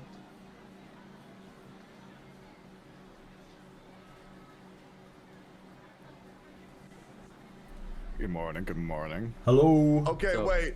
New guy. Hello. He's got a name. Hold on. Hello. Hello. You. It's JJ. JJ. JJ. Okay, JJ. They're just my Okay, initials. I got no idea who the hell you are, but I've heard great things, man. So Yeah. I'm excited to talk to you today. I don't know who you are either, mate. Some guy out there on the internet. No, it's a real honor. Thank you so much. I really appreciate the opportunity just to be around. Yeah, I heard everybody like, oh, this JJ guy, he's so nice, he's so helpful. We've talked before, and he's so hot. So like, I don't know, man. I'm excited, bro. This is great. How are you doing this morning? It is about 6 p.m. here, so I was very tired this morning, but I'm awake now. I'm good to go ish. I'm a little bit nervous. I'm obviously a little bit nervous. Like, I haven't done anything like this before. I've done lots of public speaking before, but never done anything like this. This is weird. I mean, it's different. You made that one song in the thick of it, so you've done some like pretty big. I have the worst pop culture knowledge that you could possibly imagine. What was in the thick of it? Yeah. That's not the first time I've heard that. People were saying that in my chat too. I was like, oh stop. my God. That's where Tucky got it from. He read a chatter say that, so now that's his joke. I mean, I did make Prime Energy drink, so I mean, there's that. There you go. Great. Hell yeah, dude. Hell yeah. You got a webcam, JJ, or are you faceless? I am. Oh, I can definitely webcam. I don't know if my I don't know if it'll let me because I'm streaming. Hold on. Okay. Yeah, you're all good. You could set JJ. What you could do? You set a virtual cam on OBS. There should be a start virtual cam. See, I'm and it should new at allow this. you to use both your webcam on OBS and in Discord at the same time. Let me try and figure that out a second. I can always hide my cam on my stream as well. Like people can see me on the podcast anyway. Turn off your camera. In fact, on I'm just gonna do that now because I don't want to waste. Put it on Window capture. I don't want to waste you. I don't want to waste you guys' time, so I'm just gonna turn mine off on stream and get on here. Apologies about that. I didn't know I would have to prepare that. Yeah, I'm not prepared either, bro. So don't worry about it. Yeah, bro was reacting to a video at start time, like. Well, that's like 90. That's like 98% of Tectone's content, isn't it? From what I hear. Yeah. That and drama on top of it, right? It's all good. It's all Being good. late and reacting. First of all, I am ridiculously on time. I take such offense. Today to stream. What do you mean? Yeah, you want to know why I was late, shouldn't you? Why? Because I was cooking you food as a present. Because I cared. Because I heard you lost 7. I was late because of you. Because I cared. But now he won't give you it because you just won't appreciate it. Yeah, no, I'm gonna eat it. Oh, wait, are you gonna eat it in front of me? Hold on. No. I'll turn on cam on the That's stream. my kink. I mean, hey, you know, NTR exists for a reason, man. Yeah. let me boot up Wizardry before we get into this because I want to be able to play my fucking game. I was gonna say we're all probably gonna be playing while we're talking in the background. Yeah. Hopefully that's fine with chat. All right, cool. This is good. Also, good morning, Kate. Good morning. Hello. Captain Cabinets. Are we waiting for anybody else, or is this the whole ensemble day? I know I wanted to keep it a little bit smaller than I know. This is the best I can do for you guys. Sorry. I'm pretty sure this is. I should have set up a Yeah. separate capture. Okay, The great. Carter said he might be joining in, but he is. Yeah, we'll see. He's I gotta playing be real. Warcraft. There's no way he just grinds Warcraft all day. Yeah, I don't It's such a even know weird how somebody transition. does that. I don't Yeah. get what there is to grind in Warcraft 3. Like what? It's a fucking 80,000-year-old game, bro. Like what is he doing? Yeah, I have no idea. Lakari sounded really done with Wizardry, right? Like he sounded really done. Was he before, really that upset? Yes. He sounded real bad. Yeah. His chat ruined the game. His chat ruined the game for him. Yep. Oh. What exactly did they do? He kind of just got one guide, basically telling him that the game is shit and he should be playing like an actual game, like an actual dungeon crawler or whatever. Oh. And Okay. I don't know, it kind of just ruined his experience, I guess. He kind of got I just one guide. feel like Lucari's like not the type to get one guide. Like, am I crazy, or is it like a commonality? And He gets one guide a lot, doesn't he? Okay, wait, whoa. Have you ever watched his stream? bro? Right? That's what I'm saying. I mean, all he does is get one guide. Yeah, It'll that's be his one thing. guy said something, and then he goes off the rails for like 15 minutes, and then it ruins the next hour of his stream. That's like, that's his thing. Wait, okay. I mean, I'll be real. I haven't watched his ass since 2021, so. I mean, like, I'll pop in every now and then, but yeah, I don't do nothing. I don't watch streamers, man. I'll be real. Like, my experience watching streamers, I go in, I say hi to them, and then I leave. That's good. And then you get dono walled and then you leave. Yeah. Yeah, that's fine. Or even better, I'll sub, I'll ask them a question, and then I'll leave before I hear them answer it. Yep. That's what you always do. Yep, I know. Oh, that's so fucking like you, John. Oh, God. Is that how you know when you've made it? Yes. I'm gonna go piss real quick and then we get into it. Enjoy. Wow, he really just started this to go piss. That's crazy. Right? Oh my God! I have something to say to you. That's so insane. Shimmy, can you I've linked explain to why you us. had your full titties and crack out on stream earlier? Okay, listen. I was talking about how easy it is to be an e-girl streamer on the internet and just get 1 million subs and throw in donations. Okay, it's so fucking easy. Did it I'm tired work? of pretending it's not. It Bro worked. had his Yes. full titties and crack out on stream. It was insane. And you know what? I got 10 subs for it too, and I got 10 subs for it. Yeah, And so you're gonna use all that for Arborist or something? I got Oberus last night when I was pulling at 5 a.m. when I couldn't sleep. Oh yeah. Arborist? yeah. Whatever the new unit's gonna be, I'll use it for. I'm saving my allowance. I'm saving up to for whatever the new unit's gonna be. Someone in my chat said do a 10 pull on Arborist and gave me $25. I was like, wow, that's sick. And then I'm like, oh, that's 10 pulls. Yeah. Yep. Oh. Yeah. And I got Adam. The currency in Wizardry is a bit tough. It is a little rough. Oh, there's some real criticisms of Wizardry. Oh, for sure, It for is sure. not. Cabinets is a lot. That's the view. Oh, I'm sure. It's a great game, but but Oh yeah, you know the worst thing that they've done is fix that bug last night. I'm pissed. I agree. I'm pissed. I agree. Worst. You know what? I got 3 clears though. Got 3 clears before the they fixed that bug. I'm a bug abuser. we say bug, we mean exploit, right? Like it was kind of an exploit. Oh well, exploit bug. I mean, it's a bug that you can exploit. Yeah, absolutely, absolutely. Yeah, Hey, I don't feel bad at all. I saw a load of people in chat like all week. Ever since the event came out, what, like 2 days? Not really all week. I've had so many people coming through just like, I feel I've got so much FOMO, like I can't play the event, I can't get any of these rewards, I feel so bad, like why have they done this, like shit company, etc, etc, etc. Just feel so bad because we've been trying to work out different ways that they can do it, that people can get through it even at low levels. It just sucks though. It sucks so much to hear it over and over and over again, especially with all these new players that are coming in as well. It just really sucks. Yeah, I was saying I think if they really had their this is such a good topic. We probably should save. I think. Sorry. That's my bad. No, that's my. New guy ruining it. I'll blame Tectone though. Like he went to piss. I was gonna get really into it because I was talking about this with chat yesterday about some of like the new player experience that could be infinitely better right now with events that they should be doing. That I'm surprised they're not. Yeah. I think the company, just in general, for lack of a better way to explain it, it is too Japanese of a company. They are run like a Japanese company from the 50s. And they do not understand, I think. Like, it's not malicious. I think they're genuinely ignorant of some things that players are not going to like. Yeah, at all. 100%. I'm going to be real, I'd be shocked if they even know who Tectone is. Like, I don't think they have any fucking clue that's what's going on over here, and I think that's a huge problem. You know, I messaged them for a sponsorship. Good luck. Their support refuses to respond to anything that's not about the game, and I'm like, damn. And then I looked at their company website. Their company website, I would have to send a Japanese worded letter to them. Well, what are you waiting for?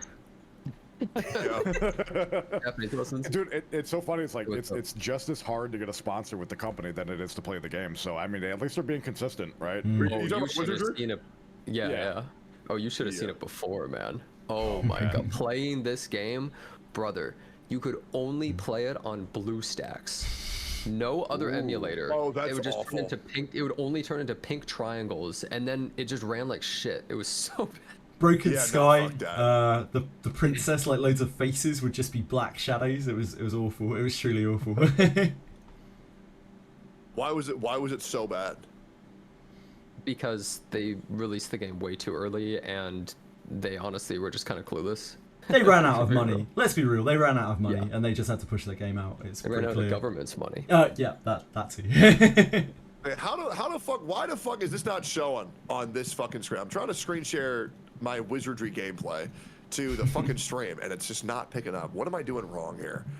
You're probably not running OBS in admin or Wizardry in admin.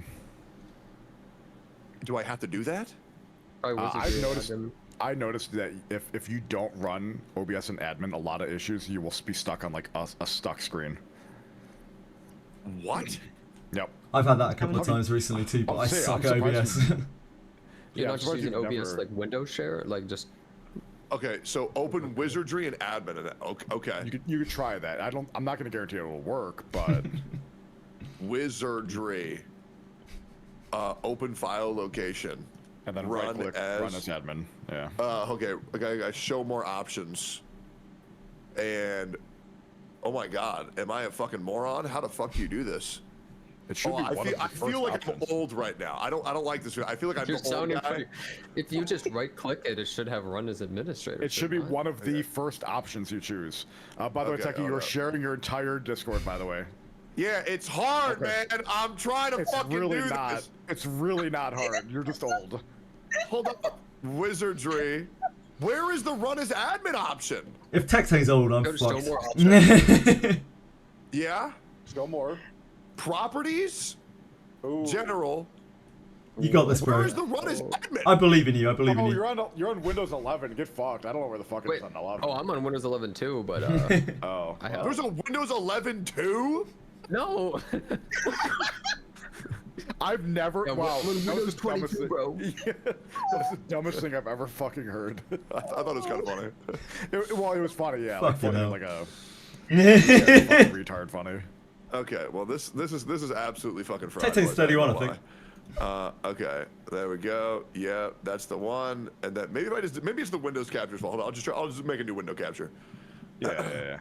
No, we're all gonna get this sorted out. It's gonna be great. Cause I'll be real, man. Like I've already talked to you fuckers enough, man. Like I don't even want to look at y'all while I do this shit at all. Don't blame me. Window capture, and then Wizardry variants Daphne. God, who the fuck is Daphne? We just refer to the game as Daphne. We don't even call it Wizardry. We call it Daphne.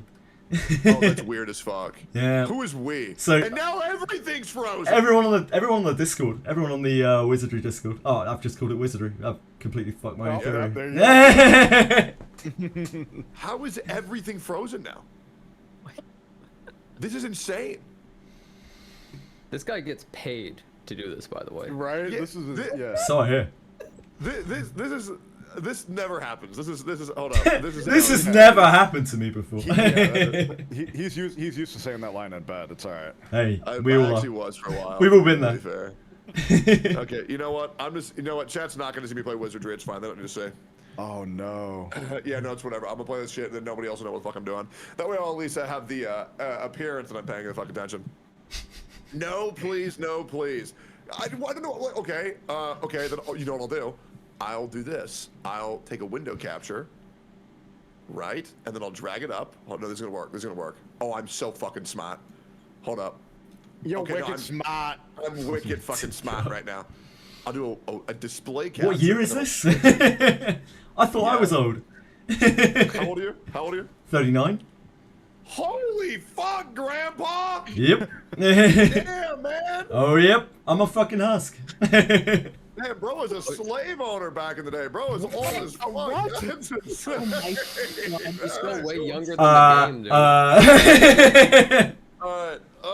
Well, let's get into this, boys. Oh, actually, before, one more question. Any of you guys see the Minecraft movie? No. I'm 39, mate. No, We just that's talked about not, those. man. It was so good, bro. Like, oh my god. I went to go see that shit. Wait, Shinny, you were there with me. That's the joke. Yeah. Yeah, but he had his eyes okay. closed the whole time. That was a good one. No, no, that movie is so. It's top 10. It's in my top 10 now. Yeah. No, I'm watching movies with Shinya is the fucking worst, dude. He's What do the you guy mean? who's loud as fuck that makes it a No, point like he's no, trying to be loud as no, fuck. You are no. so obnoxious. No, You that was love David. the sound of your own voice so much, it's crazy, bro. Why are you self-reporting? Okay. That's you. You literally took out your phone to record yourself cheering at a line. Yeah, it was awesome. I am Steve. Literal chills. I heard that people like stand up and clap when they see Yeah. the Oh. thing. Yeah, the people. Yeah. Yes. Yeah, no, it was awesome. Like, man, I've never seen a better like game to life adaptation ever. For any video game movie. People say Sonic was good. I don't know. I've only saw the first one. I got bored and I fell asleep. Maybe it's better because that was also my experience with Freerun. But yeah, we'll have to say whenever I go You're back. actually narcoleptic, Grandpa. All right, go to bed. Get to bed. He do be falling asleep during movies. Yeah, I mean, I'm a tired guy, man. I actually work out. You know, I'm actually one of the few streamers who actually does physical activity. Yeah, but yeah, how about we go ahead and get into this, huh? Actually, one more thing before we get into this. JJ, what other games do you play? So I have mostly played RPGs for like my entire life. I currently play Sword of Convaleria, but I'm struggling with it. I'm like barely playing it now. I barely have any time. I also have played Langrisser mobile for a really long time. I do like quite high level PvP in that. But again, I just haven't had much time recently. I've pretty much just been solely on Wizardry. Okay, I want to make sure I did a little bit of research on you. When Holy JJ shit. says he's played a little bit of Sword of Convaleria, he streamed it for 1,100 You've been hours. Twitch tracking me. Yes, How fucking dare you? Yeah, yeah, just a little bit of addendum there for anybody. Sampled it. He just tried it out. Yeah. Okay, don't look up mine, man. Do That's not when I look up started mine, streaming, bro. basically, like properly streaming was Sort of Convaleria. That's how I got just my first few viewers, basically, and I still feel pretty indebted to them. All right, cool. I'm gonna pretend like I didn't know that when I start recording. By the way, yeah. So I'm gonna ask you that question again. That's fine. Anyways, let's get into this shit. You're doing intros right now. Good morning, gamers. Welcome to another episode of the Gachacast. Today we were talking about all sorts of shit, and I'm being a dickhead by putting this little text over Kate's face. I'll just move to the right there, and we'll put it right. You know what? We'll put it right there. We'll put it right next to Jenazad. Yeah, what now? We'll put it right. We'll put it right there. There you go, chat. That's great. Look at that. Okay, you can probably squeeze in one emote for anybody who wants to be in the picture. I would usually put it next to Shinya, but he's too big. Maybe I'll put it next to. Wait, can we put it next to Shinya? I'll eat it. If you put it next to me, I'm gonna eat it. Chat, I'm gonna eat you. I'm gonna eat you. Okay, no, I'll put it over here. Okay, great. Yeah, we're doing another Gachacast episode. Today we're doing a whole bunch of different topics. We're talking about the HSR power creep situation, the global passives, people quitting the games, thoughts on Genshin, thoughts on Limbus Company, lots of Wizardry. We actually have a Wizardry Pro here. You know, I played a new Wizardry, I put a new Gacha game on my YouTube and my Twitch, and as always, everybody says, oh, is this the other game that you're gonna drop in 2 weeks? Which is just like, oh my God, shut the fuck up. By the way, today is officially the 2-week mark that I have played Wizardry. A new record. I didn't think you'd last the stream. Good one. I will say, I think I'm like well over 200 hours in 2 weeks. So, you know, we're looking pretty good right here, man. I'm playing this shit pretty much from morning till night. And people have issues with it, and I think that's absolutely okay. I do think the game has a lot of issues, but I think the issues are still worth playing it for specific people. I don't give a fuck if everybody enjoys it. It's a niche game for a reason. These Hoyo titles, I'm getting ahead of myself. Let's do intros first. And then I have a lot to talk about, a lot to bitch about, and I think there's some great things to discuss. So first up, we have Jenazad. You guys already know him already. We call him White Macari. Great man, really getting in there, you know, shoveling his way deeper and deeper into the Gacha hole community. God of Epic 7, were you any good? Any 7, were you good? Pretty good. I ended top 100 one time. Which, how much you spent? I think in total over 4 years, like $4,000. That's actually pretty fucking good. That's quite good, isn't it? I'm happy with myself. Yeah. Did you see that new HSR PvP like? Yeah, Ethereum restart. Yeah. What do you think? That's made by Sort of Convaleria people. Oh really? I'm gonna. Oh really? I'm gonna be playing in a tournament thing of it at some point, so I guess I'm gonna find out. Why? When are you doing that? Maybe in like a few days. Ooh. What the fuck? Bro, I got invited checking his email. No, I got invited to do crazy sponsors for that game. I did not get no fucking tournament invite. No, that's bullshit. Who else is gonna be Bro checking his email right now. I don't even know if I can say. I have no idea. You know what's crazy? You have my phone number and you can text me that information. Oh, that's so weird. Great. Yeah, you should do that because I'm actually so curious because I'm getting pissed if I'm not invited to that shit. Who got you? That's, you know what? Never mind. Fucking. Anyways, man, so what the fuck, man? No, that's bullshit. Whatever. I'm gonna be in another tournament that you weren't invited to, but I'm gonna get you into that anyways because I'm a good friend. But I wouldn't expect you to do the same for me. That's fine, Mr. Pokey. I mean, Jenazad. Yo, next up we have the largest gamer in the Gacha space, pound for pound, the fattest. I need to chill, bro. We have Shinya, which I'm so happy. He's streaming again. He's making YouTube videos again. He's lost 76 pounds. Looks good. The future is bright. His bed frame's thanking him for that every single day. And yeah, man, it's good to have you back. Why'd you get back into the Gacha space, man? I thought you were gone. I thought you were dead. Well, real quick, because I could fit now. Okay. I lost some weight so I could actually fit back into the Gacha space. What's the actual number? Of what? Of how much weight you've lost? Oh, so I mean, technically like 67-ish. I started at like 460-ish. Yeah, this was like a year and a half ago now. But yeah, but I'm spending a lot more money on Gacha now than McDonald's. So it's not like I'm saving money. It's not like I'm shuffling the money around. But yeah, it's good to be back. Yeah, I remember when I was poor as fuck, and I would always think I could do a 10 pull, or I could eat dinner. Which one should I do, bro? I feel like so many people probably still do that until today, even in my chat. Chat, type 1 if you've ever skipped a meal so you can pull more in a gacha game. That is such a morbid question, but I know that has to be deeply relatable to so many people, and that's so sad. Jenazad, were you ever that down bad? No? Well, actually, okay. Actually, wait. I might be worse. I think I literally screwed myself for my whole life because my parents would give me $5 for lunch every day, and I would just save that. And so then I got into the habit of never eating food. Well, that's So like the maybe same I'm thing. worse off. Yeah, that's like the same thing, but worse. You should try and eat food. It's pretty good sometimes. It's very good all of the time. I don't see how you would know, a slim chap such as yourself. At least take me to dinner first. Oh, man. Well, I'm too old for you. See, the joke is. Yeah, we get it, man. But yeah, so it's just no, but like for real, like I heard Wizardry sparked your passion for like getting back into streaming. Is that true? Oh yeah, 100%. It's nice, and I say this for everyone. Don't play a game you hate to stream because you're just gonna be miserable. Go live and play a game that actually you have fun playing. Who cares about your viewer count? Just play something that's fun. The viewers will eventually come as long as you're an interesting person. Yeah, what up, Box 2? Yeah, anyways, next up, we got Kate, who I haven't had the privilege of talking to in quite a while. My favorite person to play Fortnite with, one of the biggest shit posters in the community. You know, you were quite the drama starter, but you kind of cleaned up your act. I haven't seen you be I haven't seen any shit disturbing from you. No provocative pose. You kind of cleaned up your act, and you know, it's great to finally talk. How are we feeling? I'm feeling a lot better. I have kind of retired the drama slop a little bit. I like to poke a little fun on Twitter sometimes, a few memes, but like shitposts are fine, right? We all love shitposts. I think that's like a universal thing, right? So yeah, absolutely.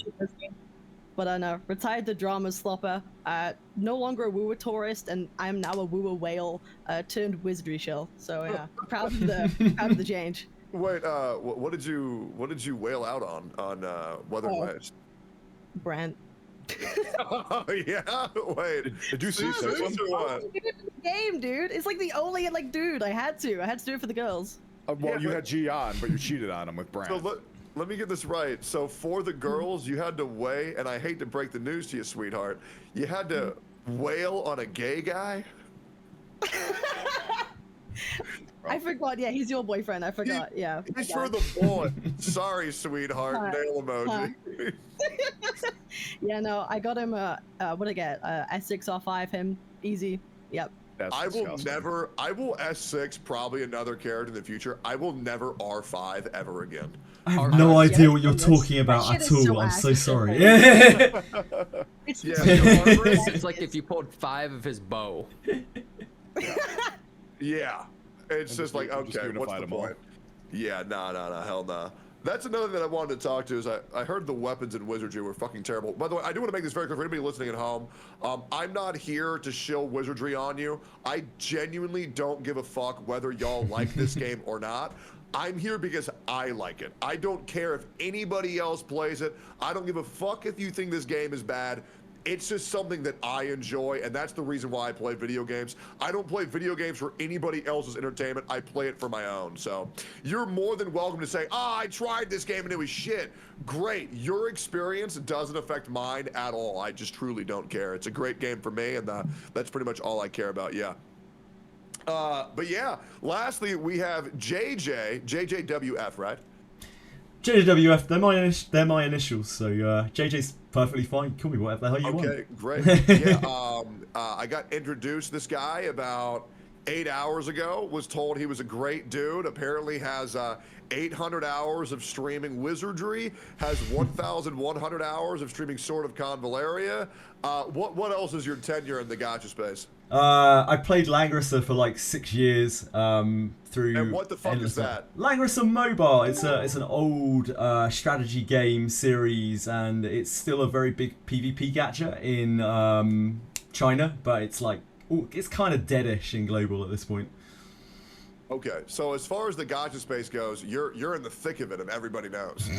I don't know. When you guys were talking about Woo a second ago, I had no fucking clue what you were talking about. Like, literally no idea. It was all just like letters and numbers, and I was like, yeah, that sounds great, guys. Yeah, nice. Okay, there's a game called Wuthering Waves. Oh, I know what it is. I know what the game is, but that's about as much as I know. Yeah. You should definitely give it a shot if you have never played. It's a great game. I'm too old, mate. I can't play anything that requires any kind of actual hand-eye coordination. What's great is, as long as you spend tons of money, you don't need any of that. You got tons of money for me, Tectone? Maybe a little hand now? Yeah. So how long you been doing this shit for, man? Are you new? Are you old? Like how long you been streaming for? I only really started properly streaming when sort of Convaleria went live, and I just picked up like a little small gathering because the game, loads of the content creators dropped that game real quick because the company behind it is a piece of shit.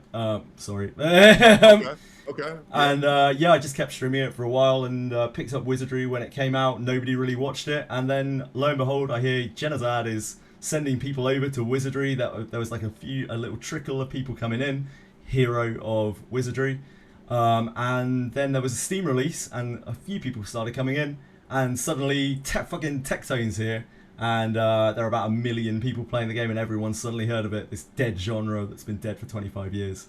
So yeah, quite a roller coaster. What's crazy is Jenazad started playing Wizardry back in October, and nothing really changed. But when I started playing it last month, all of a sudden they doubled their revenue. Like, I don't know what that's about. Like, coincidence, bro. Oh, you know what? You know what's funny? I looked at that. It's all Taiwan, bro. Yeah, my Taiwan viewership is insane. The Taiwanese and Japanese whales, like, they are on a different level. You should see that shit. They just have rows and rows and rows, endless screens of legendary characters. It's wild. There's this Taiwanese streamer or something that gets like 2,500 to 3,000 viewers, and apparently he's been getting a bunch of people in too. So like each nation has like some shill like me or him or that's just trying to get everybody they know into the game. It's just, oh man, I don't want to get into it yet because I want to do that for the end of the video, because I know this genuinely. My YouTube chat does not give a fuck. And it's so funny, bro. It's so they're like, bro, we're not gonna play this fucking game. Stop talking about it. Like, I don't care, man. I really don't care. I'm doing this shit for me. I mean this genuinely. And we're probably talking about heavy spoilers later in the podcast, but I do want to talk about Abyss 1 for this game, because I am actually so excited about this game that I am considering making original content for it. But I think the story is so good. I think it's so much fun. But yeah, JJ, you're probably going to be a little bit confused for a little bit, but trust me, we're going to get to a time where you're going to understand what we're talking about. Doesn't matter, man. It's cool. I'll just pretend. Hell yeah. Pull up Wizardry on the side, man. Grind to your heart's content. Yeah, I do want to talk real quick about the global passive situation and your guys' thoughts and opinions on how the 3.2 developer live stream was when I wasn't around to talk about it. I didn't hear any of y'all's thoughts. Jenazad, I heard that you were in a podcast with 8 other people, and I just wanted to... Yeah, go ahead. It was just supposed to be like a friendly gathering, but it kind of just turned into like a podcast because everyone was just awkward and didn't want to speak. Global passives coming to Honkai Star Rail. Yeah.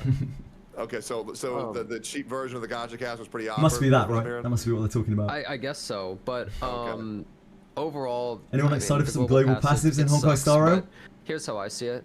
Okay. I don't even think the issue is exactly the global passive, and wait. The issue is that they've piled up so many problems, and this is the final straw.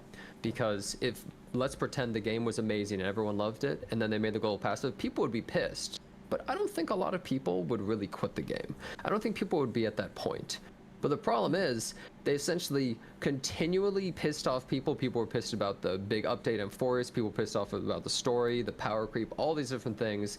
And then they do the global passive and a spending event, so everyone just goes, all right, fuck you, right? Yeah. That's essentially what happened. So I think a spending event is fucking psychotic. It's hilarious. I think it's is what they're so saying funny true? that they made that. It's what do you guys think? Do you agree? What they're doing. Like, they actually just do not care anymore. They're like, okay, global passive, give us money. All right, spending event, give us money. They're just every possible thing. Right. They just do not care. They're just like, we'll do any. They'll eat it up. They don't even care. Genie's out the bottle at this point. It's like, okay, we might as well.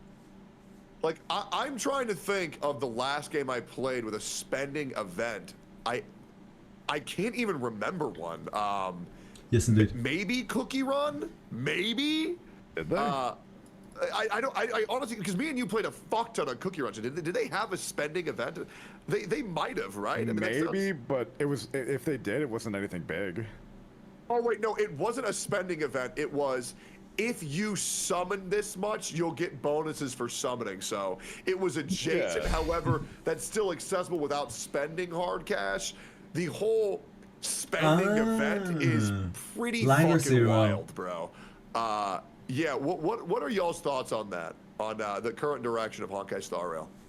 Dude, every Wizardry banner is a spending event. I would be real mad. We're gonna get into that. I think this is the canon event that is going. Okay, so let's talk about this a little bit of chat earlier. So you know how Genshin was good for a long time, and then it started getting shit. Content creators started defending it. We are literally in that same moment in time as HSR is. We are watching the current day Enviosities and Psyoxes being born in front of our eyes, and we don't realize it. We are stuck in a time loop. This is Genshin 2.0. The same situation is happening. It was a good, fun game. It started getting bad over time. Nobody called it out. People were afraid to call it out. There's going to be some CCs left that completely shield the game, and in a few months' time, they're going to be memed on. Hey, those are worse people. Like who? Oh, man. Yep. I don't want to say any names. Unless you want me to instigate. No, I mean, no, because here's the thing. Your motherfucker, he just one-shot me. I was full HP. Welcome to Wizardry. Jesus fucking Christ. No, I mean, I agree with you. I do feel like we are witnessing a new era. And what really breaks my heart is that I did really love Honkai Star Rail. I did really love Genshin. And I remember when I tried Honkai Star Rail, everybody was saying, oh, it's just going to be another Genshin situation. Just give it 2 months. Well, it wasn't 2 months. It was more like, what, 2.5 years? Yep. And the thing is that I don't think anybody can tell me that what I'm saying isn't reasonable. And I think that actually makes me feel a little bit better, because when I told everybody that Genshin was fucking bad, I had no allies. Like none. Like legit none. Everybody turned on my ass. They said, no, fuck this guy, he's just a hater. I do think it is a lot better in Honkai Star Rail, because I'm glad at least some of the content creators, they're being hypocritical rather than just straight up retarded. Because I was being told that, like, oh, you're just making up problems for no reason, when I warned everybody about Genshin Impact storytelling, their weapon banner system, all that shit. Like, I remember when people told me the weapon banner was good because it's exciting to not know when you're gonna get it. That's why they didn't want pity. Like, it was ridiculous. It was fucking nuts. I think it is the Genshin wars to a lot less degree. And I'm gonna be real. I have no desire to re-engage in PvP unless absolutely necessary. I'm just really not that guy anymore. I think it is very funny. We are literally witnessing, and people don't realize it, a new mint picker, I'm the only mother effer that should be getting praised in front of our eyes with the stupid and greedy meme. It's basically the same thing. Basically the exact same thing. And the funny part is, now that we're all like shilling Wizardry and playing Wizardry a lot, it's like we're stuck in a time loop, man. We already went through this with Genshin. We fucked up. We didn't get the good ending, and we fucked up again, just like Kate in Abyss 1 that can't get out of it. We fucked up again. HSR is happening, and we're going through the Abyss again, and we're going right back to square one because we didn't get the good ending, and we didn't figure out what we need to do. Yeah.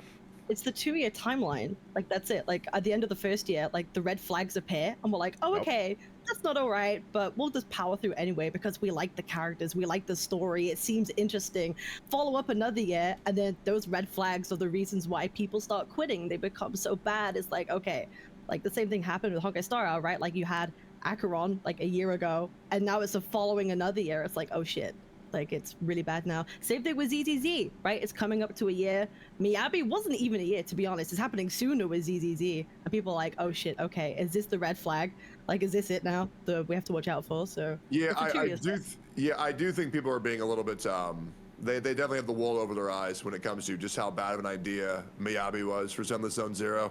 I think people will realize it eventually, but it is kind of crazy how long it's going to take people to understand that. There's so many hardcore Zenless Zone Zero defenders in the comments. It's a little bit mind blowing. Oh, I think what we need to do, I think we need to go back to like floor 2. I think we need to farm this like ore, and we need to get some shields for Ellen Joe, like some light shields. That way she can dodge the power creep from Miyabi. If she can do that and we can save her, we'll actually get the good ending, and ZZZ won't end up like Genshin and HSR. Yeah, I think this is one of those canon events. Here's the thing. They currently are in the good ending. This is the best it's going to get because they make way less money, so they actually have to try. And that's it's really not going to get any better than that because Genuine. I think as Honkai Star Rail, they realized people are just going to eat it up. People are just going to keep eating up. Like, it doesn't really matter. Ooh, you got one shot again. But with ZZZ, like, they have to put a lot more effort in, and they are. And you can tell, but you know what? The moment people go, hey, you know what? ZZZ is really great. I really like this game. And everyone starts piling into that, maybe from other games. The moment it's going to be the same thing. We've seen it twice. Are we really going to fall for the third time? I mean, come on. I will say, what really sucked the other day is that Saint Tontas tried to go live and showcase the issues with Zenless Zone Zero, but the problem is that he's so dog shit at the game that nobody took his critique seriously. They shit on him and told him to get good. So that, to me, that was hilarious. And you guys should go watch that video if you haven't seen it. It is pure cinema of how trash he is in that game. But that's coming from me, right? That's coming from me. So it was like, I'm not a parry, not a dodge. It was so funny. But yeah, that being said, the ZZZ community is going quite elitist. But I mean, my big issue with ZZZ is just, I just think the UI, you know, the UI is just fucking bad, bro. I play. Oh, you need help. Okay, like it's not the UI guy. Bad. No, dude, I log in and I'm like, where was the place to farm this? Where's Fall Guys at? Bro couldn't find run as administrator, so we shouldn't be using you as the litmus test there, buddy. Okay, you know what's crazy? I got no idea what the fuck that is. What is that? The run as administrator, you know, the thing that just happened 10 minutes ago where you couldn't figure out how Thanks, to run Richard. Wizardry as administrator? Oh, run as I thought you said Renazad administrator. Yeah. I thought you were talking about a person. I thought it was like an NPC. My bad. I thought you said Jenazad. Yeah. What the fuck? No, you're good, man. You had no idea what the fuck you were saying there. That's so funny. Yeah. Have you played Zenless Zone Zero, JJ, or no? I haven't played any of these games. Could I make a comment? Yeah, is that okay? I'm ignorant. I'm stupid. I've never played these games, right? But like, what is you will play Honkai Star Rail, right? Yeah. Yeah. What is the draw of the mechanical combat at that game? I've always wondered, like, what do people see in it? I know the story and it's a Hoyo game and everything, but like, it's just like generic RPG combat, right? It's like super generic.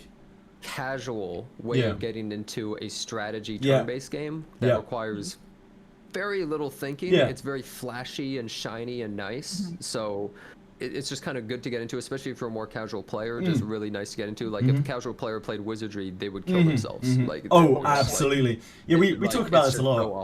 All the Hoyo games are just like really accessible, aren't they? That's like the biggest straw of them. They're made for everyone. Yeah. That's why they're not perfect for any single person. Like anyone can play it and get into it, but it doesn't have that draw that someone would be like, this is the best game ever made. Yeah, Honkai Star Rail doesn't have much like skill expression when you play it in the turn-based sense. All of that comes from the team preparation and the characters you pull, and that's really like its own downfall right now. Like that whole point of where the skill comes from, where the power comes from, is the whole reason people are quitting in the first place. It's quite ironic. It's dying by its own hand. The way its core gameplay is the reason why it's failing. It's quite funny. That's why I could never really play those games. I just get super bored of that gameplay. I get tired of it after about 30 minutes. Sorry to derail, by the way. My apologies. It does look super fucking pretty though. It is a very polished looking game. It's very flashy. You know, okay, this is gonna sound like I probably just made about 1 million enemies. If you just look at the models, couple of million enemies. Look at it, like zoom in, look at the models, and then you look at something like Arknight's Enfield. Maybe I'm just jaded. It's just like, this doesn't even look good to me anymore. It does not look good. Because you can see getting something that's like cel-shaded. 100 times more detailed, way more shading, way more just everything. Like each particle of the clothing, it feels like you can see it all. And I'm just like, this is actually really like low res feeling to me. Well, Enfield obviously looks better. I mean, it came out later, right? So like, I mean, 100% it does 1 million. Okay, but like, how many billions of dollars you got to need to make something look good? Like, what's the excuse for that, really? Like, there's games that came before that still look better. Okay, but I would say when Honkai Star Rail came out, when Genshin Impact came out, they looked better than everything else. Yeah. And it was also good for them because they could run on mobiles really easily. That's why. Like, it's yeah. Those games feel like the World of War. Oh, sorry, Tectone. Yeah. Yeah, I went on vacation recently, and I actually bumped into some people who played Genshin Impact, and they I zoomed in because usually when I go on a rant, I zoom in on myself because I'm a narcissist. But I ran into, coincidentally, a couple of autistic people who really loved Genshin Impact and loved Wuthering Waves. And what's great is that even though these people love Wuthering Waves too, they weren't able to play it on mobile because it was too hard, right? They said, oh yeah, good luck. Yeah, I just play Genshin on my phone because I actually can't beat Wuthering Waves on my phone. So I do think a lot of it comes down to system specs for Hoyo games, for just being very accessible, as well as like keeping the gameplay simple to where people can play it on their phone and their PC and everywhere they go. That being said, the best mobile gaming experience I've ever had is Cookie Run Kingdom and Wizardry. Very easy to play on phone. But yeah, I feel like as far as graphics go, we're going to see a new resurgence of games that are going to shit on Hoyo titles. I do think Enfield does shit on everything Hoyo's made. I think Ananta shits on everything that Hoyo's made. I think Azure Stellar shits on everything that Hoyo made. And I'll be real, I'm getting to the point where I might just want to give up on all Hoyo titles in general. Because I just don't have faith in the developers. I just fucking don't. And every single time I give them a little bit of It's hope, not my favorite. they just fucking fuck me. And it's terrible. HSR is literally, I've played these games before of Genshin. Like, it's the same fucking thing. Like, we're going down the exact same path, beat for beat, time for time. Cab pointed out, it's like that 2-year cycle where the game just really starts to go downhill, and I think ZZZ is going to suffer the same fate. I don't think there's any avoiding it at this point. I think the company is so set in their ways, unless they saw a significant impact to their revenue, nothing will change. People are saying, oh, well, they're downvoting HSR on Google Play. It's at a 2.8. That doesn't matter. Those same people that are leaving 1-star reviews are still playing the game and are still spending money on the game. They don't give a fuck about their rating. They just give a fuck about their revenue. And that's where you need to speak. On Twitter and post some screenshots. Yeah, you need to talk though, like, with your money, with your wallet. I agree. Vote with your wallet, but it really does break my heart with Zenless Zone Zero, because then again, I've never been the craziest fan of the combat, but the story is very fun, and I don't think the story's bad at all in ZZZ. I want to make that very clear. I think the Astriel Evelyn shit was kind of weak, but other than that, they delivered a pretty good story for 1.4 and 1.3, 1.2. And also the models are beautiful. I think the environment's very fun. I feel like the MC is the best MC in any Hoyo title by far. I love. You know why? Because they're not a self-insert. That's why they're good. All these things, like, you answer questions, but they don't matter, and you're just not even a character. You're a fucking blank slate. You're boring. But she's an actual character. Yeah. Having choices that actually matter is just so important to me. As a fan of like games like Mass Effect and Fable, it feels very good to play a game like not to shill it, Wizardry, where like it actually, I have consequences for my actions in the gameplay and in the story. It's insane. I really don't mean to be. I choose to fight 2 Ents. Yes, dude. I beat that shit too. I beat that fucking fight. Whale. No, I played perfectly, man. I played perfectly. It took me 5.5 hours. I've seen you play, mate. Awesome. Yeah, I played great, right? Yeah. Hey, if I'm not playing great, why am I winning? Whale? How much No, wait. There's no whale on here. What do you mean? There's no whale. I've spent like maybe small loan of $1 million. Like nothing too crazy, man. You gotta do at least 10,000. No, I would probably say I'd probably spend it. Yeah, probably like 200, 210. Okay.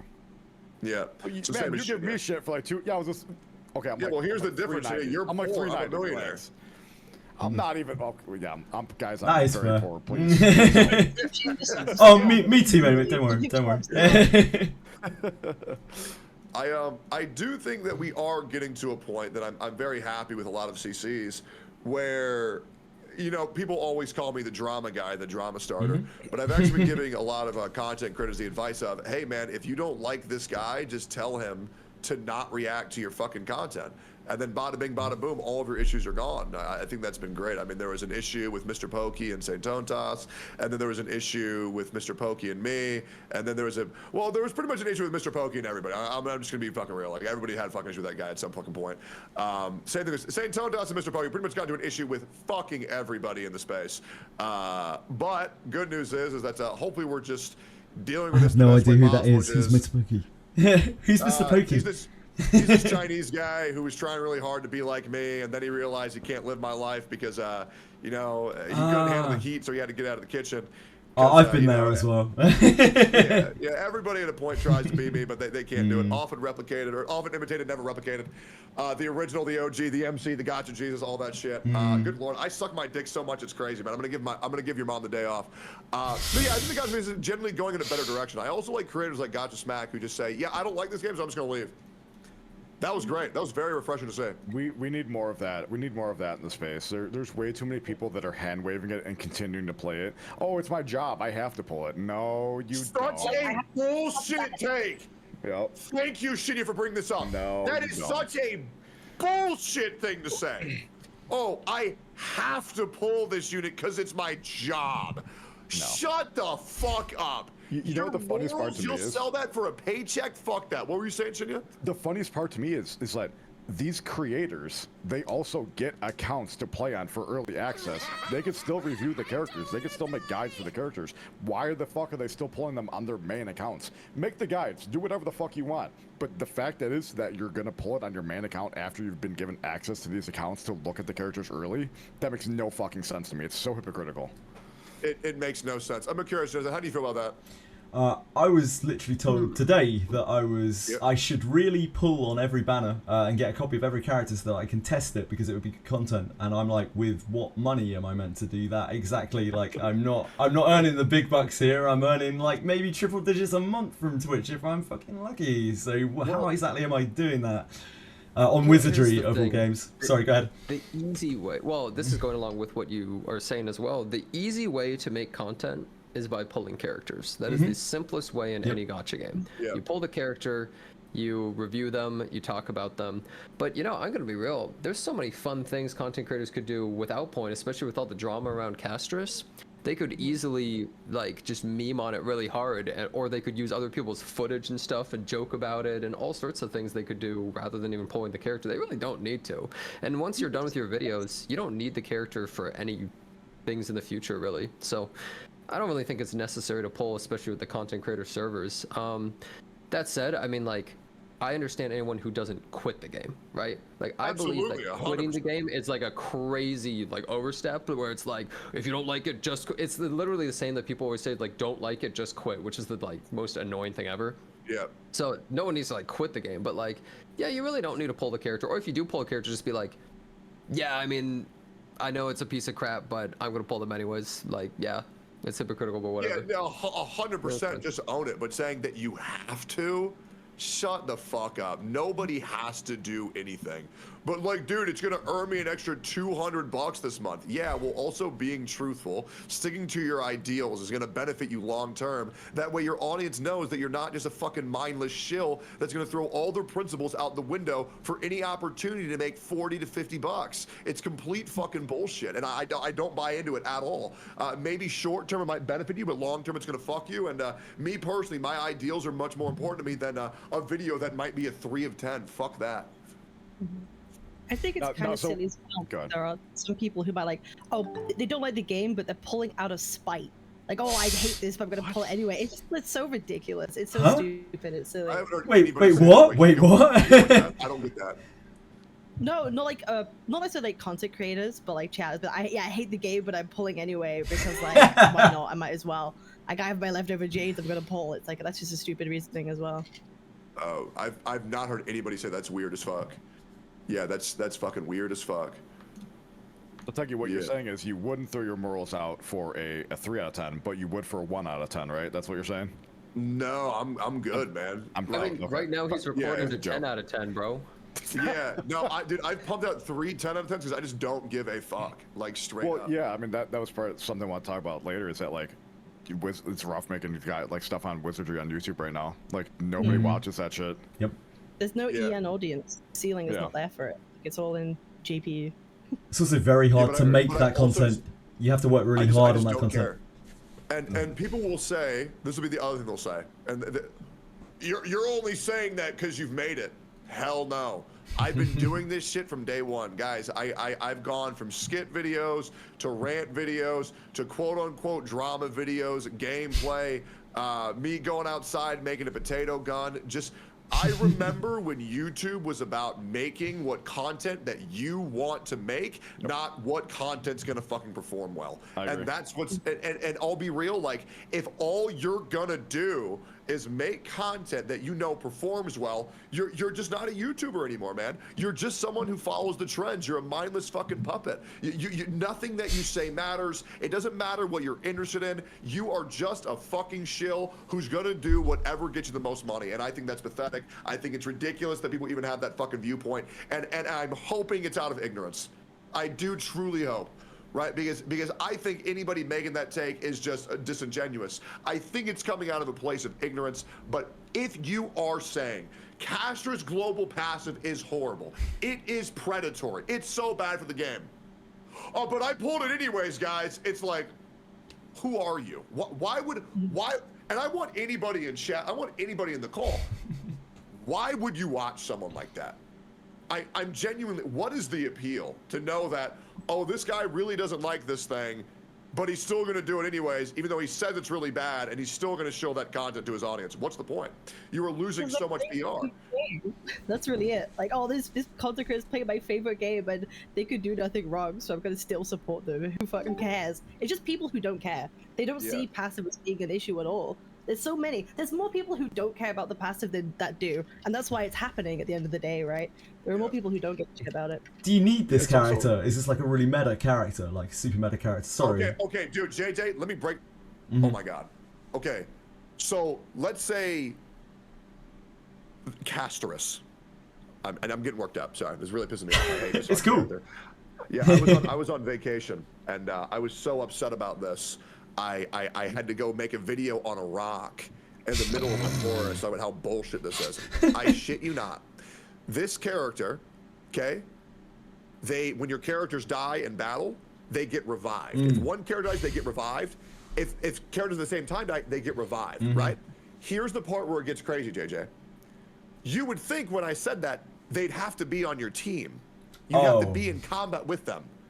No, they just have to be on your account. If you pull this limited unit, every other character that you have on your account now has that ability. What? Yeah. Yep. They locked it behind a paid character. And here's the worst thing. They're also implementing other characters down the line that increase your universal speed on every character if you pull them, and your crit rate and crit damage if you pull them. Horrible. I'd be getting out of that gacha immediately. Like, that is red flags all over the place. Fuck that. Yeah. No, it's fucking nuts. What game? Honkai Star Rail. Yeah, no, it's ridiculous. Isn't that fake? No. Yeah. Do you think it's worse? As in, like, they take it one step further. Not only is, like, pulling, like, Casterus in Honkai Star Rail gives you a free revive or a buff, it's, like, for every Hoyo game. Like, they have Hoyo buff. Can you imagine that? Like, suddenly, like, 10% pyro damage or Genshin, like, that would be insane. I made that joke. I made that joke day one of the leaks, where I was like, yeah, just wait till we don't get global passives, we get Hoyo passives. Yeah, that would be fucking ridiculous.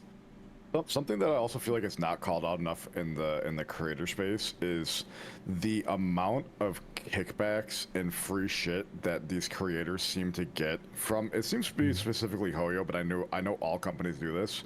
I saw one of the creators recently who has been shilling HSR and casters really hard. Got a nice little gift basket from Hoyo recently for being a good little boy and not speaking out against their game. That kind of shit pisses me off. I don't know how you guys feel about it, but that just feels scummy to me. I understand sponsor is a little bit different because like you're making specific content for that like specific thing they're sponsoring you for, but the fact that like they're getting kickbacks without being like sponsored to like make comments and stuff is a little weird to me. I will say, on the off chance that you're referring to Mr. Pokey, I will say he has put out 2 videos saying that he thinks the passive is very bad. Now I don't. I'm just saying. Did you watch the whole video? I watched the whole video. I did. Why? It wasn't that cut and dry. Yeah, he did say that he thinks the Sunday situations are, but just on the off chance, I would feel remiss if I didn't at least try to put that in there, right? I don't want to go after anybody without the whole truth. But yeah, no, I can understand the concern 100%. Yeah. Sorry, go ahead. Keep going with what you're saying. Oh no, that was it. I think that's just very odd. I think just very weird. Memeing about it as well, right? It's like the whole memeing thing. I think is a bit of a smokescreen to kind of normalize the situation, right? It's a tactic that people do. Like we meme about it, joke about it. Suddenly it's just haha funny, and then no one takes it seriously. Then no one fucking cares. You just fatigue people from saying the same thing over and over and over again. And it's like, okay, global passive is really funny, and that's it. And then suddenly no one gives a shit anymore because everyone's just so tired from it, and that's what's gonna happen. And what is downplaying it? Yeah, it's downplaying the situation and turning it into a joke as opposed to something that we should be concerned about and we should be talking about in a critical light, as opposed to just haha funny meme. It's bad, lol. I think that's very fair to say. I do think there are a lot of people memeing it. But yeah, I mean, thankfully, I'm just one of the people where I'm just like, okay, well, I don't like the game, so I'm just gonna simply not play it. Yeah. Now I have heard rumors that they're firing Xiao Ji. I have heard that, but I'm getting to the point with Honkai Star Rail where I don't really give a fuck to stick around long enough in the space to find out if it gets good later. If it gets good later, sure, maybe I'll play later, but I'm just not going to stick around anymore. I'm good. Because I think that was the whole direction with the live stream was, guys, there's going to be so much cool shit happening in 3.8, you should stick around for 3.3, 3.4, 3.5, 3.6, 3.7. I'm good, man. I'll pass. This is funny. Most of the 3.2 live stream was them spoiling their own story anyway. It's like, we know you're gonna play this for 8 hours, but sit here for another 40 so we can explain it really quickly. It's like, okay, that's all you have to offer. It's so funny. Well, does anybody else have... This fight is ridiculous. Good God. I'm just kidding. Which fight are you doing? Talk me through it. I'm just watching it. Which one are you on? I'm just kidding. I'm on fucking, like, stage 3, Abyss 2, and these fucking lizards, man. They're just fucking my ass. Your backline getting one shot. Backline? No, everybody's getting one shot. Oh, the lizard champion. Attacking a million times in a row. Yep. Yeah. Yeah. Mr. Pokey says, you got something to say? Say it to my face. You want me to add him the call, Shinya? I mean, if you want, Mr. Pokey, do you want to join? There's, like I said, I've said this before, and I'll say it again. I got nothing against Pokey and Brex. I know a lot of people are name dropping, but it's like, you could disagree with someone's takes and their business acumen, and still like them as a person. I like Mr. Pokey. I like Brex. I'd have a beer with them. I'd consider them friends, but I don't agree with their business practices, and that doesn't necessarily make us enemies, right? Sure. And JJ is just like, what the hell is going on here, bro? I respect what she is saying. I think that's a very reasonable way to approach things, very mature way to approach things. What is going on here? Yeah. Like people take it like people say like see what I said as like me attacking them. Yeah. That's not me attacking them. I disagree with their ideologies and the way that they to conduct their business. That's not any of my business at the end of the day, but I'm going to talk about it. That's my right. Give me 10 minutes. I'm in league right now. Give me 10 minutes. All right, be right back. Yeah, you're good. You're good. Yeah. Let's get your account manager to take over. But yeah, for Honkai Star Rail, I really just think for Casterus, it was just it was inevitability. It was always going to be like this. I think I kind of feel like a dumbass, to be completely honest, because I really thought it would be different. I thought, different development teams, they're not going to fuck up the way they did with Genshin. And then they just fucked up. And that's the issue. It may be different development teams, but at the end of the day, it's like all the people like doing like the finances and the ones that like really care about all the money. It's the same people. The different devs that actually develop the game, but the people who care about the money, the CEO, the CFO, and all the other like high end people, same fucking people, same exact people. Absolutely. And like they can get away with it, or they think they can get away with it, because for like a whole year straight, people glazed the fuck out of the game, right? It's like Genshin could never, like Honkai Star Rail's the best fucking gacha. Like they have that impression upon the people. To be fair, the beginning of Honkai Star Rail was so fucking good. Like, dude, I thought 1.0 was so fire. It was totally deserved at the time, because it really was, and people thought they're super generous, they're giving all these pulls. But then as time progresses, you realize, oh, we think they're giving a lot of pulls, but they're also releasing 2 characters every single patch, and suddenly after a year, people can no longer keep up, right? And then that's when the cracks start to show. Maybe it wasn't as generous as we think. Like, I'm pretty sure there's a stat that like even Genshin has better pull economy than Honkai Star Rail at this point, with the rate they release new characters, which is crazy. So all the things that we great are really not there anymore. I definitely do want to adjust people's take though, because I do want to make it very clear that just because Genshin might have better pull economy than Honkai Star Rail, that game still absolutely sucks fucking dick. And if you actually enjoyed that game, you're just retarded. But just want to make that, because people are saying, oh yeah, you see Honkai Star Rail was just as bad as Genshin. Yeah, 100%. That does not make Genshin good at all. No, hell no, bro. That game is so shit. Cool. Do you guys know anything about Silicon Valeria at all?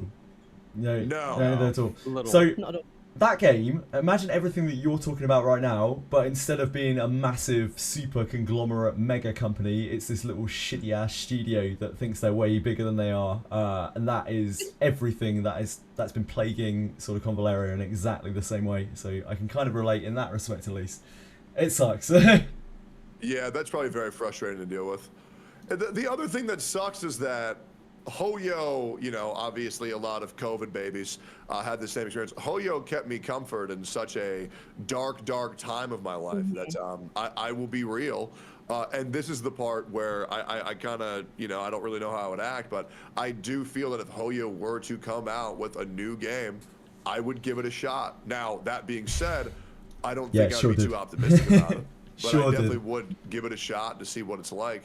But I'll be real, I'd probably just do the old Asmongold approach, where if I play it and like it, I'll make 10 videos. If I play it and I hate it, I'll make 20 videos, right? And that's pretty much it. But yeah, I mean, I definitely think, you know, fool me once, shame on me, fool me twice, or fool me once, shame on you, fool me twice, shame on me. That's kind of how I'm feeling with Hoyo. And I will admit, I do think I'm giving Zenless Zone Zero a lot of unneeded criticism, but I don't want to get fucked again by this company, and that's what's kind of getting me to just not want to give it a fucking shot. I just kind of just don't care enough to risk being fucked over again. But yeah, I think in this kind of time, people are now more savvy to Hoyo the company, right? Because when people started playing Genshin for the first time, people didn't refer to it as a Hoyo game. It was just Genshin Impact, and Hoyo kind of came second. And now it's like after 2 years or 3 years of kind of pulling up with absolute dog shit with Genshin, oh, Hoyo's doing this, Hoyo's the problem, and people are wising up to the company and the practices rather than like the game itself, which I think is the fair thing to do, because that's where everything comes from, right? So now like the more games they release, people are gonna be like, well, it's a Hoyo game, so you know, you're gonna be playing that for a year, then maybe dropping it afterwards. So I think people are a lot more wiser now to the practices, so people can be more informed now. I do think a lot of people in the space have an issue with receiving feedback when it's actually like good feedback. Like, and I think a great example was Brand Online. I had a conversation with the other day where I just said, hey man, like you said that Malvika was horrible for the fucking game, and then you see Sixter. You're a fucking hypocrite. And Brand didn't get upset. He said, yeah, you're right. I actually really appreciate you telling me that. I didn't think about it that way. And you know what? Going forward, I think I would actually take that back. And yeah, going forward, judge me by my actions, not by my words, which I think is fucking great. Yeah. Also, yo, Mir, thank you for the 10 gifted, bro. I appreciate that. But yeah, it's interesting though how someone couldn't see how that's hypocritical. Like, to me, that's the insane thing. Like, how someone couldn't see their actions would be perceived in that way. Maybe it goes to show how much playing these games, maybe as a content creator, kind of blinds you to really what is truly hypocritical. I don't know. I think the most surprising thing is you basically just shit talked him for 20 minutes, and he actually took it in the best possible way any human could. That was the most insane part. You trashed him, but he was like, you know what, you're right. And I was like, what the hell? Like, holy. I will agree. I 1,000,000%. You know, and people have said this about me. It's not like I'm saying anything wrong. It's just I'm saying it like a complete asshole. Yeah, right. Yeah, you see, that's the yeah. You come off in a certain way. I think. Also, good luck where you're at. Oh yeah, good luck. I think a lot of the content, like some of them. I think Brand Online is a perfect example of someone who is an actual adult content creator. Like he's able to take feedback, he's able to self-internalize all of it and realize that he fucked up and he admitted a mistake. And I feel like there's a lot, and I'm not naming names, and it's not Mr. Pokey this time, so let's relax, guys. That just immediately like take it as an attack and immediately going on the defense. And it's like, no, like we can talk about things. Like maybe Techie's an asshole sometimes, and maybe other people are as well, but like unless they're being completely unreasonable, like take the feedback. Don't be a fucking pussy. Just like accept the fact that maybe you're wrong. Not everyone's right.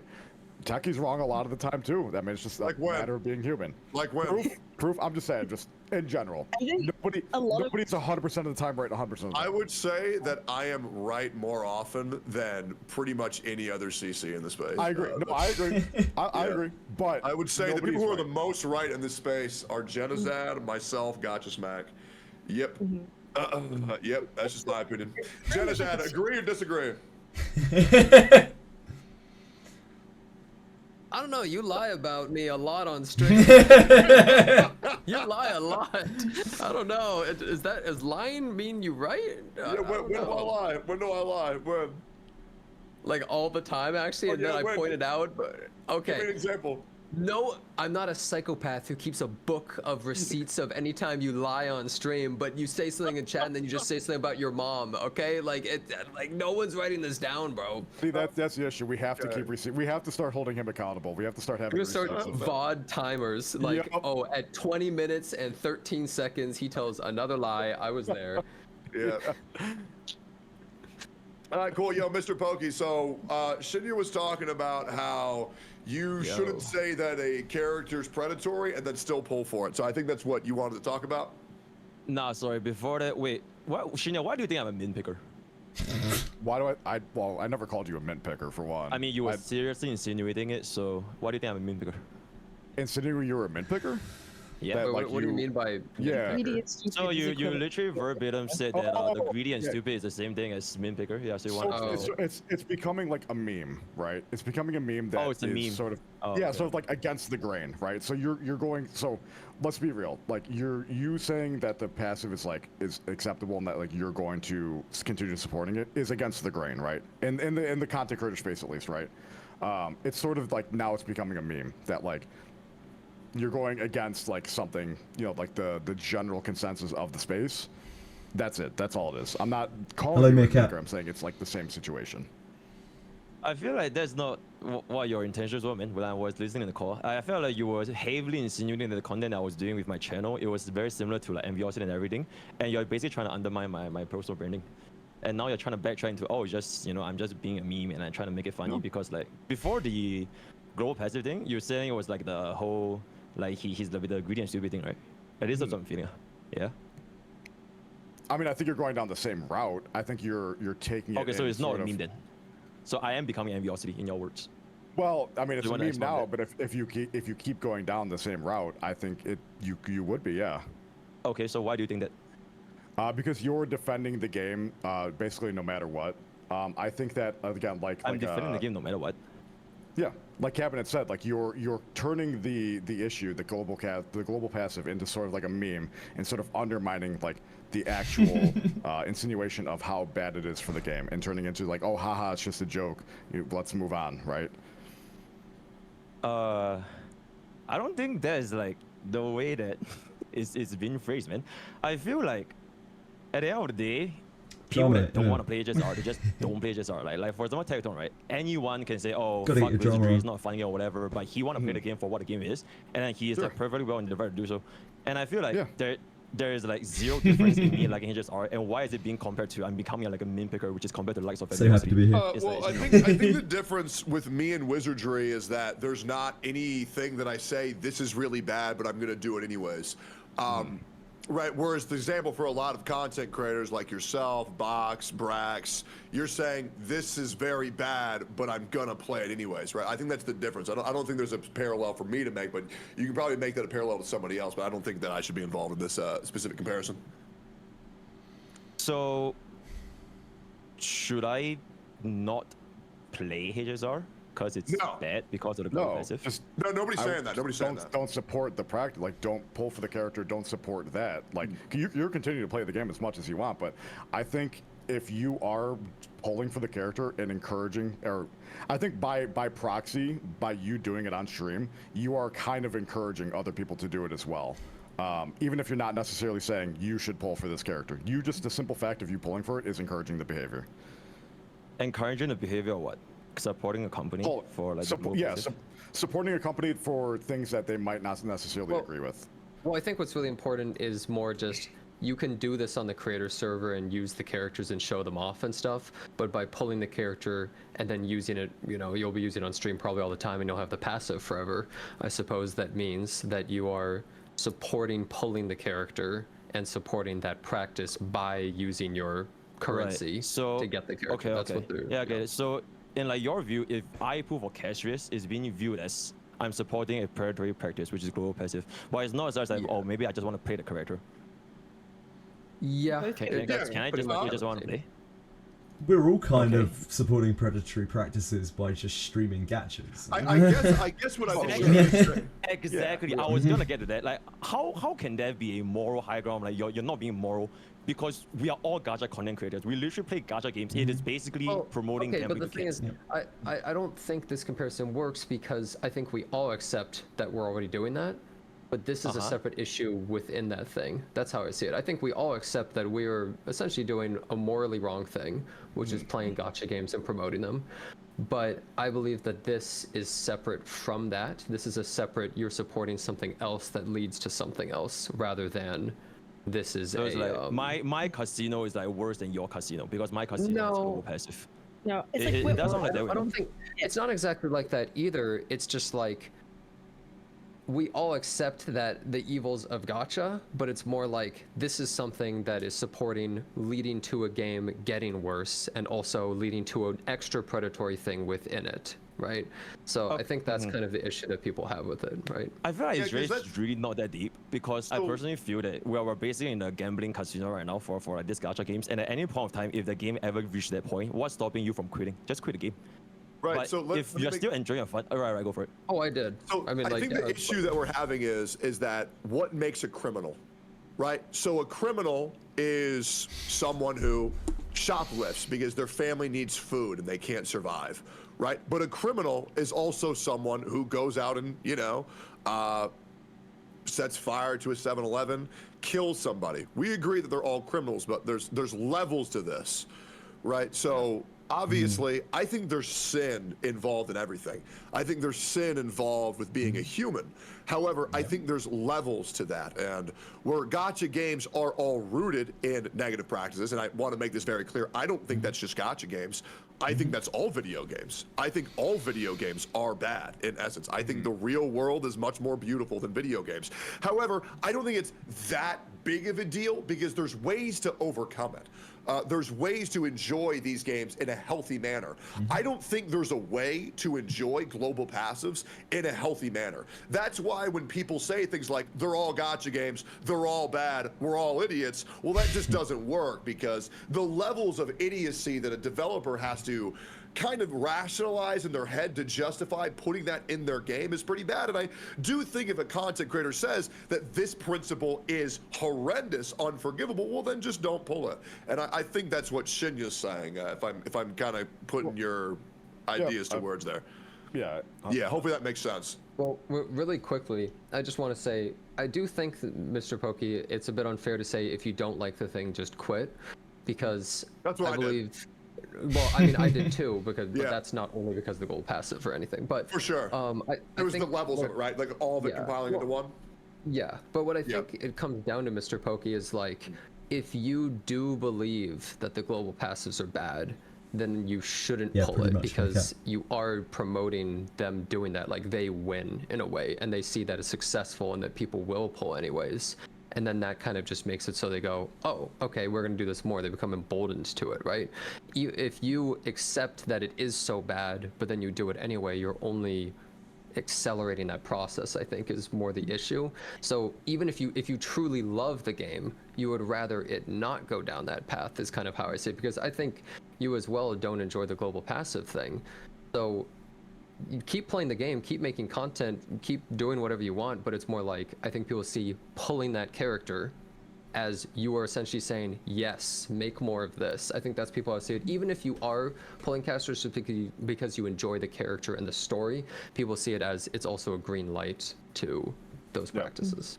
They're so big You know what it's though. like? Are they It's gonna like, actually listen? Sorry. Sorry, it's like Nintendo releasing $90 games for the first time and being the first one to do it. It's like, okay, you have a choice. You can like not buy the games if you don't want to do it, or you could like spend your money on the new games and then normalize it, and then every other game company is like, okay, they did it, now we'll all do it too. And that's also a thing people care about. Other gacha companies will be like, oh shit, Hoyo's doing this thing, it's working, making a shit ton of money, now it's a normalized practice. And that's also like a huge thing people give a shit about. Well, I just want to make it like clear though, Pokey. Like, I'm not trying to judge you or insult you or anything. I'm just trying to explain like this is how people view it as, and that's why people view it as this thing where like pulling casters is a hypocritical or bad thing, because it's like you're essentially saying this is fine. That's kind of how it feels. Yeah. Okay, I feel like me personally, whether or not I pull for castries, it literally has like almost no impact, because I have the early access server. I can play on my viewers account, I can play on my viewers account. Honestly, there's like so many different ways.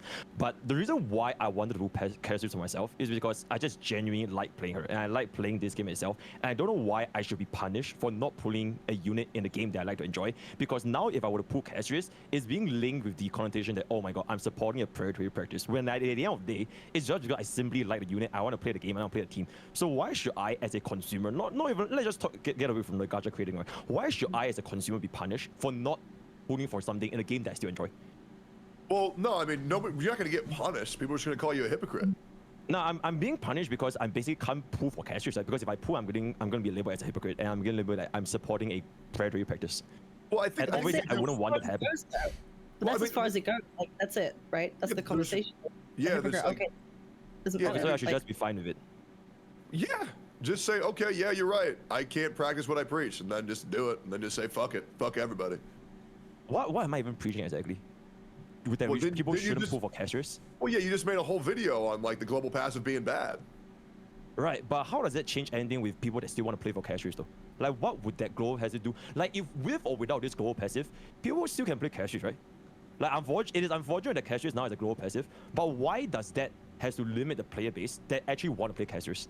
Why must it be linked with a company's predatory practice? I don't think people who are pulling on them have a problem with it, right? The casual community just doesn't care, right? But like, what we're saying is don't act like you care and then pull it. That's all we're saying, right? Just say, oh, no, I don't really give a fuck. But I do care. Okay. Right? So why can't I just pull it, even though I like playing the game? Okay. Because, well, you know what people are gonna say. They're gonna say, well, clearly you don't care that much if you still pull. I mean, I think that's just a matter of being a content creator. I think this train logic just doesn't make sense to me, because I should be very well in my own right to just still enjoy the game and play the unit that I want to play, while still saying that global passive is a bad thing. Well, I think so. This global passive, let's just say if global passive didn't happen on castries, it happened on an Nexa, it happened on like Mighty or whatever. But why should that stop me as a player from putting these units? Why should it always be linked to the, oh my god, I'm supporting a predatory practice, when at the end of the day, we're all fucking playing gacha games, right? Okay, well, so you accept though that you do play gacha games and that it is an evil or essentially like a bad thing, right? So I think what they're saying is you should also accept that pulling casters is also a bad thing, and you're going kind of against what you are what you're preaching essentially. Maybe preach isn't the best word, but essentially what you're saying is this is bad, but then you're pointing it anyways. So it's the same as the gacha argument. So you just have to accept you're doing something bad. I think that's what they're trying to say. Or people can also come to the conclusion, oh, people just want to have fun in gacha game, and if that's gonna make the day, then so be it. Right, but you don't understand that if someone's going live and saying this is really bad, this is going to destroy the game, this is horrible for the game state, but I pulled it anyways. It's like you don't get like how that's just like people are going to call you a hypocrite for that. Okay, then am I supposed to lie and say I love global passive? You know, like I actually love global passive and like, it's the best thing in the world. Then what am I supposed to do? You just own it. Yeah, I think you're going to two extremes. You're just going to two extremes. I think you want to have your cake and eat it too. I think that's the issue, right? Okay, so I'm supposed to not love global passive, and I'm supposed to not pull casters, or I'm supposed to love global passive and only then can I pull for casters. Is that a logic? No, or just don't care. What do you guys want him to People do? will call you a hypocrite no matter what, man, essentially in this situation. So, like, you just have to accept, yeah, okay, people are going to call me that. I don't like the global passives, but I pulled it anyways. Yeah, okay, fine, that goes. I think there's just there's not a whatever. single scenario here where I can come out like me doing the right thing. Because I'm you gonna be can't real. make me not like the game. Like, I do like the game. So why must I be forced to either not care about global passive, or think that global passive is a bad thing, and at the same time I can't pull for casters, or think that global passive is a good thing, and then only then I can pull for casters? You see, here's Doesn't the make sense to thing. me. There is actually no winning because the company is doing something that's bad and it is affecting you. There is actually no winning here for you, Pokey, realistically. You either Okay, so I lose should out just on quit the having game. fun with the...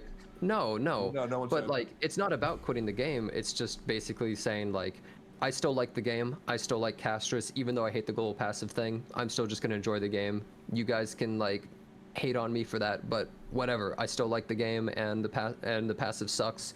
Hopefully they don't do it too much in the future. Okay, I think it's just. I guess the simple as question that. is There's no why should a person hate a content creator for enjoying the game?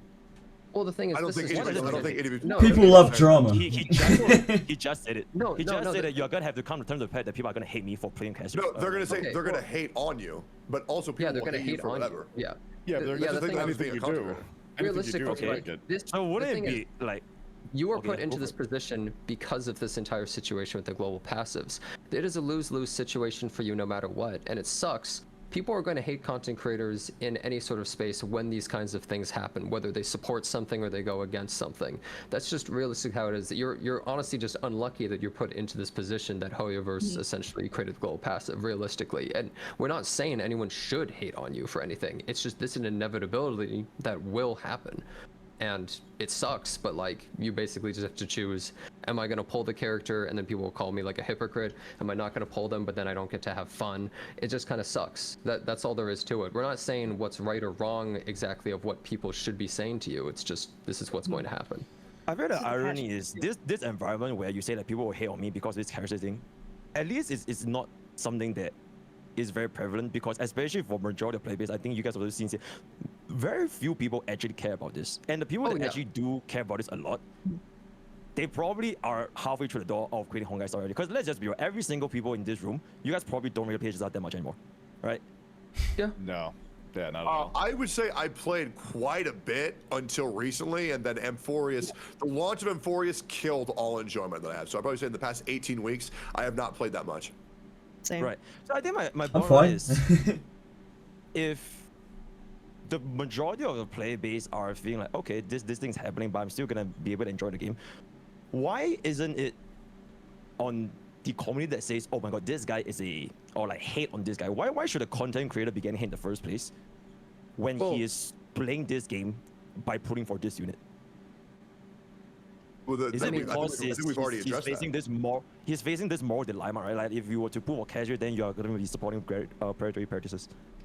What do you guys want the out thing of is, him I here, mean- might I ask? Like, what do you want from him? Like, what do you want from Mr. Pokey here? Sorry to interrupt. I don't especially want anything, but I mean, all I would say, Mr. Pokey, is like, I think people are just gonna be mad at you no matter what you do, essentially, and you just kind of have to ignore them. And I think the more you care, the more people are going to just use that against you. Honestly, Mr. I think it's more like the people. The people By the that way, I have no hate on dog in me- this fight, man. Like, I'm right, just trying to absolutely, yeah. explain, like, None of you guys really cared that much about results anyways. But I feel that the people that you mentioned, they are gonna hate on me because no matter what I do, people that hate on me for pulling for castries because it's a global passive, I would say there's a very minority of people, because I feel that when I'm playing the game and if I want to play castries and all that kind of stuff, I'm still well within my own enjoyment and I have fun doing this kind of stuff I'm doing. Whereas the people that say, oh my god, why can this guy, how dare he pull for castries because it's global passive? I think it's more like on these people, and I'm questioning why should these people even have like give two shits about me pulling in the first place? Because I don't think that has any condition with me supporting a predatory practice. Like, just the simple act of me pulling for casters, it doesn't equate to me In supporting fairness, he got global invited practice or into predatory here. practice. It's Yeah, just so, like, at least like, coming I to feel- me, I feel like, He was kind of goaded into here. I feel like this issue is just so simple, right? Like, there is a way that you win, and that's putting your morals above your enjoyment for a game, and then you win. You're like, yep, the character's bad. I don't like it.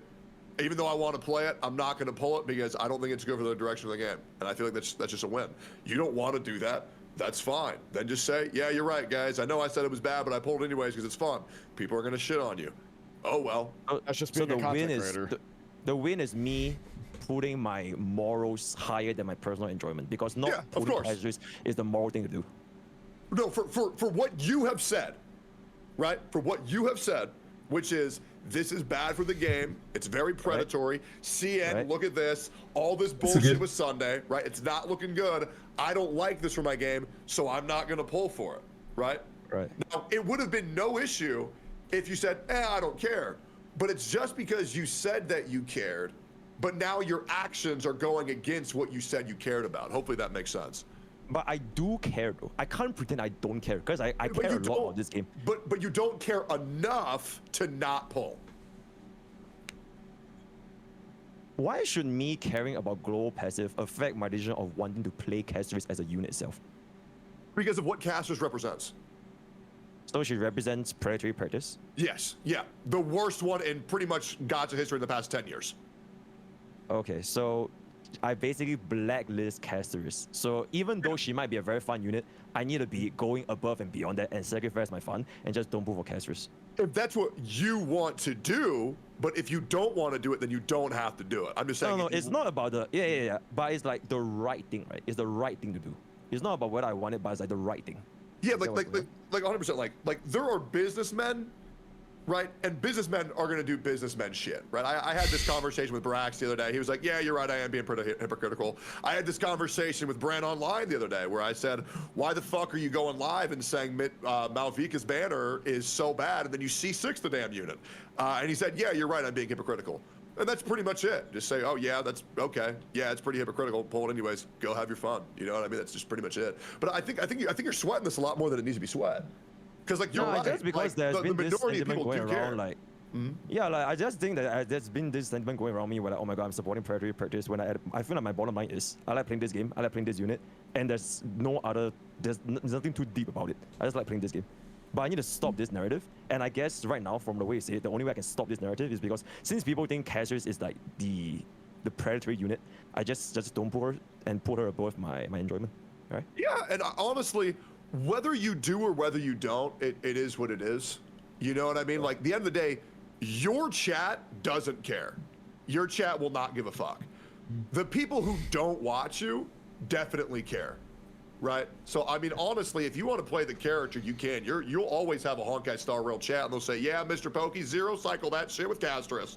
But, like, for your own words, the minority of people who do care, yeah, they're going to shit talk you, but it is what it is. But I do think it's pretty fair to say, if you think this thing is bad, well, then don't interact with it. Sure, we can. Yeah, because I think the only reason why people would call you that is because you said, oh, you have an issue with it. It's like the same thing when I had an issue with Genshin's weapon banner. I said it was bad, so I stopped pulling on it until they added the pity system in, right? So it's like having an issue with it's absolutely fine, don't worry. I'm having a blast. It's all good. Well, but she has one now. But she has one though. Right. So one bomb, right? I just gotta skip. If you care to put what you're preaching above your enjoyment of the game, yes. But if you want to go have fun, yeah, just take it on the chin. People are gonna shit on you for a little bit. But the thing is, I'm not preaching for people to skip cashers though. I'm preaching that I'm saying global passive is a bad thing, and it's just very unfortunate that right now, at least the chat I'm seeing, there's no gray line, right? It's basically Castris is a bad unit, and if you put you're a bad person. So now you gotta skip her. Even though she's as a unit by herself, she's very enriching. Oh my god, she's very interesting. She's bringing new HP mechanic in version 3. But unfortunately, because she has the global passive, we just gotta skip, right? No, okay, so once again, nobody is shitting on anybody for pulling Castris. But you guys are though. No, hold on. You guys literally are shitting. Hold on, I'm adding the addendum. Right. People are only shitting on people who are saying Castris is bad, she's bad for the game, and then pulling her. Mm-hmm. Okay. If someone said I love, like, they genuinely don't care about global passive, and then they pull Castris, no one has an issue, right? It's like, okay, you don't care anyway, who cares what the By the way, is. I'm not shitting on anybody of any sort, I just don't care. But I'm just explaining. It's always don't care, but the thing is, a lot of people do care. And especially why this is even the topic of discussion for this. Oh yeah, because a lot of people do care about this, even though like almost I would say like 80% of people probably don't even play it in the first place. Some people take this shit really seriously, and it can be dangerous. You can feel really, really bad. You can feel victimized. You guys are way bigger than I am, and I know that you must get like some really, really bad shit said to you, like over just trying to have fun in games and shit. I get it. I understand. Thing is, I feel like it's really just very unfortunate that Castris, as of at least the chat that I'm seeing around the community I'm seeing right now, she's a unit that represents to you guys that okay, she is global passive, and if you pull Castris, you are supporting global passive. And it's unfortunate that it is this way. It's no longer, if you want to pull Castris, it's because you want to play Castris. And since there can be, you know, no in between in this place, then I guess the more thing to do is to skip Castris, which I just think is very, very unfortunate. I agree. It sucks as I wanted to pull Castris too, because she looks fucking awesome. She looks nuts, yeah, right? Yeah, like the thing, Pokey, the thing is like, that's why I'm saying like, it's not really your fault that you were thrown into this situation. It's just an unfortunate situation, and it's also on the back of a pile of a bunch of different grievances people had with Honkai Star Rail, and this is the big, like, basically every grievance people had with Honkai Star Rail is coming to a head with Castris. And this is just like the situation you're thrown into, realistically. So. Sure. Oh, your occupational hazard at this point. Sure.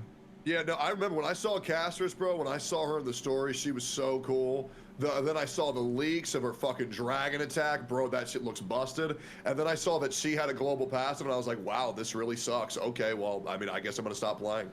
I mean this genuinely. I didn't want to stop playing. I didn't. I really wanted to continue playing Honkai Star. I fucking love that game, but like, the story direction's going downhill. Xiaoji fucking sucks. The principles of global passives being added is just ridiculous. Knowing that's being added to more characters is fucking ridiculous. The combat is more and more less about what you're fighting and more about who you're bringing, which is just like, yeah, I'm good. It's just not really going in a good spot for me. And that's why I said I'm going to stop playing, because if I said all that and I continued playing, people would call me a hypocrite. And to be honest, people call me everything. People call me things that are way worse. But it's one of those things where it's just like, if you're going to say that something's bad, then don't support it. And if you are, accept that there's going to be criticism involved. I do think, stop searching your name for who's shit talking you, Pokey. Stop doing that. Okay, respectfully, the fact that that person was your server the entire time and didn't get banned, it's either you or your mods not doing their job. So like, it is what it is. Oh, I don't go in that. I don't go on that server, to be completely honest. Okay. Yeah. Oh, that person was pretty crazy. Oh, but also it's like. But it's like, okay, do we really want to take one shatter in a Discord of 90,000 people and say like, I can't believe you noticed this guy. I mean, people get through the cracks all the time. The stuff you say is pretty interesting, so I think it's a pretty funny joke. It's a pretty funny example. And I think at this point it's no longer like more like a one guy. I think like majority of your chat and like in Gacha Police, they all hate me now because I still like playing HSR, so it is what it is, man. No, I don't think so. But I mean, I can definitely understand how it feels that way. I get your opinion. But yeah. Yeah, Mr. Pokey, I do think it's. I don't think that's something that I can voice right now. Where, like, you'll anyone, this happens to every streamer, you'll always see the more negative stuff than the positive or the neutral, right? It's just we'll always see that. Yeah, absolutely.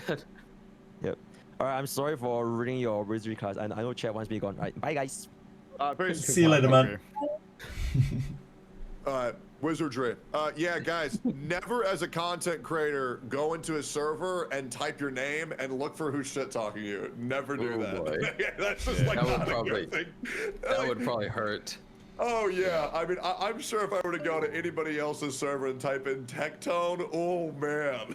Do not go into my server and type JJWF. You don't want to see it. Yeah. Why? What's that? I want to see it. I do want to see it. It's probably all true. Yeah. Anyways, did that more or less make sense, chat? That all makes sense to you guys? It's just like it's not really about pulling caster. It's about the people who are saying that it's bad and that are still supporting that. It's just hypocritical. We'd all agree with that. Yeah. Hopefully that all makes sense. Great. Yeah, I can tell it's definitely bugging Mr. Pokey a lot. He's kind of crashing out a little bit, but that's okay. It happens every now and then. Anyways, as we were, I think that pretty much settles everything we needed to talk about for Honkai Star Rail. Is there anything else going on in the past 2 weeks or so that we kind of wanted to talk about before we get into Wizardry? We could, but it would be like an hour. So let's just get into Wizardry, man. No, wait, what were you gonna say, Jenazad? What were you gonna say?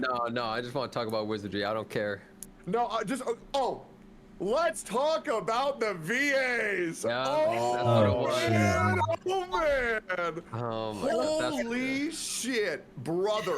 What the fuck is going on with Paimon? You know what? Okay, I can't exactly force a topic can I say here. the whole thing so we can just speed run this entire shit show? Yep. And get straight into Wizardry? Yep.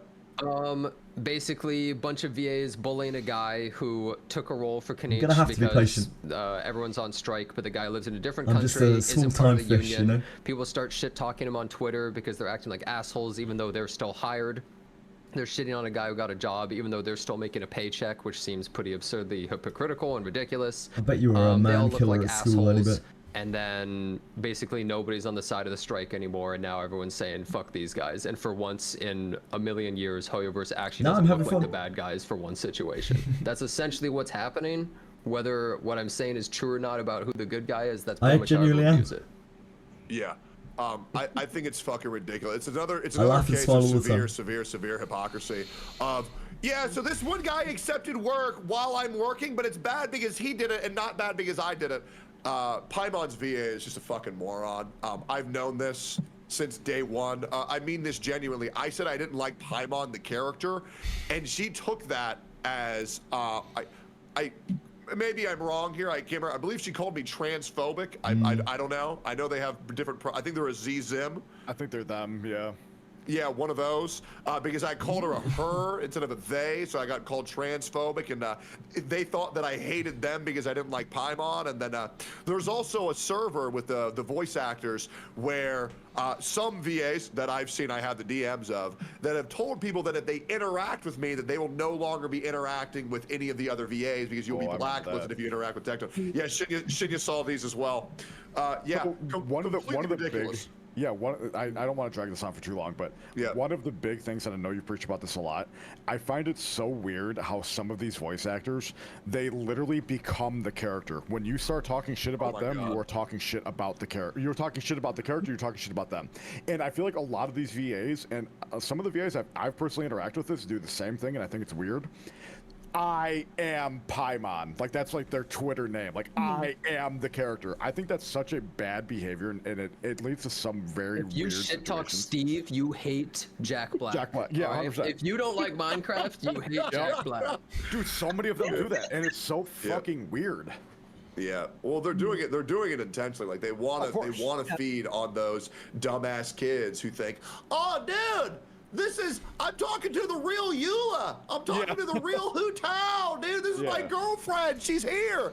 Because a lot of these Hoyo VAs blew up. Not every single one. I want to make it very clear. I think Sayu is a great VA. I think Amelie is a great VA. There's many great VAs. However, Max Middleman, amazing VA. But there's a lot of bad eggs of VAs who weren't shit before all this. They blew the fuck up out of Hoyo. And when you blow up as a Hoyo voice, you're guaranteed a streaming career as well. Yep. With at least 400 viewers, unless you're really that fucking boring, in which case, well, I'd offer to help you, but then I got told you can't interact with me anymore, which is crazy. That's okay. I still work with the VAs of Wuthering Waves. God bless them. Yeah, no, I think it's horrific. I think we're seeing a lot of mask-off moments. We're becoming aware of shit that pretty much everybody else who's involved in the space already knew. But yeah, man, they are delusional. They are dumb as fuck, and I hope Paimon gets replaced by AI. Gonna happen. I think people have to accept it. That is a statement. from the multi celebrities, right? Like they are, with the popularity of voice acting and anime coming into the West a lot more. It's just how it is. The egos are inflated a lot right now with a lot of VAs. Oh yeah. Oh yeah. Well, you know what's a shame? What? Oh, just really quick. Paimon's VA actually voices a character I like in a different game. And then I found out all that shit, and I was like, "Oh man." Well, that means you should like, you should like them if they voice the character you like. You should. Oh yeah, like they're that my best person friend then. actually. Yeah, exactly. Yeah. Tectone, I bet kids do that with you as well, where they're like, "Oh my god, the real Tectone! Oh my god!" Surely, right? No, they absolutely do. But I'm not like, well, okay, that being said, I do. This has happened. People have come up to me in like conventions and they've asked me to be a dick to them, but I'm just, like, I'm just not gonna do that. When I meet you in real life, I'm gonna treat you with nothing but respect because, you know, obviously I play up a lot of aspects of my personality where I'm being even bigger of an asshole online. But yeah, that's always been fun. I respect that you admit. I really respect that you admit that. I actually really respect that. Yeah, I mean, I try to, but yeah, no, I love the people that watch me. I met a couple at round 1 the other day when I was up in New York, and that was awesome. It's crazy how they all seem autistic, but you know what? That's okay. We're all a little autistic. We all are too. Yeah, absolutely. Well, anyways, now that we got all that shit out of the way, let's get into the main event. And I want Jenazad, I want you to talk to your heart's content about your experience with fucking Wizardry, man. All right, this will be good. So, I first heard about this game on the Gacha game subreddit. That's where I get like random news about new games coming out. I saw this game, Wizardry Variants Daphne, is coming out sometime soon. And as we know, the developers will always say they're gonna do something, and you never know when it's gonna happen until the day of. So basically, then there's like, bam, this game came out. I go, okay, I don't know, maybe I'll try it. Then a couple days later, decided, okay, I'll download it. Finally got it working on BlueStacks, because for some reason it only worked on BlueStacks on PC. You can't download it any other emulator, it doesn't work. And every time I was trying to open it, it would just close midway through choosing what country I'm from. Because, by the way, United States is at the bottom of the list, which requires like 500 scrolls. And I never got past that. But eventually did, got to go into the game, and immediately became hooked, was playing the game nonstop on stream. Was like, I just want to play more. I just want to keep playing more. And it was a janky emulator. It ran like shit. But you know what? The game was so fun that I was willing to put up with that. And I think that's the moral of the story for a lot of us here, is the game has a lot of flaws. Like, it's so many. Lot of flaws. But the thing is, it's so good at its heart that you just kind of can ignore most of them and deal with it and suck it up because you want to just keep playing. Yep. Yeah. And there's not really anything inherently like harmful to the space in this game. It's just a fucking jank ass game. You know, like this is the game that you find at an antique store. It's a dead genre. It's a dead genre. We're gonna talk about that 100%. Oh, we got a lot. There's a lot of things we can talk about. Oh yeah, 1,000,000%. But send this all to the devs, by the way. Absolutely. Someone translate it into Japanese. They won't care, by the way. They don't know who Tectone is, I'm pretty sure. Well, I don't know about that, man. Yeah, I would hope so. Loud enough that they've heard you. True. Yeah. All right, Shinya, what is your experience with Wizardry, man? I think this is the perfect game that I have been wanting out of the gacha genre. I think the genre, and I'm still pretty new to the genre, self-reporting. I think this is something that is a breath of fresh air in the gacha space. Something gritty, something punishing, something that you're just gonna kick your ass. It doesn't hold your hand. You actually jump into it. It's gonna kick you right in the dick, and you're gonna smile and ask for more. It's revived my passion and content creation and streaming. I actually look forward to logging on and talking about the game with people and talking about it with other content creators. It is that good, and it is very rare, I think, for content creators to find a game that they absolutely fucking love and want to talk about. I'm so passionate about it. I know it does dog shit like on YouTube and stuff, but I want to make guides, not because of the views, but because I'm so passionate about this game, and I want to share that passion with other people, because I know other people want to, but they're a little frustrated with like the beginning experience of the game, because there's a lot of stuff that's a lot of very confusing, but I like that stuff. I like trying to figure that shit out and figure it out and like optimize it, right? Like, I think that's like at me at my core. I love spreadsheets and shit like that. In this game, it feels like it's right up my alley. You know, there's a saying that I learned the other day from Marco Meatball, which is sometimes you have to go backwards to go forwards. Yes, this game is not polished. Yes, this game, it doesn't look particularly good, but it does bring you back to a time period where things were a lot simpler, they were a lot more fun, and there is no information on this shit online. Do you remember? Go ahead, sorry. Okay. I was gonna say, okay, I'll just go real quick. Do you remember when you first started playing World of Warcraft and nobody knew what the fuck was going on in that game? Yes. Nobody optimized their builds. Nobody knew the meta. We were running around as level 10s and grays. We didn't even know what a fucking talent tree was. We were learning and experiencing the world in the game, and I feel like that's what's happening right now. The game has been out for a little bit, so I feel like people like JJ and Jenazad, who like obviously have more knowledge than us, but the fact is there's no guides. You can't go on Wowhead or Thoughtbot and figure something out immediately. You have to go to an obscure IO page at the subtext of a subtext, like figure something out, and I think that's fucking amazing. Yeah, You know what's there's more. sorry. I think there's more misinformation on this game than there is actual information. And you know what? That's all by awesome. design. It's all by their design. It's their design philosophy. It's absolutely wild, like that a game like this can even exist. It's an anomaly. It should not really exist. Correct me if I'm wrong, but I think they actually specifically said Mm-hmm. they don't want to have a lot of info out there so that there's a community that like discusses things, right? I think there was something around that they actually want, like, you know, I guess Discord groups or whatever of people sharing info or like making their own sites, and like that's how the info gets around. If you saw one of the recent when the collaboration came out, a collab, the patch note said added new event, various bug fixes. That was the whole Steam patch notes. Like, what the hell is that supposed to mean? This is your collaboration? This is like the biggest piece of shit notes I've ever seen. You got to open the game and be like, okay, what the hell is going on? They dropped characters without even saying that they were coming out first. Like the character Gerard, the guy with the wolf pelt, he just came out of his first, this is a rerun He's a that's rerun, happening right yeah. now. His first banner just dropped with zero info. People logged in, were like, dude, there's a new character. I'm like, what? What do you mean there's a new character? One of the other things that really I love about this, and I'm drawing more parallels, it reminds me of like schoolyard talk and schoolyard rumors, where it's like there was no forums, there was no game winners. It was literally, oh, did you hear? Like my friend of a friend told me if you use strength on the truck in front of the SS Anne, you can get Mew. Like shit like that. And that, like, I feel like we've lost that in the current year. It's like there's like we know everything. Everything's already been figured out. I swear to God, I bet people are still learning new things to this day, even what 6, 7 months, 9 months after the game has come out. Tectone's getting so Tectone, what happened? What just happened? Oh, sorry. I'm getting like good loot. I'm getting like crazy ass loot. Yeah, no, I'm stoked. Man, I haven't got a new stab in forever. I needed this shit so bad.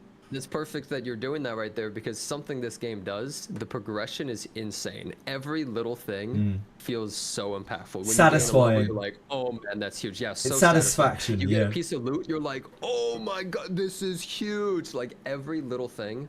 You beat something you've been struggling on. Say you've been trying to get the, I don't know, just randomly, like maybe the good ending of First Abyss for like 14 hours or something, and it's just been bugging forever, and you're like just a random thing, you know. Actually, wait, no spoilers though until later, I suppose. We're gonna get into story spoilers later because I think it is so important. I also plan on making a video on my full thoughts on Wizardry Abyss 1, because I do feel like in Gacha games, that's one of the best stories ever told. That was fucking awesome.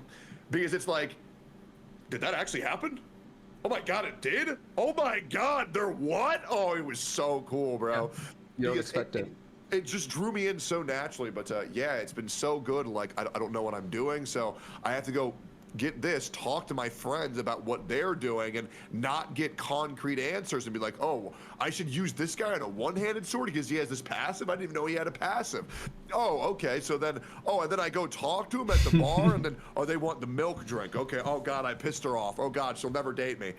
And this was the great thing.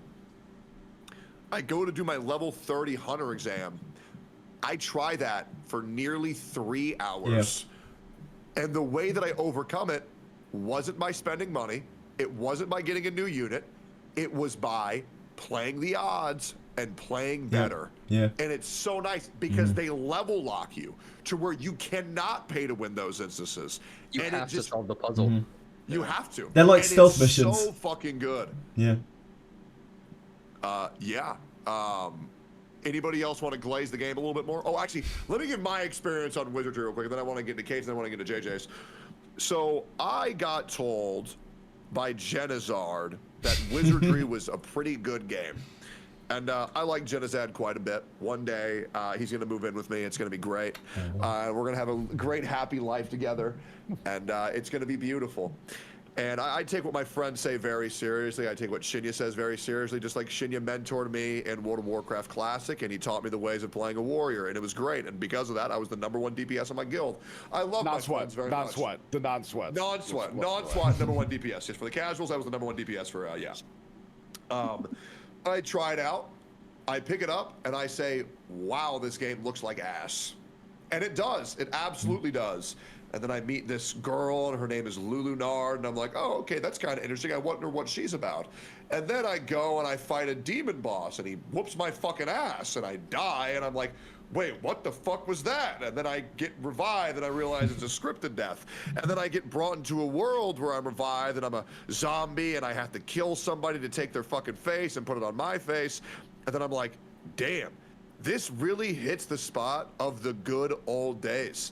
I remember games like this from my childhood, and I have one spell on my main character, and then I get 5 more characters, and then each of them have 18 abilities, and I have to think about when the right time to use that ability is. And then I realize that one ability has multi-use. I can use sleep to do double damage, or I can use sleep to skip a turn. And then there's paralysis, but I got to play the odds and know that will the paralysis hit? I don't know.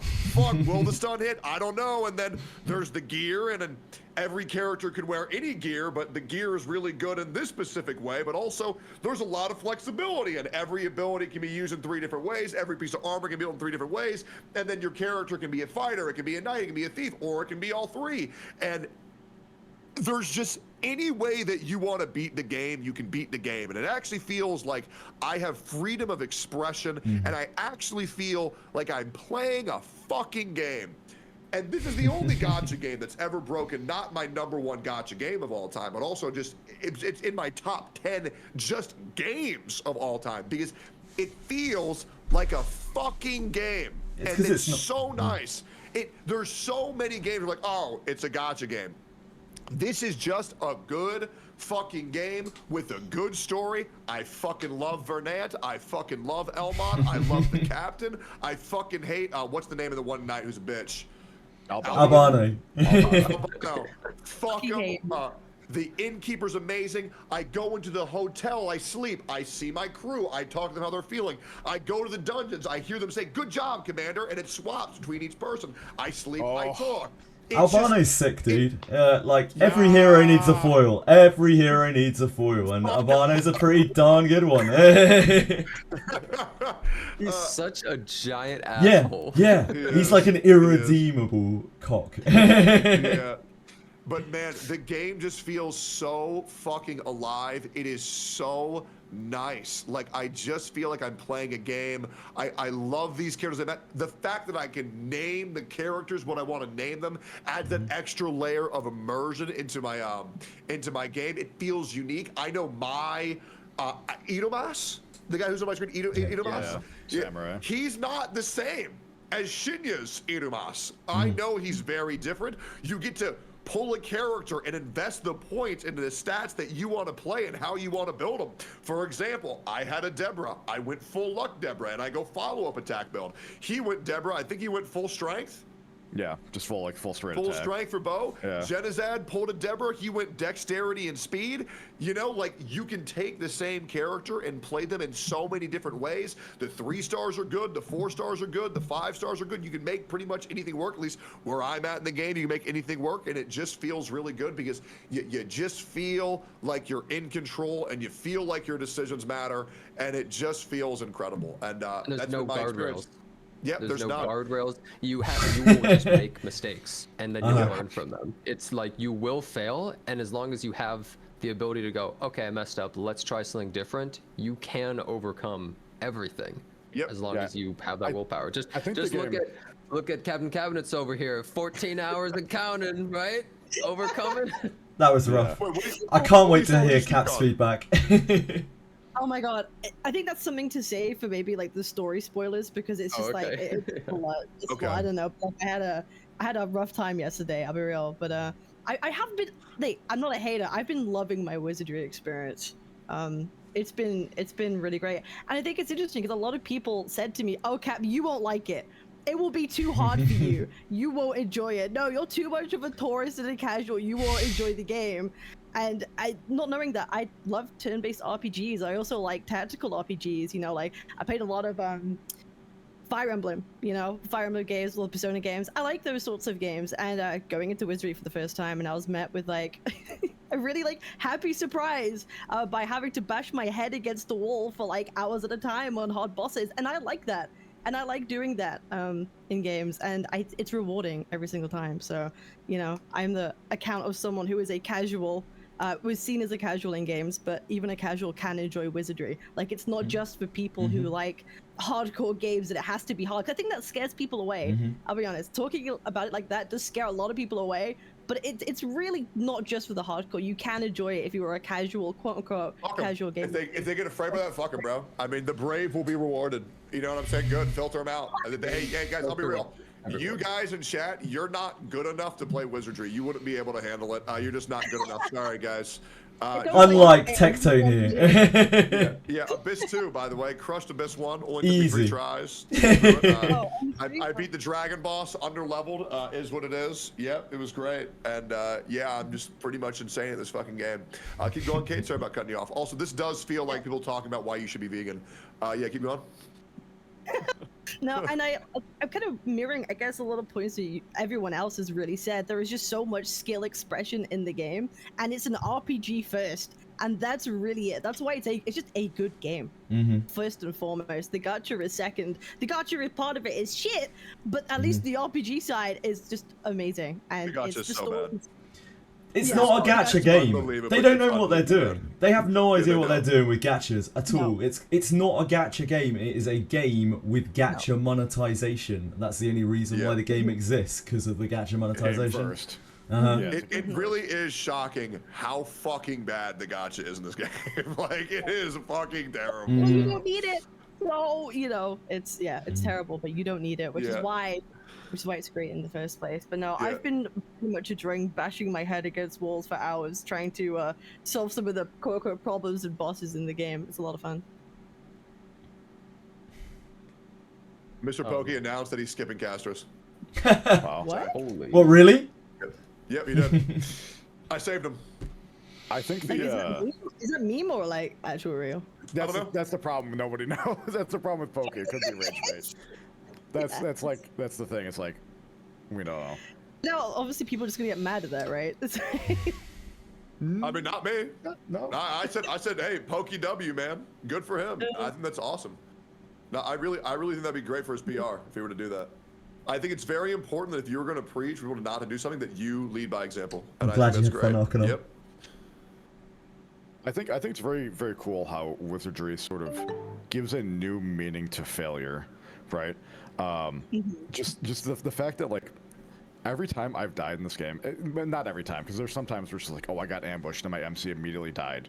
Every time that I've lost to, like, the lack of my own skill expression, it's like thinking back of all, like there's like 100 different things I could have done differently. And I feel like Doctor Strange and Endgame, where it's like I see like 10 different million like instances of like what I could have done differently, and like maybe 1 or 2 of them make sense.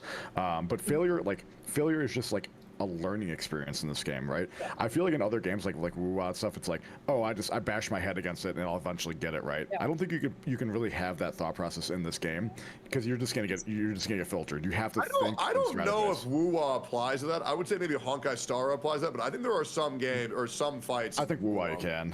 I think WoW is pretty skillful, isn't it? It's like fairly skillful combat. Nah, I heavily disagree. It's more skillful than I can play. I'm gonna be real. Wizardry is 1,000,000 times harder than Wuthering Waves will ever be. Like, just at any point. I agree, but I don't think there's a way to slam your head against certain fights and win. Like, there's some fights that are pretty ridiculous. Like hologram 6s are ridiculous. Okay, I actually kind of disagree. Other than the Hecate boss, that boss, okay, like, you will die if you just slam in your face. I think every other hologram, you can actually, with a full team, kind of just face roll. Just face roll. Yeah, I completely agree. I haven't If played. you have I a haven't full fought team. that boss. Yeah, I haven't fought that boss. I haven't fought Hecate, but every hologram that I've done, you literally, it just gets to the point where it's like you're eventually gonna get lucky. You're gonna luckily hit that parry. You're gonna luckily dodge at the time at the right time. You will not. You might get lucky with like crits here and there, or like evades here and there on Wizardry, but I don't think you could just face roll it, turn your brain off, and auto it, right? Like you sort of can. No, because if by that same logic, then the boss will just miss every attack. Yeah, there's a lot of variance in Wizardry Sure. variance. There is a lot of variance. You can have really bad strings or really good strings on Wizardry bosses. variants? Oh my god! Oh my god! Yeah, I think Wizardry is planning and decision making, and I think Wuthering Waves is skill and timing. Yes. So yeah, I mean, I think they're very similar. That's why I think they're both very good. We can obviously agree to disagree, Shinya, but I do think that there are some fights in Wu where it's like you need to understand the game if you want to beat this, or spend a fuck ton of money, which is that does work. I've seen it. You can't necessarily spend a lot of money and win. You cannot do that. However, in Wuthering Waves, you absolutely could do that. No, the thing is, you can do that in Wizardry. But the thing is, the packs are so badly priced, it would basically cost $100,000 to do what $500 would do in Wuthering Waves. Like, it's such an unimaginable amount of money that no one, unless they're unbelievably rich, would ever be able to get anything out of it. Yeah. Hi. Out of curiosity, JJ, what is your experience with Wizardry? And as well as content creation as a whole, I want to know all about it. That's a very broad question. Can you narrow that down? So just answer it as broad or specific as you like. So I, last year I basically lost my job to AI because I am an editor, not a video editor, not like a modern day editor, like an actual, novels and that kind of thing. And I just get no work anymore. I'm a freelance editor. And I have to stay at home. I can't really go out because I have a very sick elderly mother who I care about a great deal, and I just couldn't leave her. And I was just looking for options of what to do, and I've done voice acting and stuff in the past, and I figured I'd just try my best to come and stream.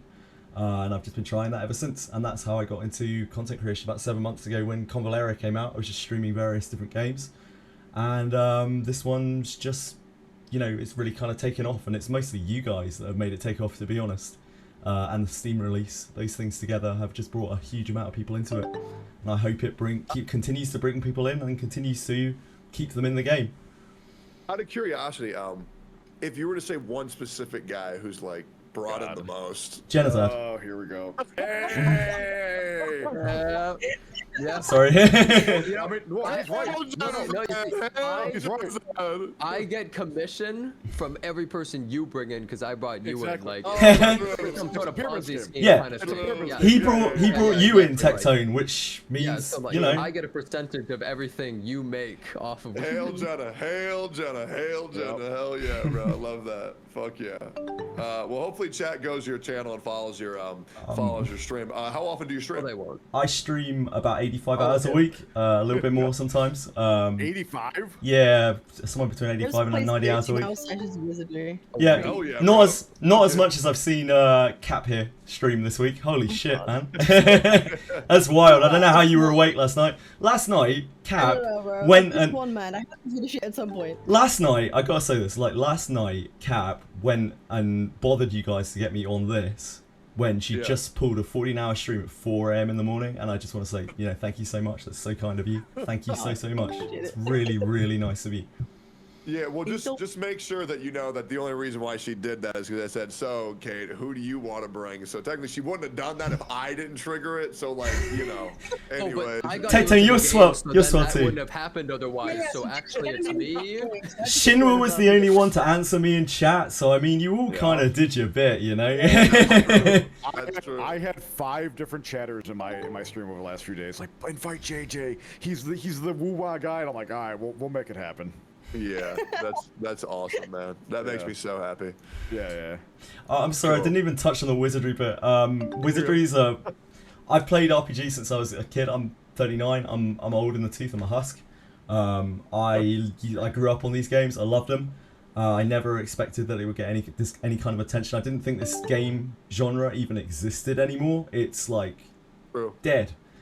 25 years ago was the last Western Wizardry game, Wizardry 8, 1999, I think. Like, Etrian Odyssey on the 3DS and those games, similar kind of dungeon crawlers, blobbers, you might recognise that if you're a bit of a nerd. And that's probably the most that we've really seen, most of publicity we've seen for this. And this game has pretty much revived the whole genre, right? Like, it's actually absolutely insane. And again, you guys have done a huge portion of that. So, thank you. Thank you for just giving it a chance. You're welcome.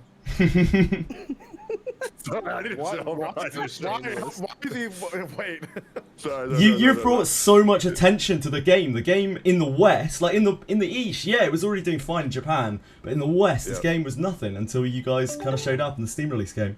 So yeah, just thank you. Yeah, dude, Steam release is fucking huge. Also, shout out to the devs. Fuck yeah. All right, so yeah, tell me about how you started it and what do you think so far? I started on a channel point redeem. I had channel point redeems on my channel where I'd play a game for a day. I didn't know this game existed either, and I played this game for a day, and I was like, this game's kind of shit. Honestly, a couple of hours in, I was like, this game kind of sucks. This is everything I expected. It's like low quality. It's not a great dungeon crawler. It's got some weird janky stuff. It's all bugged, and yet at the end of the day, I was like, man, I kind of want to play more of this. And I would just play it off stream, even though I was mainly playing sort of Convaleria at the time. That was where most of my viewers were, most of my tiny little viewer base. And I just kept coming back to it day after day, and eventually I started streaming it. Like, I was just like, yeah, I'm gonna play this now. I'm really enjoying it, and it just kept growing on me. It's like you guys said earlier. It's kind of insidious. It just kind of gets under your skin, and you just keep wanting to play it. And the story just kept getting better and better. The gameplay just kept getting deeper and deeper. Yeah, I just love it at this point. It's like the only thing that I play. Dude, you should have seen Baldo when he first started this game.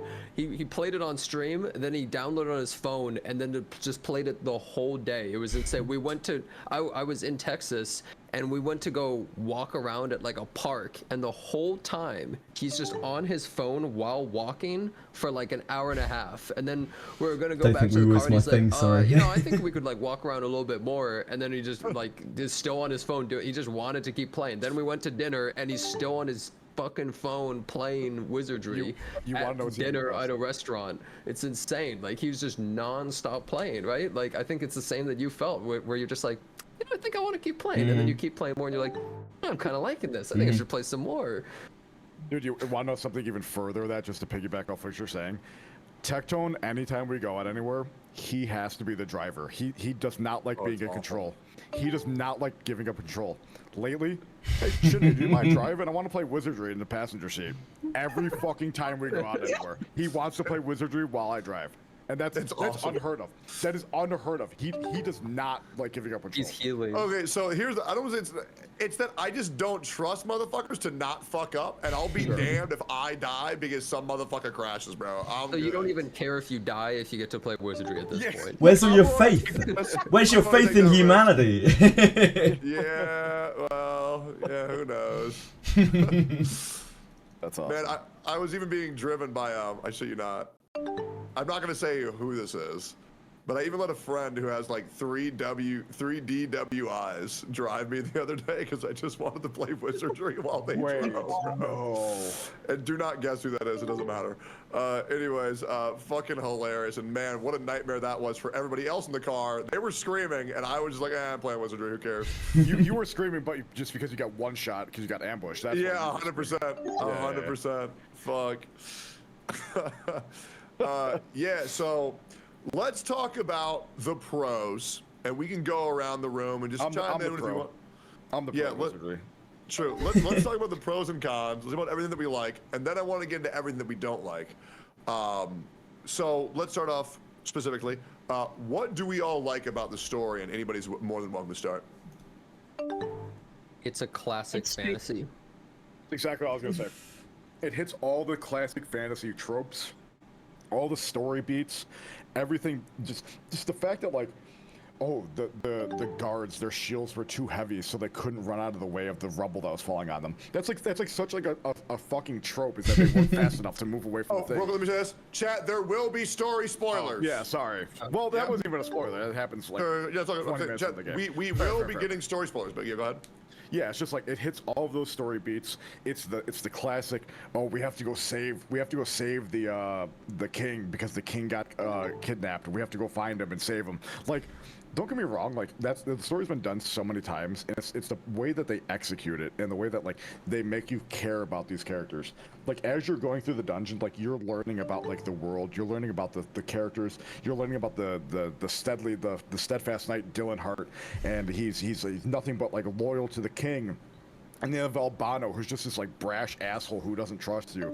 You have Elmon, who's just like, oh, you know, you'll come with, like, you're cool, like, come on, I'll guide you. Just like you're learning about these characters like in slowly like small bits of information as you progress through the dungeon. Like every floor, there's like a little mini cutscene of like talking about, oh, the some people got kidnapped and they're dragging them away, and how are we gonna deal with this, and what personalities, like who's gonna do this and who's gonna do that based on the personalities. It's like it's so interesting, like seeing small bits of information just slowly being spoon-fed to you and actually show you and tell you about what's happening, instead of just, oh, you know, a black screen appears and, oh, this happened. No, it's actually like you see the shit happening right in front of you. Well, the thing is, they don't really treat you like a total dumbass, kind of just like how the game doesn't really either. It's not like you meet Elmon and it's like, I am Elmon, and I am the princess's knight since the year blah blah blah. I am this year's old, and I have these skills, and it's like, shut up, dude. It's just like throughout your little journey, you learn little bits and pieces that get added to like the little knowledge thing about these different characters and things about them. And I think the biggest thing is it feels a lot more real because it feels like everything's rooted in the universe. Where if you see all these other stories, it'll be like people will talk normally how we would right now, and it's not like a fantasy world, but in their world they have different values. Like they don't see death as that serious of a thing compared to like us, for instance, right? Or if people die on the way, they're just like, well, we got to keep going. They don't have like a 15-hour long cutscene of like a funeral and like all this insane stuff. They're more realistic about how things are. So I want to talk about my experience with Chapter 1 on the Abyss, and man, how it just fucking blew me the fuck away. Here comes heavy spoilers, guys. Heavy spoilers. If you care, maybe just mute for like 3 minutes. Chat will tell you when you're good. So Abyss 1, you go in, and you're a ghoul. You meet Lulunard, and she's like, oh, look at this goofy little ghost. Oh, that's interesting. Oh, okay. So apparently we knew her, but we don't really know how. That's fine. We meet those little bandits. And you know, you kill them, you take their mask, you put it on your face. You get a quest, and he says, oh, you need to go save the king. Okay. You go back into the Abyss, and then you meet this woman, and she says, oh, have you seen my son? He was wearing this funny mask. And you're like, oh. Aware. Oh, you like the mask guy? That was your son. Oh, sorry. Haven't seen Alec. Haven't seen Alec. Yep. So and then you go in, you meet Vernon, you meet Elmon, and you know, pretty goofy, straightforward characters. And you think everything's fine and dandy. Oh man, look at these rocks are falling down. Oh, we gotta outrun the rocks. Vernon, what are you doing, man? Rocks fall, splat, hand reversal. There's a blood pile, and it happens so suddenly. You're like, oh well, we'll just find him later. He's probably fine. Yeah, he probably just got dragged off. He's probably fine. That was the moment, Tectone. That was the moment I was like, damn. Yep, absolutely. And then you meet Elmon, and Elmon, you know, she's like, oh, gotta fight for the knights. Oh, don't worry, I'll save you. She gets smacked the fuck down. She's dead, and you're like, oh, don't worry, I'll just right hand reversal. Doesn't work. And you're like, what the fuck, is she actually dead? You go, and you finally fight the big helmet, pulls out their corpses in front of you, puts the tentacles through their body, manipulates them like dead flesh puppets, and you have to kill them again. Oh my god. You kill the boss. There's the king. You have him so you can bring him back to the kingdom. His body disappears. You go to tell all these villagers who you learned to love along the way that you don't know what happened. The king died. You don't know what to tell them. They put you on the chopping block? Everybody else is dead at this point. Yeah, everybody's dead. All the people you love turned against you, and then they kill you. And it's like, what the fuck? Not only do they kill you and the credits run. Yeah, kill and then the credits. And it's like, welcome to Wizardry. That was the tutorial. Now play the actual game. So fucking good. It was unreal. I mean, one of my favorite story experiences ever. Up there with Limbus Company for sure. Probably, oh man, I really enjoyed, well, there's pretty much a lot of Limbus that it's pretty hard to say what I didn't enjoy about Limbus. But yeah, just so fucking good. Did you guys have any gripes? Simple. It's very simple, but yeah, it just does a lot. Sorry to interrupt. Yeah, did you guys have any gripes or anything else you want to chime in about the Act 1 story? I thought the Act 1 story was it's not really a gripe, because I think an issue I had is a very specific issue that other people probably wouldn't have. It doesn't really correlate to the first run, but I think, you know, once you get past the tutorial stage of the first run, subsequent runs, I don't know if you want to talk about that yet, but I have an issue with like everything else that comes after that. Yeah, I mean, I think it was very cool because like what happens after that, chat, is that then you start right-hand reversing the credit scene, and it tells you this is all the horrible shit that's gonna happen unless you fix it, and then there you go. Does that lead into what you want to say, Kate? Yeah, no, yeah. So essentially, you get a cursed wheel, which lets you go back in time to then, you know, fix the things that you fucked up, so everybody could live. And you get a happy ending of the game, and it's so you can essentially customize the way you want to play the game, right? I think that's really cool. You can customize the way you want to play. Exactly, and that's just really exciting to have. So that is a positive. But for me, it's painful. I'm gonna be a bit of a whiz anti here. I'm for real, a bit of a whiz anti. Some of the requirements that you have to do and trigger to meet some of the things to change the outcome of the game are so fucking bullshit that it's blew my mind. It actually blew my mind and made me so fucking mad and angry. It's Wait, insane. really? Like what? I think it's cool. That's by design. It's cool. It's by design. No, it's cool. No, it can be cool. It can. It's 100% frustrating. Be cool. What's the one that caused so much Yeah, frustration? I thought it was pretty straightforward. The walnut incident. Wait, question. I have a question. Did any of you get the perfect ending of Abyss 1? No. Yeah. Oh, I actually don't have it still. Wait, you don't have. Wait, I might. Where with Albano, so everyone's fine. Yeah, no, everyone lives. Yeah, I have that. Yeah. Everyone has to do the Saint Shield. You have to get the Cavalier route for the defenders. No, you don't. Have to save Albano and have him as a bondmate. No, but I'm saying the perfect ending. You get the perfect ending. You're talking about the absolute perfect one. Yeah. You have to save Albano. What's the other thing you have to do with the skirmishes? I forgot. There's you know, the boots from light the shields and the light shields. Right. You have to do all the things to get like the perfect ending. And there are just some triggers for some of those things you have to do, like quote unquote the walnut incident. We've all had to collect walnuts at some point for a request, right? But it's like you get the request, like, I don't know, B1F or whatever it is, go do the walnuts. And it's important because you give them to the princess, who then's like, hey, you know, I know Almon, I'll do you a favor if you give me your walnuts. So then she can contact Almon so Almon doesn't fucking die. And that's why she's important. But what you don't realize, you do the request in B1F, but what they don't tell you is that if you then go to the Harkin that's also in B1F and interact with it, you fucked it. You fucked it. That's it. Elmon's dead. Elmon's fucking dead, and you have to go and do the whole thing again. And that's like actually frustrating. It's not like fun frustrating. It's like actually frustrating. Like, how are you supposed to know you're not supposed to finish that first floor before you fuck up the whole request? And I was like, okay. Yeah, that's crazy. That was like a didn't fuck that up. Yeah, I did not fuck that up at all. Imagine trying to do that back when we were learning how to do it, and we were just like, yeah, Jenazad knows. Jenazad knows. Yeah, JJ and I, like, you ask chat, you're like, so how's this work? Okay, well, I guess I'm just going, like, fuck, I guess I gotta find out. Just trial and error. It was just a mad amount of trial and error. Yeah.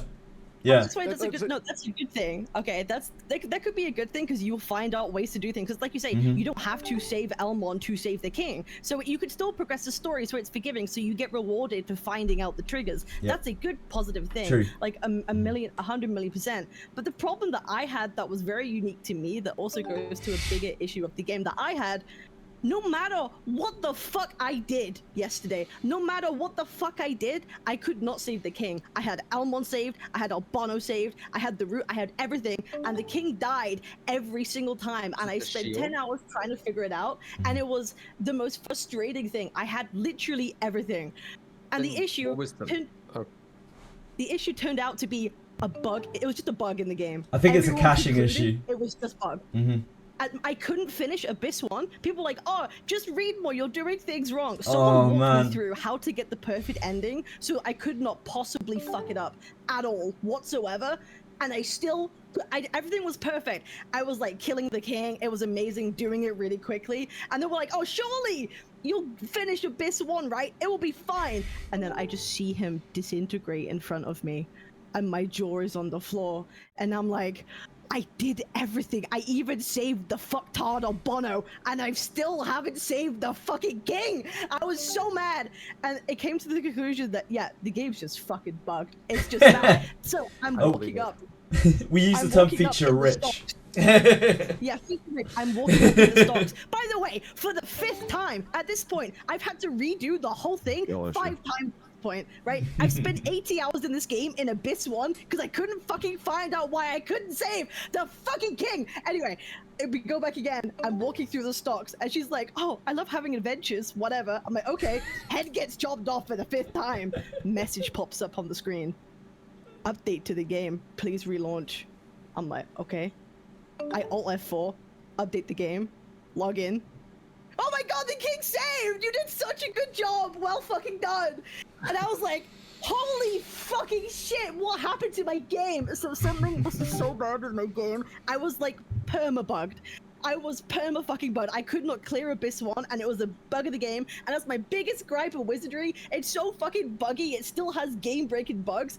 If I wasn't streaming this game, I would have fucking quit, because I wouldn't know what the fuck the problem is at that point. I literally couldn't progress Fifth Abyss, and everyone told me it was a skill issue, but it wasn't. It was the fucking game. Oh, I'm so mad. Sorry. I felt so bad for you. So bad. I like how we all started talking as soon as she was done. We all started talking. Okay, look, I had the same thing happen to you in a different area. In Abyss 3, there was like this big rock pile that was blocking the only way that I could possibly have gone to continue in the area. And I was like, I don't know where this is. And then I got an update. It said return title screen. I'm like, okay. I updated. The rock was gone. I was like, were the dead literally just watch it? And the patch note said like fixed like this thing. And I was like, that's the thing I had. That was my issue 10 seconds ago. What the hell?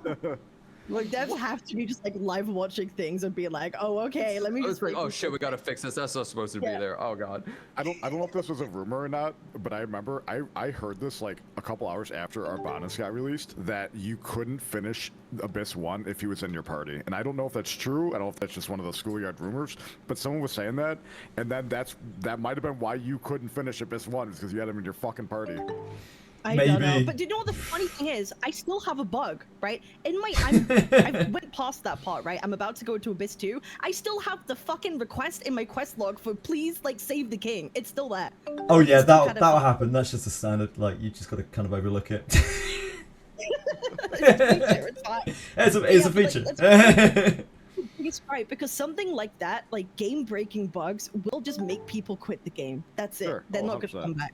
So that is like my biggest problem with Wizardry. It's just So I'm curious if like if you can. I'm always so torn on like big game breaking bugs like that. It's just like obviously it's a problem with the game, but do you give the game that many negative points? Because even billion-dollar corporation games still have game breaking bugs. Bethesda. They do. Bethesda, World of Warcraft always has bugs. Genshin still has bugs. Like they're like, can you give? Is that a like?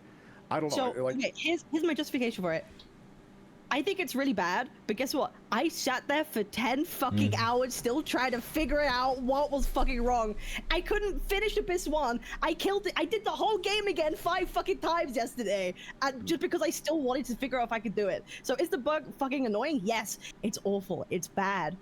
but I was still kind of low-key wanting to just get over it and just still play the game. So yeah, it doesn't outweigh the negative doesn't outweigh the positive. That if anything talks to how good the game is even more, because you got fucked that hard and you still want to play it. Yep. You lost 16 hours and you still want to play it, and that just speaks even more volumes to the fact that the bug even happened. So I do hate bugs, but I try not to hold them against developers too much. I kind of worry more about intentional things they put in the game that didn't quite hit the mark or go against what I enjoy, versus what has accidentally slipped into the code. Like global passives. Wait. To a certain point where it's like, come the fuck on. Yeah. Okay, 100%. you say that, but He's very mad right now. Okay, this game might be so bad with packs, but if you started from day one, it's the most free-to-play friendly game of all time because they had to fix 10,000 bugs, and the amount of compensation they gave out was unbelievable. If you were to buy packs in the shop, it's basically the equivalent of like $2,000, like of compensation of how many mistakes they made. Every time you log in, hundreds of fixes. It's like, we fixed these bugs, like just, and you'll read some of them, and it would just be like, you can't play the game anymore kind of bugs. There was this really hilarious picture of a guy who was in the second abyss who got stuck behind a locked door, and he didn't have a hook of Harkin, and he was stuck there for like 2 weeks. Like, he just could not leave. There's nothing he can do. It's just behind a locked door in a room, a 1-by-1 room, and he just can't leave. And he's just like, I guess this is my life now. I can't Just a prisoner, a prisoner of the abyss. Maybe an asshole. That's kind of fucking cool. Right? No, it's really cool. Like, I'm an asshole. Like, if that happened to me, like, always have a you'd hook be of mad. Harkin. Yeah, but it's like, damn. The dungeon really just ate my ass up, and there's nothing I can do about it. People lost their accounts. They were bad. They were really bad bugs. Like, they were really bad bugs. I mean, that was warranted, the amount of compensation they gave, in fairness. Because I'm not just here to, kind of glaze the game. Like, it isn't a perfect game. It has its problems. I love it, but it has its problems, like all you guys have noted already, and will probably continue to do so. Yeah, a guy in my chat, he lost his account for like a month, basically, where it just would be a black screen when he logged in. Contacted support, they gave him his account back and 10,000 gems, and he was like, you know what? That's fair. I would have gotten him.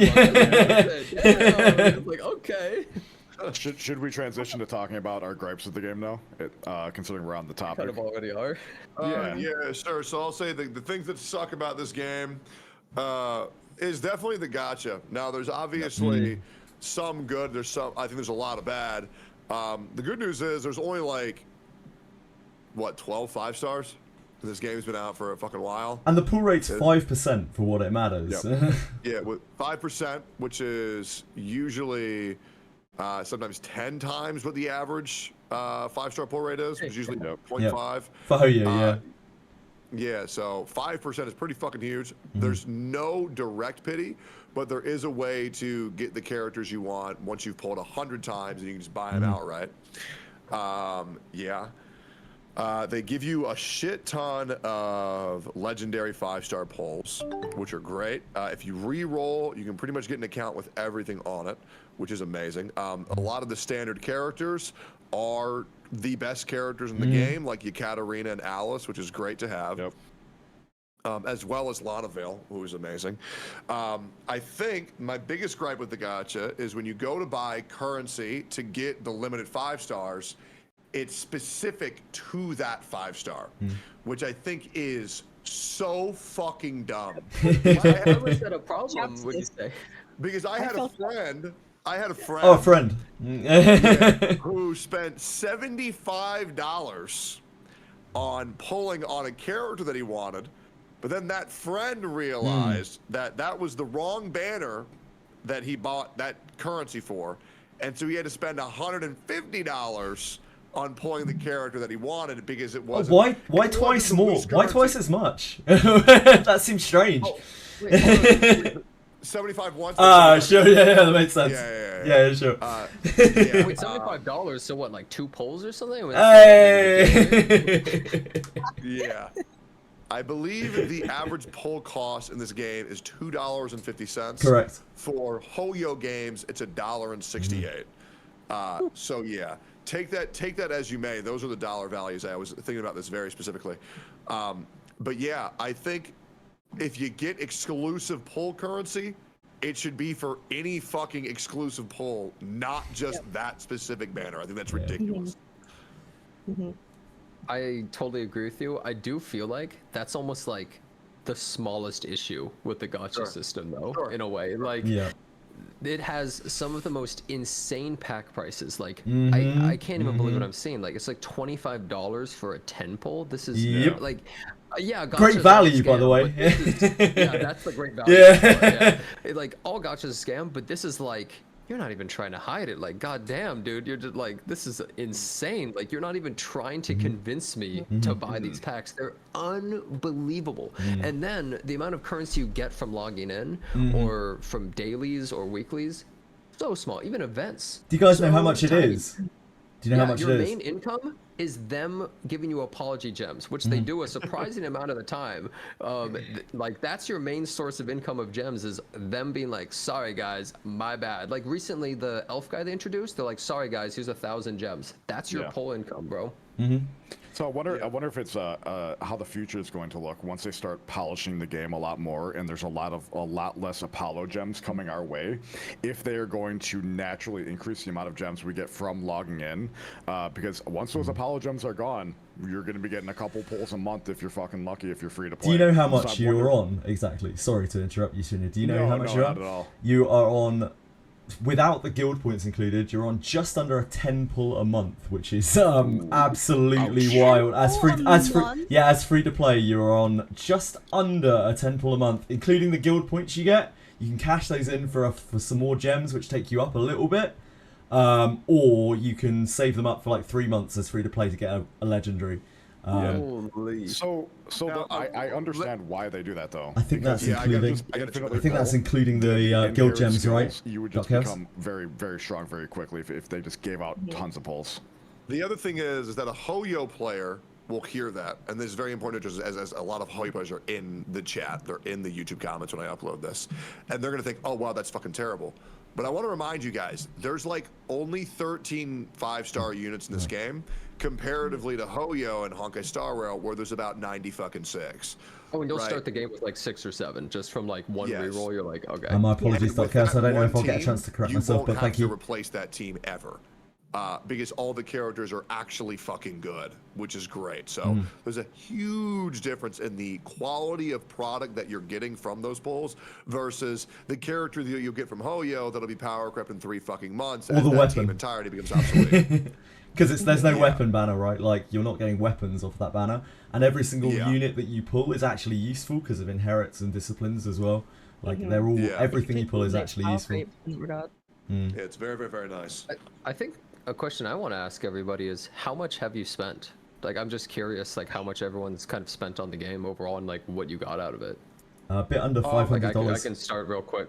I've spent like $200 to $300 or something, and I have a bunch of legendary dupes that I haven't used. But it's like, I haven't used any legendary dupes, not a single one so far. But I've gotten like a bunch of characters, and I'm just happy with my team. I don't even want to swap most of my team. Even when a new character like Arborist came out, I'm like, I'm not gonna bother with that. I like Deborah.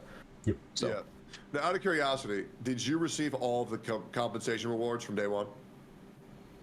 I like wasn't playing for a month or 2 at one point when I was waiting for the Steam client. Yeah. But I got a ton of compensation rewards. Okay. Yeah, like I would say like at least 20,000 gems of compensation. So if you just for curiosity's sake, if you were to convert that to USD, what is that, like $200-300 like additional? Okay, so let's see. The Great Value Pack it's is a lot. $25 for a 10 pull, and that's like 100 pulls. So that's like $250 right there of compensation. Not that it matters. I'm just curious. But I've probably gotten more than 20,000 gems. Probably at least 30,000. But yeah, like it adds up. Okay. I would say realistically, and you guys got to understand, I was hot-shotting this shit because I wanted to try a whole bunch of different characters. I plan on making original content. I probably have spent 350, maybe 370. I'm surprised it's not more. Tax write-off. I would not have done that if I wasn't planning on making content. Due to me doing that, I was okay with doing that. And what I got from that, and if you want me to be completely legitimate, $250 of that was completely wasted, and I kept on getting the fucking dwarf.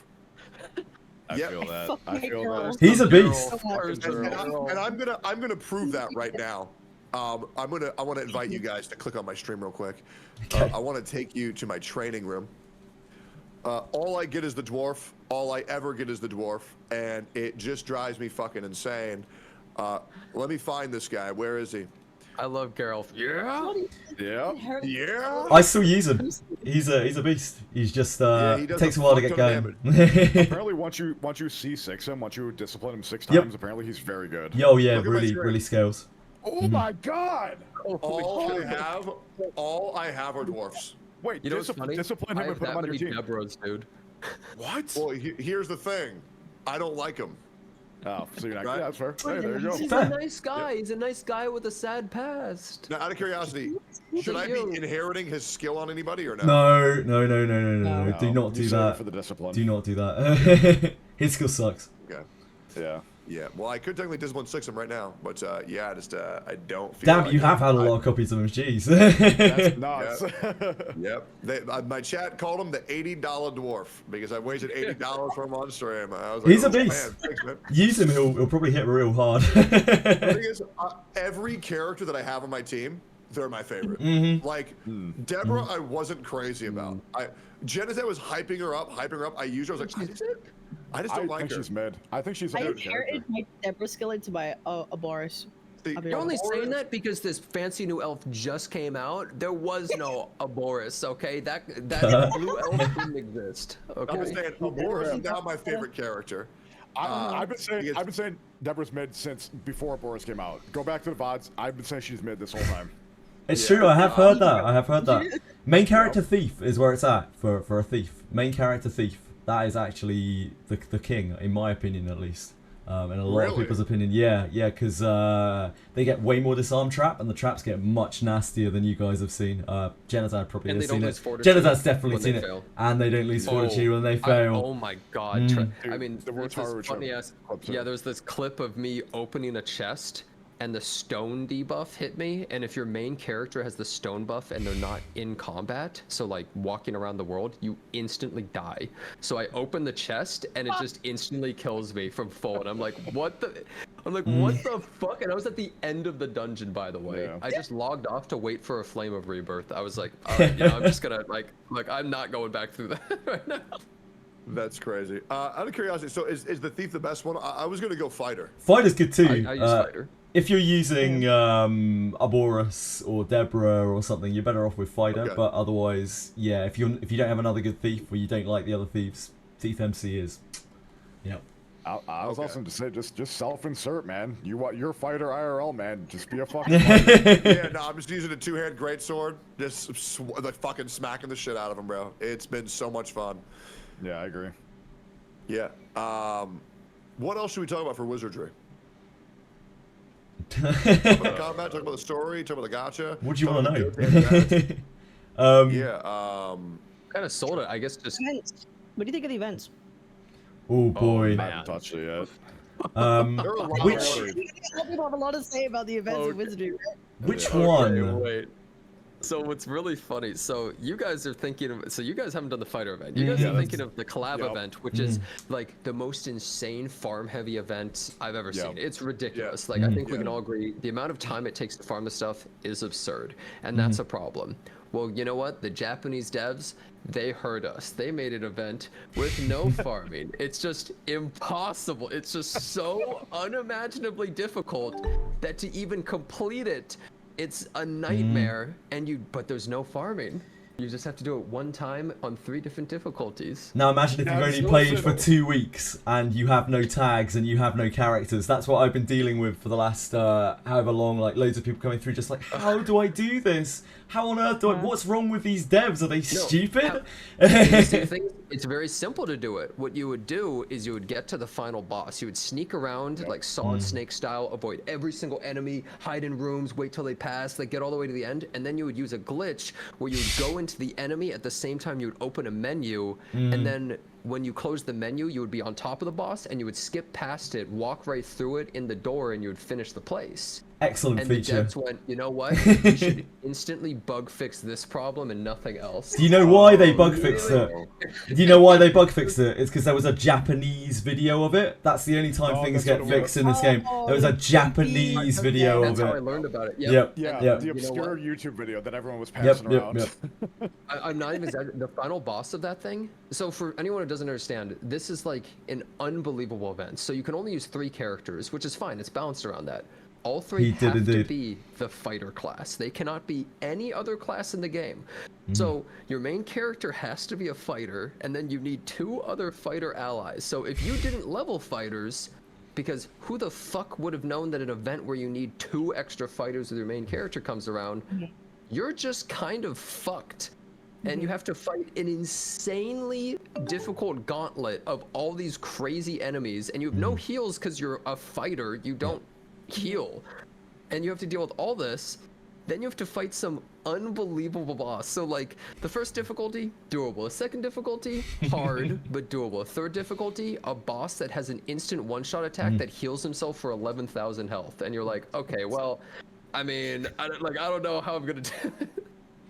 You have to burst him if you can't burst him. Event. It's crazy. It's like, hey, out of curiosity, sorry to cut you off. I'm stuck here. How do you get the mackerel sandwich from the East District? Oh, talk to that guy in town. I think that guy with the bubble above his head. Yeah. Yep. Teach troublemaker a lesson on my behalf. Yeah, how do I go teach those troublemakers a lesson? Do I go to edge of town? I think, right? Yeah, are they just like right there? I think it's the edge of town. Oh, thank you. Yeah, you're good. You're good. Hey, they call me the Wizardry God for a reason, Taki. Yeah, of course. I can see why. But, yeah, so the events in this game range from the most farm-heavy thing you've ever seen in your life to the hardest thing you've ever seen in your life. And I think JJ was saying on his stream, I believe, before that a lot of people my stream. You watched my stream. Yeah, I checked it out earlier before the podcast, and I believe that like you were saying that a lot of people were feeling insane amounts of FOMO because they're just like, I can't get the rewards, like I can't get this stuff, like how am I gonna get this? Like this guy got this stuff, but I can't get it. I'm like, what the hell, right? And it sucks. That's an issue. It sucks. It sucks. Yeah, it feels bad. Like it's not a good feeling, and they need to learn how to fix that. I think the devs, like, they have such a good vision for the game, but they need a little bit of guidance in some areas because they don't understand how I think they understand how a game works, not a gacha. And I think they don't understand like that their pull currency stuff is fucking people over, the events being in that style. It's like you can't really run it like that. It's just too much trouble, and it's going to piss too many people off, which is a real shame because the game is so good, and we still play despite all of these unbelievable issues. We still play the game, and that's a testament to how good at its heart it is. Have the devs made a gacha before this? Not really, no.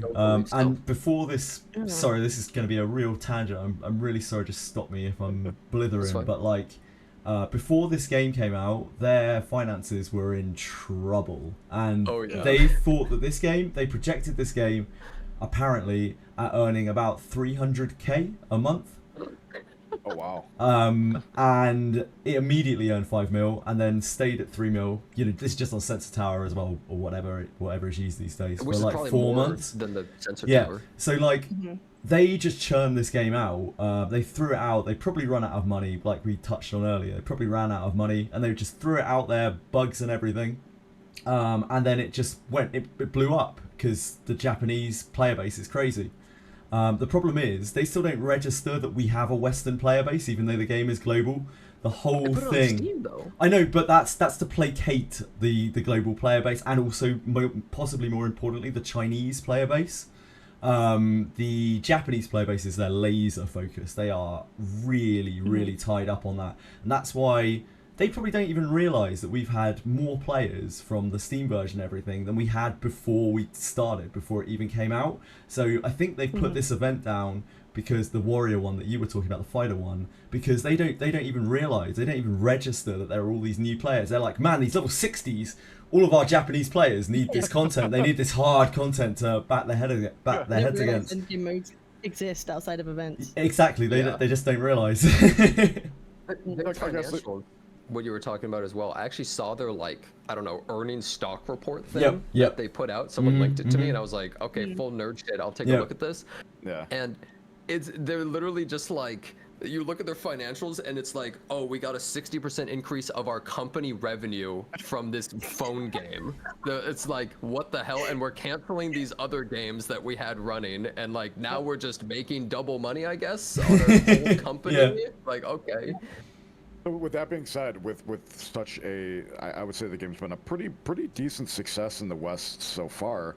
Do you guys think that the devs can start sort of, I don't want to say placating the Western player base, but start maybe getting feedback from us or listening to us? Do you guys have faith in the devs, or do you guys think it's gonna be like a Hoyo where they don't give a fuck? I think it's hard for the West, right? I saw a lot of people complaining even today. Even JP are like, hey, we have complaints, and it takes 6 months for devs to even respond to anything. So fuck the West, man. That's not, it's not really gonna happen. Even just in general, though. I mean, do we have confidence in the devs? I have confidence in the devs, in the designer's vision for the game, because he did a very good interview, which I believe Jenazad has read or maybe at least seen. But there's this long translated interview where the guy has basically pushed this unreasonable strategy, this word of mouth game spread. I don't know how the hell he got his past the shareholders, but for whatever reason it's working.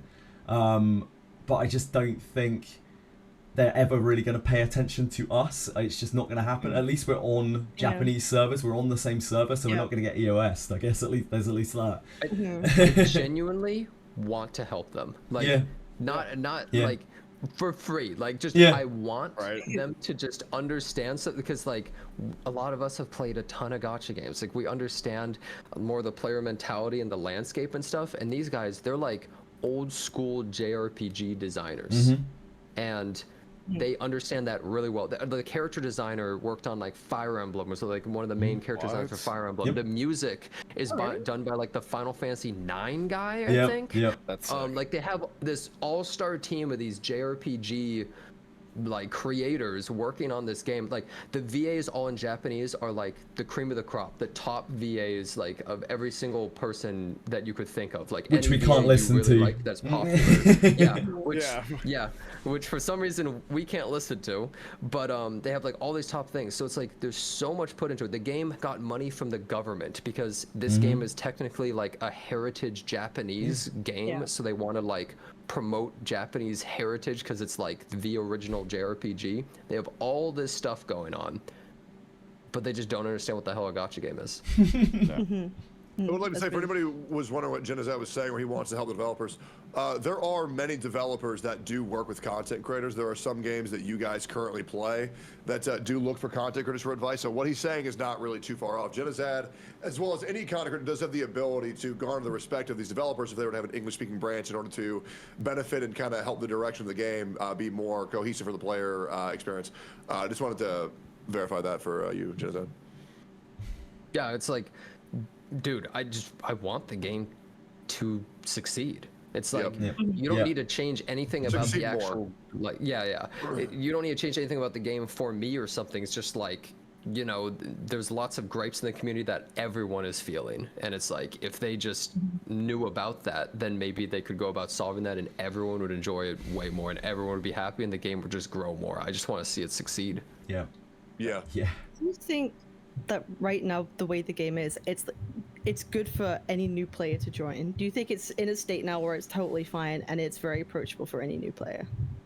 If they don't have to spend 14 hours on a bug. For the specific genre of players that this game is going after, yes, absolutely. I don't think it's a game for everybody. I think they did Dorkimus, but I don't know if that was our feedback. It's not a Hoyo title. But that's what's so cool about it. This is Absolutely. the type of game that someone didn't even know they wanted, and they find Right. out is their favorite That game. was Japanese That's what's feedback, so right? special about this kind of thing. It's like you didn't even realize that this kind of game could exist, and you play it and you go, "Wait, this is like my favorite thing. This is everything I wanted. I didn't even know I was looking for this." It's like the exact opposite of, the coolest thing ever. That sucks, by the way. It's like the exact opposite.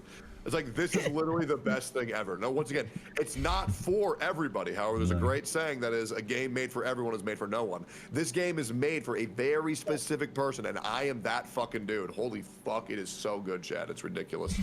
There are some people who won't even try it because it looks bad. And that's like their limit. And it's like, okay, fair enough. That's completely fine. You know what I mean? Yeah. Like, No, that's fair.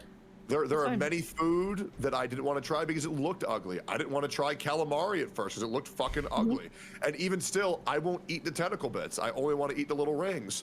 But it's, I get it. Some people need that shit. I think that's completely fine. I think that's completely fair. But if you aren't one of those people, then play it. It's fucking awesome, bro.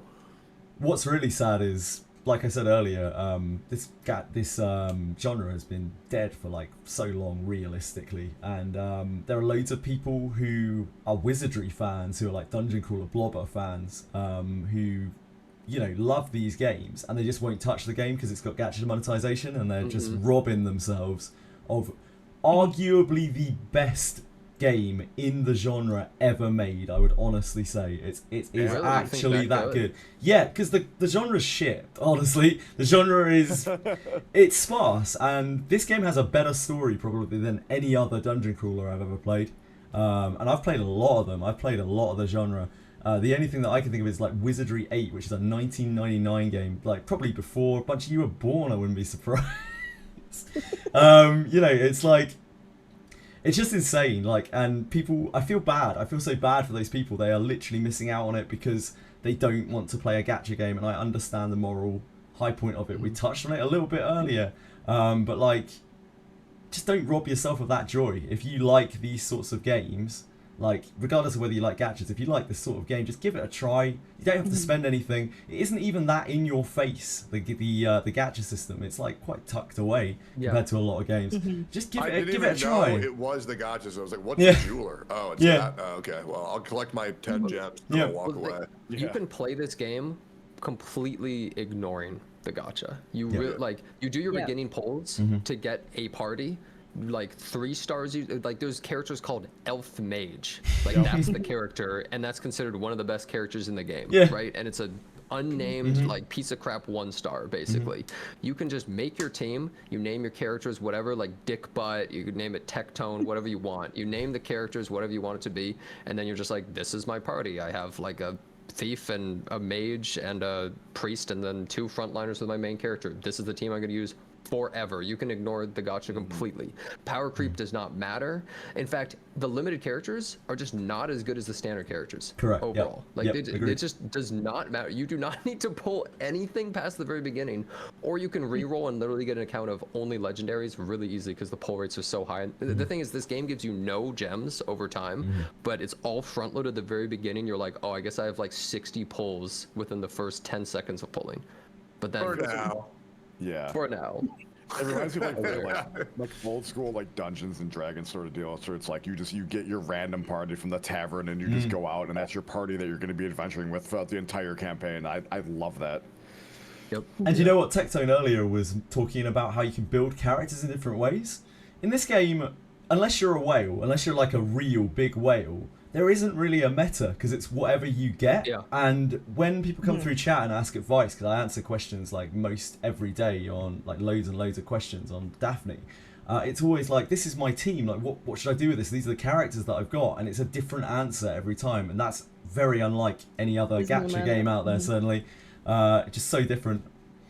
There's one other game it's like Summoner's War.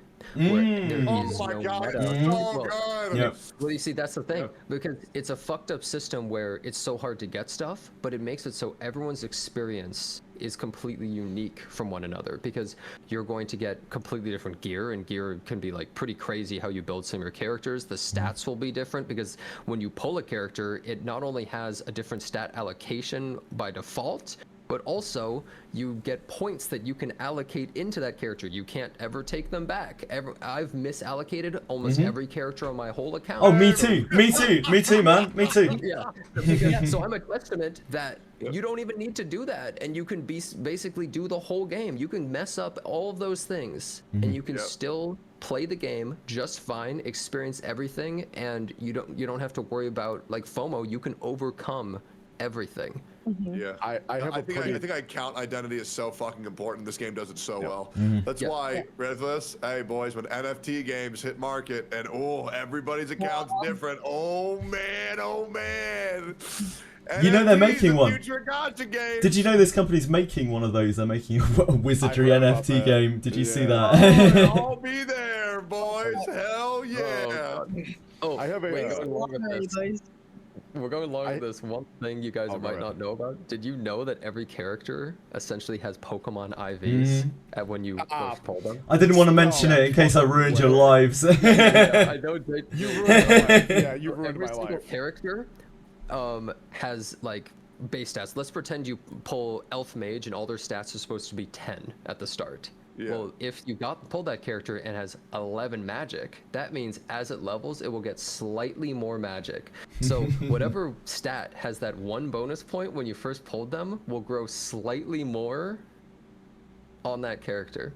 Okay, so it's completely random. Like, can I like breed my cat girls so like I can give them better IVs? Like, can I personally breed them? Love to do that. As long as they give consent. So wait, hold on. These are characters in games. There's no such thing as consent. Whoa! Different, bro. Everyone's game is completely different. Your game will never be the same as other people's. Relax. You're being Twitter. Oh, she didn't consent to be sexualized, guys. Let's calm down. Well, then why do you get so upset when Rexon talks about children? I'm not even touching that one with a 10-foot pole. Unlike that. Oh wait, never mind. I talked about wrestling today, and I don't want to talk about it again because, dude, I already got Twitter angry at me. I pissed off Mr. Pokey Stands. I got a tangentially related question about specifically like account identity. I hear the term being thrown around a lot with people throwing around the term bricking your account. Oh, Jesus. Do you think you would have to literally intentionally do a ton of bad things to get your account bricked? Because I feel like people are misusing the term. When people say brick, I lost a 5-star, my account's bricked. I think it's almost impossible to brick your account through normal gameplay unless you're intentionally, purposely doing it. You have to willfully, ignorantly fuck yourself over. It'll basically, the tutorial's like, if they're at 50 fortitude, that's not good. They could turn into dust. And you go, okay, I'm going to revive them anyways. Oh, they turned into dust? Okay, well, I'm going to try and revive the dust anyways. Wait, I lost this? This is bullshit. It's like, it tells you, like, are you sure? And you're like, yeah, I'm sure. Oh, fuck. Are you sure you want to risk everything? Your life, your account, your mortgage, your house, your wife, and you're like, yeah, okay.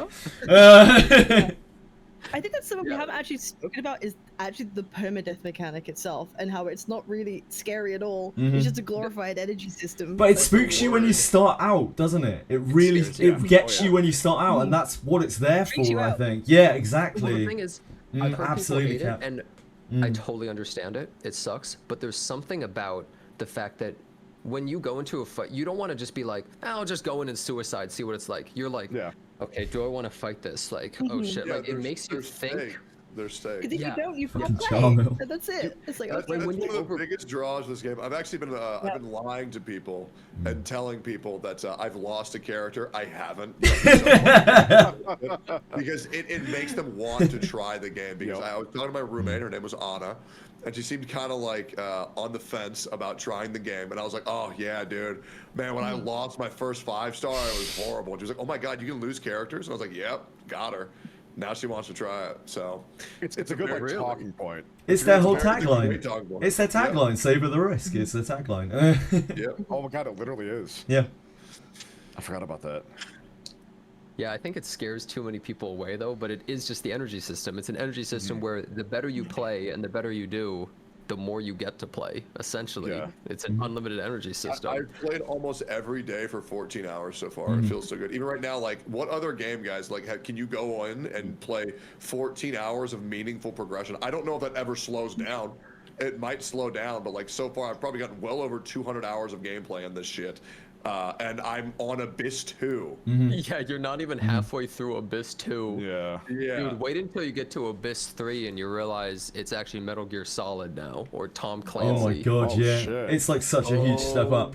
And Abyss 3, I'm not even kidding, I'm actually like genuinely scared. me too, genuinely. I'm like, oh shit, I better not run into that. Oh my god, that will actually kill me. Actually, you're like, oh my fucking god. Yeah. You're like, okay, I have to plan this perfectly. Like, Genuinely. I cannot fuck this up. If I fuck this up, my whole day is ruined. Like, I need to not mess this thing up. And you're like, That's why the car equation is not good enough, or what? It feels like there are real stakes. It actually feels like there are real stakes. It's actually crazy. JJ and Jenna, have you guys finished Abyss 3 yet?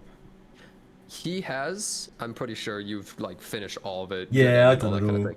But me, I'm technically at the final boss. You crushed it, by the way, first time. Jenazad. You crushed it, man. Like the amount that you've actually what? played and put into it, you've crushed your way through the story. Because I know, like, I've spent a huge amount of time on the game. You've been playing it for a long time, but you've spent like nowhere near as long, and you've crushed through that story. Oh. Like you've absolutely stomped I don't know, it. maybe. I felt so stalled. Like, I knew there was a boss on a floor. I literally spent like 5 days prepping my mind to go fight. But you crushed it. You smashed that thing. 5 days. That's awesome. Being like, that boss, by the so way. I'm gonna go through the gauntlet. I'm going to go past 500 enemies, all these traps. I'm gonna go fight this boss that sounds like the hardest boss ever. I'm gonna prepare every single little thing, make sure I'm ready. And then I went to the boss, beat it. I was like, hi, I did it. That felt pretty good. Oh, I won. Oh my god. Yeah. Hey, how is the level 40 hunter exam? Because I think I'm about to enter that pretty soon. I don't think Rough. it's that. Wait, Well, really? that was the one I had the most trouble with. That's one you have to really like. Wait, sorry. Easy. Are you going from 40 to 50, or are you going from 30 to 40? 30 to 40. Yeah, I found that one really hard. You've got to like really stealth your way through. Oh, no, you're right, yeah. 30 to 40 fucked me up. Yeah, 40 to 50. 40 to 50 is easier. 40 to 50 is the easiest, I think. thank I think God, personally. dude. That's like the easiest one. Yep. The one that I just did, that was insane. Yep. I thought that was easy. Like, you're all asleep. Of course. You're The one god. shot. No. You get my ambushed God. a single time, your whole team is now asleep and takes double damage, and then they do an AoE and your whole team's dead. You're just like, Yeah, I think people who have mage, people who have mage heavy comps get through that one much easier. Easy part, but getting Snake. to the boss, you're just like, where is everything? Like, get away from me. You have to, like, avoid everything. I will say, getting to see the succubuses suck me off. Oh man, that was so hot. Wait, whoa! I gotta go back and do the exam again. Yeah. Oh my god, it was so fine, bro. I hope you don't like your flames. Wait, what? Did you beat that shit yet? I crushed the level 30 exam. I thought it was kind of easy. The god. The one with the scorpion lady? Yeah. I didn't even Well, you have, like- here's the funny part. I didn't even realize she was a boss. I was fighting her as a normal mob, and I was like, why is she taking so long to die? And I was like, oh, she must be the boss unit of the thing. What's your team look like, Shinya? What's your team look like? If I'm like, so my tangent team here. is currently, it's Lannaville, and then I have MC Fighter, Berknan, Yuck, Alice, and Deborah. Ah, you have a real mage. Like, you still have a It's like real the best mage. team. Yeah, so mages make that trial way easier, and that's again like you guys keep saying, like it's one of the coolest things about the game. You can play a completely different comp, and it makes the dungeons like way different. Something that's easy for one person might be super hard for another. Yeah, So Chad you was guys saying see like, the final trial. oh god, yeah, Chad was saying like the hardest part of that trial is. Yeah, is the I'm not is the surprised, random Channel. encounters. It's not necessarily the boss. I guess I found the boss pretty quick too, so maybe I got pretty lucky. But yeah, people are like, oh yeah, the random encounters like the wind elementals would just decimate you. The wind elementals were fucking ridiculous. Yeah. It was absurd. It's like, why the fuck did you do so much goddamn damage, bro? Like, damn. Every challenge you can overcome in this game. You can always overcome any adversity with enough willpower or preparation. Yeah. Or a bit of luck sometimes. Just a little bit of luck. true. Things going your way can you really got help you out. Yep. Hey, you want more initiative? Time to get more Chloe's? Time to put some Chloe's on your party. Get that stealth, that plus initiative on your party members, man. I think got they so do. many X arenas. Yes. I just like inherit her It's skills. Chloe, right? Show Chloe off. has Chloe has stealth. Amelia? The it's stealth Amelia. gives you more initiative. It's Amelia, Oh, yeah, her Amelia, stuff. yeah. I didn't want to be that guy. Yeah, no. I want you to be that guy. So it's like additive, right? So the more people who have plus initiative, you have a better chance of getting it. Yeah. So yeah, just put some more Amelias on your units. Mm-hmm. Guys, I pulled a character months ago. The character Renee, the ninja character. Oh and I god, only yeah, just she's good. now I'm able to use them. Because she takes 2.5 times XP. Ninjas Yep. take 2.5 times the amount of 12 experience. mil? 10 mil? Class to level. 10.6 mil. mil. She's at like 9 something mil. I just have her on dispatch missions at Mm-hmm. 12-hour intervals every day, all day, every day. I'm finally gonna get to use this character I pulled. Totally not worth pulling them. Hell yeah. All right, well, I think that's pretty much everything that we need to talk about, huh, guys? That's pretty much everything we need to wrap up for Wizardry here. Yeah. I guess Great. so. Try it. It's a good game. Try it. Play Wiz. Please try Yeah, it. and here's the great thing. Even if you don't like it, that's okay. Yeah, we're not expecting everybody to like it, but somebody out there will find it. It's a big gem of a game, and I think it's very important to really highlight other gachas that just aren't Hoyo, because when a company has a monopoly over a space, all the players lose. So try something new. You might like it, you might not. Is what it is. But I think it's fucking great, and that's all that really matters to me. Yeah, Well, every person I've recommended it to has loved it. Yeah, true. Even Yeah, people who Jenazad. don't like the genre, a lot of people have tried it and been like, damn, this is actually pretty cool. Yeah. Well, Jenazad, Shinya, Kate, and JJ, you were a pleasure talking to. I hope you had fun today. Had so much and fun. if you ever want to do something in the future, just hit me up. I need help with Wizardry, so please DM me tips. I'm just getting fucked out here. Well, if you need anything, just let me know. But I feel kind of you've done enough already. Just give me a shot. Thank you so much for letting me come on. All of you guys, just give me a shot on the stream. I really appreciate it. Absolutely, you did great. You did fantastic. Well, boys, it's been fun. I'm going to wrap this shit up, and I'll see y'all later. All right, Have a great one. guys. Thanks a lot. See you later. Bye, guys. Bye bye. See ya. Whew.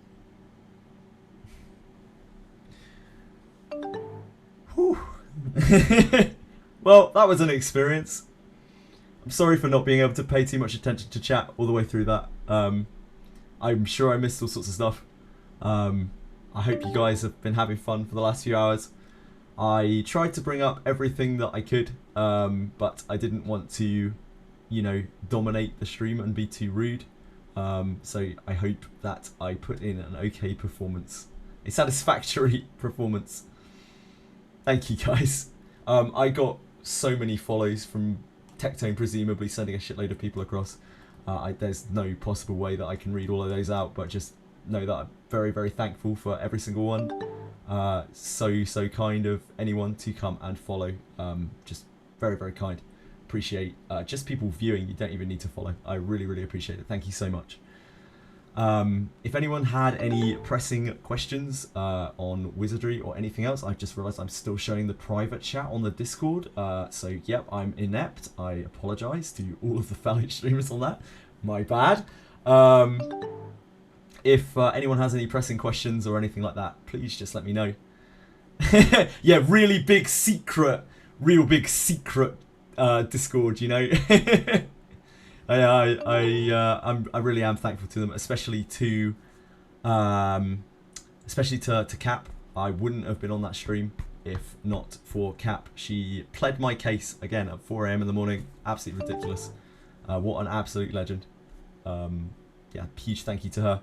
I hope that I actually gave something to the stream and wasn't just there taking up space. What am I going to do now? Yeah, thank you so much. I also thank a big huge thank you to all of the people who name dropped me. They were the people who got my foot in the door there at all. Thank you guys. It's really like you don't have to just say things to make me happy. It's really cool. I just do really appreciate it. It means so much. Is there any website wiki to know which stats to level up on characters? I don't think it's very well documented, 6Q, but as a general rule, starting out, what I would do is anything physical, I would just ram into strength. Doesn't matter if it looks like a thief or whatever, if it's using a bow, doesn't matter, just put it into strength. Just don't think about it. Strength is just the easiest stat to put into. For any mage, it's all about that IQ. And for priests, it's all about that mage. For priests, it's all about that piety. Oh my god, my brain is absolutely frazzled. I'm so sorry. I will get my cam back on right now. Thank you for reminding me, Plastic. I did completely forget that. You know me all too well. I'll need to sort out my I wasn't aware that I would need, I don't know why I wasn't aware that I wouldn't need that. But yeah, I'll need to sort out an OBS thing to have an extra capture device for the future, just in case I ever have to do anything like that again, which I kind of doubt. But yeah, it was fun. I had a lot of fun. For this game, Faster Thoughts is the go-to. It is an absolute bomb of a site. It is run by the Axolotl and a bunch of very useful help people who also contribute on there, who I'm not going to try to start naming. But they all do absolute wonders for this game. We would have like no information if not for them. So please do check that out. It's !WizGuide. I think that's just been typed in chat. Thank you, Dorkamush. You're an absolute hero. Yeah, please do check that out. Loads of good info on there. But not everything on there even is correct, because everything in this game is a mystery. So just feel free, come here. I'm streaming this basically every day. Just ask me questions. I don't mind. I'll sit still for like 3-4 hours and just answer questions. I love talking about the game, and I love seeing more people getting interested in it. It deserves so much more attention than it has had right up until now. And again, I'm super thankful to all of those streamers and all of the other ones that have gone, like Lakari, and you know, he's quit the game, but like even still, just bringing so much attention to this game is a fantastic thing. I actually can't keep up with the amount of people who followed. I usually, you know, shout out every single one, but thank you so much, guys. You do not know what it means to just have people come and hang out.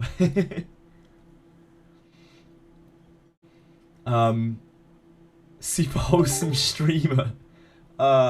I'm just a guy playing some games. I'm barely a streamer. I'm certainly not a content creator. I'm just a guy playing some games, and I hope other people come and play games with me.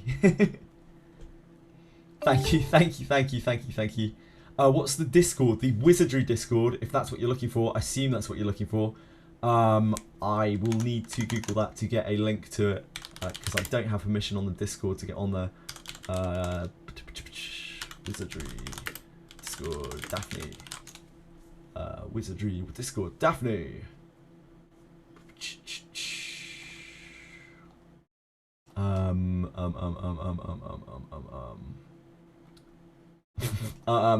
Here we go. That is the official Wizardry Discord. There are a lot of very smart people on there who honestly know way more about the game than I do, who've delved like much deeper into the mechanics of the game. I know bits and pieces, but honestly I owe most of that to the people who come through chat and the Wizardry Discord and Faster Thoughts. That's where all the information is in this game. We sometimes test things on stream. We do manage to figure out some things. We were testing earlier damage ranges on weapons. That is peak Wizardry content, hitting the same mob 30 times with a spear and then 30 times with a bow. That is the absolute peak of content. But most of that stuff has already been done. Like, a lot of people have tested a lot of things. There's still a lot that we don't know about the game that we probably never will, because everything is so obfuscated and or outright hidden in this game. But what information there is, it's all either on Faster Thoughts or it's on Discord. Or it's on the Wizardry Variants Daphne Discord. So those are your two go-tos if you need a question answered and you don't want to like have to wait and ask a streamer or, you know, whatever. That's your best chance of finding a solution. If you can't find it on one of those places, chances are nobody has a fucking clue. Welcome to Wizardry. I'm sorry, I'm slacking on chat. I really apologise. If there's anything that I've missed, any important questions or anything like that, please just post it in chat again and I will do my best to answer. Didn't know you, but I basically only watch your video for anything I need about Wiz. Glad you can also watch the streams. Feel free to come anytime. and ask anything at all, even if it feels like it's stupid. There are no stupid questions in this game because the game is a stupid game that doesn't make any sense whatsoever. So never feel dumb about asking questions in this game. If anyone makes you feel dumb when you ask a question, then they're an arsehole. You know? Like, if anyone here makes people feel dumb for asking a question, they're arseholes as well.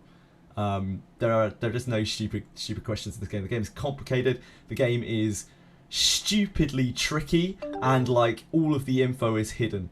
Chances are, when you ask a question, there's a good chance I'll be like, I don't know. I wish I could help, but I just don't know. But I might be able to answer. It really depends. Is it worth it as a new player who can't beat the dragon to grind for the Dragon Slayer and the Saber right now? Absolutely. The most important thing in that exchange are the purple skill books. They are the things that are going to last you the longest time. However, for a new player, the Dragon Slayer is what's going to give you the biggest boost. That is going to propel you through the game. We have seen people who have been playing a lot, who have spent a single week clearing Abyss 1 and Abyss 2 and most of Abyss 3. Like, those Dragon Slayers and Iarumas particularly are all like mind-blowing cheat codes for this game. They will shoot you through the game in absolutely no time at all. I'm gonna really struggle to keep up on chat right now, aren't I? So please just keep repeating messages. I'm happy to sit here and answer them. It's absolutely no problem at all, but I might miss some of them, so I'm very sorry. Farming that event is so mind-numbing though. Absolutely, Like Thunder. I totally agree with you. I'm broken, so I have no problem with this kind of grind at all. I've been playing games since EverQuest, you know, and long before that. I'm used to mindless grinds. For modern generation, or even, you know, most sane people, I think the grinds in this game are absolutely wild. This is one of the worst ones. It's had a load of complaints about it. So it isn't even just global players, it's Japanese players, it's Taiwanese players, it's Chinese players. That, like, there were a lot of complaints about this one being way too grindy. So it's not just you're not alone in that respect. However, please do be aware that a large part of this game is the grind. You could just play through the story and then not worry about the grind at all, but chances are at some point you're probably going to have to stop to grind to get a bit stronger, or else you're not going to be able to manage it.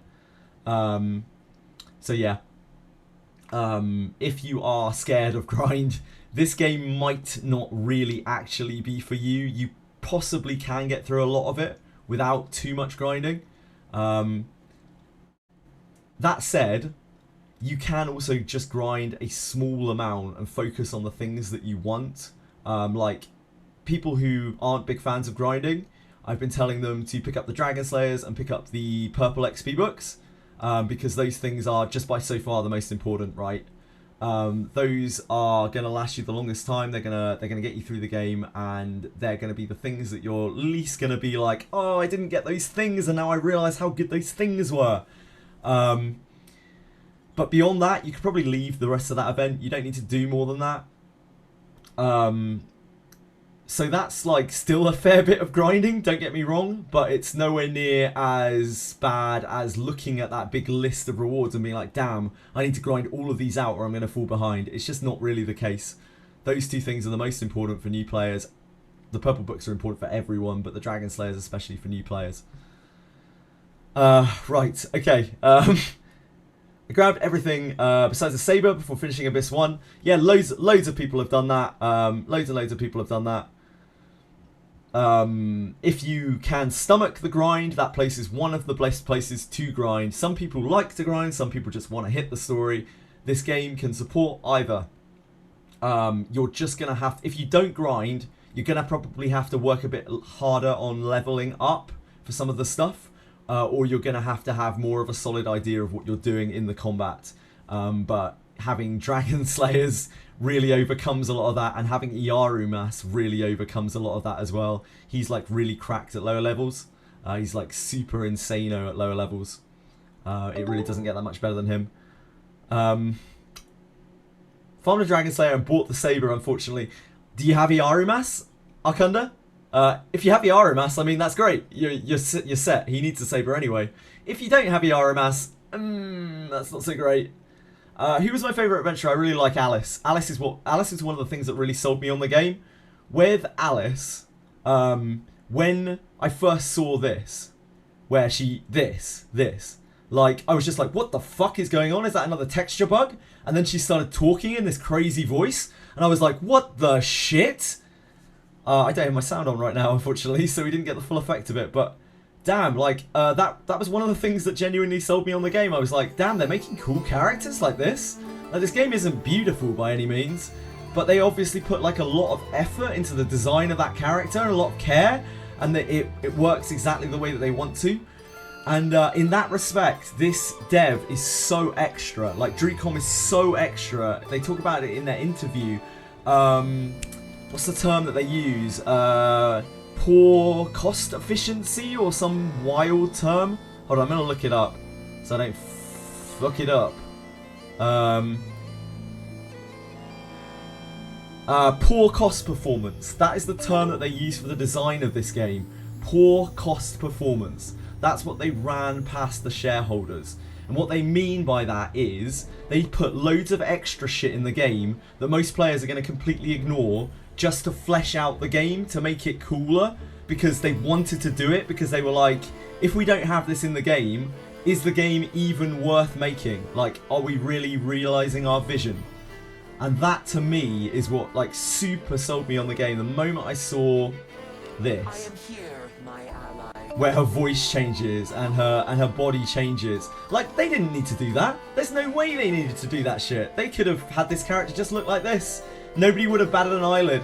Nobody would have thought, oh wow, it's such a shame she doesn't have a dark god form, you know?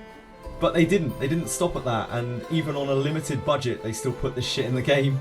But basically no reason other than to appeal to the few people that would actually really, like, appreciate it. Sorry, that was extremely long-winded, but hopefully that was a decent enough answer. Hoping he gets a samurai upgrade. Would not bank on it. Would not bank on a samurai upgrade for Iarumat. He's already very powerful. Not saying he's not going to get it.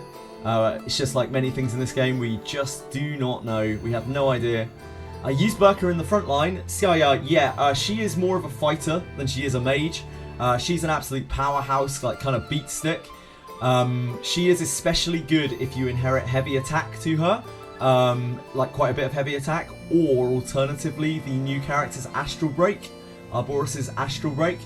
Either of those abilities will really make her pop off. Also, you can even inherit Zarlik to her and she will really pop off too. She has a really kind of weak kit, but very strong stats. So she, like, needs external things to make her kit really, really pop. Yeah, once you get Bakana to level 20, she will suddenly start popping off. Before level 20, she's literally the worst character in the game. It's very fitting to her lore. Does Alice Inherit still give a whole more turn for all MP buffs, debuffs? Level 3, level 5, level 7. Those are the breakpoints for Alice's extra levels, extra turns on her buff. Yep, Coin of Power, exactly, Earthslayer. Coin of Power is where she actually starts popping off. It's a ode to her in the manga. I haven't even read the manga, but I know this much about her, that she's this, like, she's a hopeless character. She's useless at everything she does. And she's a really slow learner, but, like, once she gets there, she's really strong. That's kind of her whole character from the manga. Are we getting a second part of collab after this? I don't think so, Soapstarter, but we...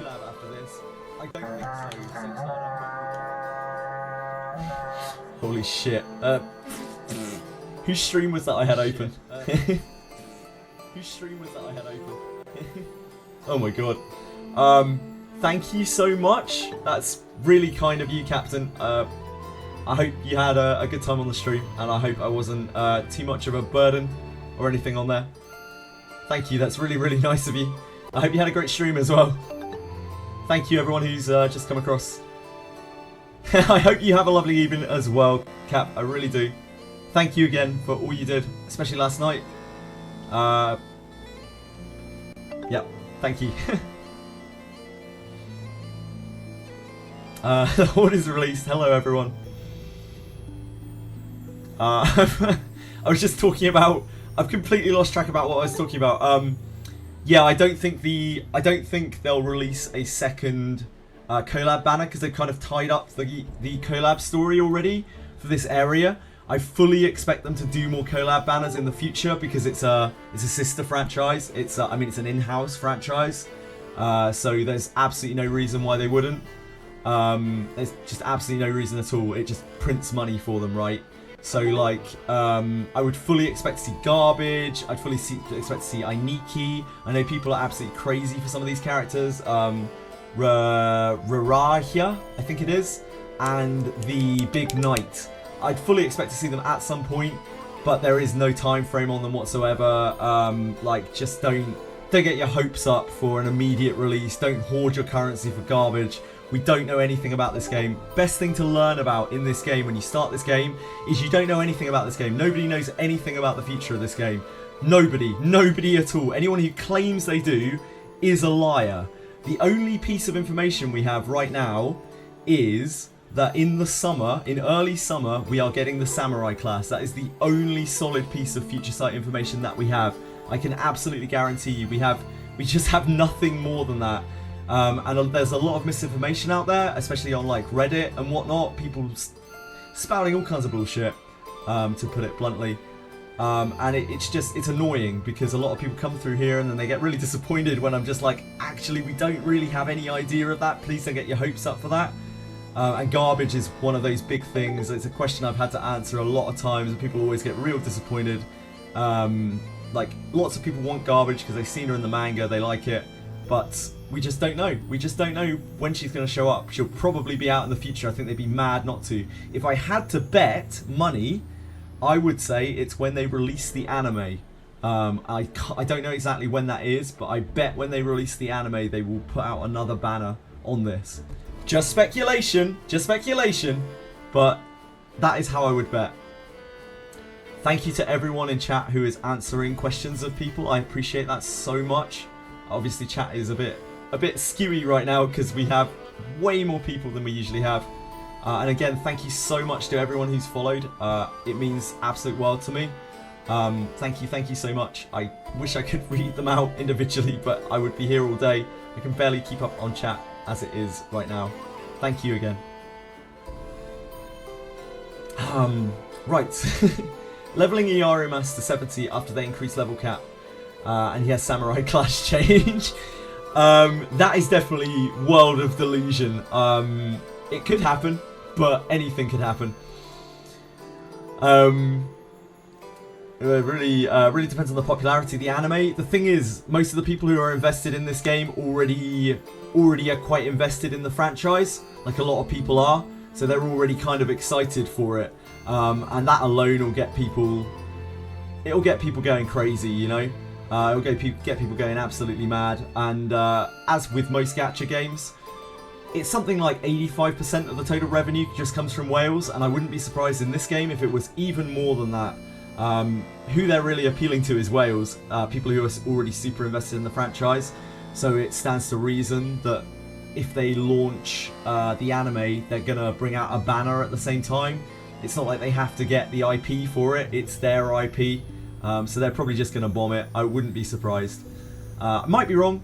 I have been wrong many times before. I'm wrong many times every day.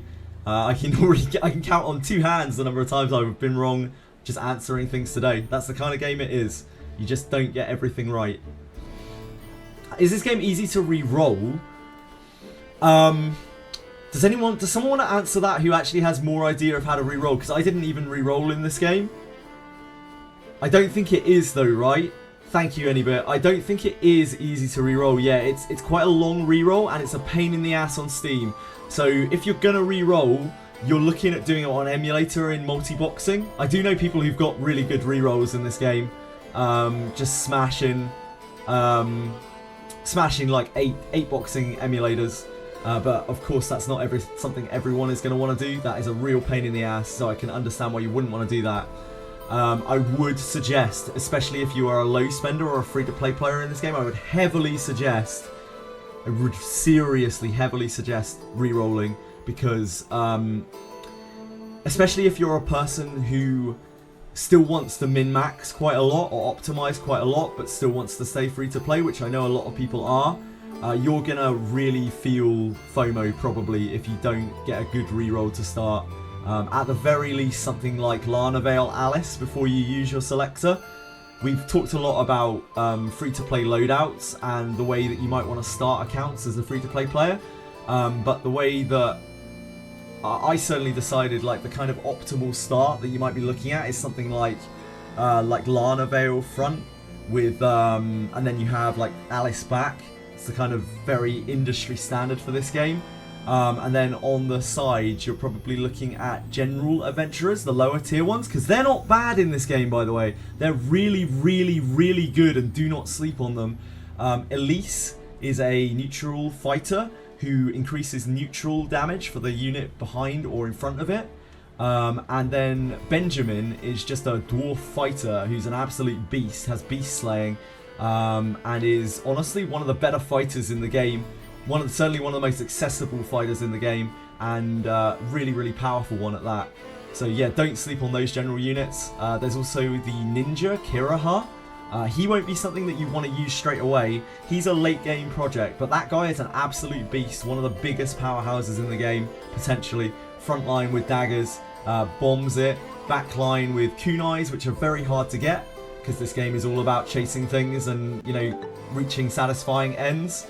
Kunais are a weapon type that only ninjas can use. They're back row throwing daggers, and they are so rare. You wouldn't actually believe how rare they are. And when you finally get your kunais, you feel so good about it. So you can use but it's like a super late game thing. So yeah, don't sleep on Kiraha. He's a beast, but he'll take forever to get going. I have seen people play him all the way through the game. They are masochists, but apparently around about level 40 or so, he still starts to perform. So yeah, don't sleep on those specific units. There are others as well. You can use pretty much any general adventurer in this game, and it is going to be absolutely fine. I don't mean that in a way that, like, oh, you know, it's going to be okay and you're barely going to be able to squeak through if you try really hard. The general adventurers and the legendary adventurers in this game are very, very, very, very, very similar in terms of stat lines. Identical, even in some cases. And the general adventurers you can discipline much more than the legendary adventurers. That means that they can actually get way more powerful than legendary adventurers for free-to-play and low-spender players. Alignment for MC is more important than reroll. I don't subscribe to that totally, Dorkamus. I don't think we heard the term bricking on the podcast, right? A lot of people are going to say that you brick your account if you don't have a neutral MC. Right now, neutral MC is optimal. That might change in the future. Things change all the time in Wizardry. That might not be true forever. So, like, if you have a good MC, as many people do, even if you have an evil MC, which not many people do, like, evil MC actually already has quite a lot of support to it. It's just hard to use because it makes Lana Vale difficult, and Lana Vale's one of the best units in the game. Good MC right now doesn't really have much going for it. There's not that much point in being good over neutral. That does not mean that sometime in the future there won't be some mind-blowing good support which suddenly makes good the best. That's kind of the way that the game goes. It just shifts at the drop of a hat. Meta shifts. Sometimes they change things in the game which suddenly makes something else shine. You just never really know. This is a game where instead of thinking about a gacha game in the way that that you're pulling units every 2 weeks, you're pulling units every 4 weeks, you're replacing your roster like constantly. This is a game where you lock in on your adventurers. Unless you're a mega whale, in which case you fill your boots, you go crazy. No shame at all, enjoy yourself. Instead, this is a game where you lock in your characters and you wanna keep them. And you just want to keep inheriting them and get them stronger. And I don't mean like just one group.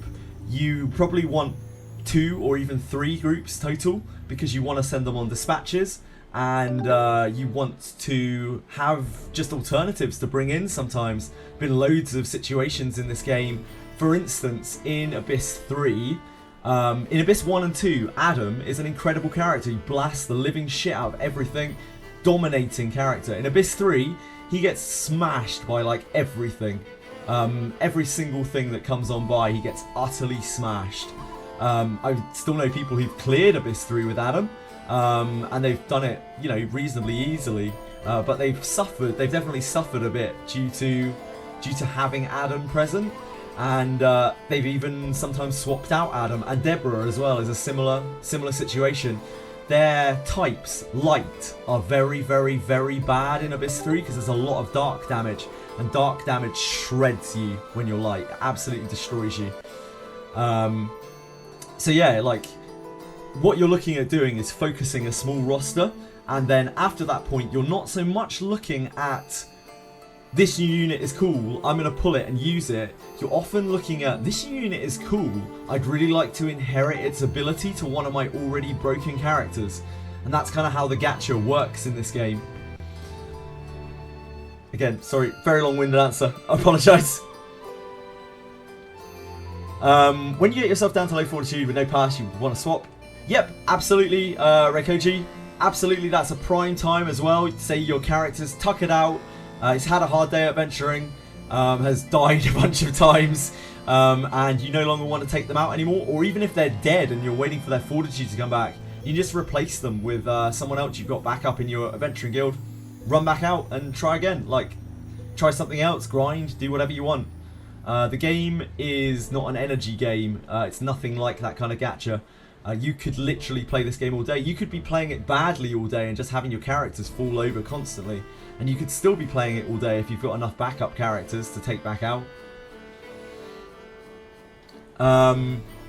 Deborah isn't great because you can't discipline her, so her trap stats don't go up that much compared to others. That's very true, Overmode. Yep, absolutely. She can be inherited to other characters. Deborah's a very difficult character to play with, to know what to do with, because a lot of people instantly see her and they're like, Legendary Thief, that's my Legendary Thief. What they don't immediately see is she has one of the best inherits in the entire game, so you kind of want to inherit her to other characters. She gives SP regeneration every time you kill something, that's her inherit. And that can go on any single one of your characters. It can be stacked up a load of times even. So with Deborah, it isn't as simple as like, oh, it's a Legendary Thief, this is my Legendary Thief. It's more like, shit, should I use this as my Legendary Thief? Or should I just inherit her to all of my guys? And like Overmode was saying, just now, if you discipline her to make her stronger, that's even more copies of Deborah that are not going to waste, but they could be used to make your other characters stronger. It's difficult. I also think main character is an excellent thief for the average player. I think that if you are a big time whale, that is not necessarily true. But I think for the average player, main character thief is probably a good consideration. And I really do mean that the way that I've said it, because I don't want people to think that there is one possible way to play this game. There are so many. Anyone who tells you that there's a meta just hasn't put their feelers out there enough, because there are so many people doing so many different things. It's a largely single player experience. It's an almost entirely single player experience. And all that really matters is that you get through the game in the time that you want to get through the game, and that you enjoy yourself getting there. That is the most important thing in this game, and anyone who tells you otherwise is, I don't know, again, maybe just being an arsehole. Yeah, if you love a character, play it. If you love a character, play it. Yeah, it does very much dictate your choice with Deborah in particular. That is very good information, Overmode. You are absolutely correct in my eyes, at least. Overmode here, I see Overmode type on the Discord a fair bit, on the Wizardry Discord, and I know they absolutely know what they're talking about, along with a whole bunch of people on there, probably more so than I do. So by no means think that I am everything I say is gospel or anything like that. I don't think anything anyone says is gospel in this game. It's absolutely wild.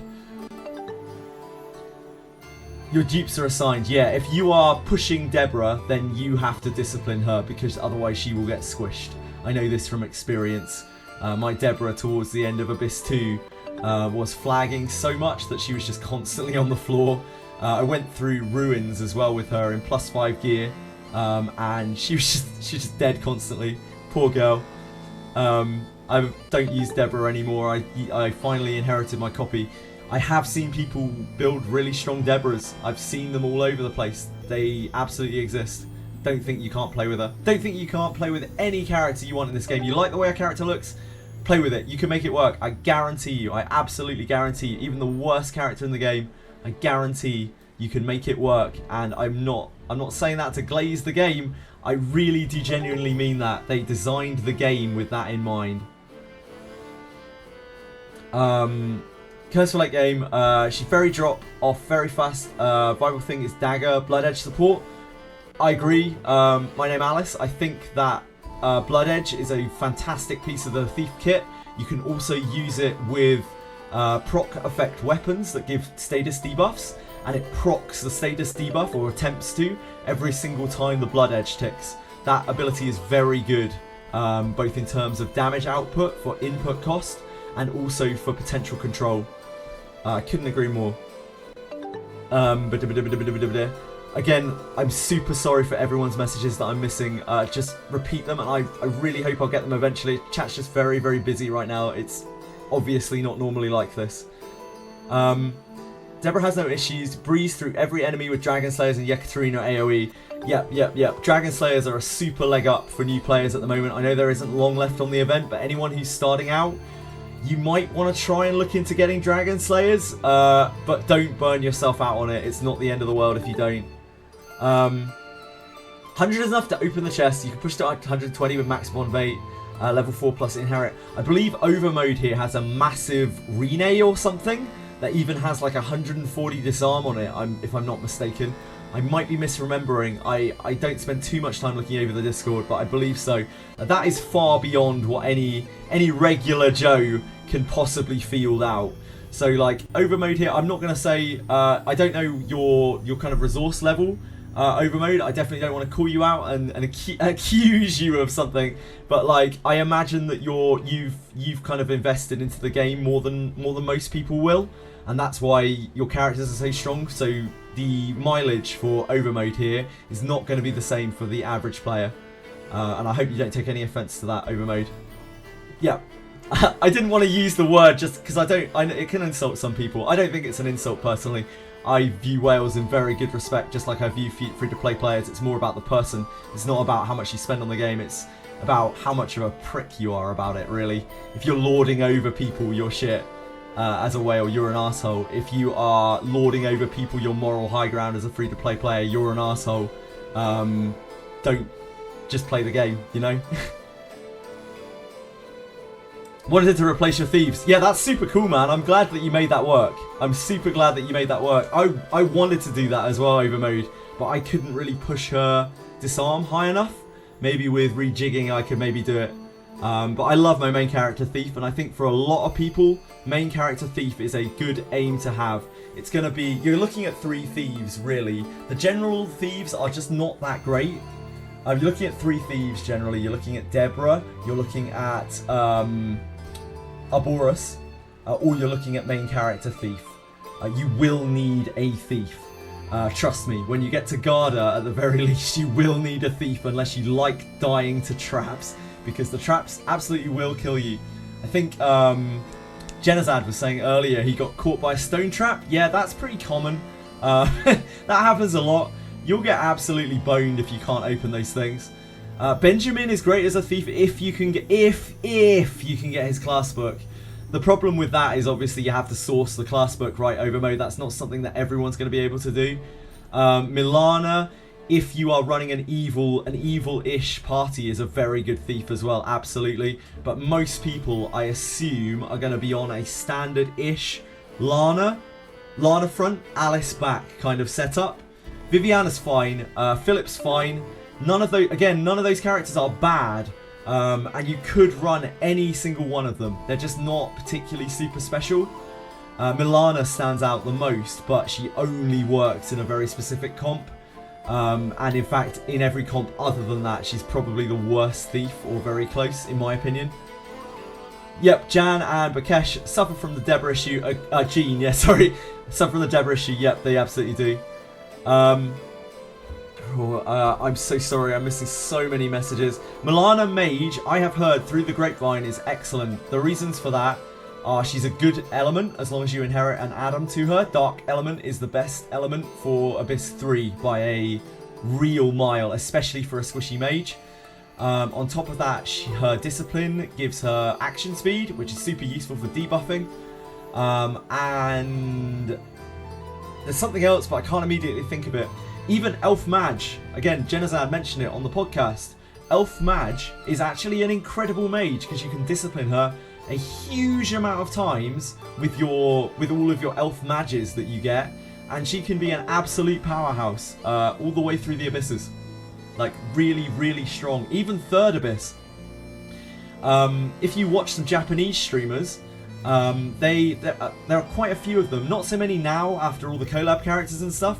But before all of that stuff came out, a lot of them were running Elf Mage, and she can hit ridiculous levels of IQ. She gets huge magic power scaling. She's actually a real powerhouse of a mage. Still very viable in Abyss 3. Vivienne is probably the best free-to-play trap disarmer just because of discipline. She's got the discipline that's like when she's naked or when she's only in cloth. She gets the bonus, right? Evasion bonus. It's a bit sketchy, but yeah, I think she's probably a decent one for if you don't have a legendary thief and you haven't progressed to get main character thief yet, or you just don't want to. A big thing about this game as well is just like growing to appreciate your characters. You see your characters on screen so much. They pop up every time you open the inventory. They pop up every time after battle. They take you to the tavern. You have like this real immersion, this interaction with your team. And they really grow on you. They really, really grow on you. So like, don't just try to meta slave it either. Unless you want to, of course, in which case go for it. But don't feel like you have to. If you like the way a character looks and talks, yeah, just use it. You can make it work. I promise. No-name characters you get can become powerhouses. It's only really Elf Mage that has that kind of prestige to her. But even the other ones you can use, and they're not even going to be that bad. They're just the same as the legendary and general characters, really, except they have worse passives. Generally, their stat lines are the same. Like a dwarf fighter is a dwarf fighter in this game. That's just the way that it is. Part of the reason why Benjamin's so good, because a dwarf fighter, it turns out, is just really good in this game. So much HP, so much SP, so much strength. Just such a good character. Confirmed Burke sleeps with you every day. Burkanen, someone had a lot of fun designing Burkanen and muddying her up. Because for some reason she gets an awful lot dirtier than every other character in the game. I don't know why that might be. SP plus trap disarm. Yeah, that's probably about as good as you can get for disarming traps. Benjamin also has an ideal second class and a damage-based passive. Personally, Overmode, I wouldn't say that it is an ideal second class for the average player. I would say that Knight is the ideal second class for fighter for the average player who wants to frontline a fighter. And I understand why you would say that. I really, really do. In terms of pure damage, Thief is definitely the best. Like Way of the Thief gives you those big crits, those big ass crits. The problem is, for most players, they're not having trouble with the damage, they're having trouble with staying alive, and Knight has incredible passives that keep you going. It has recovery, it has Way of the Night itself, and also it has, what's the other one? The luck-based death save. His name absolutely escapes me. But those three passives, is it cheat death? I mean, it is a cheat death effect, but it's insane. For the average player, that is so good. One of the ways to stay alive is to kill faster. Yes, I absolutely agree, Overmode, but I think that you are viewing through the glasses of someone who has quite heavy investment in the game, where you can just plow. You can just really plow because your shit deals so much damage. For the average player, I think they are going to have more of an issue with staying alive and suffering through the game than they are with being able to plow content, with just like drown content in damage.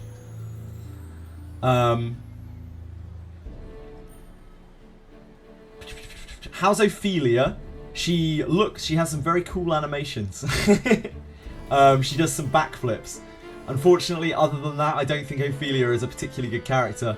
But if you like her, you can absolutely use her. We're talking like percentages, probably small percentages, that she would be worse than any other fighter.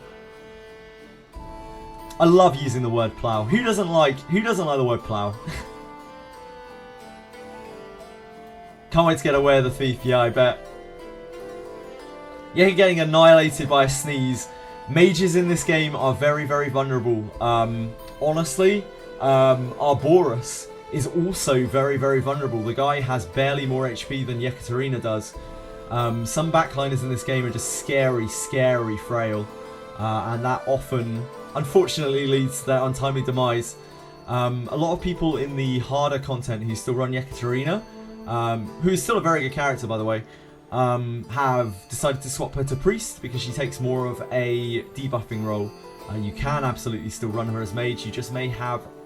she'll hit a lot harder with her spells, but Mages become more about debuffs eventually than they are about nuking, as mob HP kind of goes up quite a lot in 3rd Abyss, and suddenly nuking those screens of mobs isn't anywhere near as good as it is in 1 and 2.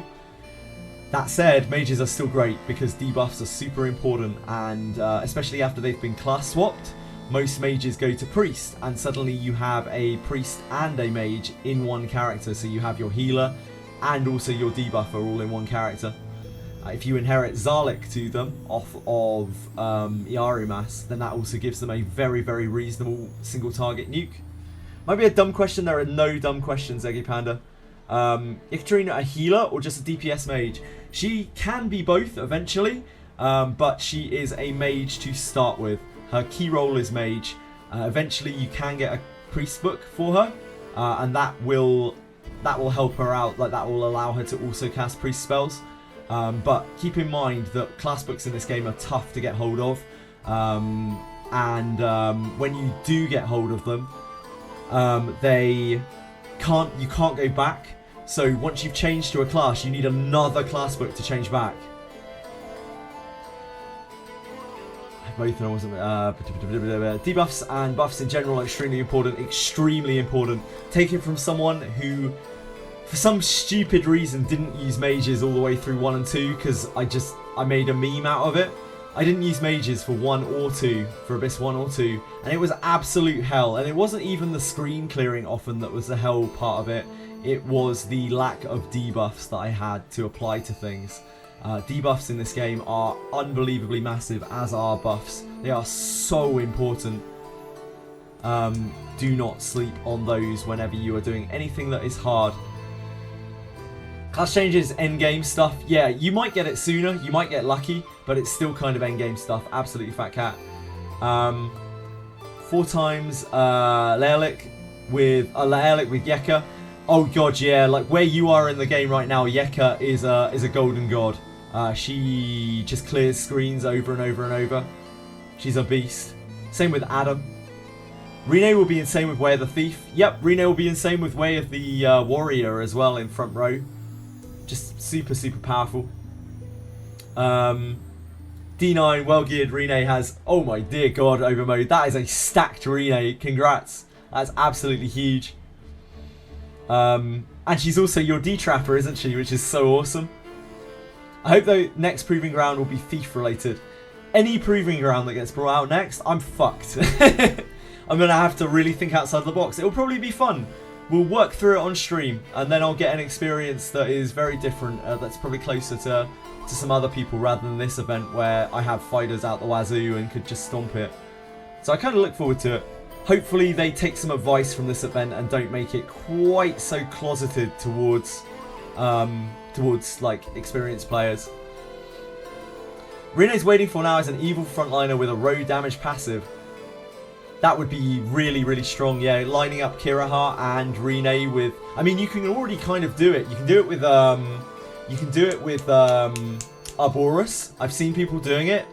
Some of the bigger whales, and also just people who have been playing for a long time, who have a very good grasp of game mechanics.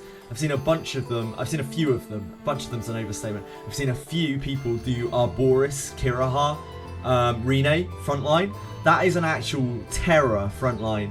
If you are just trying to nuke down a target, you can absolutely bomb something with that.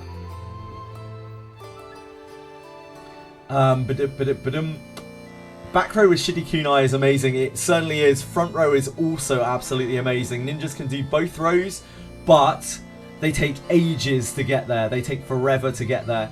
This is a game where not all classes are born even. Some just require way more investment and than others, but some are just better than others. That's just not better, but like they can perform better in more circumstances. They have more versatility. And yeah, it really just differs from character to character.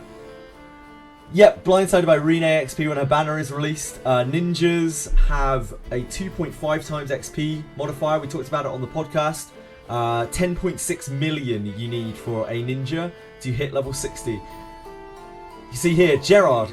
Our boy Gerard here. I hate this guy. Needs 4.2 million. Rene needs 10.6 million to hit max level.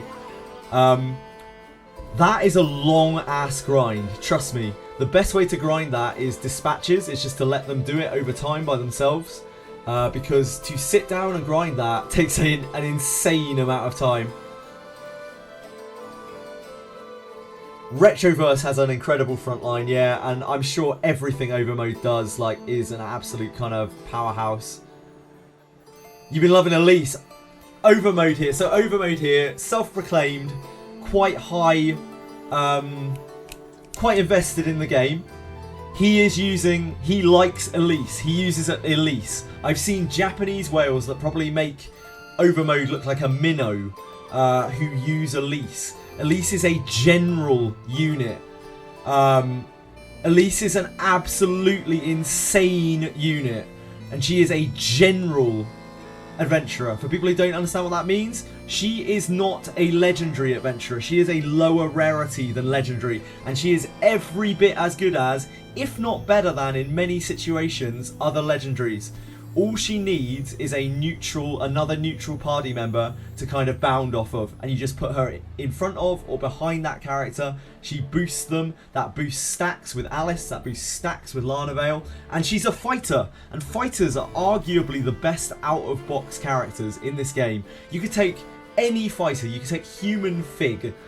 And he would be a beast once you've leveled him up, because he gets really powerful passives, he has really good stat scaling, and he eventually gets full power strike, which is the best out of the box ability in the game in terms of damage. That is quite endgame. That's level 54. Yeah, full power strike is a hell of a drug. Exactly, Overmode. It's a crazy ability that requires 0 investment. So even a free-to-play player with 4 fighters is going to smash content just by having them full power strike stuff. And Elise just happens to be a fighter. You could do Elise front, Arboris back. Sure. Arboris, I wouldn't say... A lot of people have mega hyped Arboris. I'm still on the fence about him. I don't think Arboris is the crazy character that some people are making him out to be. I think all of his power really is locked in that skill. The skill is very good. So much so it's a very premium inherit to other characters, especially characters who don't have their own specialist strike, such as Buchanan.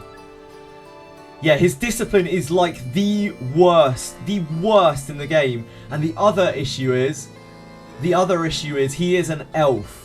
Elves are shit at being marshals. Just like dwarves are incredible at being marshals, elves are trash at being marshals. It's the worst thing about Rene, as cute as she might look, is that she is an elf. It means that you have low HP, you have low SP, and you have high IQ, which does nothing for you. It's just so bad for marshals. Rene's still probably the best banner unit that's been released, don't get me wrong, but she wishes she wasn't an elf. In some ways Kiraha is better than Rene because he's a human and not an elf. He also has a bulkier passive. He actually has a lot more bulk than Rene does, which makes him arguably better frontline ninja than Rine is, unless your Rine is super developed. Yep, hard carried by a class, agreed, Overmode, 100% agreed. Again, thank you to everyone who's answering questions in chat, I really appreciate that so much. Change the language to Japanese.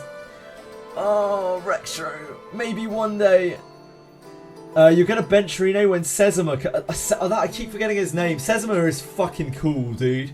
Sezima is a cool ass unit. I obviously prefer original Dwarf Samurai Sezima, but like the anime remake Sezima is pretty cool too. The guy is beef central. He's the kind of thing that would make Curdy Wordy here in chat go out the wazoo. He'd probably get like a second, third, seventh mortgage for it. The guy is absolutely cracked out. He's just a big hulking like metal plate monster. He's super cool. I'm new and can't clear Otherworld event shop. What are your priorities? The priorities here, I'm sorry I didn't catch the name before it scrolled off screen, but the priorities here are purple skill book for later players, and for earlier players, people who've just started, you might want to prioritize the Dragon Slayer before the skill books. It's kind of up to you. The skill books in the long run are the chasest thing there, but the Dragon Slayers will give you the biggest leg up, like the craziest leg up. So it's a little bit up to you. The rings are nice if you can get them to boost the Dragon Slayer, but they're only effective against the dragon. So if you're not too worried about killing the dragon, or you've already killed the dragon, you don't really need to worry about that aspect too much. You're pretty much getting those swords because they are big ebon steel, which is the current tier of gear, two-handed weapon. That's what's making those things so strong.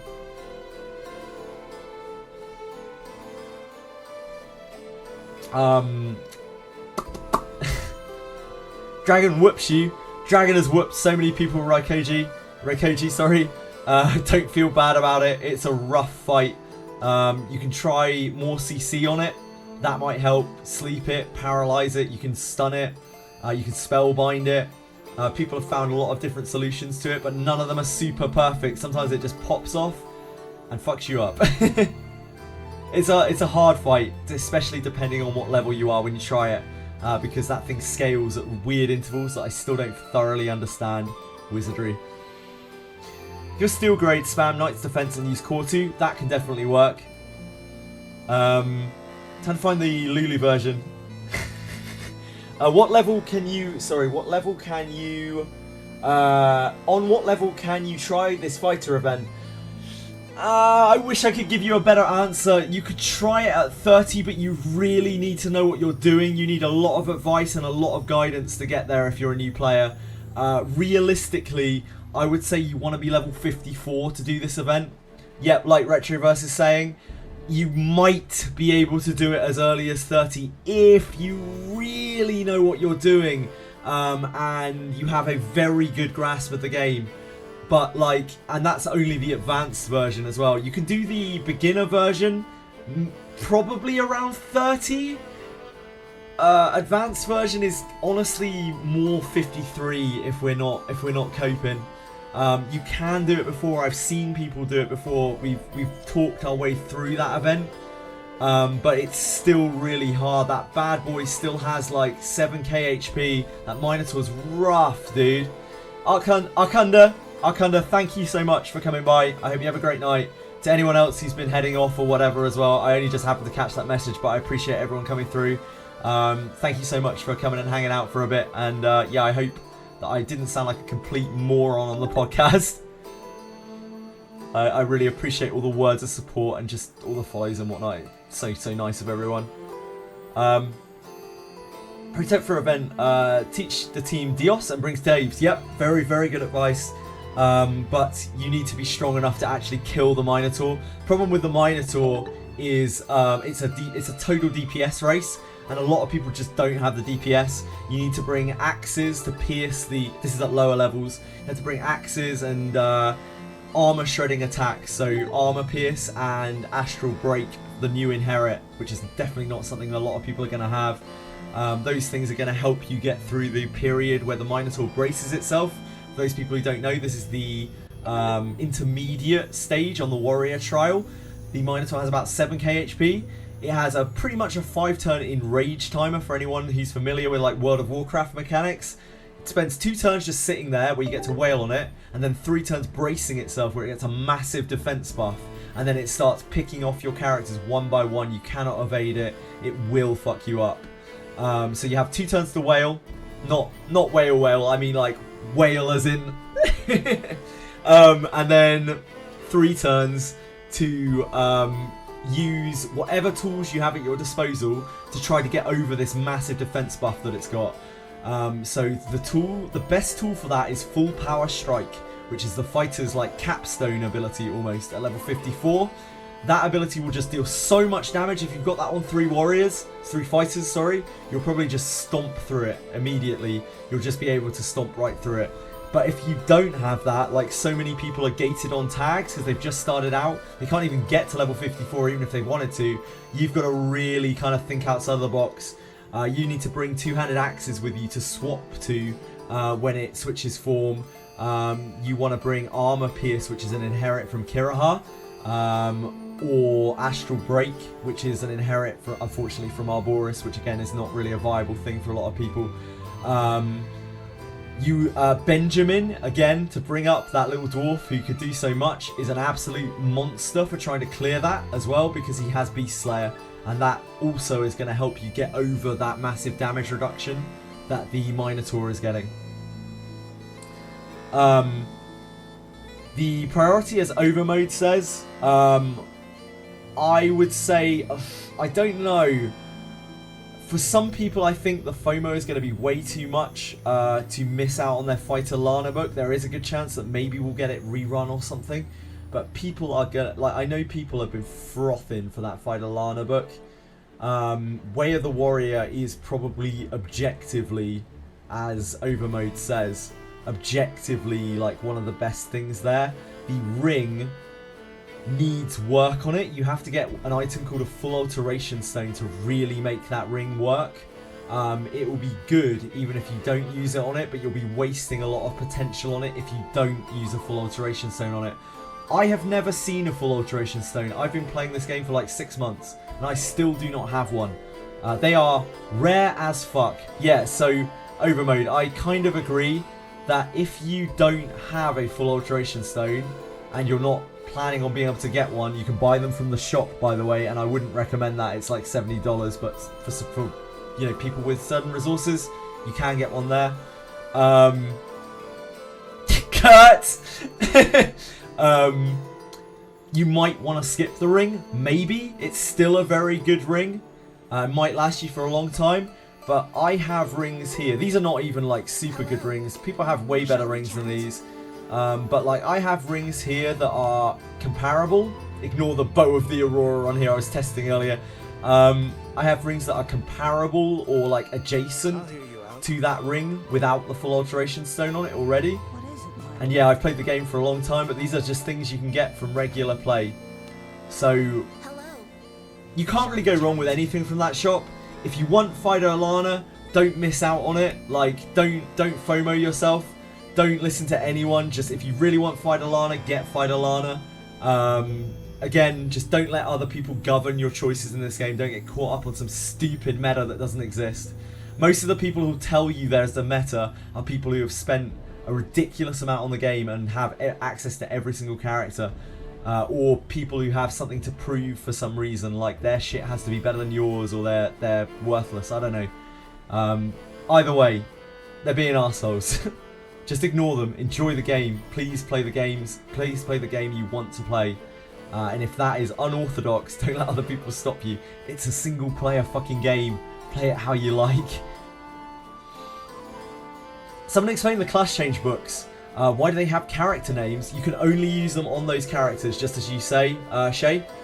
The class change books will allow you to change to the class that they say for the character that they say, and it's one way only. That is it. You are done after that. You have to get another book to change them back. So be very careful when you've got one of those. that you have got everything from your current class that you want before you before you class change to something else. I've seen people class change at like level 20, and I've just been like, oh dear God, how am I going to explain this to you? You have absolutely fucked your character. Like, it isn't the end of the world by any means, but it just feels so bad. It feels so awful, because like you've basically missed one of your classes worth of kits, and you've used this very precious resource. What's a good level to class change after your class has learned all of the abilities that it can learn, Shay? Barbaro has a very cool design. I think she looks awesome. Can you get one of those stones from any equipment? Any single green plus equipment, even if it's 1 star, you can potentially get it. I'm going to guess it's probably like some kind of like 1 in 1,000 roll, or maybe like even more than that. I don't know. I think I have gotten quite unlucky at this point, but I've gotten lucky in many other things, as I'm sure plenty of people in chat will tell you. So I don't really have any moral high ground there. I don't deserve the full alteration stone, to be fair. Is misleading where the MC can swap classes for free every day. Utterly agree with you, Kurt. It's really misleading, but everything in this game is misleading. I'm not defending that, but yeah, like there are loads of things that are misleading in this game. If you are unsure, don't feel stupid. Come and ask or do some research. Don't just jump ahead and do something and then immediately regret it when you realize you fucked it up. Take your time. This game is a marathon. I use this phrase all the time. This game is a marathon. It is not a race. Take your time and make sure you're doing everything the way that you want to do it. I've made huge mistakes in this game. Utterly huge ones. I spent a load of my early currency on Gerard, who is honestly probably the worst legendary in the game unless you super invest him. Even then, he's just nothing really that special. And then with my tokens, I bought a halberd from the thing, which served me okay for a while. I had no idea what I was doing. Like, such a waste of resources. So everyone does it. Everyone has been through it. If you want to try to avoid doing that, just don't be afraid to ask questions, and don't be too proud to think that you know that what is best. Because nobody knows what is best in this game, but we can definitely offer opinions on what might be best, and we can discuss what might be best for you. 80 pulls deep into Gerard's banner. Yep.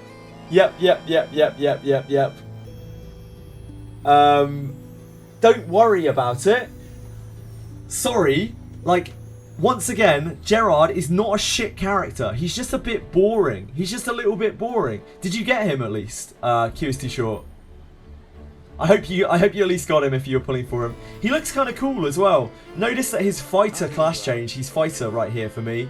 He's so much better as fighter than he is as knight, by the way. This is one of the reasons why Gerard is a bad unit, if there is even such a thing in this game. Because he's kind of stuck as knight and he really wants to be a fighter. And if you can get the class book for him, he's perfectly fine. But when you do get the class book for him, he gets rid of his cape. He gets rid of his cloak. It's like the coolest thing about him. He just ditches his cloak. Our collab character is going to get a rerun. I am not an authority to say that. I wouldn't be surprised if they do eventually, just because it is an in-house collab. But I wouldn't bank on it, Arak. I wouldn't bank on anything in this game. I would not assume anything in this game. So if you really want Iarumas, you probably want to try and pull him now. I don't think Iarumas is a must pull by any means, by the way. You can see, these are my only real characters. These are the only characters I really ever use. You'll see a lack of both Iarumas and Buchanan here. I do not think that they are must-have characters at all. My comp here is not optimized, like not super optimized by any means, as much as many people in chats maybe, and many people on the Wizardry Discords. But this gets me through everything, and I'm invested into these characters, both like kind of emotionally, and also, you know, in terms of their discipline, in terms of their inheritances. So I'm not in the market to replace my characters. You just take things. Yeah, I fed both. I've got both of them, and I fed them both to my Alice. Buchanan's is useful to proc the confusion weapon. Apparently they patched that, but they didn't. It still works. And Zalek is just a very good nuke when you're pushing damage. And she, you know, most mages don't really have a good, and priests don't really have a good single target nuke. Zarlik still hits pretty hard with her. Hits for over 1,000 with mental acuity, which is not bad for a character that's not particularly focused on magic power. Sorry, this is really, really bad because I don't have my staff on. I have Mace of Tumult on. But my magic power is only about 300, which is nowhere near as much as many other people's maybe. Other premium characters I missed out on but want to look cool. Savia has like the coolest design in the game. She's also one of the hardest characters to use. So don't feel too bad about missing Savia mechanically, but do feel bad about missing Savia from the way that she looks and sounds, because she's fucking awesome. I don't own her. I'm too much of a, despite what I've just said, I'm too much of a meta slave, you know? I just didn't have space for her. She wasn't filling the role that I would need from my group. Rene is the only thing that I've really replaced from the start. Dorfimus here, named after Dorkimus in chat. He's been with me since the start. Everyone here has been with me from the start, basically. Gerard I pulled, and Rene's the only character that I've added. Savia looks so good. The design on her looks amazing. And it's a little bit bait.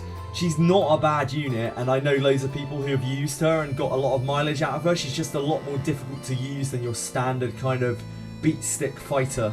Because A, she's a knight, and B, she has the whole evasion mechanic, which really benefits from her going to the back line and taunting things forward onto her. What unit is he? He's Garolf. This is Garolf. Something the matter? I use my Garolf from the back line so that he doesn't mess up the Lana Veil passive. You can definitely use Garolf from the front as well, but you either have to sack the passive or you're just running a very offensive comp. Some very, very, very tooled out people in this game run ultra aggressive comps, sometimes even without priests, where they know what they're fighting and they're just aiming to one-shot it as quickly as possible. You need really, really good gear for that though. That's a lot of farming. It's hundreds, probably if not thousands of hours of farming to get the kind of gear that you might need to do that. You can give Savia Arboris' skill inherit to make her into a dragoon. Yeah, I think as we've been talking about a lot, Arboris' skill inherit really reactivates some of those classes that couldn't really do a lot of damage before, like Knight and Thief as well. I know he is a thief himself, but like main character Thief gets a lot of mileage out of it. Redbeard is so cool over mode.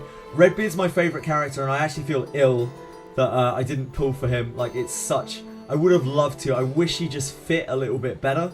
Because he has the coolest design. He's like this monstrous dwarf. He's so big. He's such a beast. I love him. I love him. But yeah, I don't own him, sadly. I wish I did. You got him from the free login pool. Congrats, Retro. Congrats. Only downside is MP pool. He's a bad priest. That's the problem with him. He's a bad priest. He's just not a great priest. Maybe when he gets a class change. Maybe when he gets a class change, he'll be good. You disagree? Why do you disagree, Overmode? You think he's a fantastic priest? Oof. Even at Discipline 0 Overmode, where he has like no MP, like he's an okay second priest, maybe, but he feels very, very underwhelming to me at low discipline. High piety base and his skill is insane. It's a game changer. His skill's really good, yeah, for sure. But like that is the only thing about him that is particularly good as a priest. That's why I say as a general priest, like it's very hard for the average player to replace Alice with Redbeard. That is a hell of a step down. A hell of a step down.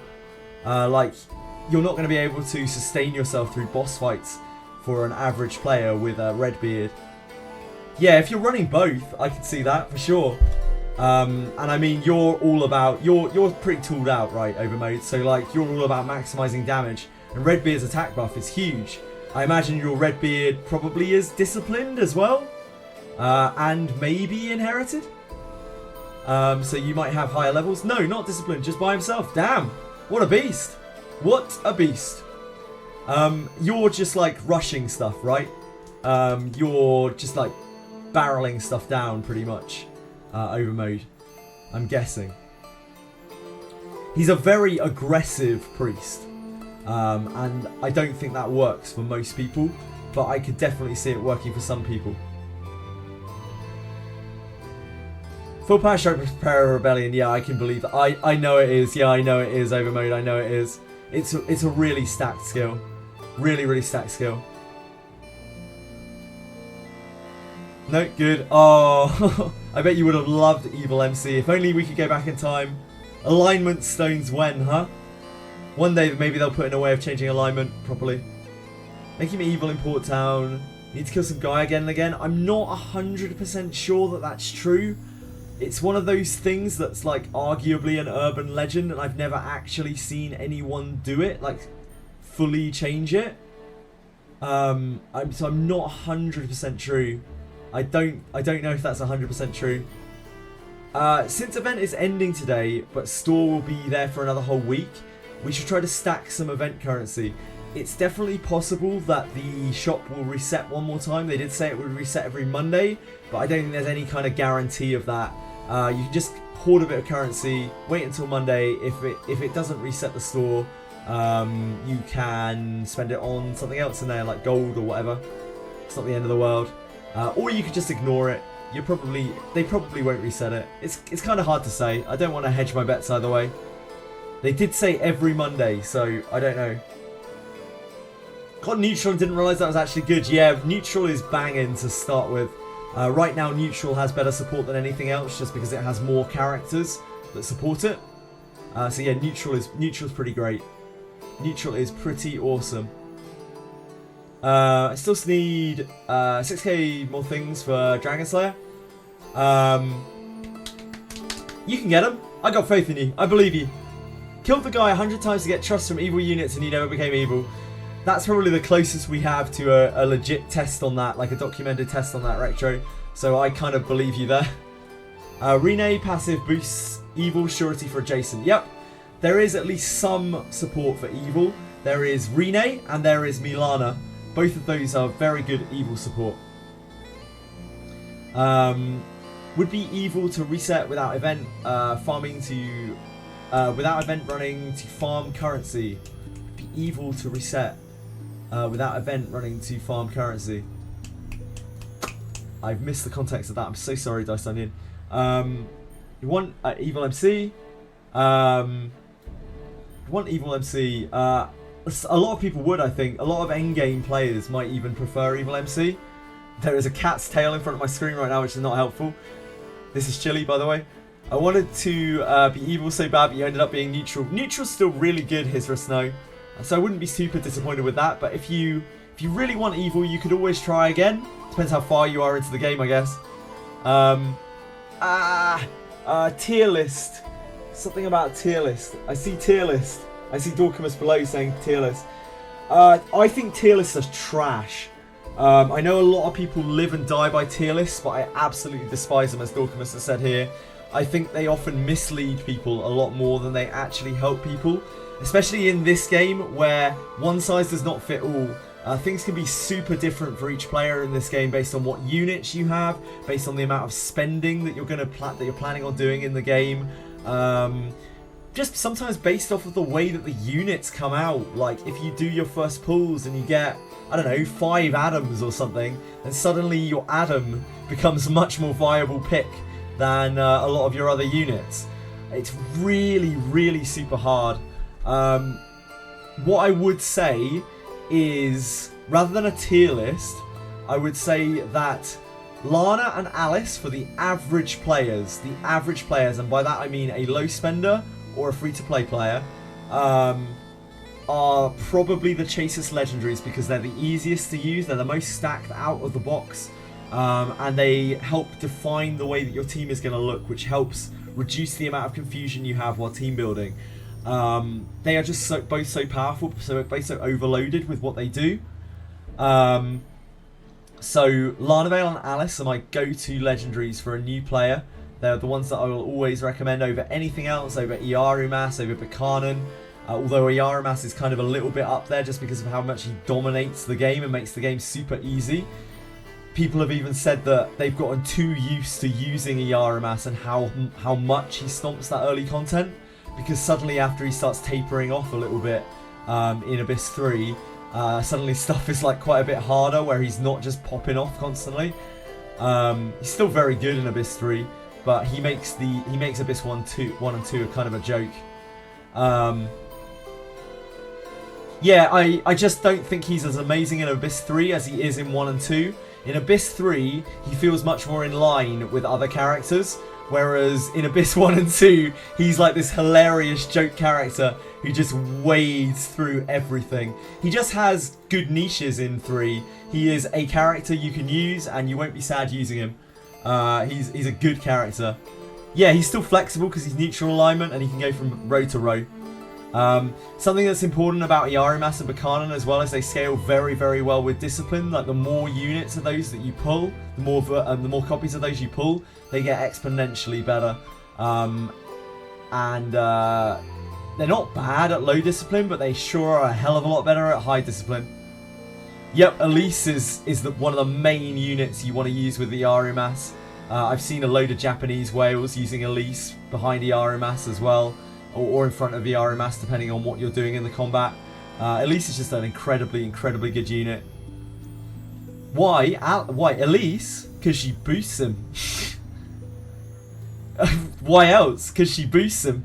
I'm not just joking around when I say Elise is a fucking goated character. She is a crazy, crazy good character. By far the best general unit. Better than most of the legendaries. She's super good. What do they play Iarimas with later on games? Still Saber. You switch to staff every time you use spells.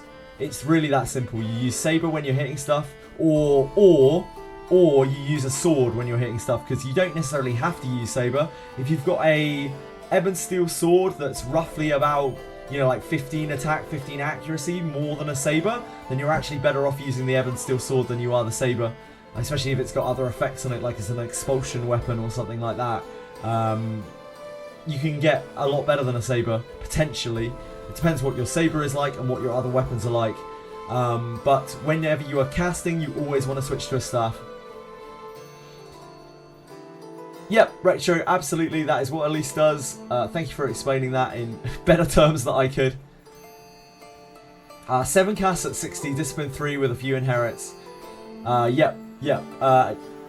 Iarimas and Buchanan are both characters that you want to get as many disciplines of as possible. Please don't take this as me being out there, go and spend a load of money, because I really don't mean that. I even said on the podcast earlier, like, it actually makes me feel pretty bad sometimes that I'm streaming gacha games, because like I know sometimes some of the things that I say get people to spend money, and I feel fucking terrible about it. Like, because quite often they end up regretting it, because gacha's gacha. But like, if you have the resources to discipline them, you probably want to discipline them. But they are fine at no discipline. Yes, absolutely, they are fine at no discipline. They just get exponentially better with more discipline. You ended up getting only Iarimas on the banner. I mean, that's pretty sweet, to be honest, over mode. Yeah, I'd be pretty happy with that. If you can pull enough in the collab banner to get the Sludly Rod, no. Unless you can pull enough to get both a good enough Studley Rod to be worth raising and enough copies of it to take it to plus 20, which is a lot, by the way. I would not say getting Studley Rod, and especially the Black Rod, which is an absolute piece of shit. I would not view either of those as a good way to spend your currency.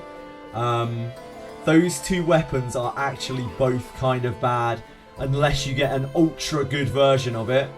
And then you have enough copies of it because you're whaling basically to be able to get that thing to plus 20. Yep, exactly. Most players, like 99.99% of players, will not be able to plus 20 that weapon, and thus that weapon ultimately becomes useless because you get a staff from Abyss 3 and it's immediately better than it. Banner gave you a 5-star. Yep. A number of people who've come through here I've had to have the horrible conversation with where they're like, I got this 5-star Black Rod, and I'm like, yeah, like a White Saber is probably going to be better than that you get from the event because it hits more times. I'm so sorry to tell you this. With Tubacan and the RMS with 14 pulls. Damn, that's incredible, Waking Clouds. I didn't realise you got that lucky on that, man. That's awesome. Yes, there is one incredible piece of gacha gear in this game. There is one singular piece, and it is this. This is what I have spent the majority of the money that I have spent on this game on.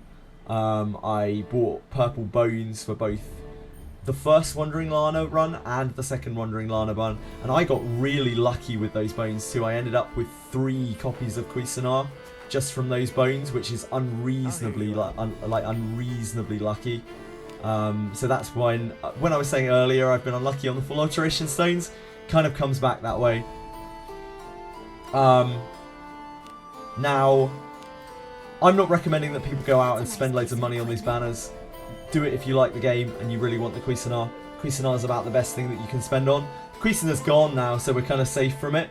So I can say these things happily without worrying that loads of people are going to go and mortgage their houses for Cuisinarts. But yeah, that weapon is the only one that is like really super stand out.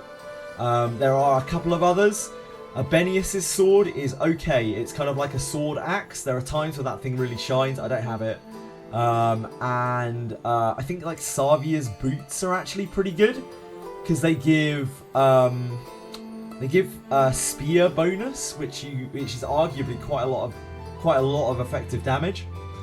There are a couple of others too. They're all kind of okay.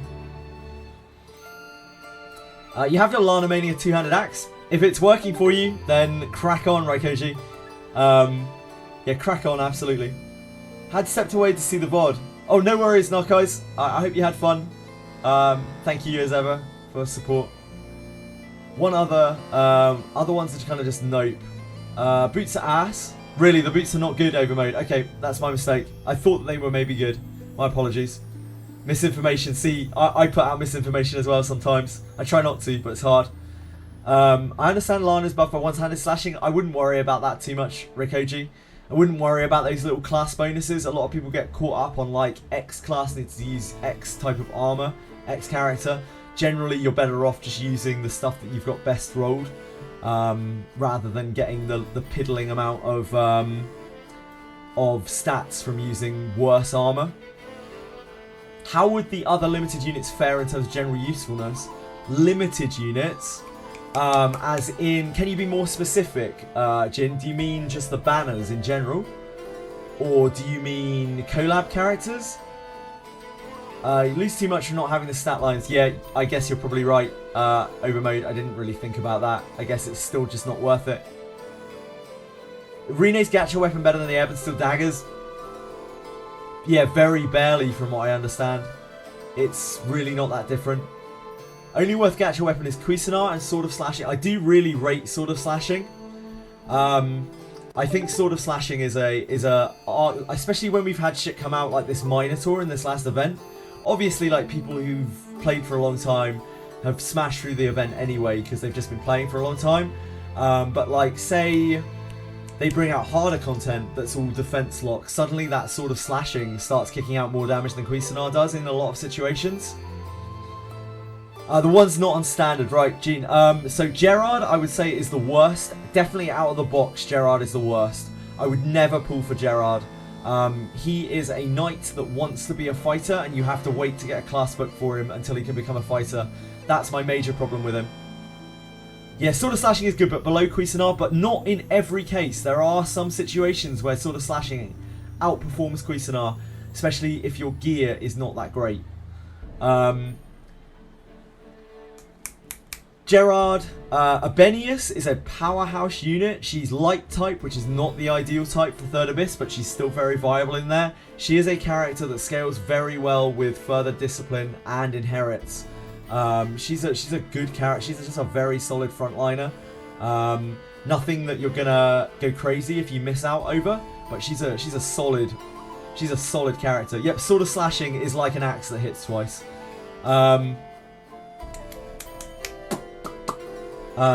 What is next? Redbeard. I wouldn't recommend Redbeard to most players. I know Overmode here loves Redbeard. I still wouldn't recommend Redbeard to most players. I think he's quite a niche unit. You have to really know what you're doing with him. And I think you have to be quite strong before he really pops off. So I personally don't. Overmode here obviously disagrees, but I personally would not recommend him. I think for most players he's going to feel underwhelming.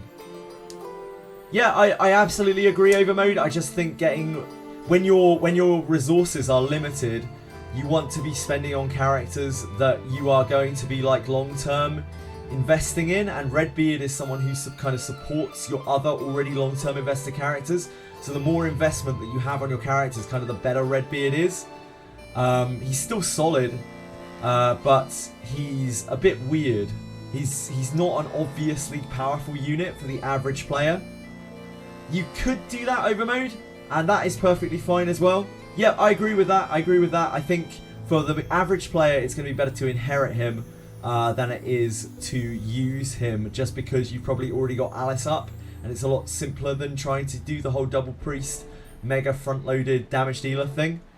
So I don't think he's bad. I don't think any of these units are bad, apart from maybe Gerard, but even Gerard I don't think is bad. It's just that he needs some work.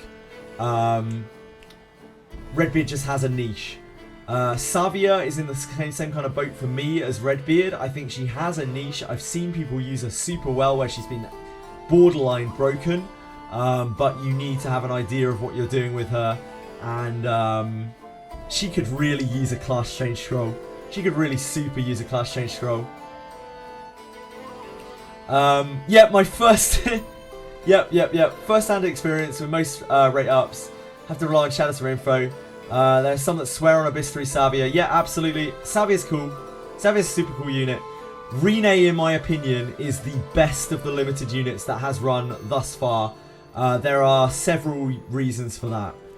One reason, and I honestly think this reason might be above all else, and this might not be something that Overmode agrees on, I don't know, but I think that this ability has the potential to absolutely change the game for the average player. There are the most horrible bugs, just the most horrible fucking, not bugs, there are horrible bugs, but there are the most horrible fucking mobs with the most horrible buffs. And the only answer to them currently in the game is Dissipation. Kiraha can do this too. Don't think that Rene alone can do this. This is one of the reasons why I recommend that you raise Kiraha. In Abyss 3 there are these horrible, horrible buffs, and having a Dispel can really help you get there.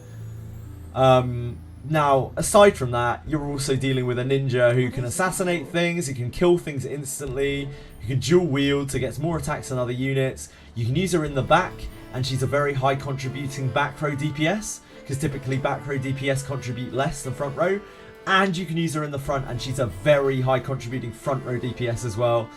She has a huge amount of surety passively. Yep, as Overmode says, she's giving surety to your other evil units. She sends Geralf through the ceiling with the amount of surety that she gives him.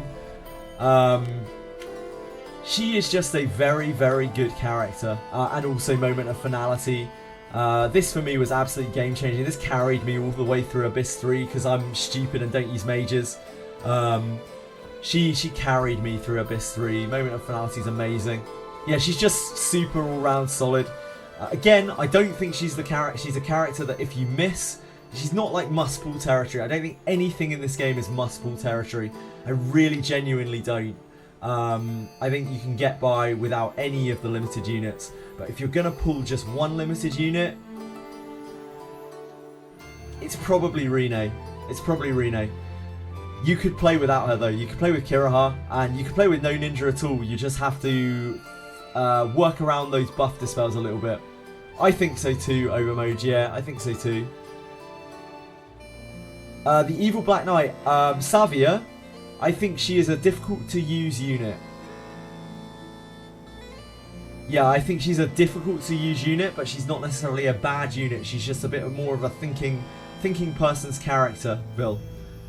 She's just a bit harder to use than the average guy. Cuisinart will probably eventually get power crept, yes, I agree. And Ninja probably won't get power crept.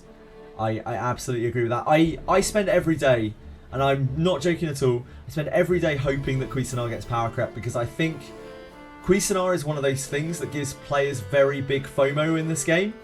and I hate that. And it's also one of the things it's one of the most predatory things in the game as well. I think it's one of the things that prompts people the most to spend, because they see me hitting things 3 times and they're like, how are you hitting 3 times? And I'm like, yeah, it's this Cuisinart. Like, the Cuisinart is an incredible weapon, but the only way to get it is this. And then suddenly, before I know it, they're like, just spent $300 on this banner.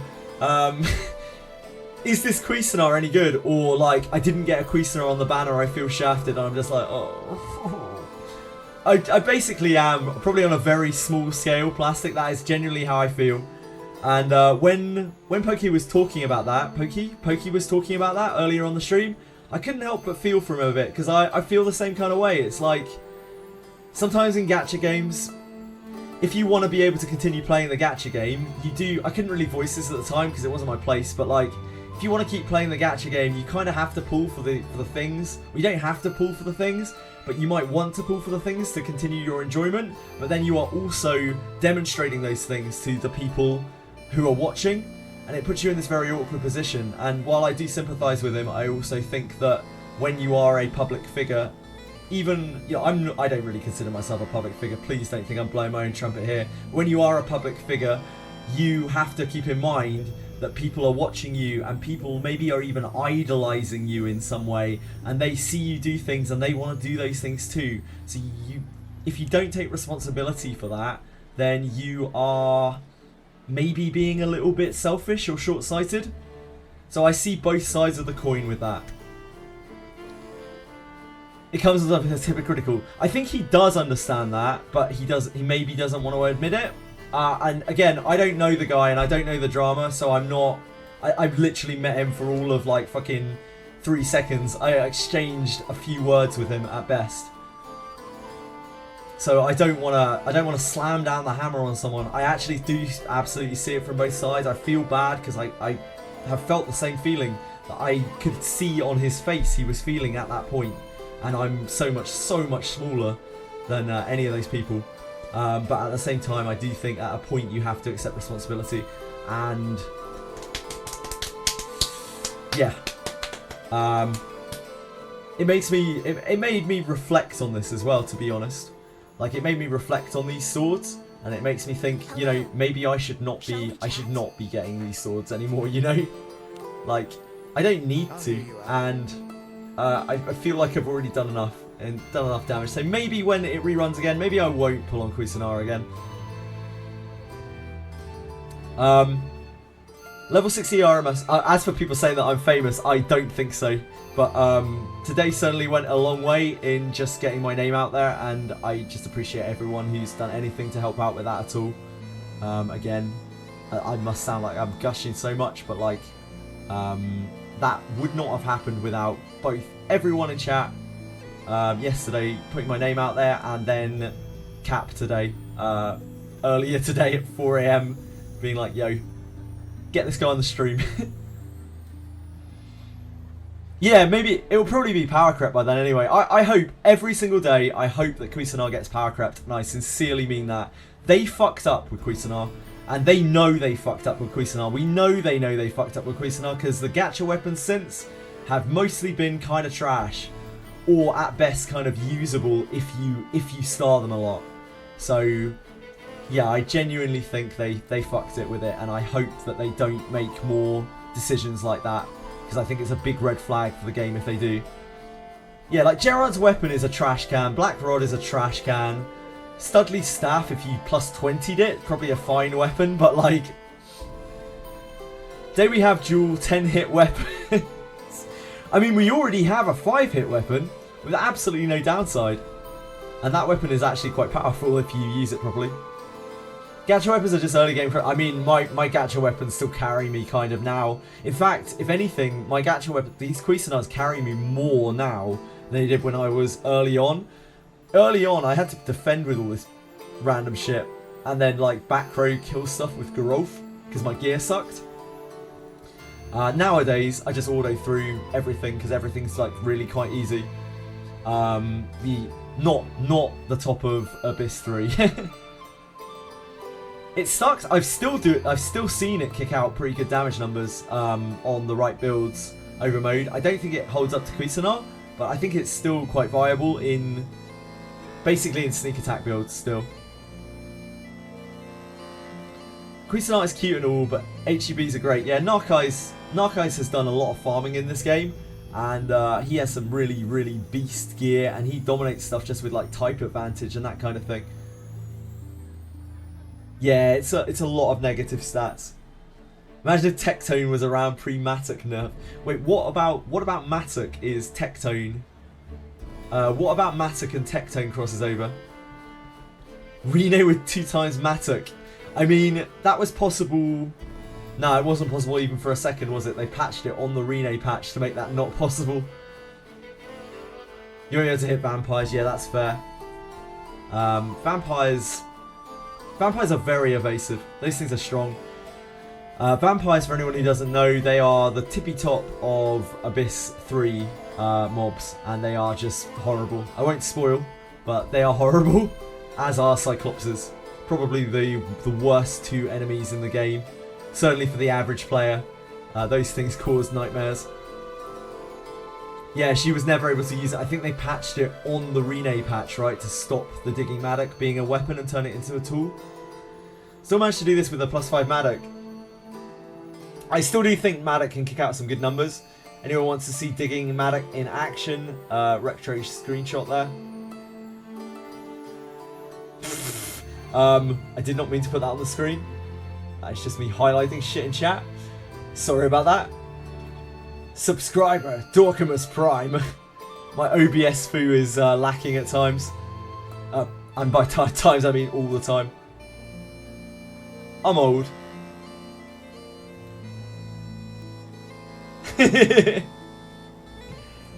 Subscriber, Dorkamus Prime.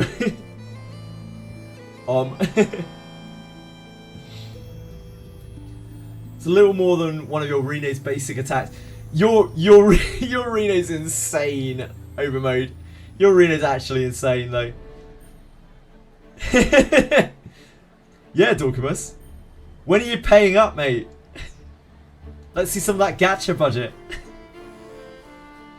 Took way too much preparation, yeah. Dorkamus has done his bit just answering questions today.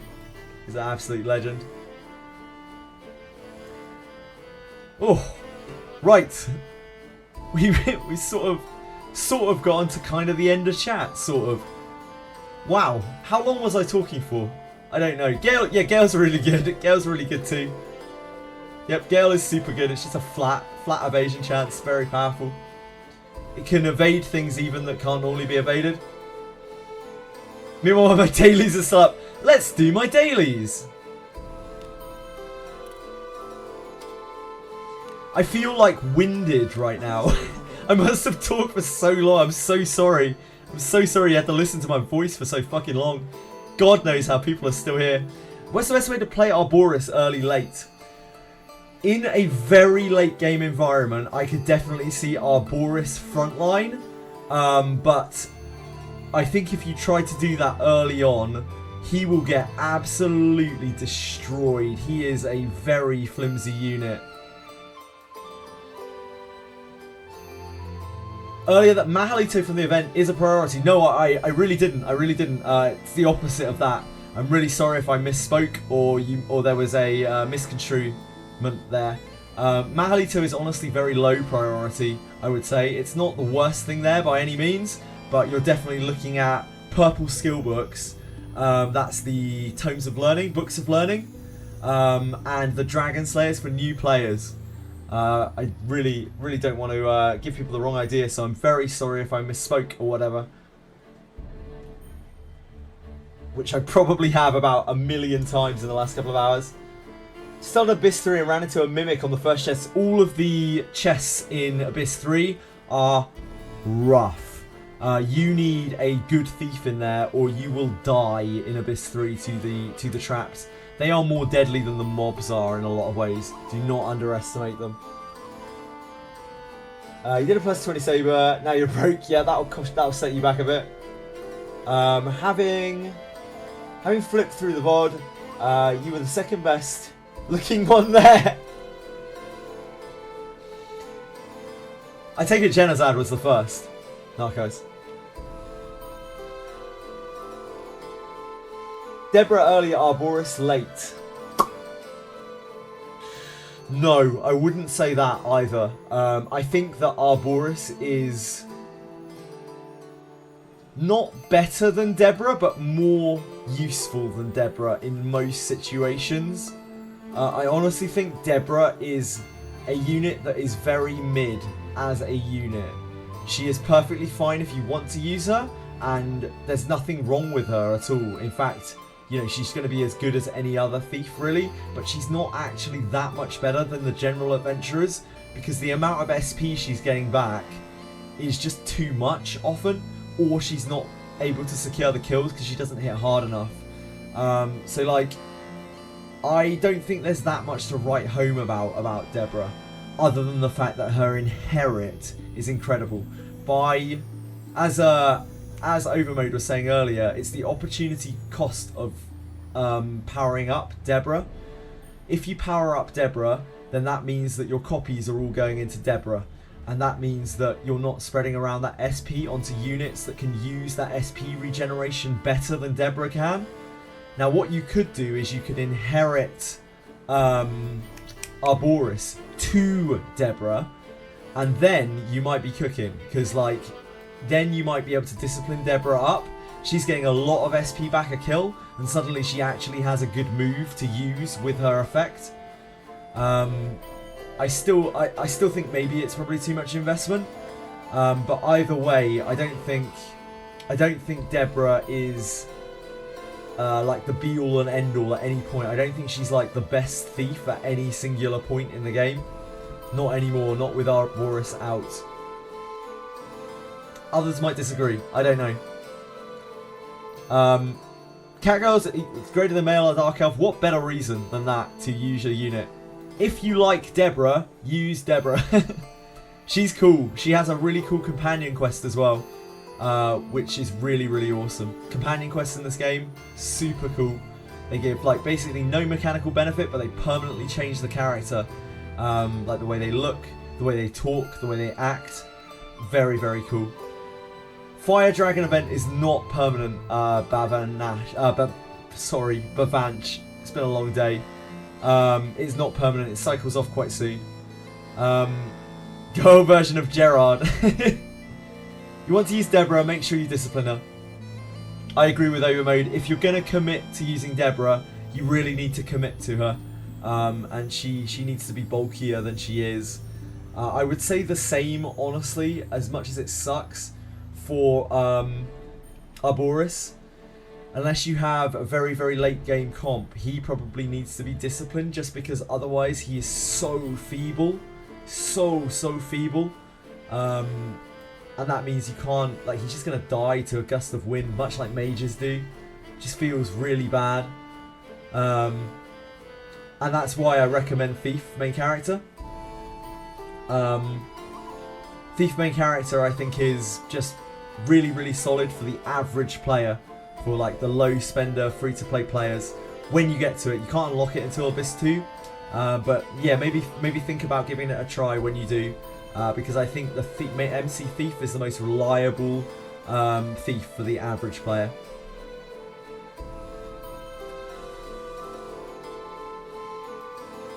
Fighter MC, if you run Fighter MC, then it means you need another thief. Overmode, you don't, but almost every other player in the game will. That's the problem. Good night, Kurt. Thank you for hanging around. I must have missed a million of your messages, but and I'm very sorry. But I hope you have a fantastic night.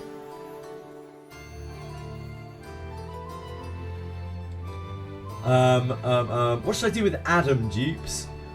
I would say inherit them. You can build Adam, and Adam is pretty cool and is quite powerful. But I think that for the average player now, most people have like Bakan and the Arimas and that shit. You're probably better off inheriting Adam. His inherit's incredible. All three, well, two of his three parts of his inherit are incredible, and the other one's just a bonus. Max Discipline Milana. That is a callback. Wait, was it Milana or was it Viviana? I can't remember. Which thief was it that you could max out early on? It was a bug. I mean, a feature. We don't have bugs in Wizardry, we only have features. Fighter MC has access to Way of the Thief, absolutely broken, holy. Yep, absolutely. I think that, again, for the average player who's not going to be min-maxing and optimizing that much, I still think MC Thief is probably the best way to go. But you can't go wrong with MC Fighter. MC Fighter's super powerful and definitely has the potential to be one of the most broken characters in the game for the reasons that Overmade said. I just think that it's very difficult to get a good thief running in this game. Thieves are generally very squishy unless you super inherit them, unless you super develop them. And to do that, you're probably going to need multiple copies of them. That's easier for Deborah than it is for Arboris, but also those copies of Deborah could go to other places. Thief is just in a bit of a difficult spot right now in that respect. Event will go on for a while. You have a time to get some tags and get some characters to turn into tags. The warrior one is that, Knockeyes? Don't want more than one thief. Yeah, you definitely don't want more than one thief past 50 for sure. Yeah, fighters are immense damage, and that is only more true for free-to-play low spenders because full power strike is so powerful out of the box. You don't really need to invest into it or anything. Like, people could run just general adventurers. Yeah, and they're also bulky. So they can take loads of damage. They dish out loads of damage. They have great scaling. They're even, like, reasonably fast. One-button skill abuser. I am a one-button skill abuser in this game. I'm all about those full power strikes. I'm there for it. MC can nuke for 6k damage, which is double the amount that Matic Deborah did. Yep, there you go. There you go.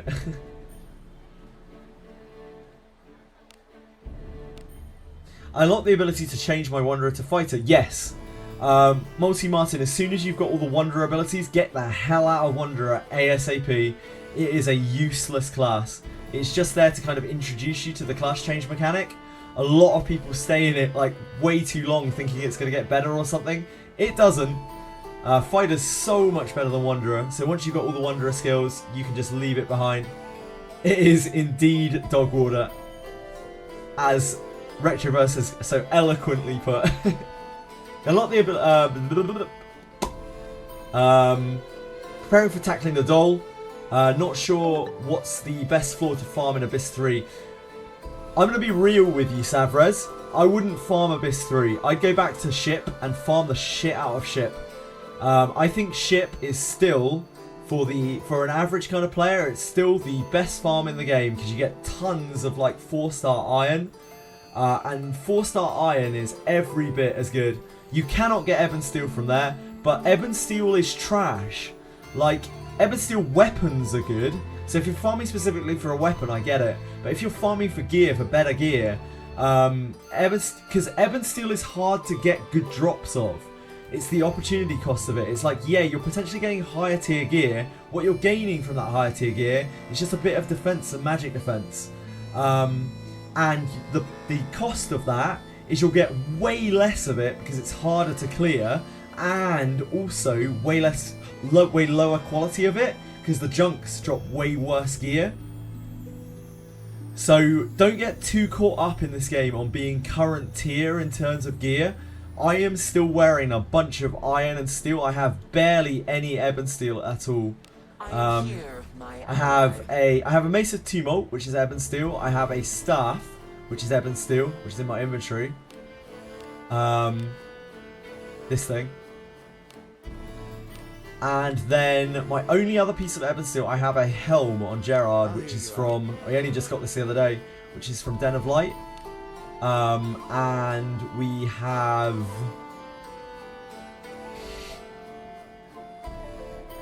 I think that's it. I think that's actually it. I think that's all the ebon steel that I have equipped. Everything else here is iron and steel. Still iron and steel. No worries. Yeah, it's exactly that, dude. Like, it takes so long to farm it. It takes so long to farm it, and the junk isn't actually even good. Your chances of getting a good piece from that junk is very, very low because of the speed that you're farming it and because of the rarity of the items that are inside. You have way more chance of getting broken shit from Ship that will carry you deep into the late game. And on top of that, you're farming a load of money as well. Loads and loads of money. There is a respawning Ebon Steel junk on floor 1. Yes, there is. I'm over mode. It's quite a slow farm. But if you really are struggling and you really want Ebon Steel, that is a safe way to get it. Yeah, the ship has no Ebon Steel. So if you want weapons specifically, you are going to probably need to farm either the event or Abyss 3. Wouldn't it feel like a waste once Ebon Steel more? Nah, you're viewing this. You're still viewing this in a very wrong way, Rezu. Not wrong, but in my opinion, you're viewing it in a... Sorry, I shouldn't say wrong. That's a really bad choice of words. You're viewing it in a way that I think is short-sighted. You're focusing just on the fact... You're focusing on the game as if it were World of Warcraft or something, where it's like, this tier of gear is better, thus it has X item value, thus it must be better. That is not the way this game works. It's so much more about those substats on gear than it is about the actual core stats on the gear, apart from weapons. It's so much more important to get well-rolled pieces. And your best chance of getting well-rolled pieces are by going and farming the hell out of ship, because it's a safe farm. You get loads of gold from it, which you will need for upgrading your shit. Exactly, Sada. Yeah. And you will get way better gear. I absolutely guarantee you have so many more shots at getting good gear. Ebon Steel weapon is a big deal though. Agreed, overmode. Ebon Steel weapon is a huge deal. Right now I'm still using a Sacred Wood bow on my Garolf because it's rolled well, and I shouldn't be. I should have upgraded this by now to like a bad Ebon Steel. But I just haven't, because I don't want to invest resources into an item that isn't particularly good. But I'm just being obstinate. I am, as per usual, I am doing a thing bad, and I do not recommend people do that. Current tier weapons are generally way better than old tier weapons. Exactly, overmode. Yeah, exactly. Weapons should always be pushed to the highest tier if possible. Yep, absolutely. It's another case of do as I say, not as I do. Yeah, the arcane staff gives an insane amount of power. Do you use an Ebon Steel weapon at low star rating for its growth?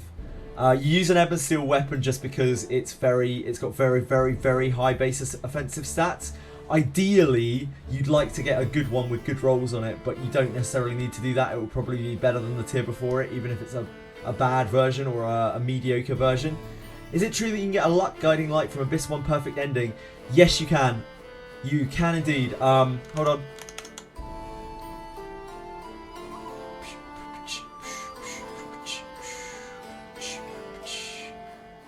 Bear with me, please.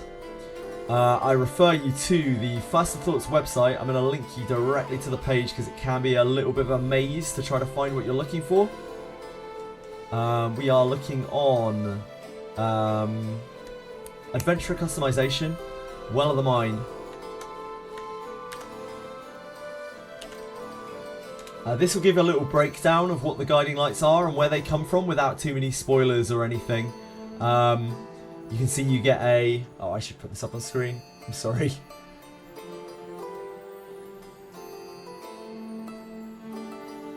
Ah!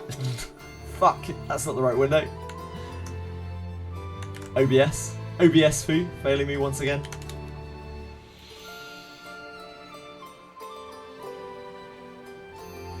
God, look at this deranged browser. It's because I was comparing stats earlier. Yeah, down here.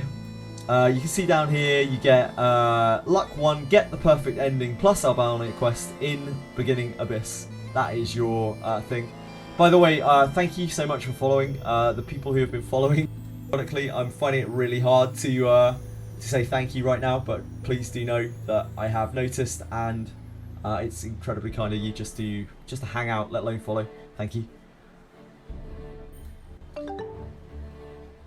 Thank you, Headings. Since I'm already looking at it, I can definitely say your name. Thank you. Resist everything. Yeah, barely everything. Yeah, entities resist everything, which are the big floating block things. There are barely any of those things, and they go down pretty easily anyway. Cheers, big lad. You're welcome, big lad. Any class change books you would recommend a new player? Yeah, it's Fight Alana Vale. For the average player, that's the chase book for everyone. It's the book that everyone wants. It's Fight Alana Vale. Expulsion is broken. Yeah, it can't get better secondary stats though, right? Because it's limited to 3 stars, I believe, Expulsion. I don't think you can get better than 3 stars from... You might be able to from the Gacha, maybe? From the shop. Fight Alana's the one, but honestly, anything that you're running, any character that you're running, is probably going to benefit from a class book. Do I have FPS or Thief MC if your Fighter MC is level 60? Do you have... you have it, but you can't use it, Rezu, because it's fighter specific. You have it, it's there all day long for you to stare at and wish that you were a fighter. Alice not a healer spec anymore once you spec her into Mage. Mages can heal almost as well as Priests can. Their divine power is only very slightly lower, but the big disadvantage that mages have is they are squishy as shit. They have 150 HP less than a priest, and they can only equip lower tiers of armor. You can make up for the squish, but it's tough. Almost everyone I know, almost everyone that I know that has Mage Alice really, maybe not regrets, but wishes that they could get the priest book to change her back again. Because most of the people that I talk to on here are like they're low spenders or they're free to play players. They don't have huge amounts of copies of Alice, and they probably don't have huge amounts of inherits and stuff either. And they're stuck with an Alice at like 300 and a little bit of change HP, and that thing just gets one shot over and over and over in Third Abyss. It's rough. Should I buy the Alice book for Priest? Diced Onion, I think that depends on... I certainly would, but I spend on the game. So like, if you are a free-to-play player, those gems might be quite precious to you. It's 2 pulls worth of gems. So it depends on if having that ability to change back is worth it to you. I would say it probably still is. I think, again, for the average player, I would really like to swap to Mage and swap back to Priest for Alice. Working on getting Lana to 60 since I got the scroll from the event changer, as many people are. Got it through ethical means. You gotta do what you gotta do. Yeah, I'm just glad people... They haven't really punished people for exploiting or bugs or whatever, so I'm not surprised that they didn't, but I'm always glad to see that they don't, because like, it's just rough. Why is Alice the best priest? Don't all priests get the same passive? Alice is the best priest because she does a number of different things extremely well that make her surpass a priest in many ways. So firstly, we have Blessing of Agora, I think, or is that the discipline? Nope, that's the inherit. Blessing of Agora. This extends your buff duration. It's incredible. At level 1, she already has buffs that last a turn later than other priests. A turn longer. At level 3, it lasts for 2 more turns, 5, 3, and 7, 4 for people who get it that high. Then on top of that, she has the Aura, which is Agent of Heresy. This gives a 10% damage boost to everyone in her row at all times, as long as they are only evil and neutral. Oh, I'm so sorry. Thank you so much. I'm so sorry. I'm so sorry. I'm so sorry. I do this all the time. I get shouted at it a lot. I'm old. I'm dumb. I apologize. She has Agent of Heresy. This is increasing the damage of your row of evil and neutral allies. Then on top of that, if that weren't enough that would take her over the top of other priests, she also gets the spell Secret Art of Labardios. This is especially important for Alice because she is a she's a priest and not a mage. So even when she's a priest, she has a screen-wide nuke. And this doesn't scale super well. It doesn't scale as well as the mage's ones, as well as Yekaterina's ones and Adam's one. But this will still is like a mega get out of jail free button card early on in the game. It's a panic button and it can save you from dying over and over in the early game. It's great. She just has to be in the middle of the back row to use it. Yeah, it blasts undead. It blasts all sorts of weak enemies. It can really help you get through a load of stuff. Yeah, that's 6 months worth of skills, Rezu. This Alice has been getting pumped since day one.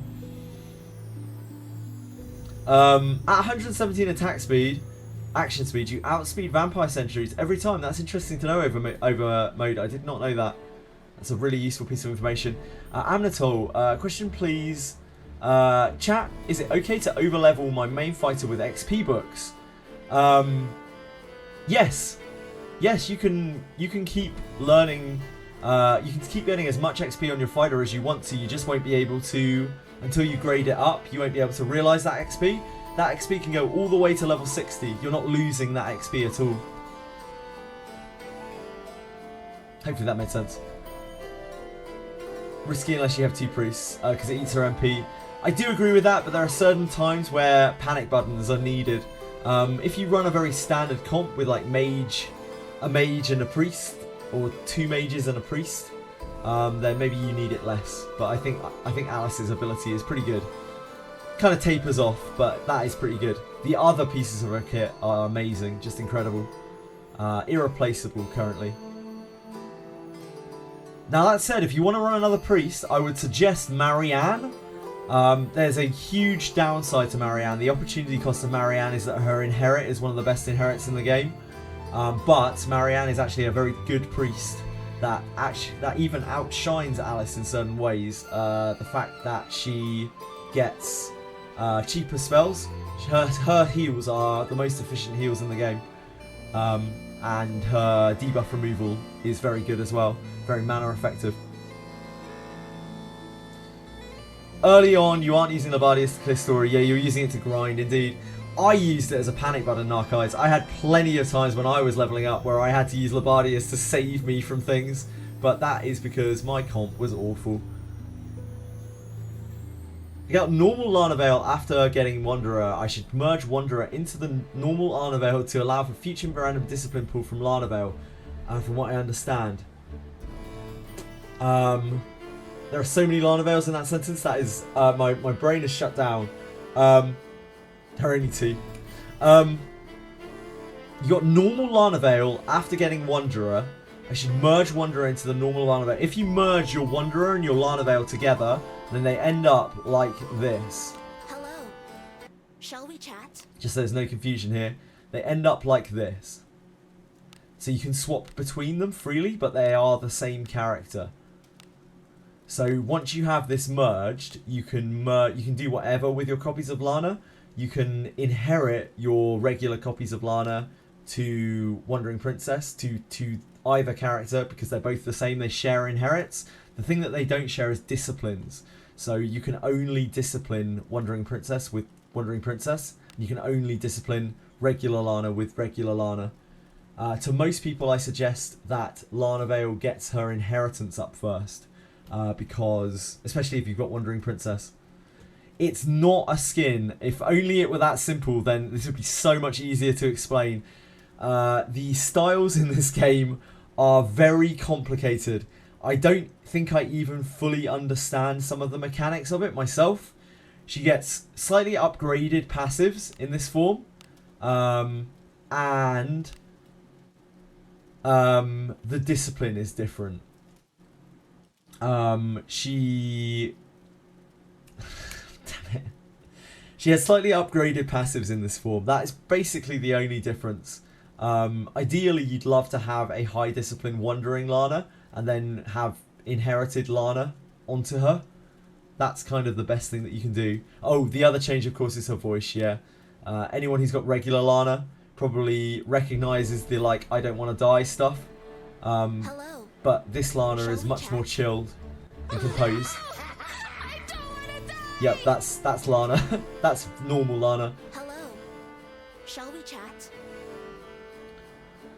Sorry, I don't know if that answered your question too well. The merge system always throws me about. I can't even explain exactly how it works. It has some really weird, finicky mechanics to it, where when you merge, it takes various different things from each character and mashes them together, but I don't understand 100% how it works.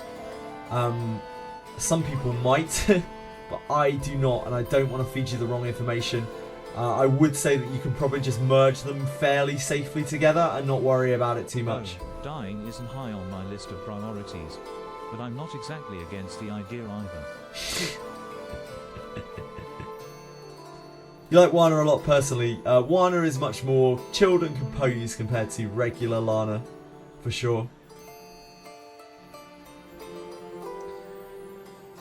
Yep, there is data gathering going on. I think we will know eventually.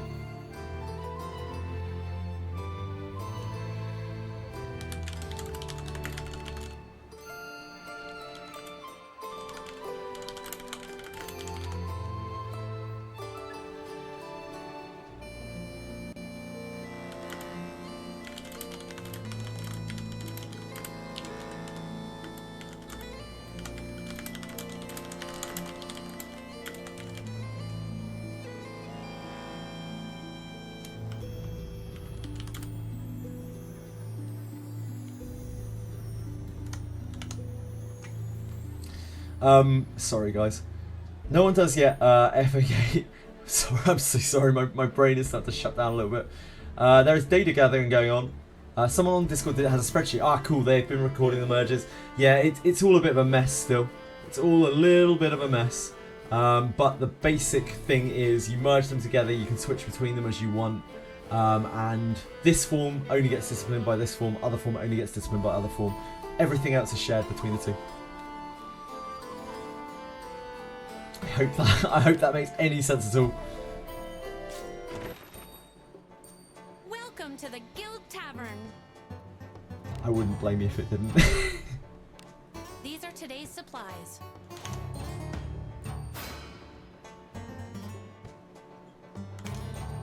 Don't forget to collect tomorrow's supplies too. Right, got some special supplies for you. Ooh. Some low-grade ore, just what I really wanted off my banner. This banner's supplies really suck. They are so basic, the amounts of gems and stuff you get off of it. No worries, Overmode. Thanks for hanging out and thanks for discussing the game a lot. I really appreciate it. You obviously know a lot about it. Thank you for coming and just being around. Yeah, it's all good, man. Thank you for lurking as well. Thank you to anyone who's lurking. Thank you to anyone who's chatting. Thank you to anyone who's aware of my presence on the internet. I love you all very much. Den of Earth is so cringe. Why not 20 tags on special supplies? I think people would kill for 20 tags on special supplies. You got it, Ferroblus. Thank you. Exactly as much as you should have. True, true, true. And that amount is as much as you want to, really, without spamming. Yeah. We need Den of Earth second floor, I agree. I imagine they'll give that to us. There's no reason why they would just leave them at first floor with a first floor tag on them. We're bound to get them eventually. Oh god, wait, we're on... Where are we? We're not in the right city, are we? Never mind. It's been a long day. Can't get a decent saver to save your life. Narceyes is living in the same world right now. What's the next steel grade? Yeah, Rene. It's got to be Rene. Documus. I would say at least. Right, let's go to the actual town to do the dailies rather than getting terrible rewards. Adventuring is so fun. I'll use the right button as well. It'll help a lot.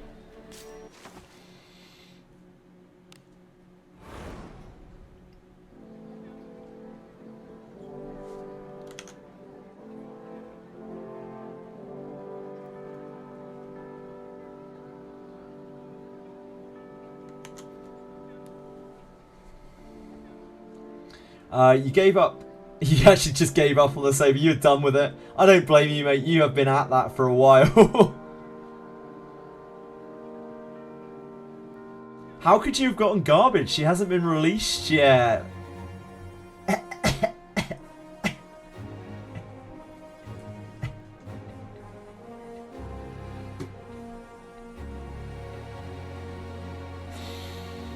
Good times. Good times. Welcome. Oh boy. I hold for garbage.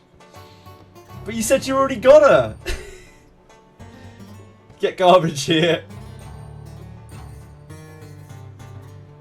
Oh wait, is this the thingy game?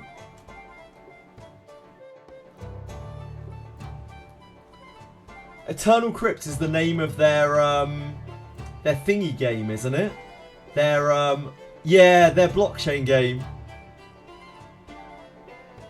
Dear God. Oh dear God, man. Like, this makes me so. When I read about this, legitimately, when I read about this, my heart dropped because I was singing the praises of this company so much. And like, I was like, man, their direction is so good, their director's awesome, the interview is like so cool and everything. And then I saw this and I was like, oh, that's got to be a joke, surely. I don't see how this succeeds. Maybe there's like a huge Japanese NFT following? I don't know. Maybe it's like huge in Japan. Maybe that's it. Maybe that's how. Because NFT games over here do not typically do too well. So maybe it's just a very Japanese thing. Yeah, maybe it's just super big in Japan, because it's fucking DOA pretty much over here. Like, it's very hard to get an NFT game to stick here. You're looking at shit like Entropia Universe, which is an old name that a lot of people might not know.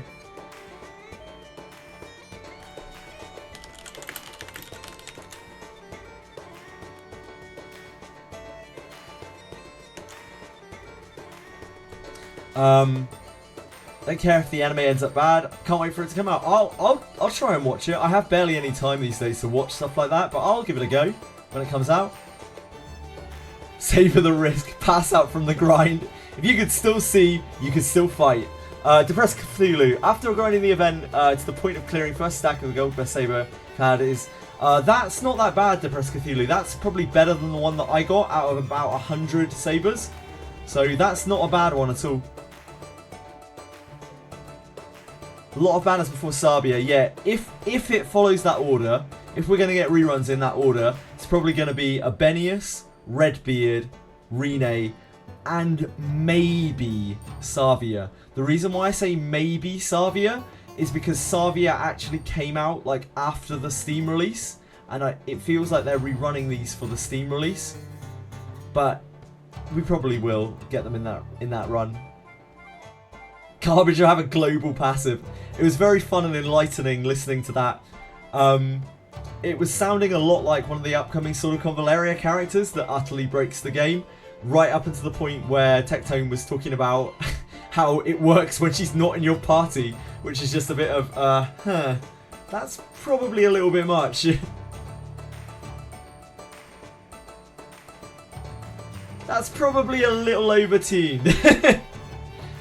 Do you think Abenius is worth at Discipline 0? I think she's fine at Discipline 0 Retro, but she's not really going to be that much better than any other fighter. I also think Benjamin at like Discipline some small amount is probably going to be better than your Abenius at Discipline 0, personally. But other people who actually have Abenius might disagree with that. Abenius is much cooler than Benjamin, that's for sure. Cool. Part 2 of the K11, K11 is next. There's obviously a part 2 of the K11 and Garbage is obviously next. I mean, maybe. I hope so. A lot of people wanna. Every passive is global when you feed it to MC. Smart. Thank you so much for following, Azizol. I really appreciate it. How's sort of Convaleria doing? It's surviving, but like, it's in a bit of a bleak place. When I stream sort of Convaleria, obviously my numbers are freakish right now because of the weird day we've had. But like when I stream sort of Convaleria, I lose viewers. Like I lose half my viewers. It's pretty bad. Like nobody even really wants to watch it anymore. Most of the people who are still involved in Convaleria are people who have been following it and have kind of FOMO'd it. Kind of FOMO'd over it. I kind of sunk cost. Sorry, not FOMO. Kind of sunk cost over it. I still do feel like a little bit indebted to it, but it's becoming more and more and more of a struggle to stream it because you know, at the end of the day, I am kind of reliant on this for a bit of income, a little bit of income. Yeah. So I wish I could support that game more, but I can't. And honestly, the company behind it doesn't deserve to be supported. The company behind that game is awful. XD Entertainment. They also are running the game that was mentioned earlier in the podcast, which name escapes me, Etheria Reconnect. That game. That's their new gacha, and that is probably a pretty bad sign, because the gacha that they ran before SAC, they ditched as soon as SAC came out. They basically like maintenance moded it. So I don't know about the future of SOC. Wish shills here. There certainly are a lot of wish shills, and I appreciate all the wish shills. I streamed this for, I don't know, like 4 months, off and on, and got like nobody coming through at all. A couple of people bleeding in from Jenazad, true original hero. So this is weird, still super weird. More so just like this game as a genre getting this kind of attention. Probably the most attention this genre has ever got, ever. It's just wild. It made me feel really good earlier when I was listening to the other guys talking on the podcast, and even though all of them have suffered from this game, and they probably get way more viewers and shit streaming Wuwa or ZZZ or whatever the hell that it is that they stream, they all still sound super positive about the game and sound like they're probably going to keep playing it.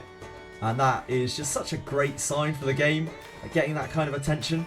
I wanted to bring it up on the stream, but I couldn't find a time to say it, but like the amount that a company would have to pay Tectone to advertise their game is probably like absolutely outrageous, and he's doing that shit for free with no recognition from the creators of the game at all.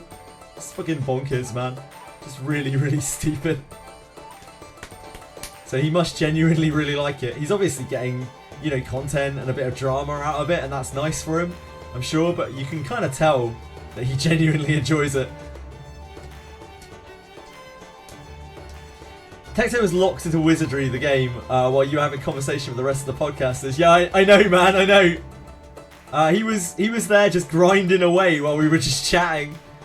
Tectone genuinely loves the game, and I called it wrong as shit, man. Like, I thought that Tectone would not have the patience for this game, but like, I was so wrong. People were telling me that I was wrong, and I was still like, I don't know, we'll have to wait and see. And yeah, I was absolutely wrong. Tectone turns out absolute fanatic for this game. I wonder what it's going to be like for those guys when they reach a point where they are forced to kind of grind to get stronger. I wonder if that is the point where they're going to start being like, okay, we've kind of seen what we want to see in this game, maybe we'll move on. But I really hope that doesn't happen, because the game can get really grindy at points, like really, really grindy. Trying to get Asmongold to play the game. I mean, go wild, but I feel like, I don't want to say, I don't want to speak too bad, but I feel like Asmongold is mostly like he's just a personality streamer now, really, isn't he? Like, I don't think it really matters what game he's playing anymore. He just kind of plays a game and chats to people and talks about things, sometimes controversial. Maybe. Yeah, I mean, I was wrong about Tectone, so hey. I was wrong about Tectone. I was really wrong about Tectone, so whatever. Also, just for the record, all those guys were super, super nice, including Tectone. I'm still, like, some of the things that Tectone says make my eyes roll, some of the terms that he uses, but like, they were still really super nice to me in the group chat, just for reference. They were all unbelievably nice. Yeah, I thought I would just mention that.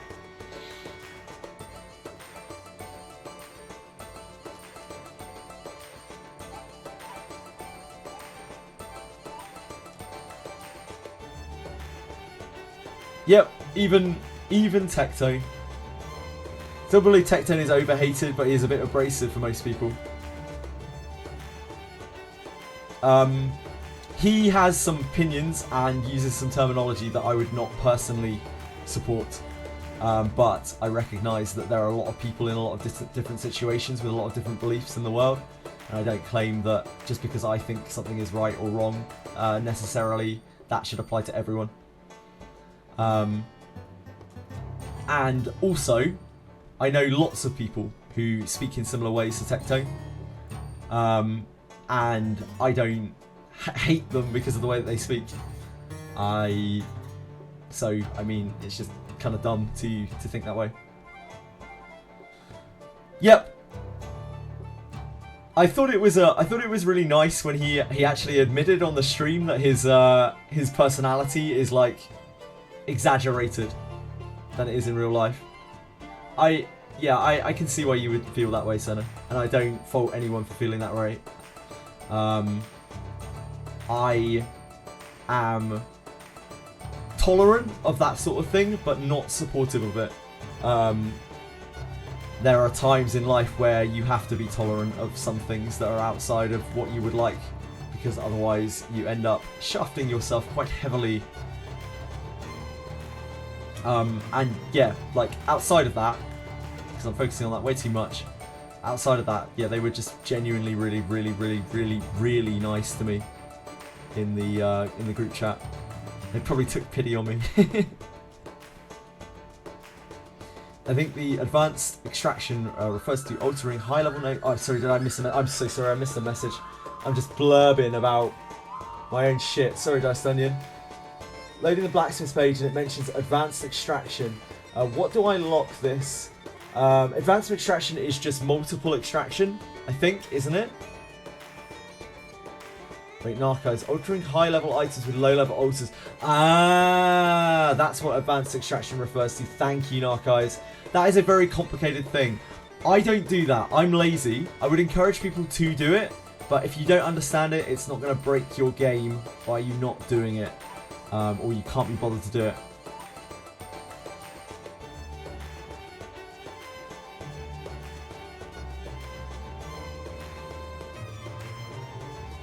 I think the advanced extraction...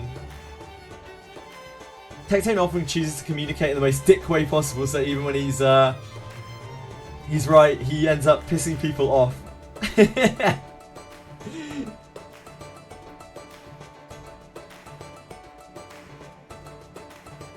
No, you didn't miss anything, Dust Onion. I mean, Tectone was how I expected Tectone to be on the stream, but he was not how I expected him to be in the chat. If that makes any sense.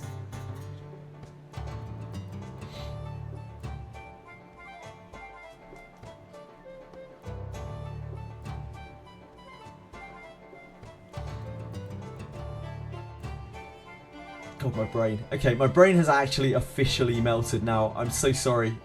I can't believe there are still people here watching me when I'm just doing fucking nothing. Oh my dear God. What a day, eh? Oh my. I hope that I have provided some information that is useful to people. I really hope people come and hang out again, but I totally understand if you do or not. I shall pray for your success.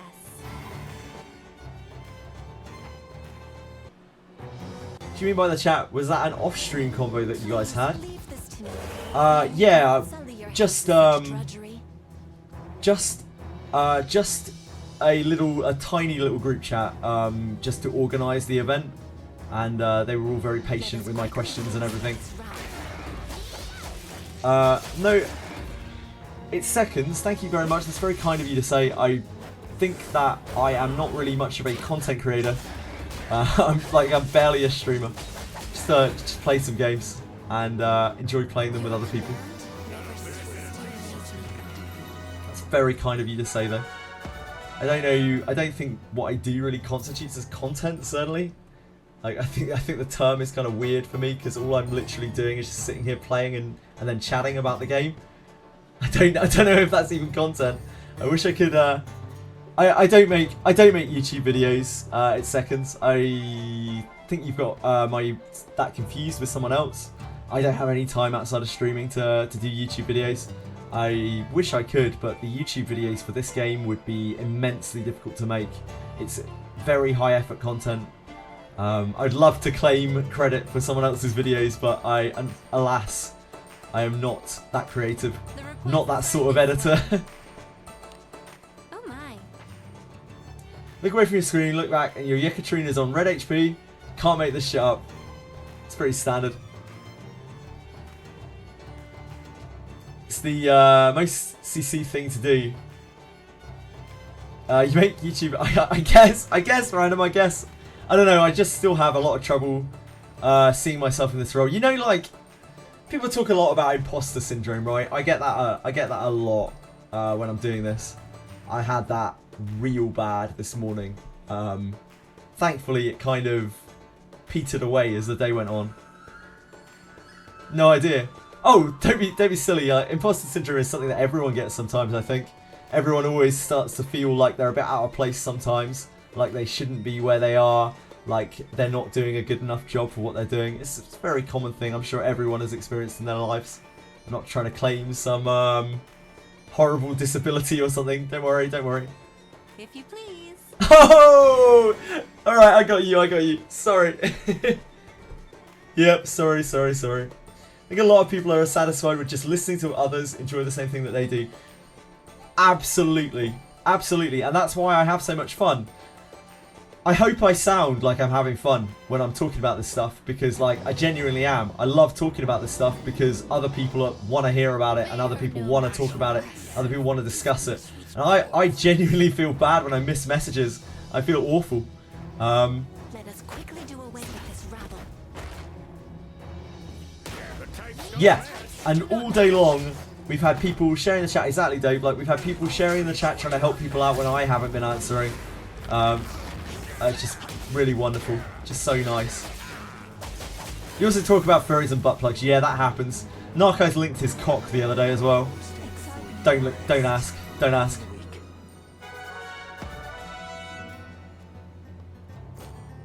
Dorkimus, you're a dreamer. You're a dreamer, Dorkimus, and it's weird because you're like quite a. I feel like you're quite a nerdy guy, right? Like quite down to earth and like realist. But when you're dreaming. You dream big. You don't stop at just like a little bit of hopium. Like you are just off the rails copium. That was still super helpful, Senna. Super helpful. You have no idea, because it's like there's nothing worse than just being ignored, right? Especially when other people are getting picked out, and it's like, why not me? And it's just because it's whatever I lay my eyes on. When the chat was like that, that was the only thing I could do. And I don't think the chat will probably get like that again, at least not anytime soon. But yeah, I just really appreciate everything that everyone did to try to answer questions, especially Anybit. I saw Anybit helping out as well. Mod-in training Anybit. Yeah, Kitsune. It's because we haven't had sort of Convaleria, and obviously Kitsune is still quite deep in Convaleria. He loves Convaleria. Mod me, you uck! I'm sorry, I'm just too much of an uck to mod you Anybit.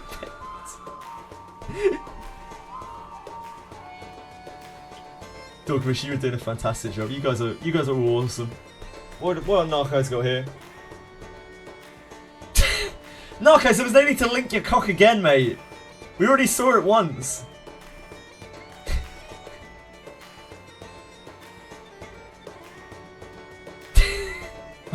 Fuck's sake. Wall of text and muck up my second monitor. Yeah, but you only did that once, and I was already reading through messages, so it's still better for people to get answered. I'd rather people get answered, and I know you guys will do it well. Safe travels.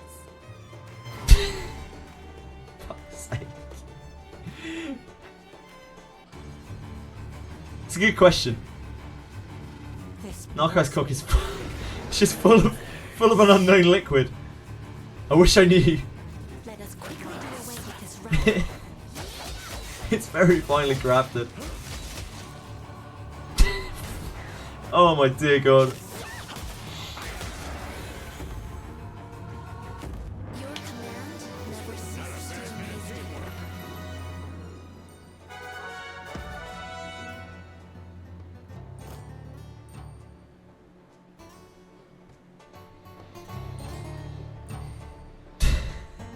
Well, that's the end of chat as we know it.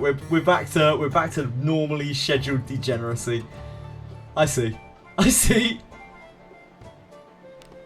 Which request will you be taking? What's this 6-armed Minotaur? He's a bad boy, and he's out here to punish me, Dave, with his 6 arms and his big horns. I don't know. Face on! How have you been? How's your day?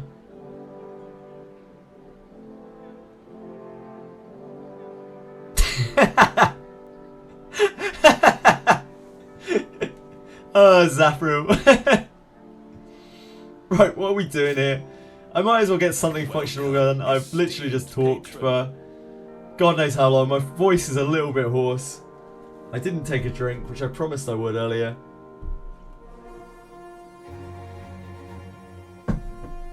Oh, nice, Face-On. How's it been getting on? One you can never understand. I hope to one day understand you. I really, truly do. Thank you so much for following. If you have any questions or anything, please let me know. How I'm still up? Oh, I'm good. I'm good. I could probably stream for another couple of hours, honestly, but it probably wouldn't be good for the old schedule. What do you seek? I don't want to be there. Oh no, wait, I do want to be here. All excellent. My brain has kind of gone a bit to jelly at this point, so probably not on the top of my game here. Ready to serve. Yeah, I've got the dragon. Oh. Why am I answering that? That was clearly not to me. Oh my word. I hope you had fun with your free-to-play account, Face-On. And yeah, I think you're going to be nicely surprised. Captain... Like... Cap is actually an angel. I couldn't believe how nice that Cap was. I talked to her after her stream yesterday when she was so shattered. And I talked to her for a while as well, and she was just so nice. I really did not expect it at all. Wonderful person. Apparently drama stirrer, but I haven't seen that part of her. Yeah, wonderful person. She stuck her neck out for me with no reason to do it. I still can't get over it. She stuck her neck out for me. Who does that? Walnut incident. Don't scroll on her Twitter. I don't use social media, Warby, so I've got no danger there. A little bit of chaos. Yeah, I can understand that. A little bit of chaos can go a long way.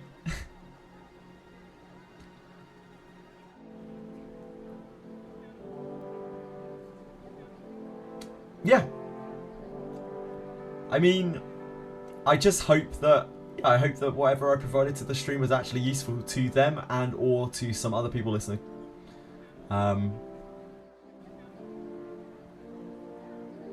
Yes, Asta, I stream 12 hours every day, not on Tuesdays. I run a nerdy D&D Pathfinder game on Tuesdays, so I only stream for about 6-7 hours on Tuesdays. Every other day I stream for at least 12 hours. I'm underworking right now.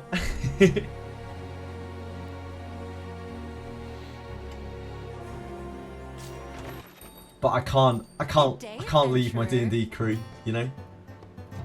24 hours is a light day. No, it's really not. I'm pretty old. I suffer quite badly from the streams that rock on too much longer. That 17-hour we did when the collab got released. That was a rough one. That was a rough. Not only stream, but the next day was a really rough one. I felt like I went to bed and I woke up and I started streaming the next day, so it felt like I didn't really have a break. Yes, I did. I cleared my inventory the other day, Wobaboo. A D&D games are premium. Thank you, Dave. That's really, really kind of you to say, mate. Dave, I need at some point, one day, when I have more time, I need to play a D&D game with you again. Because I had a blast playing Lancer with you.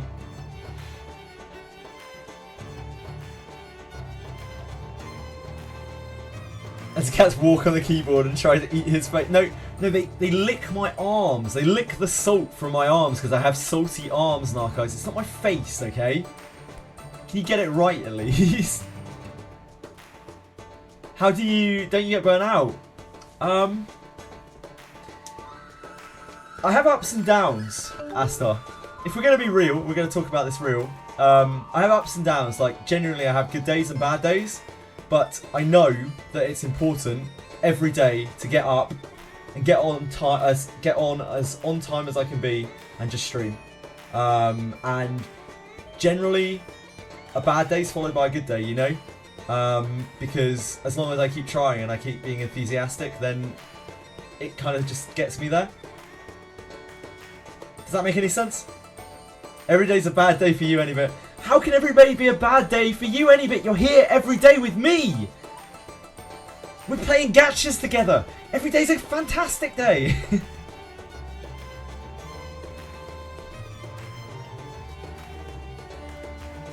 Streaming it, I don't think the people in the group would be happy streaming it, and I think that the pulling the curtain away from the D&D game wouldn't really be that fun for people. I think to stream a D&D game or a Pathfinder game, whatever, you have to be very, very charismatic and have a lot of people who are on board with it, with quite strong personalities, or it isn't something that has a lot of viewing appeal. And if anything, it's just going to kind of dilute the stuff that is on the channel, I think. Nope, I don't upload anything to YouTube, Astar. I get told all the time that I should, but I don't have enough time to do it myself, and I don't have the funds to hire an editor. I would feel terrible, like getting random editors to freely edit my stuff, and also I wouldn't feel comfortable entrusting it to someone that I'm not paying. I feel like that is how things work in life. If you're not paying for something, then generally it means that you are you're not potentially getting a return. You're not potentially getting the result that you want. So I don't know. Cutting a few hours of the stream for editing. The thing is, Asta, I think streaming is something that I can sort of do.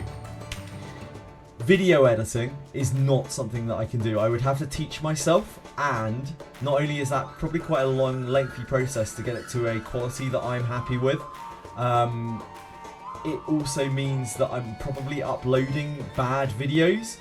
And while I understand that you can start a YouTube channel uploading bad videos, I don't really want that to be for me.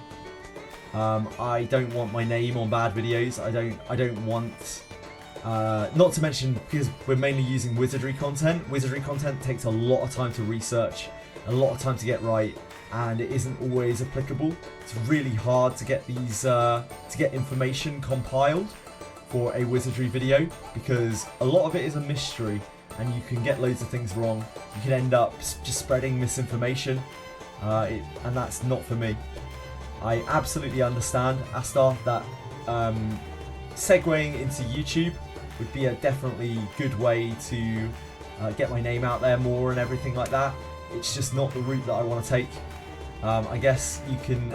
I used this analogy earlier, and I guess it kind of fits. Like, just like Dreecom wants this game to be a word of mouth game, I guess I want to be a word of mouth person. I don't want to have to do all that stuff that makes me feel like I'm just selling out. That I'm just throwing shit out there that people consume, and it's not even good to consume. It's just kind of there. I don't know. I'd rather be here doing something that I'm comfortable doing. Sorry, that was super long-winded, and I'm not even making any sense. I apologise. How should I value the flat surety stat? It's a really hard one, Dice Dungeon. Surety is a weird stat. It's a very effective DPS increase, but there are mobs with surety resistance in the game. So, like, it's a stat that you really want to go all or nothing on. It's not good to have a bit of surety, but it sure is good to have a lot of surety. Yep, it did, but obviously today is an anomaly. Dave, thank you so much for following Noya. I super appreciate that. If you have any questions, please do let me know.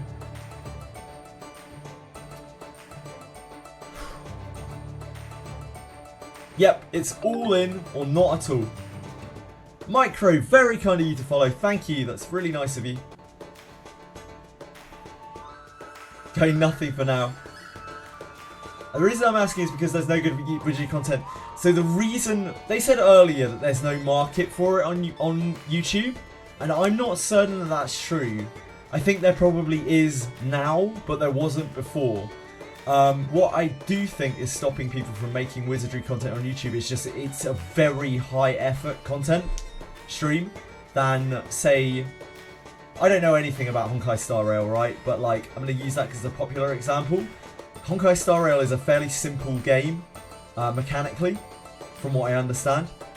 The difference between making content for that and in a game where there's a million years of future sight and whatnot is very, very, very different.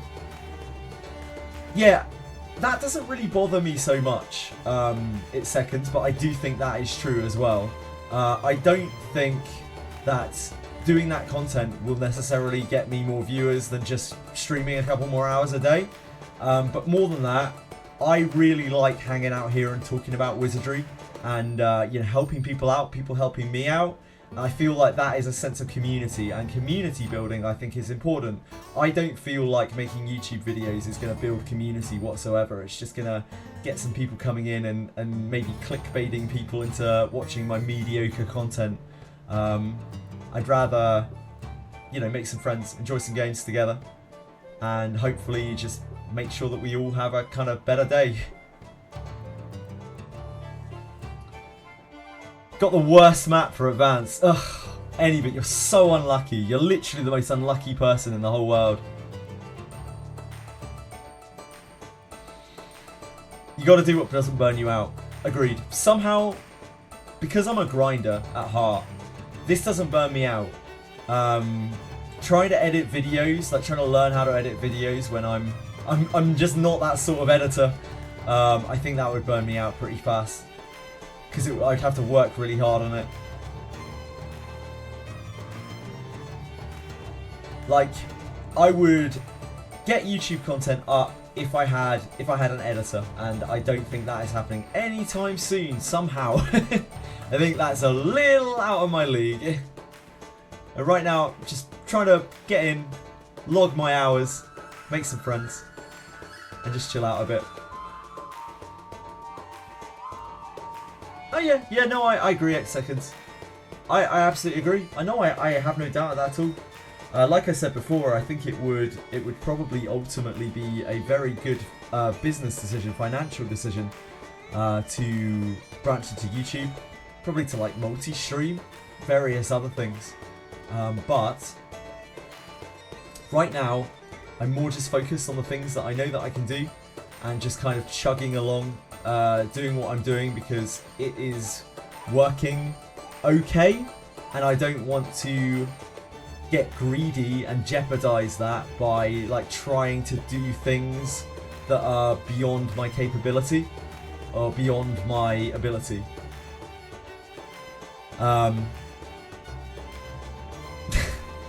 Maybe that'll change in the future, I don't know.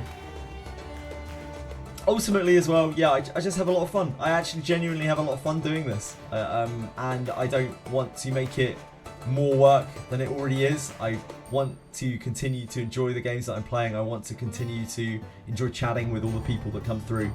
And I think the more things that I do to make the process complicated and also potentially financially more stable, the more chance there is of kind of jading myself with various different things and burning myself out, as Senna said, as Torda Plus said. I hope that makes some sort of sense and isn't just blither. I've thought about it a lot. I've got the middle room connected to the fountain. Mystery K, I wish I knew more about Honkai to share with you, but unfortunately I'm a Dumbo when it comes to that stuff. Killed the only interesting part of the strategy with the game with Biss irreplaceable support. Yeah, it sounds like that game is all like team building and it's quite rigid in terms of the team building. Plugging in your headphones would cause me not to be able to hear the voice of the streamer. You can hear the music but not me. I don't think it's anything on my end, Knock Guys. That is really weird.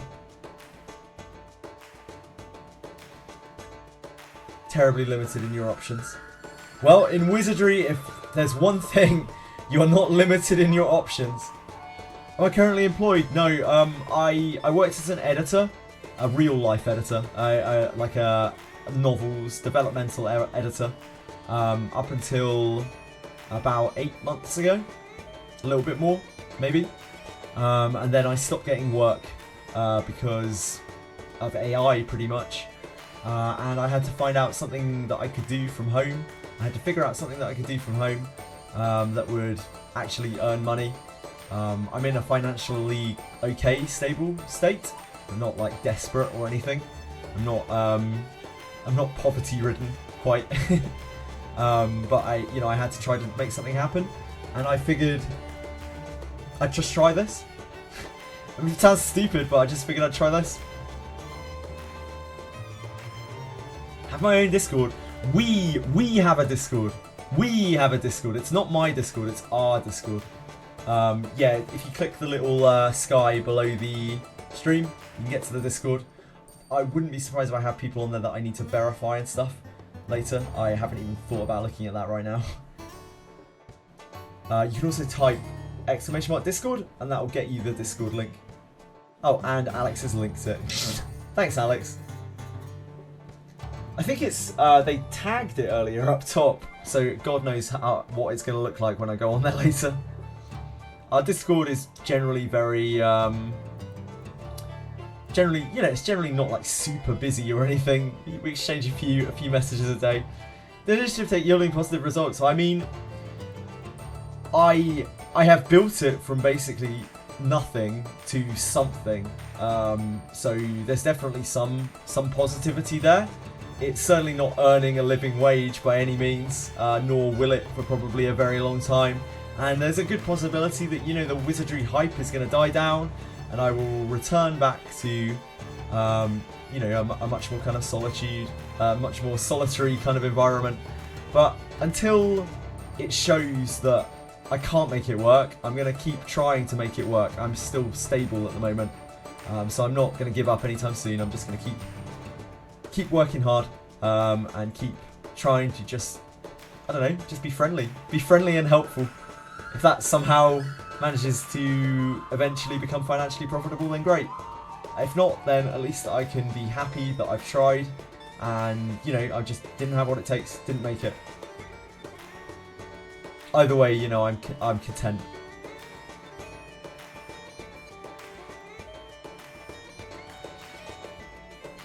The left channel just wasn't audible. I'm sorry to hear that, Narcos.